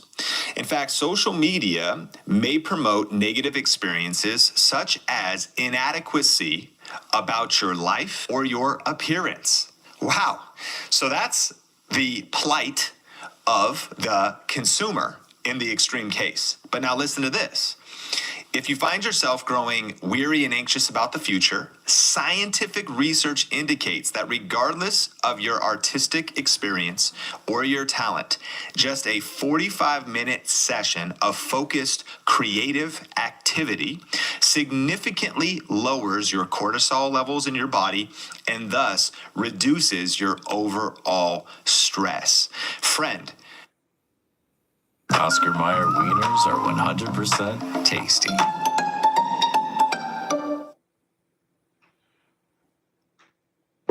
Being myself is the boldest thing I can do. My own self. Proud, strong, free, emotional. Myself, the Eau de Parfum and Le Parfum, the new spicy vanilla bourbon intensity, Yves Saint Laurent. Your power is. When you get off the sidelines and you start creating, you start to get more self-confidence. You start to get momentum. You actually reduce stress. Your cortisol levels go lower when you express your creativity and you punch fear in the face and press record. I want to encourage you. One of the reasons to go all in on YouTube is to join the creator economy, is to join this world of being an action taker, a builder, a designer, not just a talker, but a doer. And one of the reasons I love this is because God, our creator, designed us in his image to be creative. So ultimately, we are most like our creator when we are being fruitful, when we're multiplying, when we're in the game, when we're creating, not just consuming. Number two, one of the reasons to go all in on YouTube, and remember, these are internal benefits. We're going to get into, yes, you could get views and all that kind of stuff, but this is some of that inner game that really can transform your life. The second reason is history and legacy. You know, I actually surveyed some people in our community and I asked, why did you start a YouTube channel? Here's what Mom Life said. She said, we started out to document random and funny cute things that my kids did when they were babies, but over time, we got more into vlogging. So it turned into something. Their channel got some momentum. They started actually bringing some structure to it. But it started out just as documenting life, documenting their children. Danny Hollenbeck said this, to build a video library legacy for my two daughters to have as a remembrance of who their dad is and of what I love to do. So I think one reason everybody should start a YouTube channel is to document their life, their experience, their knowledge, their wisdom, and actually to put some of their legacy and their history on tape. Remember, this isn't necessarily for other people. This isn't because it'll get big. This is for the next generation.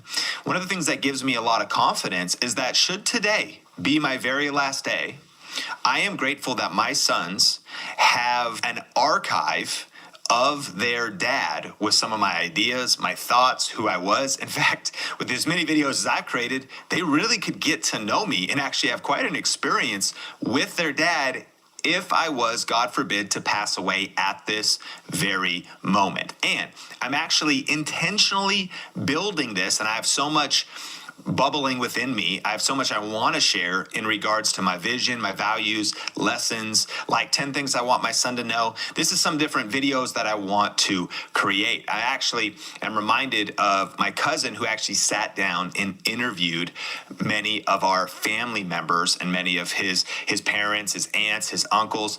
Friend, have you thought about starting a YouTube channel for the history and legacy aspect? There's something about becoming a creator. There's something about starting to just put history out there, put your journey out there, put your transformation out there. The person who's just consuming, they don't have that archive. The person who's pressing record has an archive, a legacy that's on YouTube. Number 3 is express your creativity. To express your creativity. Forget getting subscribers. Let's get those too. Forget making money. Let's do that also. But what about just expressing your creativity? What about just actually relaxing a little bit? Take a deep breath. Let's chill out a little bit. We're all trying to get big. We're all trying to go viral. We're all trying to, build our businesses. And I'm into all of that stuff. But there's something about also just slowing down and enjoying the process. There's something about just being a maker. Just actually putting in some hard work and having something to show for it at the end of the day. Jevin said this, I started YouTube as a place to have a creative outlet away from my clients. So even as a videographer, he was doing client work for other people, but he also wanted just a place to express himself. YouTube can be a creative outlet and a place where you experiment, share, you have fun, and you let your creativity expand. Again, how do we trick the algorithm? How do we please the algorithm? How do we please the audience? Those are legitimate questions. How do we get videos to go viral? What's working right now on YouTube? I mean, that's what this podcast is about. But there's a whole other side of this. And remember, these are the 5 inner reasons to go all in on YouTube, because there's just something powerful about expressing your creativity, about maybe just experimenting a little bit. Listen, experimenting with one video that's maybe slightly off brand or not fully in your niche, it might just be for you. Post the video. That's not going to kill your channel. It might just be something that allows you to express your creativity. Number 4, personal growth. I believe that one of the most powerful reasons you should go all in on YouTube is because it is a great way to accelerate your personal growth. You see, starting a YouTube channel is going to push you out of your comfort zone. It's really going to challenge you to learn new skills. It's going to build your confidence. It's going to force you to expand your knowledge. It's going to require you to embrace continuous problem solving. It's going to develop your resilience. I have learned that starting a YouTube channel is one of the greatest personal development tools that I believe exists in the modern era. Why? Because you're really your own media company. You're really actually starting a business. Even as a solo creator, that might just be doing a hobby, because what are you doing? You gotta market your channel. You're trying to uploading a thumbnail is like uploading a graphic image. It's the visual to promote a video. Trying to title your video. You're trying to learn how to write titles. You're trying to learn how to communicate on camera and edit. You have to bring such a multiplicity of skills, and then eventually you're thinking about, maybe I can monetize this. You're trying to think about negotiation. How do I negotiate with brands? Maybe you're trying to hire somebody. Now you're actually building out a team, so you're a manager of others. You know, even if you just hire a VA through VidShops or, a virtual assistant type of an editor, you're running a media company. Even if it's just small, and if it's just you, you're wearing multiple hats. What that does is it forces you to grow. Is it easy? No. Can it be painful? Absolutely. But life is about growth.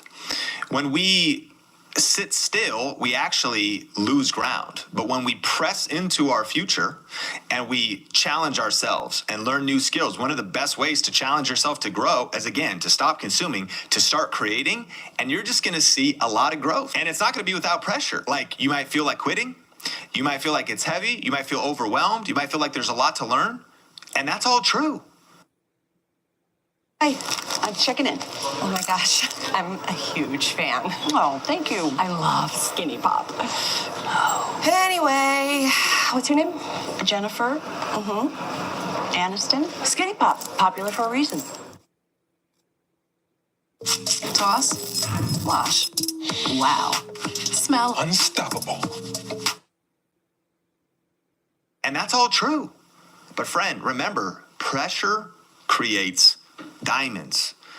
The personal growth you will experience will benefit your life. And here's what I want to say, because of course, check out part 2, and we're going to get into all kinds of other benefits. But listen, if your YouTube channel never blows up, but you become a creator, you're going to have more confidence because of that. If your YouTube channel never even goes to the moon and you never have 1 million subscribers, but you have a history and legacy and memories that you can share with your family and the next generation, there's something powerful about that. If you're expressing your creativity and you're growing personally, it changes you. This is why I'm so convinced that everyone should start a YouTube channel, because you will be a better person if you embrace the pain and the challenge of creating content, putting it out there, learning the lessons. You'll be a better employee at the next place you work. You'll be a better leader at your next job. You'll be a better entrepreneur in the next thing you start, because YouTube forces growth if you stay committed and you start a channel. And number 5, build a portfolio. Your video library ultimately becomes an archive of your story, of your knowledge, of your work. I now am 12 years into this, maybe even longer, because I started a channel for my church in 2007. We did a vlog for the pastor. I started doing different videos for the church, these video announcements. That's still on YouTube. There's still that original 2007 channel there, so I can look back at that and see part of the journey. I can look back at the 2009 content that I put out there for my business called Clear Vision Media, and I could see that portfolio of some of my work. And then, of course, today, my YouTube channels are a portfolio of my work. But there's something powerful about having a portfolio. Whenever somebody applies at Think Media for certain positions, it's super funny. Someone's like, hey, I'd love to be a graphic designer at Think Media. We just ask them one question. Send us your portfolio. Like, show us your work. Now listen, you might not even go all in on YouTube, but maybe you're a public speaker. Show us your portfolio. Like, where's the videos of you speaking? You know, if you're a graphic designer, show us a portfolio, maybe some tutorials, but also that shows what you're capable of. If you're somebody who works in HR, you could have a YouTube channel sharing your HR tips. And then when you apply someplace, you're like, hey, here's some of this content I've taught. We're like, wow, we got a portfolio of your thought leadership, of your expertise, of your knowledge, of who you are, of your core values, of what you believe. And then, of course, if you are a videographer or something else, you've got a portfolio. If you're doing Airbnbs and real estate, you're documenting the journey on YouTube. We're saying, oh, there's your portfolio of the empire you're building in real estate. There's just something powerful about having a portfolio, having a place where you're documenting your work. You don't have to just be a creative. You could be just documenting with a janky smartphone, a little selfie stick, and just kind of documenting your professional life. It could be documenting your artistic drawing life, your music life. There's something about having a portfolio. And I know personally, I am proud of my portfolio. As I've built it up, every upload that has gone into that bucket, into that portfolio, actually just continues to compound my confidence. And so when I think about these first 5 things, these are internal truths and results of what happens when you commit to starting a YouTube channel. So friend, have you started yet? Have you punched fear in the face yet? Have you been on the fence and actually just wondering if you should go all in? In part 2, we're going to talk about other benefits and really the external benefits of starting a YouTube channel. But I would argue these internal benefits are almost more important. Life is not so much about the destination that we're going to reach one day, but it's about the journey. And these are journey reasons. I'm becoming a creator. I'm expressing my creativity. I'm building legacy. I'm building a portfolio. I'm sharing my journey. I'm growing personally. That is a transformative experience. It's not a moment in time. One of the things we've been talking about here at Think Media is that creating content is not a one-time event. It's a lifestyle. That starting a YouTube channel is not just a place where you just post one video and ignore it. It's a habit. It's a routine. And it is a habit and a routine and a lifestyle that can be incredibly powerful to help you express your creativity, grow personally, build a portfolio, create legacy, and ultimately become a creator and not just a consumer.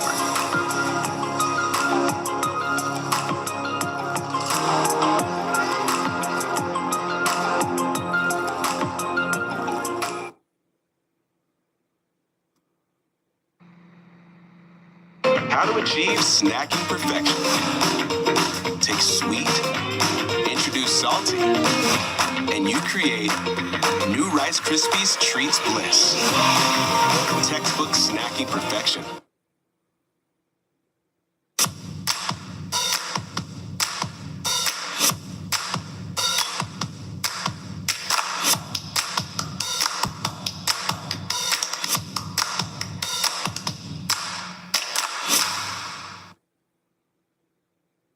Wrong move and your entire channel could be demonetized, deleted, or you could even get sued. I had a client who got 3 strikes and he lost his channel. He doesn't even really want his channel back. He just wants his videos back because his best friend was in his videos and his best friend died. You can use 2 seconds of someone's video and they will just put a strike on you. Fair use is not a real thing. It is an absolute rule that if you own the IP, you can put a strike on anyone. You might delete that violating video, but the strike doesn't go away. So it's true. A lot of creators have been getting copyright strikes on YouTube lately. So what's going on? Well, today we're going to be talking with Tyler Chow, the creator's attorney, a former Hollywood insider who spent 15 years at Disney and major law firms before walking away to exclusively represent creators. And she has some inside information as it pertains to this issue.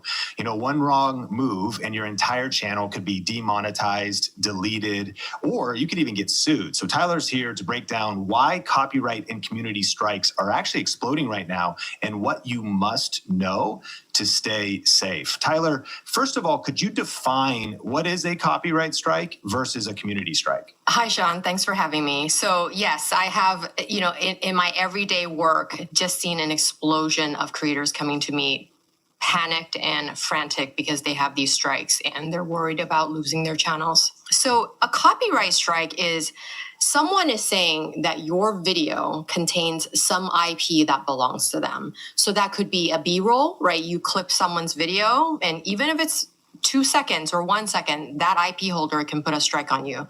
It could be music, right? This is why I always tell creators you have to use licensed music. I really like Epidemic Sound. Use licensed content, use content that you have permission for or that you've paid for, right?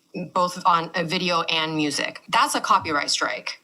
A community strike, this is the part that's a lot more ambiguous and harder to determine because sometimes YouTube will say you have violated our community guidelines, but they won't actually tell you what they are. They just say community guidelines. So it could be, you're giving false information like fake medical advice or any type of fake advice, or they think it's some type of scam, or you're talking about things. Sometimes it's political. They don't, YouTube typically doesn't like a lot of political, commentary, but they change their policies here and there, but it could be so many different things and YouTube doesn't tell you what it is. Yeah, and on a copyright strike, if you get 3 copyright strikes, you get permanent channel termination, and it is a legal matter, meaning lawsuits or damages are possible. And in a community strike, 3 community strikes in 90 days, channel termination. And this is about platform safety rules, not copyright law. Do I understand that correctly? That's correct. Okay, so, and before you get into kind of what you're seeing, maybe your prediction of why this is happening, and then even thoughts about what creators could do about it, the reason creators are fearing these is because they're getting video takedowns. There's a risk of lawsuits and legal fees, loss of monetization rights or limited channel features, temporary upload bans, loss of streaming rights or monetization even after 1 strike, even reputational damage with audience or sponsors. So these are a big deal. So you can see why creators are definitely nervous about this. So what is it that you're seeing happening, and why do you think there's been a rise? I haven't gotten confirmation, but I do have some feelers out, but I think YouTube has just changed their policy. The sheer volume of complaints that YouTube gets, realize that we have billions of users on YouTube every month, right? And so a lot of people are putting complaints of copyright infringement. And what happened in the past was YouTube would personally handle every single one of those complaints. And now they simply can't, right? There's just too many of them. So what they're doing is they've created this new system where the IP holder can just go put a strike and then it's automatic. And then the IP violator will have to basically, figure it out with the IP holder. So YouTube has said, there you go. I'm going to put you guys in this corner and you go figure out what you want to do. I have had clients come to me and say, so I use B-roll from this biology channel. Everybody does it. We take clips of their animal in the wild. And this person put 3 strikes on me. What do I do? I'm so scared I'm going to lose my channel. Because 3 strikes is not automatic. Sometimes they sit there and then YouTube determines what they want to do. Sometimes it's automatic, sometimes it's not. So I told this client, I said, well, let's go to the other side, this biology channel, and ask them what can we do to make this right? Right? Because a lot of my work, and I say this to my junior attorneys, it's not about the law. It is about the law, but sometimes it's about human behavior and how do you make something right? How do you say to the person, I'm sorry, I did this wrong thing to you. How do I make it right? So we went to them and said, we're very sorry. We understand, that we used your IP without your permission. What can we do? And they said, pay me and give me credit. And so we did. And we paid him, I think, $500 for those 3 clips, and he took the strikes off. Now, I've had clients who have come to me having used music from the game developers or music publishers, and the game developers are just fed up. I mean, it's just been years and years of violations. Like Square Enix or Nintendo, they just don't play. Like they will put a strike and it will stay there. I had a client who got 3 strikes, and we actually have been trying to get them, Square Enix, to engage with us, and they just won't. And he lost his channel. It's actually a really sad story because he doesn't even really want his channel back. He just wants his videos back because apparently his best friend was in his videos with him, and his best friend died. And he didn't have a second copy of these videos, which that's a big problem. All creators should have their raw footage saved somewhere else, and that's what we're trying to get back from him. And these game developers are just done. They're like, we're not going to remove these strikes. If you're going to steal our content, basically, we're just going to put strikes automatically. And that's very nerve-wracking because a lot of game developers are fine with people streaming using the footage and the music because it's perpetuating the message of the game. But that's interesting to hear. I know Nintendo has notoriously been like just not pumped about that. And I didn't know about Square Enix. So what can people do? I know on a broad level, if you upload like talking head videos by yourself in your room, no music, nothing else, just your own likeness and your own IP, then you're not going to run into really copyright strikes because it's all your own stuff. And then if you're family friendly, essentially, you're not going to run into community strikes. But YouTube is not that simple for a lot of creators. There's so much diversity. In some cases, their content's maybe more mature. In some cases, they might be, I know, firearms content, which is controversial or divisive in a lot of ways, and even on YouTube, the way it's treated, but it's also very practical here in America, Second Amendment type of community that people want to talk about. And then if you get into cannabis or these other things, there's a lot of things with community strikes. So moving forward, what would be the next steps for creators listening to this to be thoughtful and practical tips in light of this kind of like rise in these strikes happening? Well, I think creators are not going to hear this, but I think you should review the terms of service. You should review the community guidelines that YouTube puts out and just kind of broadly understand what is it that YouTube does not like you to talk about, right? I know that there are channels who sometimes say, oh, I can get you access to these jobs. You don't need any experience. You don't need education. You can just make money at home, in like data entry almost, right? Those types of jobs. I've heard of these channels getting strikes and saying that these are scams, right? They're not like real jobs. So anything that invites people to potentially pay, well, don't do that, right? Like don't make people pay you to give that information, because that exchange of money will definitely flag something for YouTube.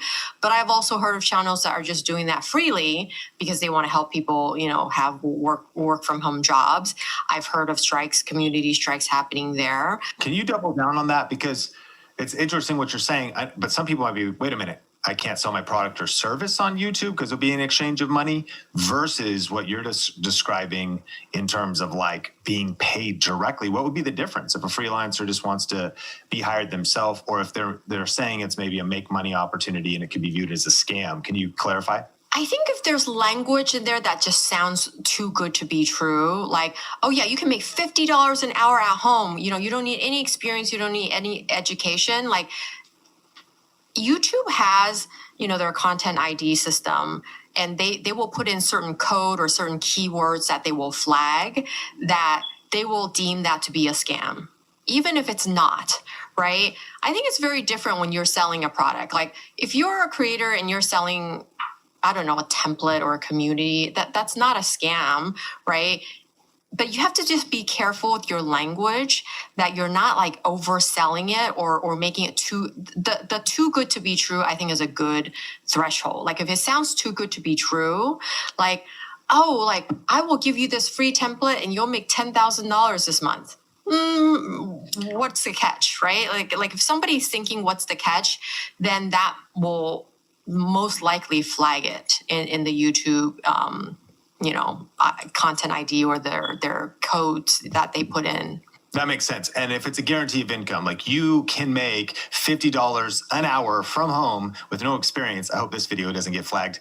We're just using that as an example. And right. So Yeah, okay, that makes sense. So you're breaking down tips, read the terms of service, and here's an interesting thought as well. You could use any AI, but Gemini is owned by Google, and Google owns YouTube, and is a good place to prompt, hey, could you explain the terms of service and YouTube's community guidelines and point me to them? But even more so, you could say, this is my channel, this is the content I use, and you could, I love verbally prompting AI and talk to AI about it. It could be an interesting way. I do a lot of summary of sometimes huge pages of information. And I'm like, my question's like, what are the red flags, or what are the red flags for me that would be applicable to my channel, my niche, and things like you consider.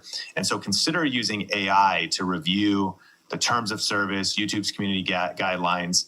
Like you said, most creators don't want to do it. But if you're going to treat this as a professional creator, that's why videos like this, video podcasts like this are critical. So that's a great tip. Be careful with your language. Any other tips to stay safe? I mean, Sean, I actually love that. I'll just take it a little further, right? You know what you could do is ask Gemini, I don't know if you have to feed it in there, but say, here are YouTube's community guidelines. Here you learn this. And then here's my script for this video. Right? Is there anything here that you think might flag YouTube's, now it's not a guarantee, right? But it's better than not doing it. And it could say, well, you might want to consider rewarding this, or this might be a potential issue for you. So I really like that suggestion. I think that's really smart. I think creators can do that instead of manually reading, 10, 20 pages of this and then trying to figure out if they're going to get in trouble. So I really like that.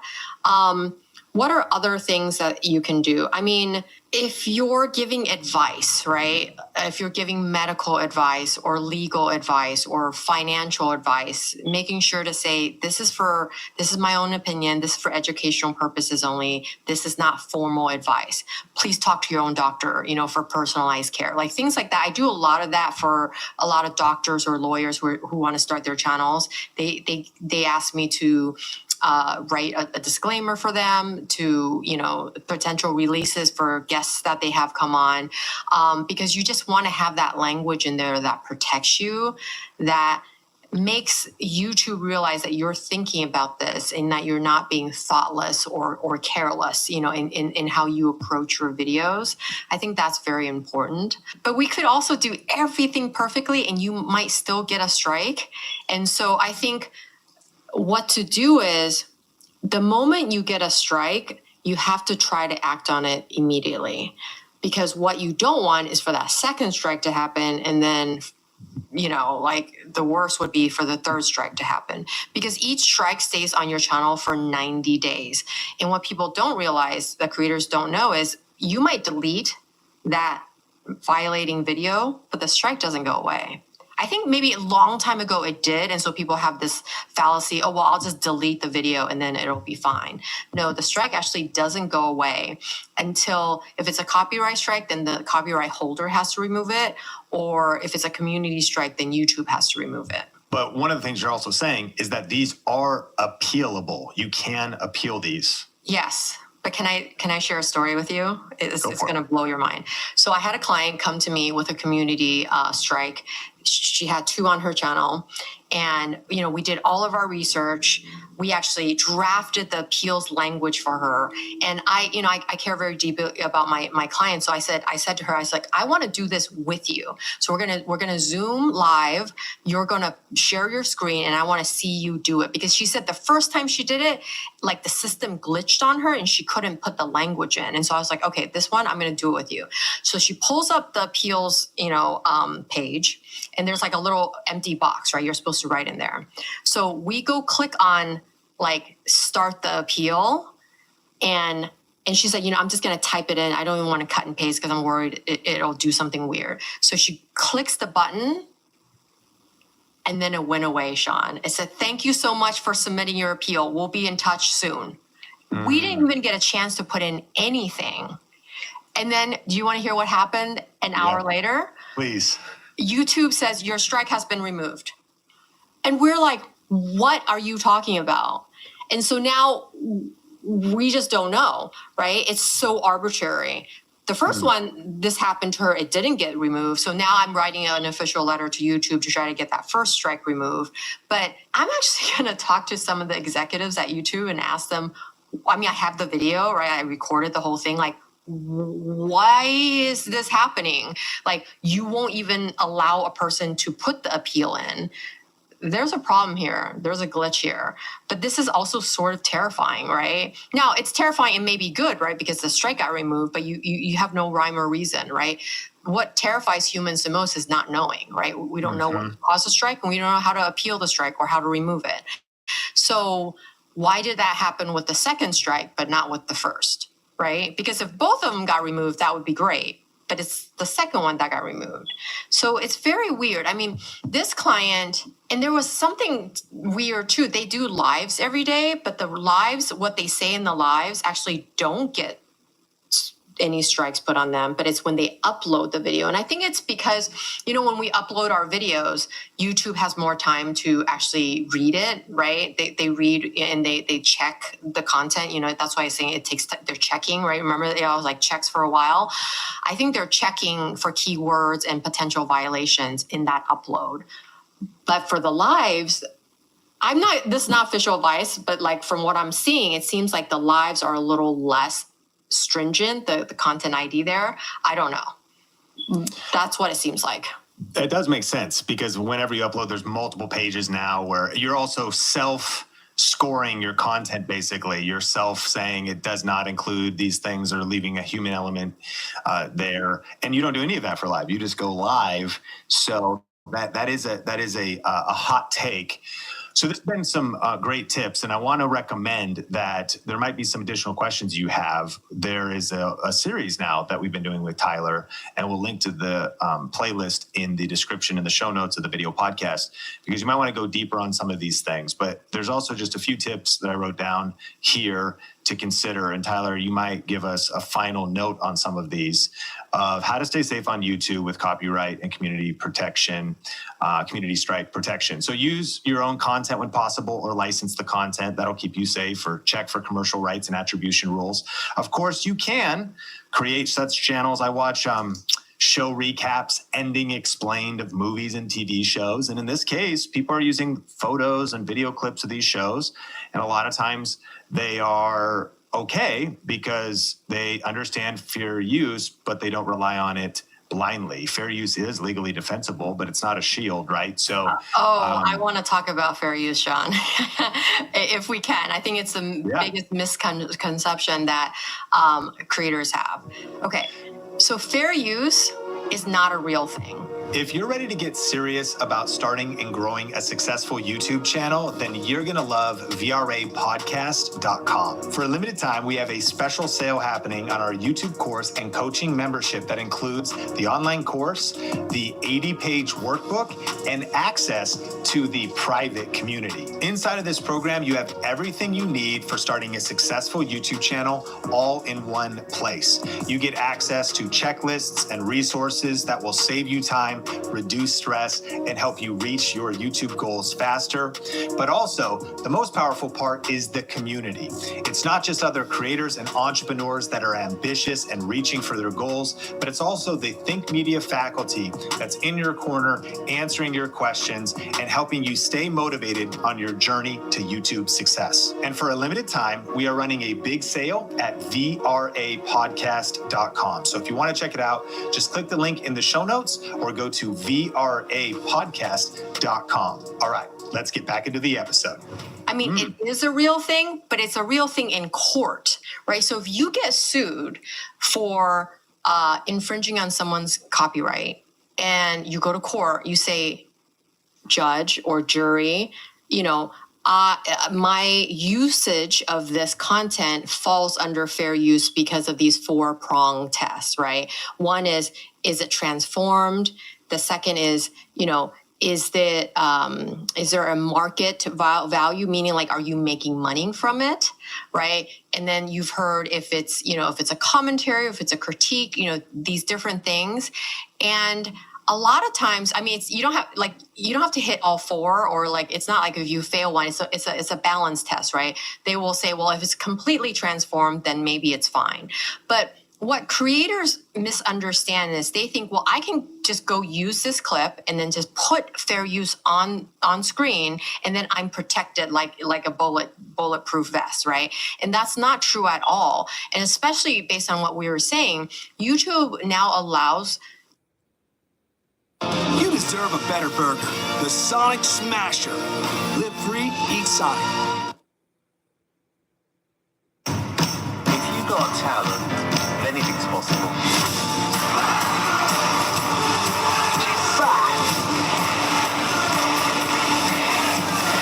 Welcome to season 20!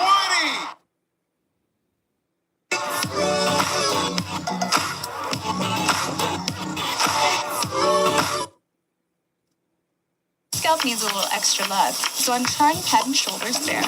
Welcome to your new scalp. Head and Shoulders Bare helps soothe your scalp and controls itch, dryness, and flakes. All with no sulfates, silicones, or dyes. Head and Shoulders. Hotels.com. Members save up to 20%. With that kind of discount, you could stay at a place with a killer spa. Get a manicure, clean up those mitts a little, eh? Hotels.com. Members save up to 20% at hundreds of thousands of hotels.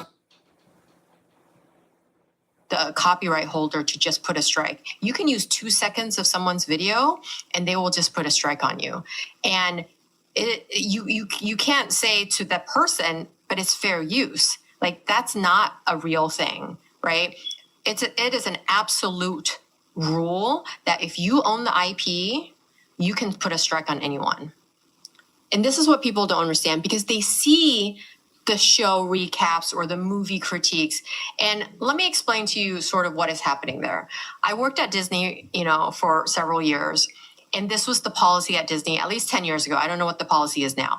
But Disney does not actively go after violators who use their content in a neutral or positive way.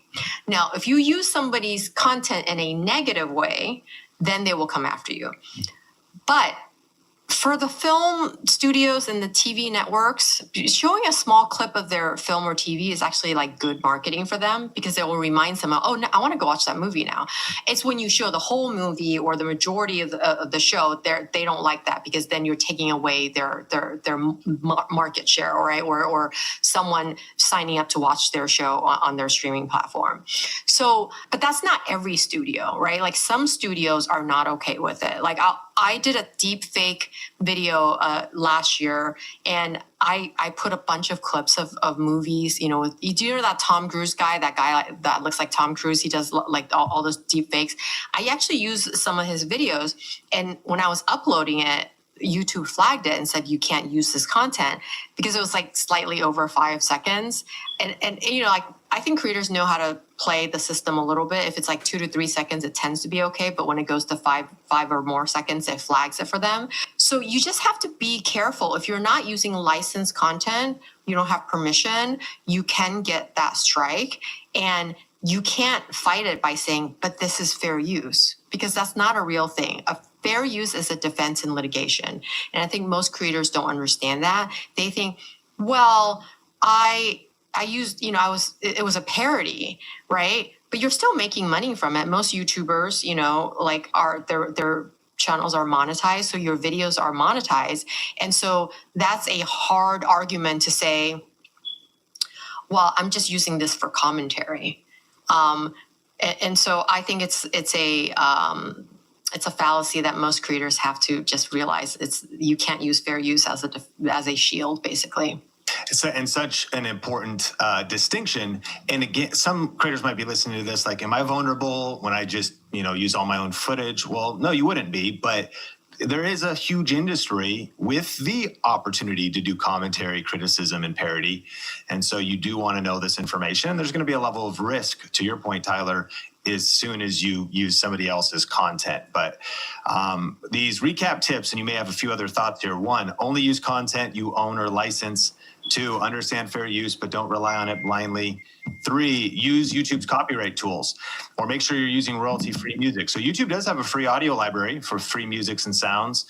We love Epidemic Sound. I'll link to that in the show notes. If you want better music that's going to keep your channel safe for sound effects and music, it's what we use here at Think Media for great music. And you can use YouTube's Content ID Match to monitor if your videos are flagged. The thing about uploading a video in advance is before you make it public, there might be an issue that you can then correct before you make it public. Of course, it's frustrating that sometimes it doesn't see it. The video goes live and then maybe it happens later. You're like, oh, the video's been out and now it's been flagged. Or to your point, if it's somebody else that's flagging it, but definitely use YouTube's copyright tools. Stay updated on community guidelines. Number 4, we talked about that. Avoid sensitive topics or handle them carefully.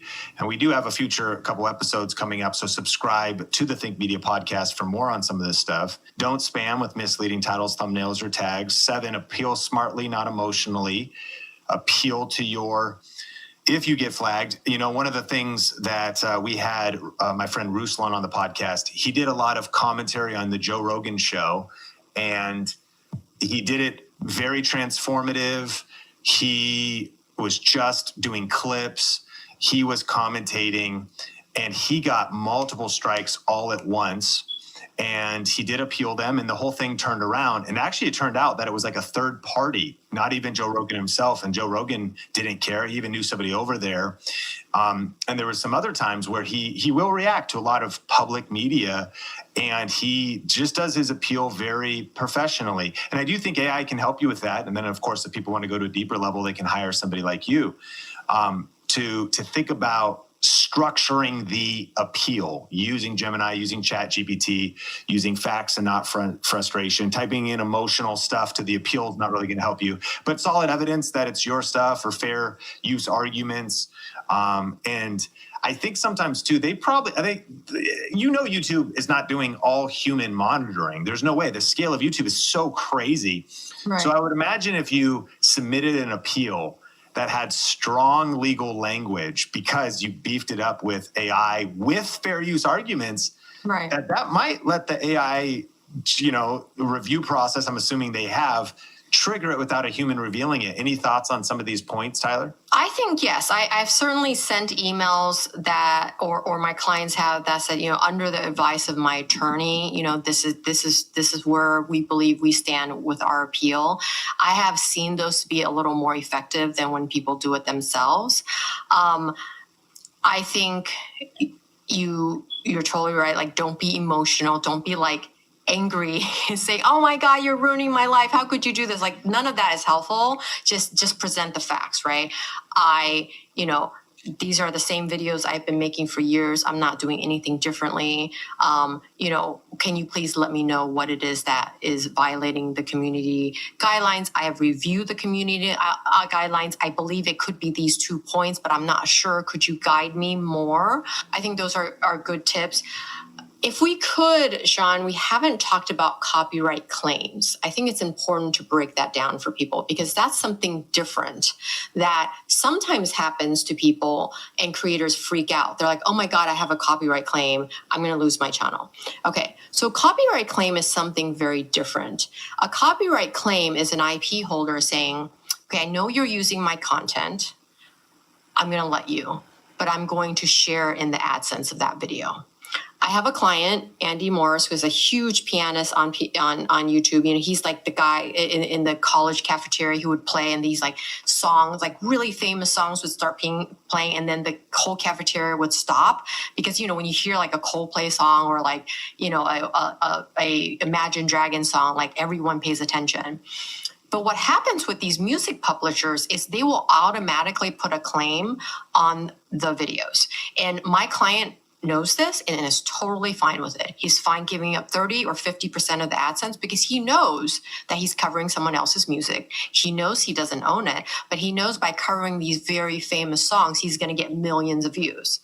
versus an original song where you might get 10,000 views, right? So a copyright claim is simply an IP holder saying, this is my IP and I'm going to share in your AdSense and I'm going to let you use it. And that's something I think a lot of creators don't understand because they just hear claim and they think it's the same thing as a strike. And it actually isn't. It's just a mechanism for the IP holder to share in basically in your success, right? Because it's your IP, it's their IP that's, adding to your successful views or millions of views. And they need to share in that. And I love the strategy that he is thinking there because, yes, we talked about in this episode, copyright strikes, community guideline strikes, and copyright claims where, especially for music channels, well, what if I get a claim and I do lose out on monetization? Okay, you lose out on monetization or you split it, but what about the influence? What about the reach? And we've had a lot of people that are part of our community, our Video Ranking Academy course with music channels. They think about, multiple different ways to make a living as a creator and monetize, and they just don't rely on ad revenue. But if they are oftentimes covering popular songs, even reacting to popular songs, it's kind of a fine line. It's like, well, that might get claimed, but it's not a strike that is not a strike. It's not harming your channel at that moment. It's just affecting the monetization. Well, what is the influence worth? The subscribers, the growth, the views. So the sophisticated creator is thinking a lot bigger than AdSense. Do I have that right? Yes.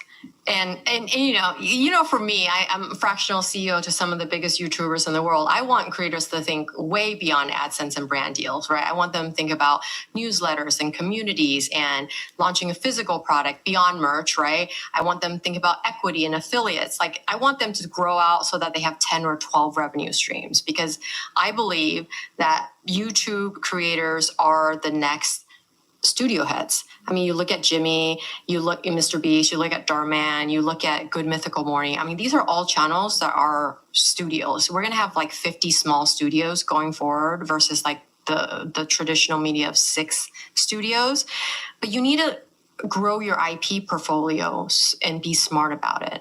Because if you want to sell your channel one day, you better make sure your IP is cleared. You're using clean licensed music. Because if half of your library is not clean, the chain of title is not clean, no one's going to buy your channel. So you have to actually think 10 steps ahead, where you want to be in 5 years or 10 years. Because I believe most creators, that's their life cycle. You hit about 10 years. I mean, you look at MatPat and Veritasium, they were like 10 to 15 years, right? But then at some point, you're not a kid anymore, right? And you're like, I want to go have a family. I want to have kids. I don't want to do vlogs every day. I mean, it changes, right? So you have to always be thinking ahead. This is why people should subscribe to the Think Media podcast. Big, thinking different, thinking bigger. And this is why you're one of our favorite guests from our community. I got 3 more of these points as we land the plane on this episode. And if you've been getting value, though, like, rate, share, review the podcast. It means the world. I know we have a lot of audio listeners. You could just go to Spotify and click the star rating. On Apple Podcasts, leaving a review. I know it takes time, but if you did that today, it would mean the world to me and the Think Media team. And thank you so much for being part of our community. And so number 7 was appeal smartly, not emotionally. Number 8, document everything. If you have records of any licenses, permissions, fair use analyses, or editorial notes, that can help. Number 9, consider content insurance. Now, I know you might want to talk about that, but that is in another episode that'll be linked in the show notes. Especially for bigger channels, you can buy media liability insurance to cover legal costs if you get sued for copyright defamation or a takedown dispute. And some of this stuff so like everyone just got stressed, like their cortisol went up. They're like, wait a minute. But again, that's especially for bigger channels. Also depends on what kind of content you're doing. If you're just vlogging around your garden or your farm of all your own stuff, media liability insurance might not be as big a deal. But if you are doing gaming and other people's IP, basically, just other people's content, OPC, not OPP, naughty by nature, OPC, other people's content, maybe media insurance. And then number 10, when in doubt, leave it out. If you're slightly unsure if something's risky, cut it, because one video isn't worth losing your entire channel. Any final thoughts? And also give a shout out to where people can connect with you as we land the plane with one final question in just a second. Well, I'm just going to close out the media insurance part. I think people who have channels that do commentaries on people like you remember CoffeeZilla? Like when you're talking about people and you have a journalistic channel, remember he's getting sued by Logan Paul right now and he does not have defamation coverage. So all of his legal costs are coming out of pocket for him. If you do a lot of product reviews, like if you're talking about someone's product that could potentially tank their product and you didn't do your research and you just said this is a terrible product and it kills the whole line. I mean, if someone, if that brand is going to come after you, you better have media insurance that covers you for that. So I think, again, I totally agree with you. My job is to protect and grow creators. So when I am making content, I want people to think about, I feel safer now and I'm going to go make content. Our point, Sean and my point, is not to give you this information and freak you out and say, well, I'm just not going to go make any content now. That is not the point. We're trying to give you all the information so that you can be amazing creators who enjoy this American dream and not have to stress about, well, am I going to get a copyright strike? If you have all this information in mind already before you make the content, we're just trying to empower you basically and give you the information so that you can keep making content and maybe quit your full-time job and do this full-time, right? I've got one more question for you, but give a shout out. People want to connect with you, follow you. Where can they reach you? Thank you. So my channel is called Tyler Chow, the Creator's Attorney. I actually write almost every day on LinkedIn. And Sean, I wanted to share the news with you. I'm actually starting my community. Finally, I'm doing it on Kajabi. They're great for creators, and this is gonna be really funny, but I do this for creators, right? I help them launch their communities or their newsletters, and I'll share this in real time with you.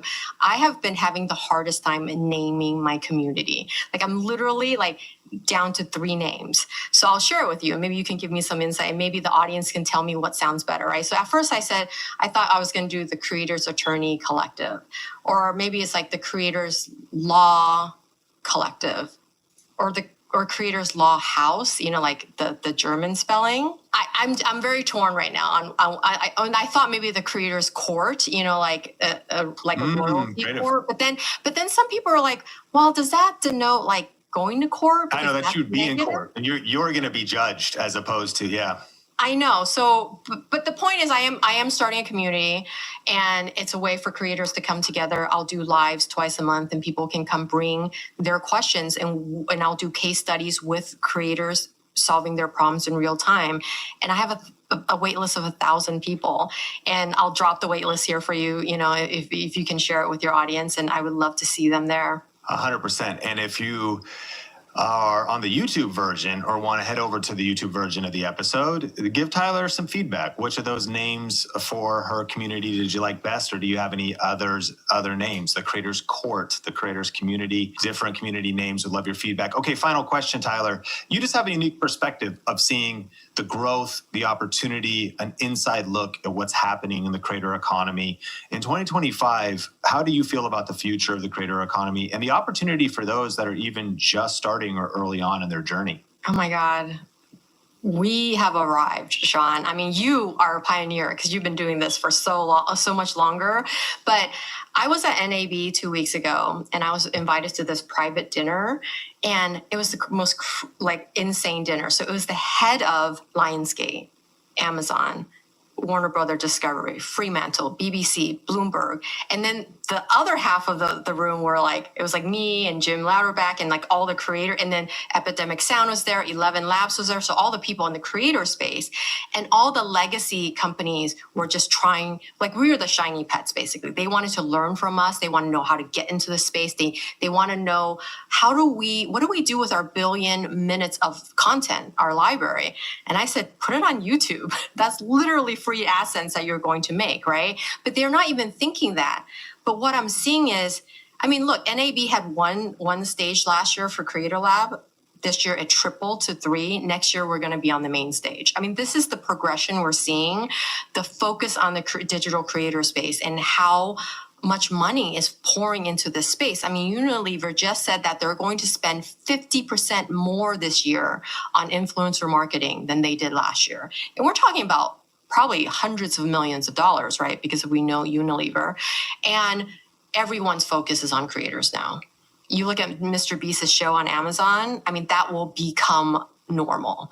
you will get big creators doing shows on Netflix or Amazon or Hulu.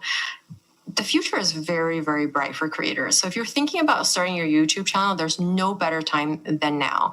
I put YouTube channels into trusts for my clients' kids. It's more valuable than real estate these days. I have clients who have 100,000 subs who are going to hit 7 figures this year. It's not about how big your subscriber count is. It's about how deep your knowledge is and how dedicated your audience is to you. You can grow a 6 or 7 figure business based on your YouTube channel. And it's just so amazing. And I'm just so happy for creators. The future is bright, and YouTube is an investment in the future. I want to thank you for listening to the Think Media podcast today. Write, like, rate, review, share wherever you watch or listen. My name is Sean Cannell, your guide to building a profitable YouTube channel, and we will connect with you in a future episode.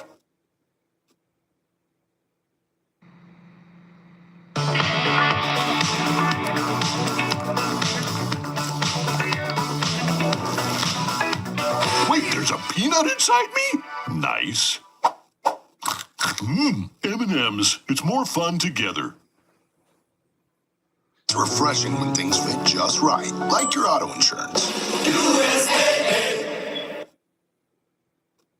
Say, is it too late to start? Not if you're doing this. And here's the good news. 99% of creators are not doing this. Like, grab your smartphone and post your first video in the next 24 hours. That's what courage looks like. 99% of creators might not even have the attention span to listen through this entire framework, and that's why they'll probably lose. Not just skip around and look for a YouTube short to give me a dopamine hit, but are you really playing all in? Are you really sharing your boldest voice? Are you really living all out courageously? Or are you playing it safe? I think that 100% of people listening to this could really ask themselves the question, what does that next level of courage look like for me? Sean, you have a whole system that you have personally curated and used for your YouTube channels to reach silver play buttons, gold play buttons, and also help other content creators reach their goals with their YouTube channels. And that's the 7C framework. I don't think you've really sat down in a setting like this to share more about it, which we will get into in just a little bit. But my first question for you is it too late to start on YouTube in 2025? Yeah, it's a great question. And I think people ask that question every year. And the short answer is no, it's not too late. The nuanced answer is it is challenging to start on YouTube right now with rising competition, with a lot of people wanting to do this. And competition is highest for those that are starting YouTube without a strategy, for those that are making low quality content.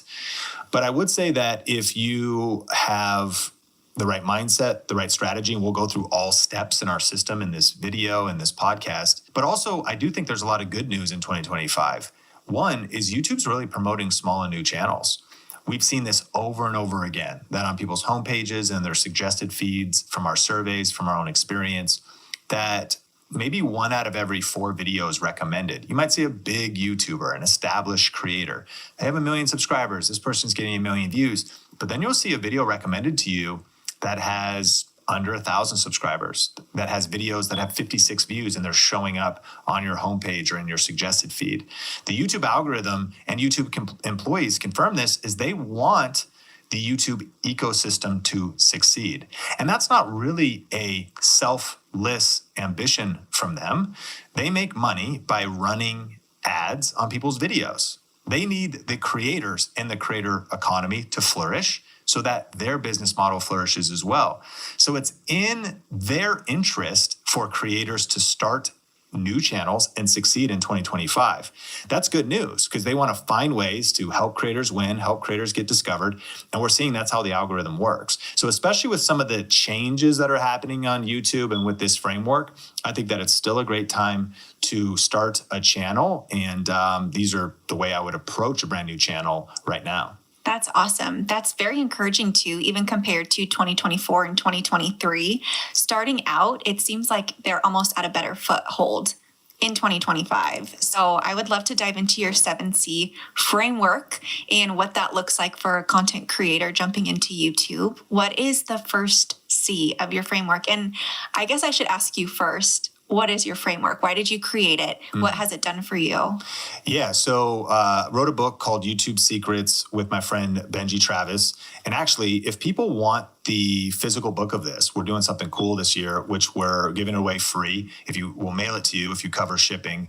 And so we'll link to that in the show notes or ytsecrets.com. And it's actually updated. The second edition is out now. And we wanted to write a book to encapsulate a proven system and a proven process that Benji had done in kind of vlogging and entertainment with his wife on his cooking channel, on a real estate channel he started. I had been a freelancer for many different experts, pastors, personal brands, running their YouTube channels for them, and then I've started multiple YouTube channels myself. And so these 7 steps have actually stood the test of time for starting a channel, but then there's some nuances to them that are different now in 2025. And so the first C is courage.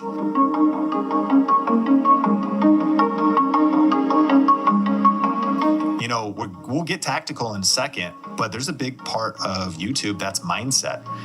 If someone's watching this or listening to this, they might be thinking like, man, you know, is it too late still? You know, is it just going to be, how hard is this going to be? Is it going to be worth the effort? What are people going to think of me? Am I going to get negative comments? You know, there's a lot of resistance, a lot of overthinking, a lot of self-doubt and imposter syndrome. And if you feel those things, welcome to the club. Everybody does, actually. Of course, some people are just a little bit more natural, but like the self-doubt, the definition of courage is not the absence of fear. It's taking practical steps forward despite the fear you feel.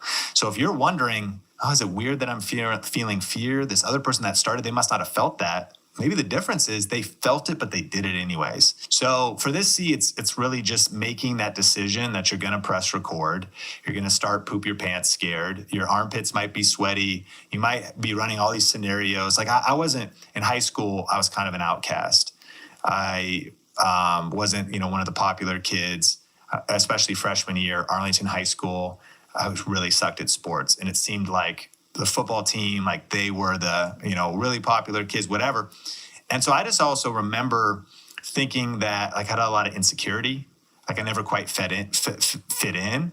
And I remember thinking, even though this is like a made up scenario, that years later when I was starting a channel, I was like, man, are people going to judge me? Like, what about those people from high school? Oh, look at him. Who does he think he is? He's starting a channel and all this stuff. They don't even know what, like they're not even watching. Yeah. Years later, I remember I was waiting tables and some girls that I went to high school with that were in the cool crowd, they were, I was waiting on them. Of course, they were very kind, but I remember, and I was working on my YouTube channel on the side, and I was like, oh man, like, all I can feel right now is I just remember feeling like conflicted inside, like kind of insecure, kind of like, well, I'm trying to build something, but what do they think? And they drove up in a nice car. I think they had really nice jobs, and it's very respectable, of course, to be a server at a restaurant. But I just remember going through my feels of like, man, what are people going to think? And am I going to be judged? And maybe you got spouses or family members. All this stuff is real. Here's the bottom line. It's going to take courage. And if you look at the landscape right now, maybe you look at the economy, you look at what's happening, you don't like what's happening in politics, you don't like what's happening in the world. There's just a lot of reasons to stay safe and not get out of your comfort zone. But it's the people who actually get uncomfortable and punch fear in the face and get courageous and actually start. And ready is a lie. Like if you're waiting until you feel ready or you're waiting until you feel all the answers, this is a great episode to listen to. But like, after you're done listening to these 7 C's, like grab your smartphone and post your first video in the next 24 hours. That's what courage looks like. Because you can get more strategic over the years, but you cannot steer a parked car. So there's something about punching fear in the face, punching perfectionism in the face, pressing record, and starting, and that takes courage. Would you say that even to this day, after being online for over 20 years, that you still have to choose to have courage? I'm sure it might be easier, but what does that look like for you now? 100%. I'm more comfortable on camera now, maybe before I shoot a video, but now I still have just as much insecurity. It's just different. Now it's been crazy that I think media has grown. It's a bigger business. We have a team. You're a part of that team. It's really cool what we've been blessed to be able to get to do. But I still am like, do I have what it takes to run Think Media at this level? Am I a good enough leader? Do I have what it, now I'm a father, so I'm even, do I have what it takes to raise these kids? I don't know. I think people have different levels. I think it's just normal to feel, again, imposter syndrome. And then the truth is too, with courage, is I think negative comments is one of our fears. I think that sometimes we fear failure. What if I start and I don't get any views? But you know what we also fear? Success. What if I get too many views? I've seen people go viral. You might have noticed that people get quote unquote canceled on the internet. A video goes viral. There's different fears that could come into your mind. How do I speak about, the privacy of my kids, or do I share my kids? And a lot of, do I share my life? Should I change my name? I know a lot of women will think about this, a little more cautious, wisely so. Maybe they use their first name, but do a different last name because they don't want to be looked up, or maybe a stalker in the past, or all kinds of stuff. For real. But anything worth having in life is uphill. The greatest rewards are outside of your comfort zone. Be safe, be wise, set things up in a smart way. But yes, I think that I need courage for every new battle I'm going to fight. And you might have defeated other giants in your past, or maybe you beat the lion, you beat the bear, but now you're facing the giant. Goliath is in front of you, and that's starting the channel or getting back to a channel because, man, you might look, sometimes you have regret. Like, I tried YouTube a few years ago and I got busy and I got discouraged and I had a setback for a while. Maybe I got sick, a family member got sick or something. And sometimes you're like, man, I just feel like I lost momentum. And even, at the start of a new year or mid-year, I just feel like the uphill battle, like how am I going to get that momentum back? It feels heavy. It feels hard. You don't have to see the full staircase. You got to just take the first step. And that necessity of courage, by the way, this 7 C's is a circle. As soon as we get to the end, we're going to start right back at the beginning with courage again. You don't graduate courage. At every single level, you've got new challenges that will come your way, but that's a blessing. It's bigger giants, new levels, new devils. It's like just you keep going back through. So yes, that's why really in a lot of ways this framework is for myself, not just for those that are starting YouTube channels. Even if you're more advanced, what's that next level of courage look like for you? That next bold idea, that next thing that you really feel like you should share that's on your heart. But what if you got a little bit more vulnerable with your vision, with your values, with what you stand for? Maybe you see what's happening in the world and your channel's been a little bit PC, politically correct, but you feel like there's just a message burning in your bones, but you've been playing it safe. Maybe you're making some money. Maybe you feel like my content's going fine, my channel's going all right, but are you really playing all in? Are you really sharing your boldest voice? Are you really living all out courageously? Or are you playing it safe? I think that 100% of people listening to this could really ask themselves the question of what does that next level of courage look like for me? Every day you want to start your YouTube channel is another day of missed opportunities and untapped potential. Here's the truth. Once you get it done, the most important part is the one you need now. And the best partner is the one who can deliver. That's why millions of maintenance and repair pros trust Grainger, because we have professional-grade supplies for every industry, even hard-to-find products. And we have same-day pickup and next-day delivery on most orders. But most importantly, we have an unwavering commitment to help keep you up and running. Call, click Grainger.com, or just stop by. Grainger, for the ones who get it done.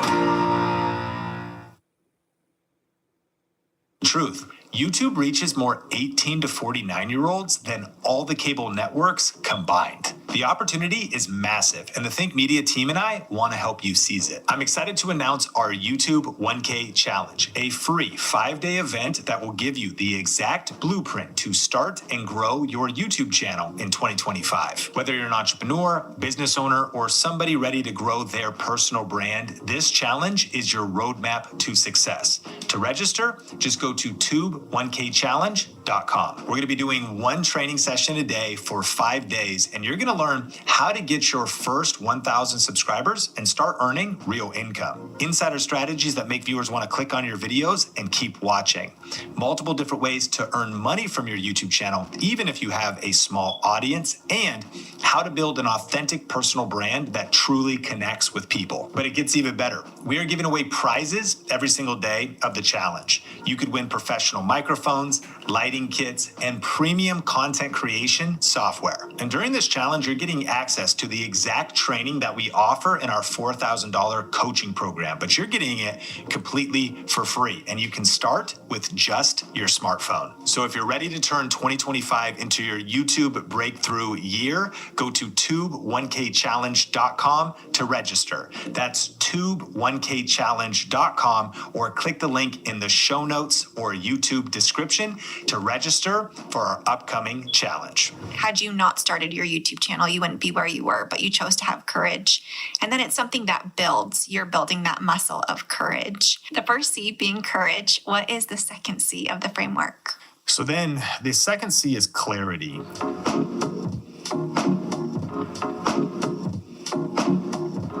And so this is about answering the question of what is the focus of my YouTube channel? I think one of the biggest dangers of 2025 is distraction and overwhelm. There's so many different social media platforms you could try to build on. There's so many different online ways to make money. There's so many different things to watch and get distracted by, so many social media feeds to just get stuck scrolling in. There's so many different business opportunities or shiny objects. So if you're just distracted, not only that, as think about the consumer, that the hopeful viewer someday that will watch your channel, think about how many options they have.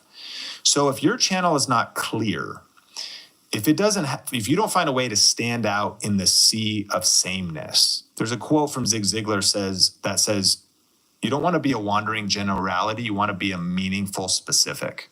What is the focus of your YouTube channel? So this would mean, like, who is your channel for? What problem does it solve? How can your channel be different? What's unique about your channel? What's unique about your personality that can weave into the channel? Because the argument might be, well, somebody's already doing what I'm doing. But yes, topic-wise, but they can never do it the same as you. Why? They don't have the same stories. They don't have the same perspectives. They're in a different season of life. They don't have the same trauma. Like, the way life has shaped you and your experiences, we all bring our unique perspective to even something that's similar. You know how many successful personal finance channels there are? You know how many successful gardening channels there are? It's really actually endless. What's different is we're different. And so clarity is about identifying what are your strengths, maybe what are your weaknesses. In business, there's this thing called a SWOT analysis, SWOT, and you'll draw 4 columns, and a business will do this when they're thinking about making a competitive advance for their business in a coming year. This is a good thing to do for your YouTube channel. It's part of clarity. What are our strengths? What are our weaknesses? What are the opportunities? What are the threats? So it's like, what are my strengths? Okay, I've got this connection. Maybe I got some money so I can buy some gear. I could set this up. Maybe I want to start a video podcast. I already know a couple people. I have my first few guests. It's like a strength. What are some of your weaknesses? Well, when it comes to weaknesses, maybe I don't have a lot of time. Well, I got to be more efficient. But what are my weaknesses? And maybe finances are low. Well, I can't compete to the person who's going to build a $10,000 studio. But all I need is a smartphone. You just are assessing, play to your strengths. Find a way to overcome your weaknesses. What are the opportunities? Well, maybe I'm located in a place where there's other people to collaborate with. Like, we're recording in Vegas right now. It's crazy how much momentum there was for me on YouTube in terms of like podcast guests and all this stuff from being in Vegas. But my wife and I made a decision for family and actually moved back to the Pacific Northwest. That's my value system. I'd rather do that. But it wasn't the best business decision. It actually now becomes more of a weakness. I can do things virtual. So I learned how to adapt to that. Use virtual interviews, fly to Vegas every once in a while. I'm in a rural town in the Pacific Northwest the majority of the year running a media company. That's the cool world we live in. But it still might be a weakness. It's not your biggest opportunity. And then what are the threats? Okay, that's also under clarity would be a little bit of a competitor analysis. And I'm not talking about comparison. So you need to get in the right mindset for this. I want you to sit down and look for really 10 to 20 of other channels that are doing something similar to what you want to do, or like related, like maybe not directly. So it's interesting if you wanted to do something related to health and you maybe more specifically wanted to do something related to, like, let's say biohacking, like bulletproof coffee and supplements and red light therapy. And there's that dude who's like planning on like never dying. Like he's supplements and doing all this different stuff. But maybe you're like, I kind of is in that space. So you began to study, there's some people doing video podcasts. There's this channel over here. This guy's kind of teaching. This guy over here kind of does an interview show. This guy over here, Andrew Humerman, does it this way. And you start sort of assessing, this is the Clarity C. And you don't want to get stuck here, but this is how you put together a plan when people say, is it too late to start? Not if you're doing this. And here's the good news. 99% of creators are not doing this. 99% of creators might not even have the attention span to listen through this entire framework. And that's why they'll probably lose. It's those who okay, I'm really going to get tactical on this, not just skip around and look for a YouTube short to give me a dopamine hit. I'm going to go deep. And so a competitor analysis, not to compare because they're further along. Of course, like they're crushing it. It's like, oh, look how good they're doing. No, it's like looking, okay, what can I learn from them? Strengths, weaknesses, opportunities, threats, and that'll help you identify who is my target audience, what is the main theme of my channel, what problem does my channel solve, how can my channel be a little bit different, what can I try to contribute to, and put together a simple napkin plan basically for your channel. I'm going to start a video podcast once a week on marriage and relationships. I'm going to interview marriage and relationship experts and authors. I'll do it virtually. I can do that from anywhere. And like, there's your plan. And like, it's a way to start. We could do a video podcast like this without this fancy gear. I'm saying you could do it at a computer with like a webcam, or I'm going to do talking head video. I'm going to film in my kitchen once a week, one recipe, and make it simple, and then start with that clear plan going forward. Okay, so we've got courage, clarity. Let's move into the third C. Okay, so now you're going to set up your channel.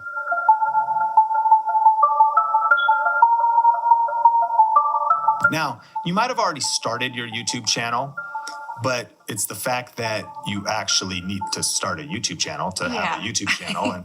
And if you're watching this, you probably have a YouTube channel. But if you don't have your avatar yet, and this is the channel you're uploading on, like, get your avatar right. Get your name of your channel dialed in. Write your about page.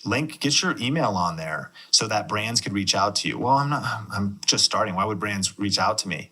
I think the mindset you want to have, I've noticed that those that are successful, they think big in small places. They don't let their small YouTube channel make them small-minded. There's something about turning pro and treating your YouTube channel, like especially with AI and design tools like Canva or whatever, there's templates out there. There's just no excuse to have an ugly YouTube channel.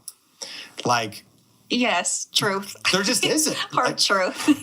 There's so many tools that'll just kind of at least get a template, Like these days with AI, like filters, you could take the nastiest photo on your phone. I mean, like bad lighting, I don't even know much about photography. And then you put it into AI and click a button, clean this up and make the lighting right. It's like, whoa, now that looks like a professional photographer to me. That's literally the world we're living in.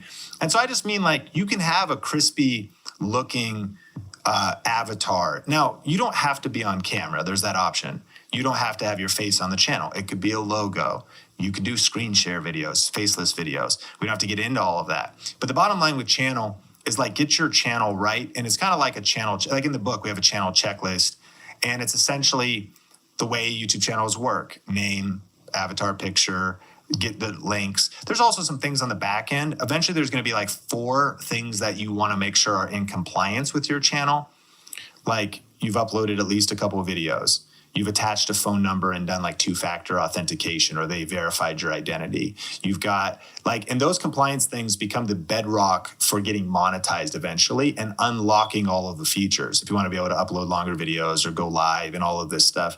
So we don't have to get into all those details, but it's get your channel right, clean your channel up. It's like getting dressed also for a job interview. If someone's going around YouTube, possibly finding one of your videos, discovering your channel, and then being like, hey, let's hang out in the future, and they want to hit that subscribe button, how do you want to present yourself to make a good first impression, and meet people? And unfortunately, people, I think they miss this. This doesn't have to take that long. A few hours on like a Saturday morning, you got a full-time job, you can spend just maybe a few hours getting kind of the branding of your channel cleaned up and dialed in. And that's what the third C is. I love that. I am always so surprised when I hear you talk about how simple your branding can be as well. Thumbnails, your cover photo, your avatar.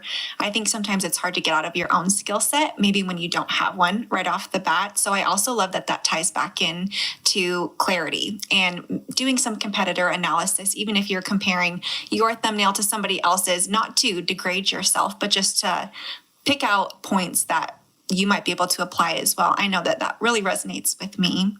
We are rounding the bin. We're about halfway through the 7C framework. What is number 4? So number 4 now is the biggest one, because if you set up a channel, that's good. But if you don't upload any content, that's still not going to get you anywhere.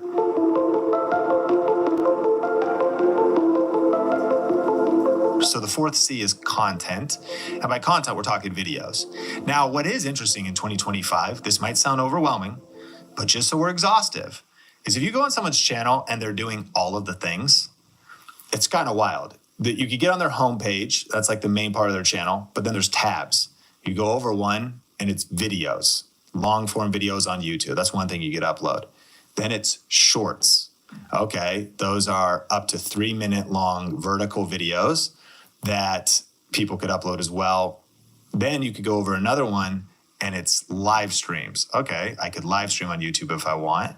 Then you go over another one, and if you do a podcast like us, and that means you upload these videos, check a box, call it a video podcast, optimize it.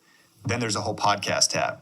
And there's still, we don't even need to get into it, but that would mean this audio also gets distributed to YouTube Music.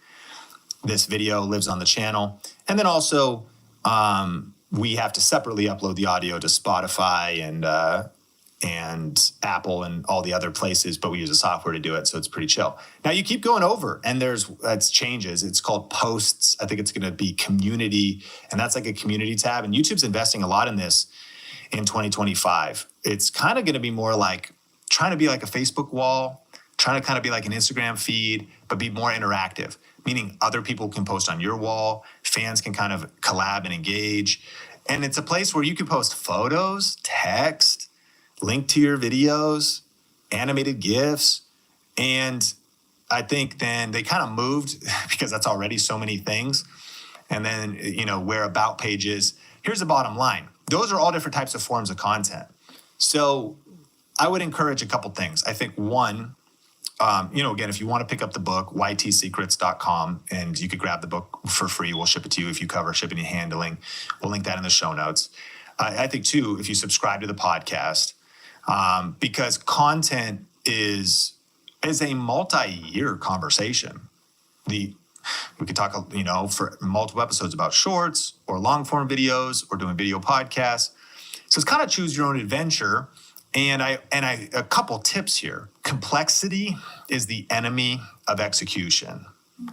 So if you are on the Think Media Podcast YouTube channel, you'll see that we have all of those. We're uploading shorts, we're uploading videos, we upload clips from the podcast, but remember that this has grown from me and my wife just having a vision to start a YouTube channel.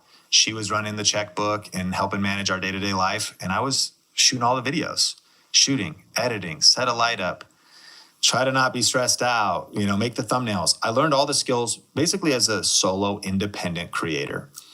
And I learned that keeping it as simple at the start and not trying to do a bunch of social media platforms or try to be like, I'm going to start a YouTube channel. I'm going to go live every week. I'm going to do 2 podcast episodes, 10 shorts, 3 videos. Like, what are you talking? Like, again, and so fast forward to today, we are kind of at that pace, but I've been hiring people. It's crazy what Think Media has turned into. And this year will be our 10-year anniversary at the end of the year, which is kind of crazy. And I even started YouTube before that, like 10 years of the company in this iteration. That just speaks to, I think, pace yourself. And so practical advice, pick one content format, max 2. Like maybe do 2 shorts a week and 1 proper video a week. Even more than that, maybe just my 2025 recipe for YouTube success would be 1, high quality, strategic, long form video per week. There it is. If possible, I'm trying to upload a video. What does high quality mean? I don't mean like fancy lighting. I mean that you thought about it. You weren't lazy or rushed. What's the title? Good thumbnail. You thought about the content. Even if you didn't edit it, you planned it out. It's something that is valuable to the viewer. You really invested in it. And it's like, I'd rather you do like one high quality, strategic, long form video. It's not a YouTube short. What does long form mean? 8, 12 minutes. It might be 22 minutes. It might be longer, and it might be 6. There's not a magic number. That's a question people have. But if I was like really wanted to build a solid foundation, I would love to do that. Now, saying that, YouTube shorts are an easier way to get in the game. All you need is your smartphone. They can be very short, and whatever's going to get you creating content. But I think keep it simple at the start. Don't let it get too complex. Find a rhythm that you can stay consistent at, and content is that next C. And again, subscribe to the podcast and stick with us, because the art of creating great content and content that resonates and catching new trends that come with content, it's ever evolving. And YouTube, the future is bright. I think the Goldman Sachs research said the next 3 years are going to be the best 3 years in the creator economy, that it's actually the total addressable market and like the amount of money, it's going to be a $500 billion industry in the next 3 years. We're actually on a major wave right now. That's a big growth wave. It's a good thing to be a part of. But there's also, challenges, and that is the skill. There's this quote from Eric Ries that says, the only way to win is to learn faster than anybody else.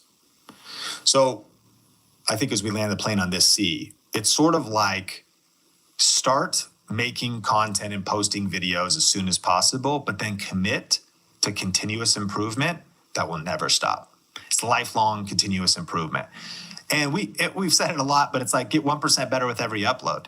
It's just like, just always working on my craft, getting a little bit better. Always tweaking something, get a little bit better. Can my delivery on camera be a little bit better? Can my planning process, the way I outline, the way I research be a little bit better? I have more experience, my depth of knowledge on my subject matter, my editing, even if you eventually delegate something, or maybe a spouse or partner is helping you, working together. How can we make the videos better, more interesting? And can we make the opening better? How can we make the thumbnails better? I've learned that small tweaks lead to giant peaks.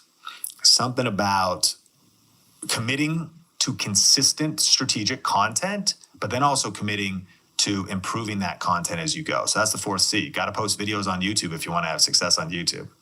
I love how this is compounding one after the other. And it really goes back to courage, the first one. As you were saying, this might seem a little overwhelming.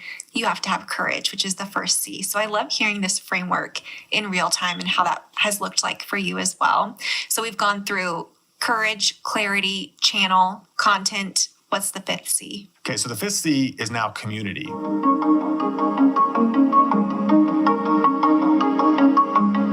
This is the C of, as you start posting, things are going well, you start getting some subscribers, you start getting some comments. And I think the big key here is care. And what do I mean? Deeply care about your community. And try to think about ways of going the extra mile. Now, at the start, you're just hoping you get a comment. And there's something about getting that first comment ever. And hopefully, by the way, I hope you reply and engage. Like, man, someone's here and they actually said something. Who are these people? People are starting to like the video. People are starting to comment on the video. But I think it's an obsession with wanting to care for your community. In the book, my co-author, Benji Travis, was telling a story of his wife, who together now they have a big vlogging channel of a family vlog. But originally she was a beauty YouTuber. And he would tell stories that she would be up answering comments until 1, 2, 3, and 4 a.m. in the morning, answering as many comments as she could. Now, if you're just starting, you're like, I wish I had that problem. That'd be a nice problem to have. But you know what's fascinating is there's a lot of established creators or even mid-sized creators that they start to, it's not that they don't care, but they get busy. And they focus on all the tasks things, forgetting that this is all about people. Like, there's no way for you to have success as a content creator if there's not somebody that watches your videos.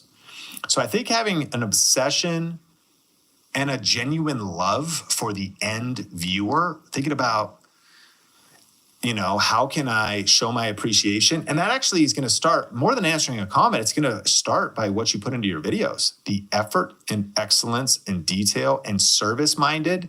By the way, if you're making great content, you're actually asking more, what's in it for the viewer, not just what videos do I want to make. It's maybe attention, but it's like, what's really in this for the viewer? Am I obsessed with helping the viewer win, entertaining the viewer, adding massive value, giving them a great experience? The kind of content they would say thank you after. Thank you, I needed this. I've been stressed out. Thank you, that helped and solved my problem. Thank you, a lot of these other YouTube videos were full of fluff. That one was really great. Thank you for the energy and effort you put into this video. That's one way to show care.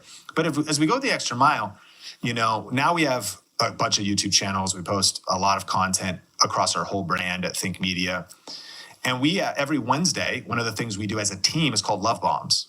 And so we have a short team meeting, and then we turn on some music, and we're still all on Zoom, but we either mute or turn the camera off, and actually together all at the same time. And for us, we are on different platforms, but our entire team, for 10 or 15 minutes, which is even a 10 a time, but we set aside time every single week. And Love Bombs just simply means go to the comments and reply to as many people as possible, connect with as many people as possible. And not just with the goal of heart-like AI responses, because there's all tools. I oftentimes will say, and if you spend all 15 minutes responding to one person and helping them, acknowledging them or overcoming their, question or something, that's a win. Maybe it's trying to do volume. How many comments can I respond to in the next 30 minutes? Or maybe it's trying to go deep. Can I give a 30-minute answer to someone who's really hurting and someone who's in pain? And I think this ties into a mindset I think there's a great book by Ritz-Carlton, founder, one of the CEOs, that's called the gold standard, because Ritz-Carlton's known for what? Customer service. There's a great book called Unreasonable Hospitality. Disneyland is known for the experience and how people treat you there.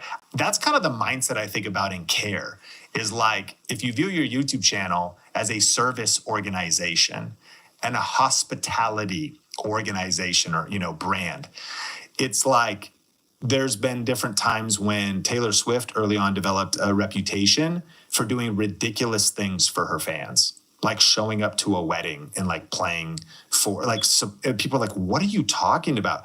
And so that kind of stuff, again, also not only is it word of mouth that could spread, and you're not doing it as a tactic, I hope, but it's also the kind of thing that people feel.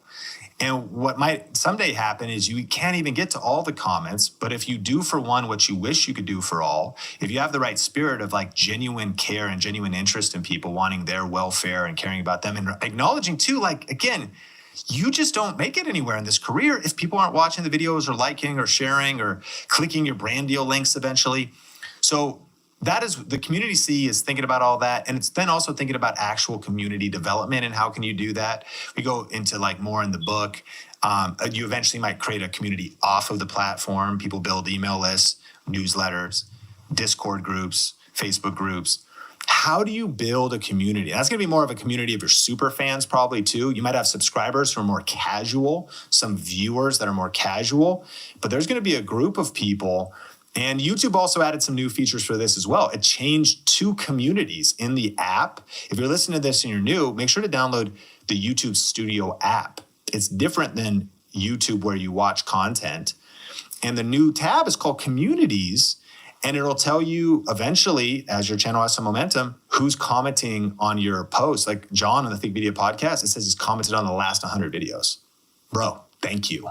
I see him every time. He says informative content. He actually says the same thing but I'm like, bro, ride or die. There's different people that show up. And what they're going to be adding is ways to acknowledge or reward or just, shout people out. I think try to do those. We try to answer questions and have the people's questions pop up on screen. We do real Q&As on our community tab and really turn the Q&As into videos. You and Mel surveyed, listened to all the data we could get and we combine them into a couple episodes. Bottom line, big idea is build a community, nurture a community, think about your community. How can you serve your community? How can you outlove your community more than anyone else? Care deeply about them, not as a tactic, but as an authentic place, but also realizing it is also the only thing that leads to longevity in this as well. It's going to be those people who roll with you. You're going to get a lot of casual viewers and everyone's trying to go viral, but we all know, how many viral videos have you seen? You never follow the person. You're like, that was so funny. You didn't go deep with the person. And how many, they're like, wow, I got a video that got 20 million views. Did you build a community? Oh, wow, I had a breakout YouTube short. Do you have a community? And in a world, I know we're going deep on this, we can, hit the next one, but this actually is a major 2025 trend. I think that part of the big thing that has changed is in some cases, some creators might even feel like, man, my views are down a little bit. Or maybe like I wouldn't even say there's less viral. I think it's easier to go viral now than it once was, but maybe it's more distributed. And it's just because there's just simply more. I mean, that's the big idea, right? There's just more channels and more competition and whatnot. So the edge to success on YouTube in 2025 is community. And how well can you build that ride or die community? Because And if you're listening to this, you can look it up later. Look up Kevin Kelly's article on 1,000 True Fans. You could Google it. And it's a famous blog post that just explains that you don't need a huge audience. You just need 1,000 true fans. It's maybe more than 1,000 subscribers, but that's your ride or die, it's your community to last through anything. To actually build a 6-figure income. Like if you have 1,000 like true supporters, true fans, and you can read the article for the details. So that's the point. It's like, whether you go viral or not, in a way, who cares? Like, we'll help you go viral, but whether you break out or not, whether you have this huge channel or not, you don't need any of that. Like, a lot of people listening to this are like, I would love to go full-time on YouTube. Master this community C and like really cultivate and get obsessed. The creator who understands the viewer best wins. I think the creator who loves the viewer best wins, because authentic love is not just a verb, it's a noun. Did I say that right? It's an action. Which is a verb. Or did I reverse that? It's not a noun, it's an action. If I reversed it, what's a noun of love mean? Person, place, thing. Okay. Love is a verb. It's an action, whatever. So it's like, that's funny. And so, yeah, love in action, not just in responding to comments, but the love you inject in your videos. So anyways, that's the community C. Yeah, you are really great at authentically doing this, even behind the scenes. 2 things I think we hear from you most are do for one that you wish you could do for all. And also through all of your various courses is how are you serving your community? You are so big about that, but also behind the scenes. And when people are getting comments from the Think Media channel, I think it's really special that it's you. And you're so right. Moving into 2025, that is so critical to the YouTube landscape. We've got 2 more C's to cover. Sean, what is the 6th C? All right, so the 6th C is cash.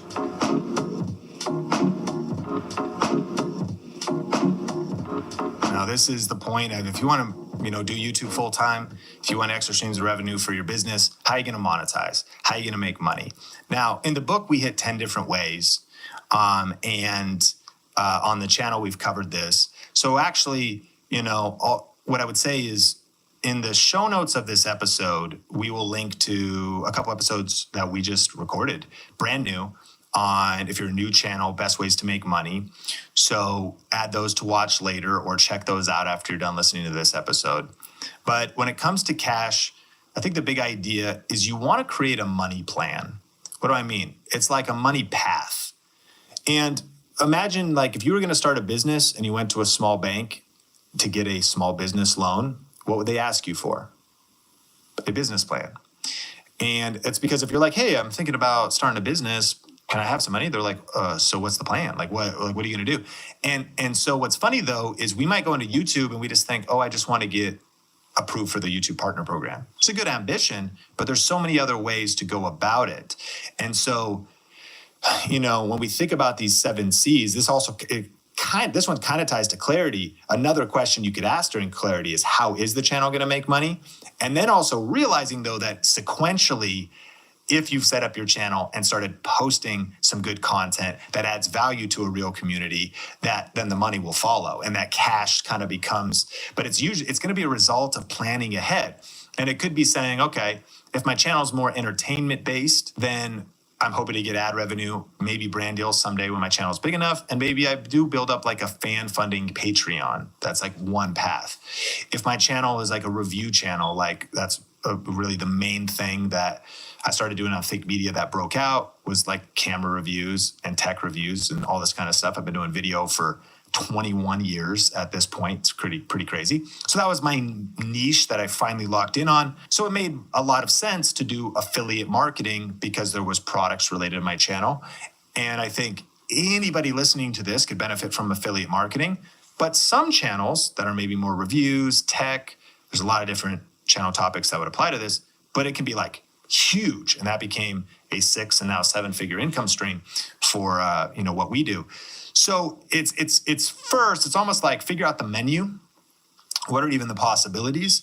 And then pick the 1, 2, 3 money strategies. That becomes your plan and your path. And they don't have to all start, because I think the last thing I'd say there is the mindset around money. In a way, I would want you to have a mindset of delayed gratification. One, because you're probably not going to make money very quick anyways. So you just have to, you have no choice. 2 though, is delayed gratification is probably one of the greatest indicators of maturity.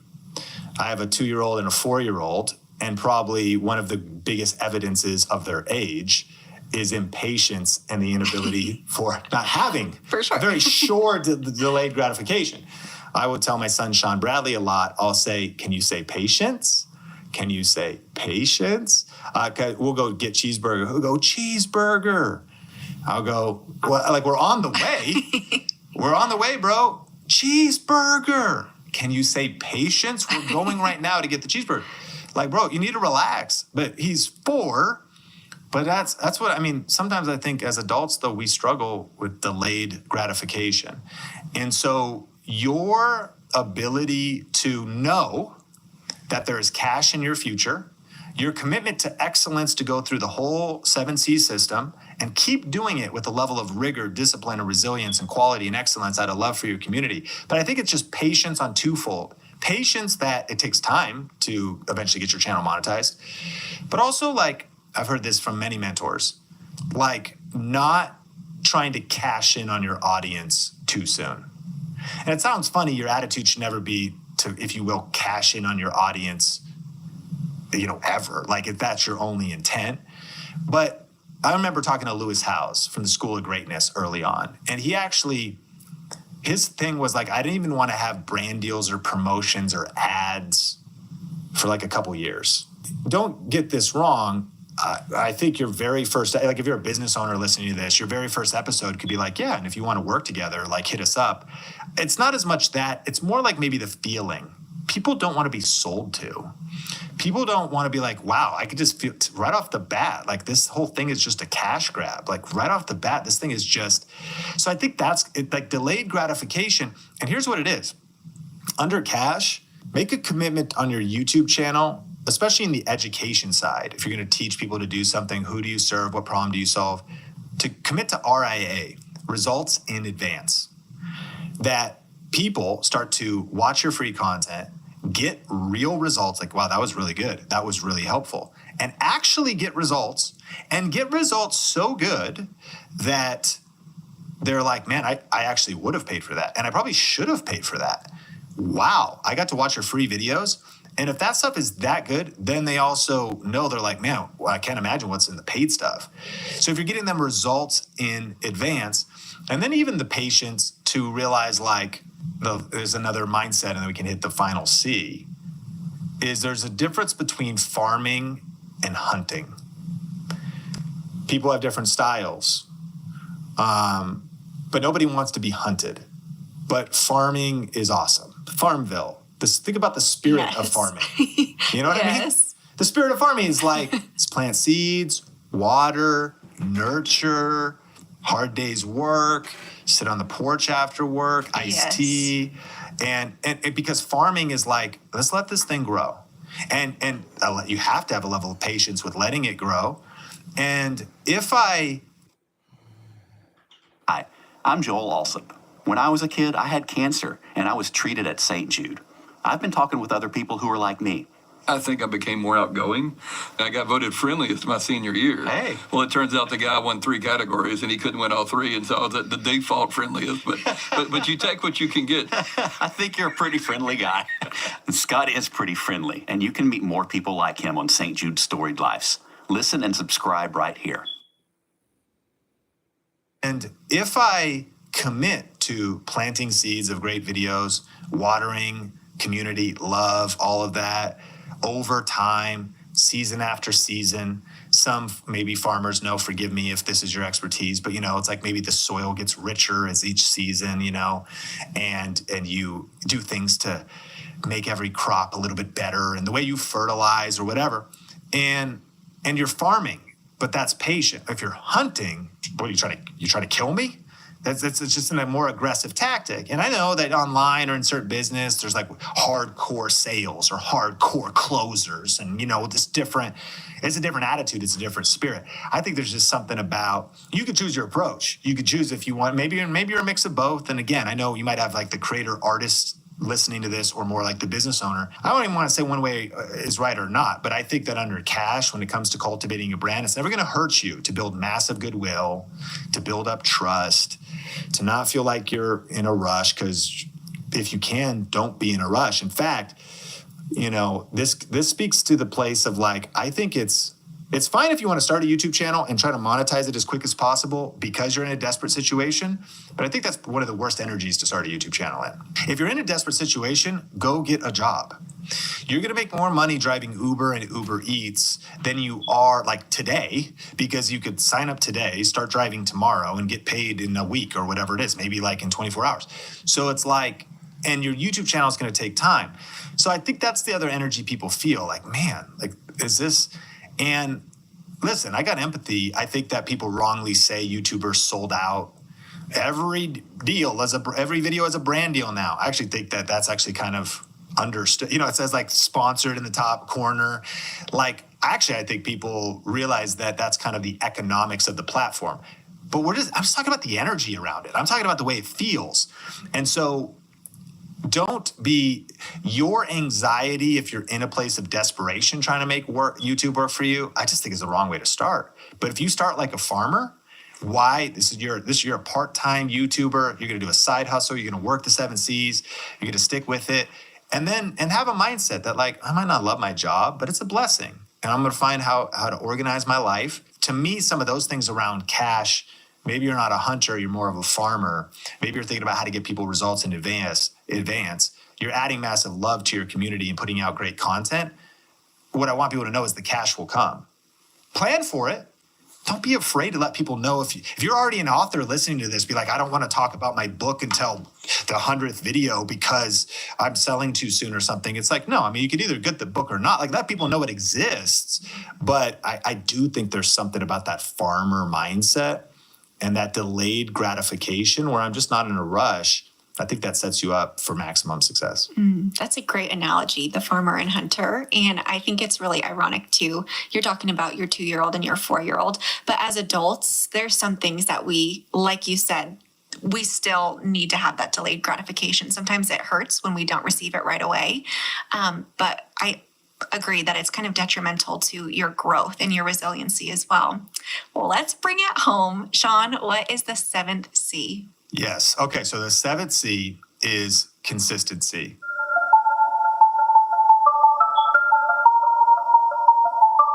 Let's remember, I got some tips under this, and after you stay consistent, you're going to start right back at courage, right? Now I'm back going around again. How can I be courageous? How can I get clear on my next upload? How can I improve my channel, make better content, keep loving my community, find ways to monetize and improve those opportunities, and then stay consistent again. And I think consistency starts thinking about questions of longevity. Okay, there's something about having a season of sprinting at this. It might be a really good way for people to kickstart their year or kickstart their goals. It depends on how much pain you want, but people do Vlogmas around the holidays, which would be uploading every single day in December. People do 30-day YouTube challenge in January. It's February 1st. Maybe you want to do 7 days in a row or something.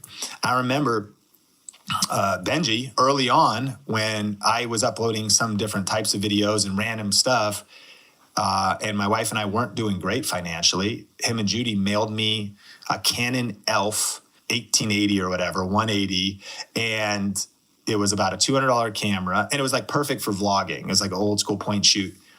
And as soon as I opened the box, I hit record, and I was like, Benji sent me a camera.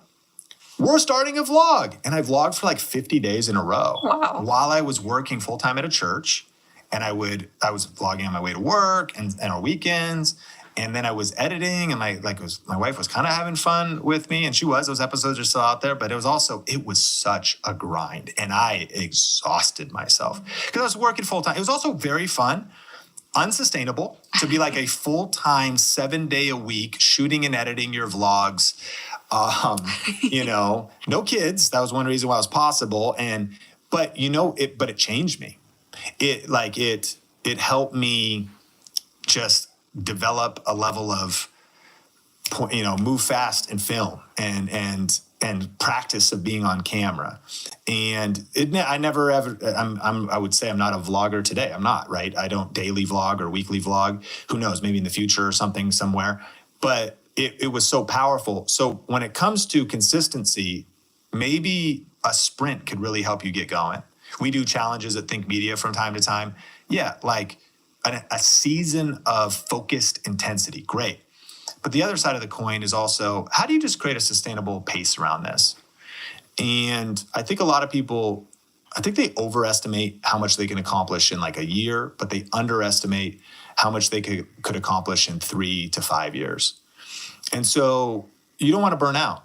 And if you're also having this delayed gratification thing, and if I'm going to trust the process, I'm going to level up my skills, I'm going to keep learning, I'm going to keep working the 7 C's. I just want a sustainable pace. And, I mentioned, I think the strategy, again, shorts are great, but in my opinion, I love long form videos. They pay more once you get monetized. They're just more lucrative across the board. They're more impactful, more transformative to viewers because shorts are cool, but it's like empty calories. It's like a little sample. But if you want the actual steak, I think it comes in long form. So if you commit to posting one high quality, strategic, long form video per week, if you miss 2 weeks, if you miss 5 weeks, who cares if you miss 10 weeks? That's still 42 uploads over the next year. And that's a lot like my journey from the early years of like 2010 to 2015 before I went full time. By the way, that's the long haul. I could have went full time a lot faster if I had the 7 C's and I had but nevertheless, it will not happen overnight. YouTube is a marathon and not a sprint. Point is, pace yourself. And so rather than having some perfect schedule and never missing a week, I think I've heard it say, shoot for the stars and you'll still hit the moon. So yeah, you're like, I'm going to be consistent all year. I think you might get sick 1 week and it's okay. You take a break. That's what I'm getting at. Like, what is the sustainable pace? How can you stay consistent? Under this is also, what are the systems, routines? I don't know, we don't have time for this stuff, but just things to consider like habits, routines, schedules, rhythms, calendar blocking, different tools. That's another thing we can link to in the description because we have at least a couple very specific episodes if you want to research that more. But those are things that are going to allow you to be consistent. Getting rid of the disorganization and the disorder in your life, getting organized. That's why it's a C that doesn't stop. You don't just hit the C and you're like, all right, cool. Every new season of life might require a new retooling of how are you going to be consistent. Are the kids at school right now? Or the schedule a little bit different? Oh, we actually have a nanny? Okay, we don't. She moved. Okay, we don't. Okay, you're a single mom. It's a little bit different. What tools? Oh, now you're in a different season because this next 2 years, kids are still kind of young. Oh, now they're actually in school all day. And you're so really thinking about the long haul, all of those things come into consistency, calendar, time management, and definitely subscribe, because that's, I think, one of our favorite topics about how to do YouTube with a full-time job or how to do YouTube part-time, as well as some of those productivity tips. And, if people want to really master the 7 C's, of course, we go a lot deeper in the book, YouTube Secrets. And I'm excited because we haven't been doing this for very long, but we set up a website at ytsecrets.com, and we'll link to that in the description. And we are down to send the book free. So we set up a way that we'll just mail you the book free, but all we ask is that you pay shipping and handling. And you can also, if you like Audible or audiobooks and stuff like that, it's there on Amazon. But if you want us to hook you up with the book for free, go to ytsecrets.com. We'll link that up in the show notes. And actually, and we didn't even have time to touch on this, the 7 C's is the first half of the book.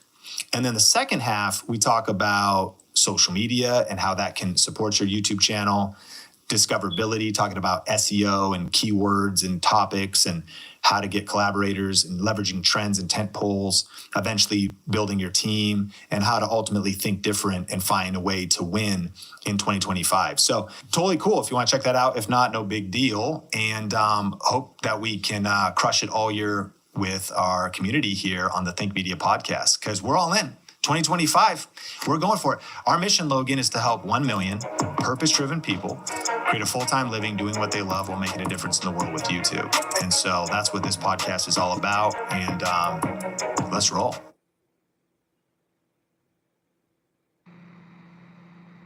Talking about 10 reasons to go all in on YouTube. And in part 1, we were really talking about internal reasons, like build history and legacy, have an archive to show your kids, to show future generations, become a creator, not just a consumer, grow personally, and all these benefits of the fact that when you punch fear in the face and you start a YouTube channel, you honestly become a different person.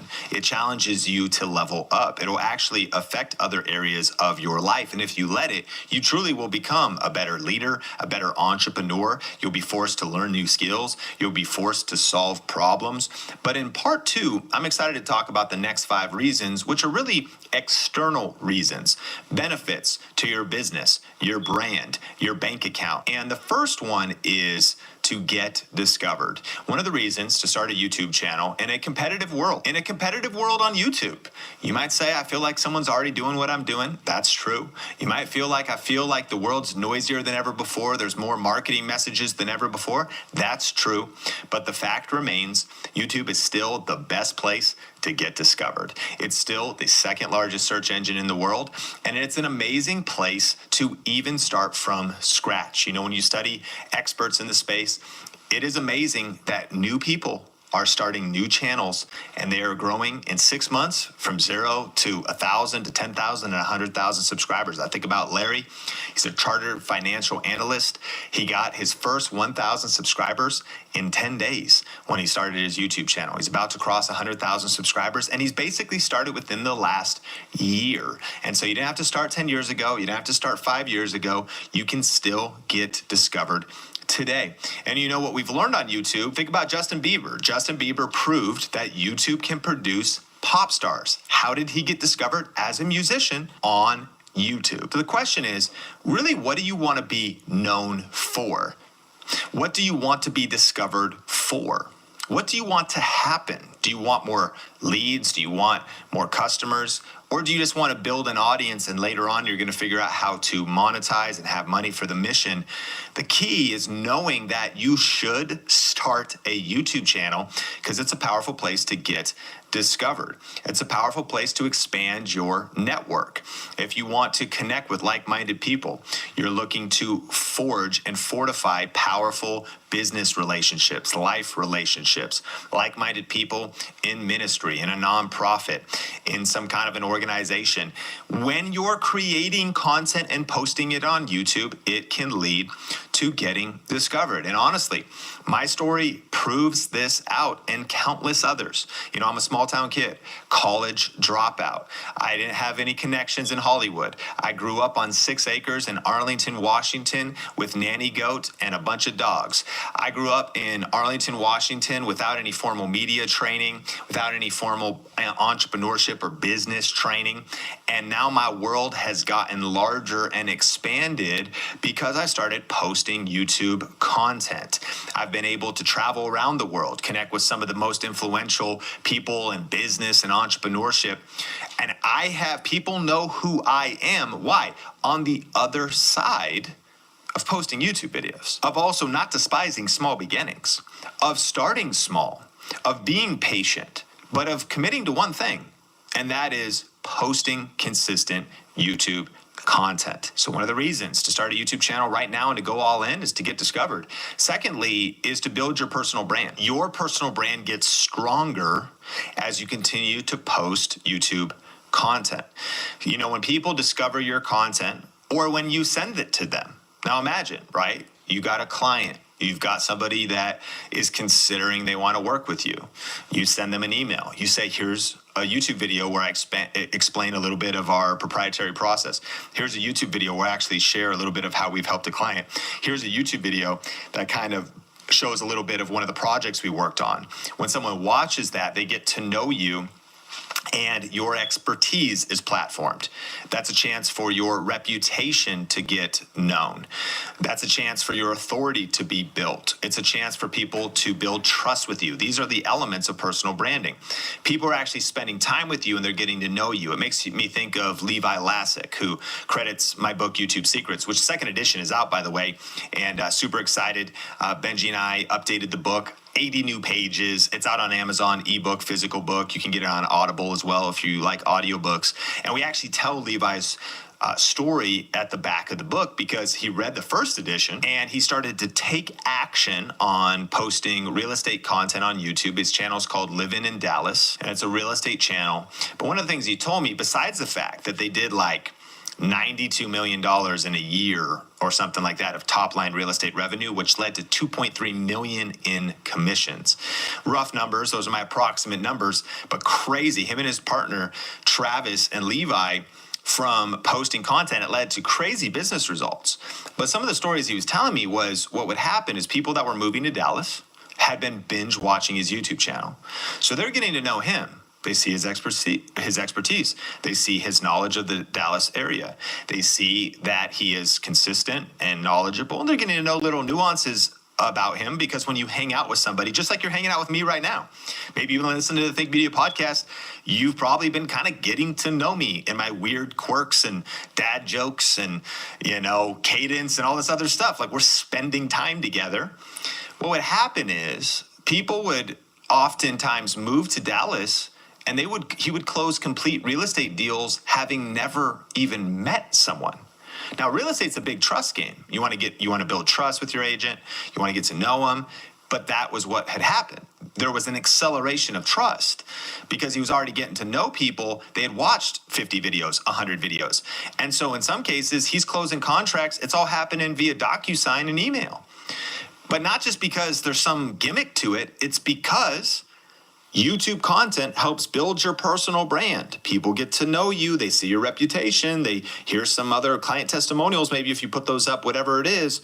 And so committing to going all in on YouTube is a wise move because building your personal brand in an internet and online age is one of the most valuable assets you could ever have as an entertainer or as an educator or a business owner. It's a powerful reason to go all in right now. The next one is to make money. No doubt about it, creating consistent YouTube content can be incredibly lucrative. You know, data came out from Influencer Marketing Hub that there's now 2 million global content creators earning 6 figures. 2 million, right? That the fastest growing type of small business right now, Signal Fire discovered, is being a content creator. They're kind of talking about them as the new world of entrepreneurs, like work from home, start startup companies, oftentimes individuals that are creating content and then monetizing it. Forbes discovered that the creator economy is evaluated, or the valuation of it right now is around 20 billion. And that by the end of the year, it's going to be over 100 billion. That is 5x growth that's happening right now in just 12 months' time. There is massive amounts of money flowing into the creator economy. And so the opportunity here, and the reason to go all in, is to have this confidence to know that there is money on the other side of the hustle and effort it takes to start a YouTube channel. And that money could be connected to you as a content creator, as a startup hobby creator that maybe wants to share your passion and entertain and eventually get enough views so that YouTube pays you, eventually get enough views so brands want to send you free stuff and send you money through brand sponsorships. Maybe you start a Patreon or channel memberships, and maybe you're kind of on that side of the creator economy. On the other side, you're a business owner, but maybe business is tough. Maybe you don't have enough customers or leads. Maybe you realize that as you're growing your business, competition is rising as well. And if you want to stand out and be different, listen, your business is going to stand out among others if everything else is the same, but they don't have a presence on YouTube that's educating and giving free value and letting people get to know you and putting out your reputation and letting people understand your authority and your expertise through your personal brand. You're doing that, and the other competitor of yours is not doing that. You've got the advantage. It is an advantage to you to go all in on YouTube right now. The person with 50 to 100 YouTube videos platforming their expertise has an advantage over the person who's in the same industry who has not done that. The fact remains. And when you do that, and you do it intelligently, and you connect it to a smart sales process and smart lead capture methods and an intelligent way of setting it up to how it can be connected to your product, service, and services, you're going to generate more money. It's staggering. And, you may just be starting. And this may also sound like a lot of information right now. You may be new to the Think Media podcast, but just coming from me, heart to heart, I just transparently have a chance to sit in a lot of really weird rooms. Like I recently just went to Miami for this invite only event at Cardone Ventures. Super strange, with like 50 other quote unquote influencers, whatever that term means. But I was in the room, and I think they added up the total top line revenue of businesses in that room and how much they were generating. And it was almost $2 billion. It was $1.96 billion of top line revenue from the entrepreneurs in that room. 99% of them are in marketing, social media, and having YouTube channels. They're not YouTubers, they're business owners, but that are understanding the power of marketing online and of marketing on social media and of marketing on YouTube. I speak at events like VidCon, Vid Summit, Traffic and Conversion Summit, Social Media Marketing World, different events. I'm about to fly to Atlanta and speak there. And the reason I share that is because I'm in all kinds of rooms where you might think, oh, this is only for a small group. You might think that there's just like a few people doing this, but like I haven't really seen the practicality of this. We threw our own event, Grow a Video Live in Las Vegas, and person after person came up to me. Now listen, they came up to me and they said, hey, 5 years ago, I was at Grow a Video Live 1, and now I'm doing $8 million a year in our business. Hey, 2 years ago, I discovered the podcast, and now I'm part-time at my job, but I've got an extra few $1,000s coming in every month, and I'm creating content and impacting people, and I love what I'm getting to do. My friends, this is real. This is practical. I'm not trying to overhype it. I am just telling you that I have the unique positioning to see, oh my gosh, there is massive money in this industry. Because add it up. $100 billion this year, 5x growth in the creator economy, that is going in people's pockets. That could be your neighbor, right? There's a book called The Millionaire Next Door.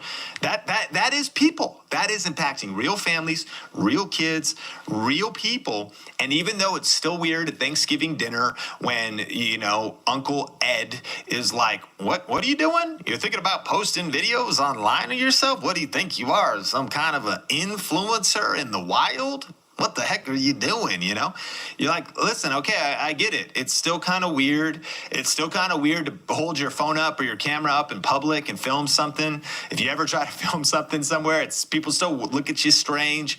It's still sort of weird to press record and selfie. It's strange, but it's real. And friend, it's lucrative. There is real money on the other side of starting a YouTube channel and building it intentionally and strategically with smart methods. Next, to make an impact. One of the reasons you should start a YouTube channel and go all in right now, and one of the reasons you should double down if you're already on YouTube, is because you can make a real difference and make a real impact. I'm talking about change lives. I'm talking about raising money. I'm talking about raising awareness for causes that matter.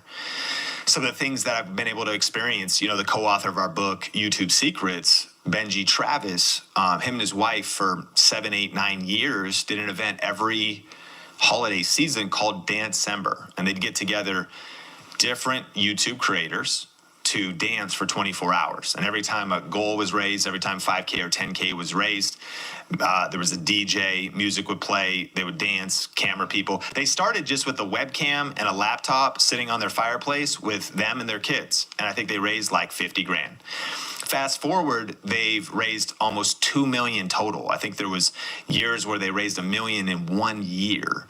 From why? Using their influence. What they are, they're family vloggers. So all year long, they're blessed to be able to vlog and create entertaining narratives and storylines from their family. They get to do brand deals and YouTube ad revenue. But they also were like, let me use our influence to give back. And let me also rally others so they can be a part of something where they can commit to staying up for 24 hours, bringing their audiences through different challenges and things that they did for 24 hours where they'd have different guests. And they just gather a bunch of creators together. You see this in the gaming industry. Sometimes big influencers will come together, but I want to encourage you. Even if you have a small channel or you haven't started yet, you can make an impact. The reason to start is knowing that on the other side of this, there is an impact to be made. You know, in a day gone by, Benji and I started a channel called Video Influencers. We have interviewed now hundreds of creators, and we had a motto that was, you know, build your influence first, which is like, you got to just start and get a few subscribers. And then you got to hit 1,000 subscribers, and then you got to get to that 10,000, and then start building your income, because you need money for the mission. Because you got to, you know, work your day job, hustle a little bit, get your channel going. Then you get some money coming in, and then reinvest that money. So maybe you could go part-time, or maybe you could go full-time, or you're a business owner. Maybe your online YouTube efforts are generating enough income so you can hire that full-time videographer, that full-time editor. You need that income. And then ultimately, though, so you can make an impact. It's not just so you can build influence for yourself, not just so you can make income for yourself and your family, but what kind of difference can you make in the world? And I know you should maybe start with impact first, but I've just learned that you're not going to be able to impact very many people if you can't even afford to buy groceries, because you'll wither away and die before you can truly make an impact in the world. So it really leads to impact. So as Benji and Judy built their influence, they were able to do Dancember. You look at Mr. Beast, he's done all kinds of things, but he did like Team Trees. Team Trees was this campaign where people are donating money to plant a tree, and they have planted over 23,940,000 trees so far. You can look up the website, Team Trees. And that's cleaning the world's air. You know, we need trees. We need to plant them. And so that's making a difference in all kinds of different ways. What do you care about? What moves you? What kind of difference would you want to make? And I want to encourage you, of course, do it right now where you are. But this is one of the ways to light a fire to say, hey, the reason I want to start a YouTube channel and commit to the challenges of growing that YouTube channel is not just for myself, but it's for the difference I want to make in the world. It's for the impact that I want to make. It's for the money I want to give away. It's for the resources I want to give away. It's for the lives that I want to change. This is one of the things that fuels me.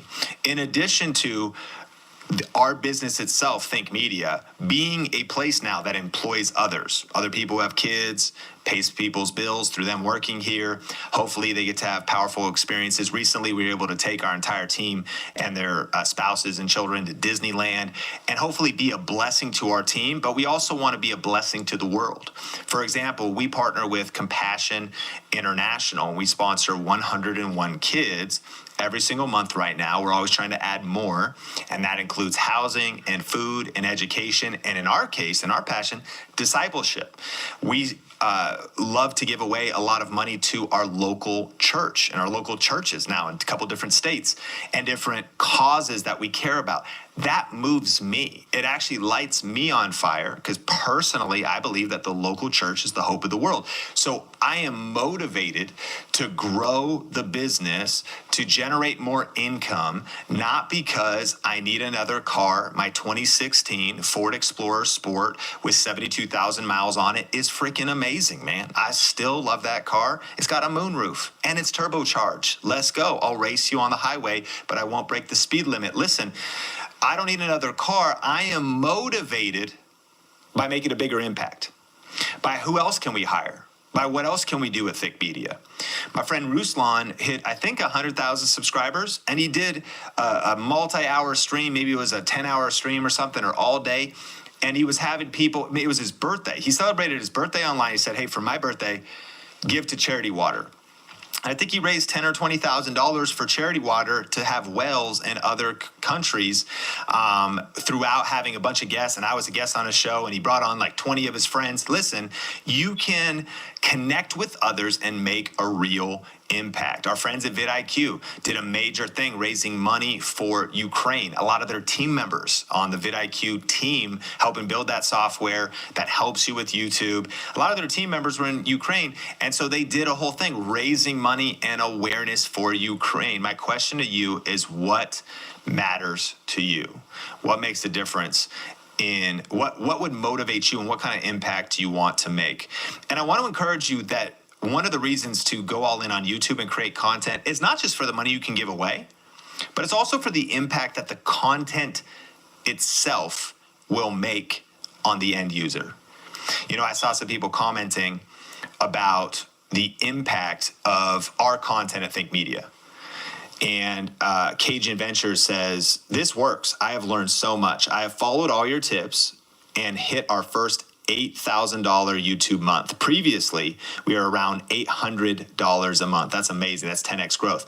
I do everything you say, so keep them coming. Thank you. So again, that's why we do what we do at Think Media and the Think Media podcast. Honestly, it's the content itself first. It's the impact, hopefully, in your life, that the reason we do this podcast is so you can start on YouTube and grow on YouTube and monetize your YouTube and get to 800 a month, and then follow the tips and get to 8,000 a month. And so the content itself, and for you, it could be encouraging people, entertaining people, helping them with their mental health, helping them generate money, helping them, like one of our students in our Video Reiki Academy program, Dr. Andrea, she helps people with chronic pain. That's a real impact.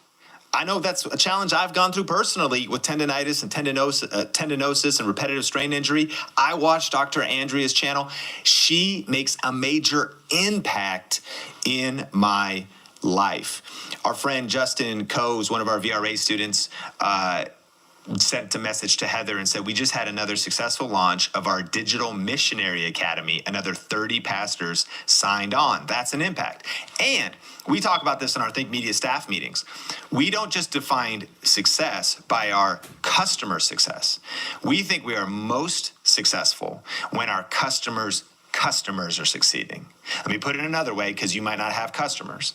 We don't just measure success by when our viewer or our listener experiences success. We want our listeners, our viewers to have success. It's about your audience. It's about the people you're going to impact. We, at this point in our career at Think Media, we hope we are multipliers. We're trying to help you multiply and impact more people. We're trying to help 10,000 purpose-driven people create a full-time living doing what they love while making a difference in the world with online video on YouTube. This is a serious mission. Yes, you got to go full time because you need money for the mission.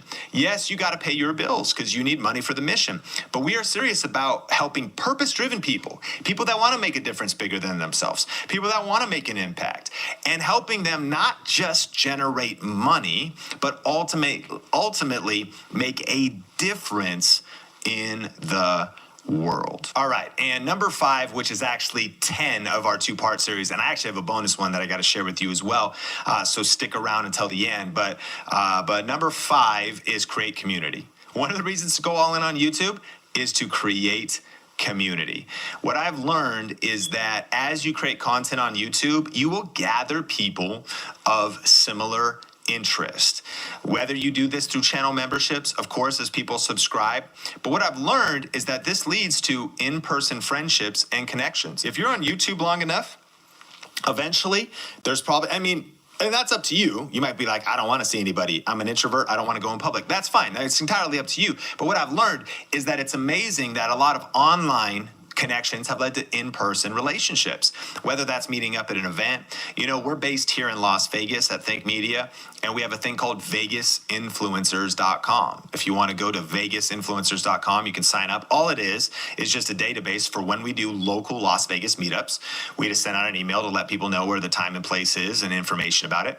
And so if you're in Vegas or you're in Arizona or California, or you just want to know, VegasInfluencers.com. We have had 10 people, 30 people, 50 people. We've had people fly in for it. And we've had these incredible connections and meaningful moments with people because we started a YouTube channel. And we started posting content on YouTube first. We've had people that have joined the Think Media team. John Nacarado, who helps us with brand deals, he came to a Vegas influencers meetup. That's when we first met him. Now, John and Tanya, some of our favorite people in the world. At the time of recording this, just last night, we were together, barbecuing together, hanging out. We met because of YouTube. And I start to think about how enriched my life has been.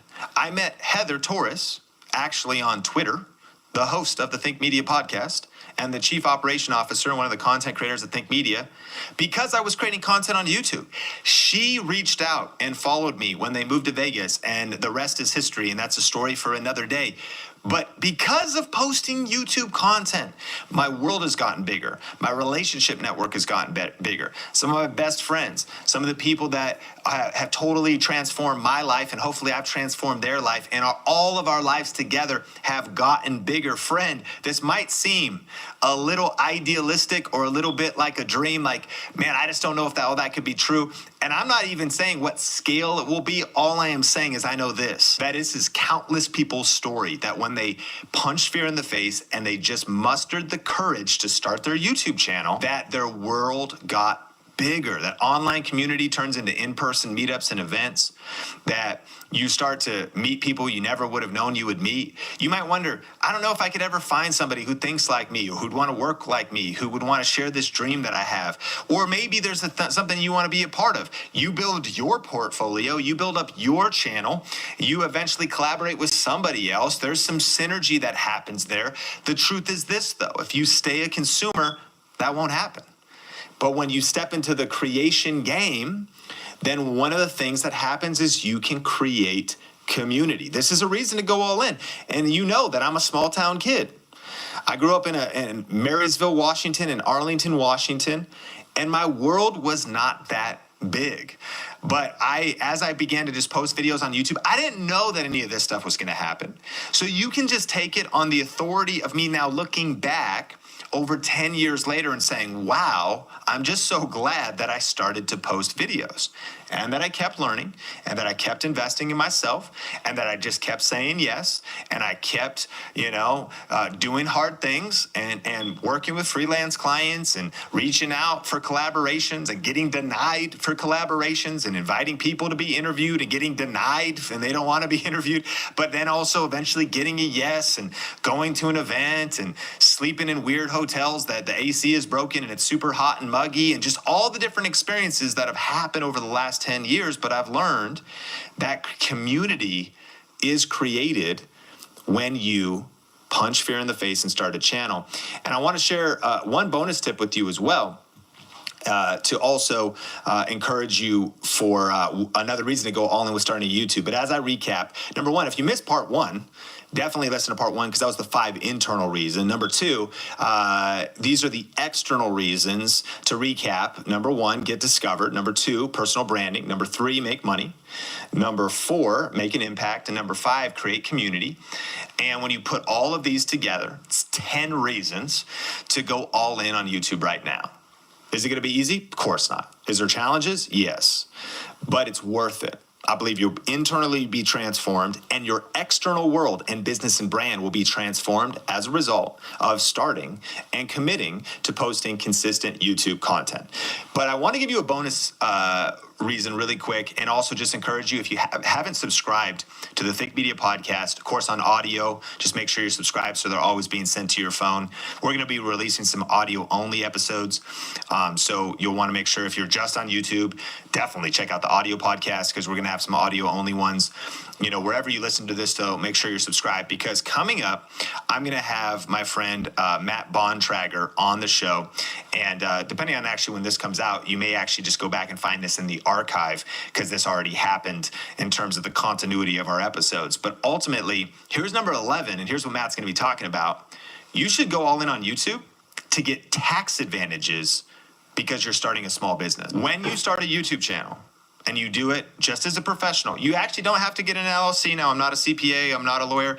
Just as a sole proprietor, you can now start getting write-offs that other people don't have because starting a YouTube channel is starting a business. You can start writing off a camera, writing off home office space in your home, writing off your computer, writing off your office chair. You can start writing off travel to YouTube and educational events. You can start writing off dinners with people you're collaborating with and shooting YouTube videos with because that's all part of your business. Certain trips could become relevant write-offs because you're creating content on the trips. It could be certain vehicles or percentages of vehicles and things that you're using. Now, this is not financial advice. It will be from Matt.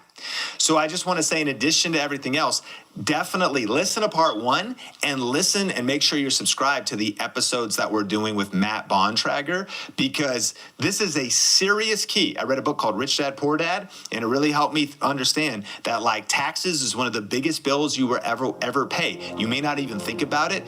Friend, this is a major key. And we want to give you more information and tips about this from an expert CPA who we personally use, and he's going to be breaking everything down.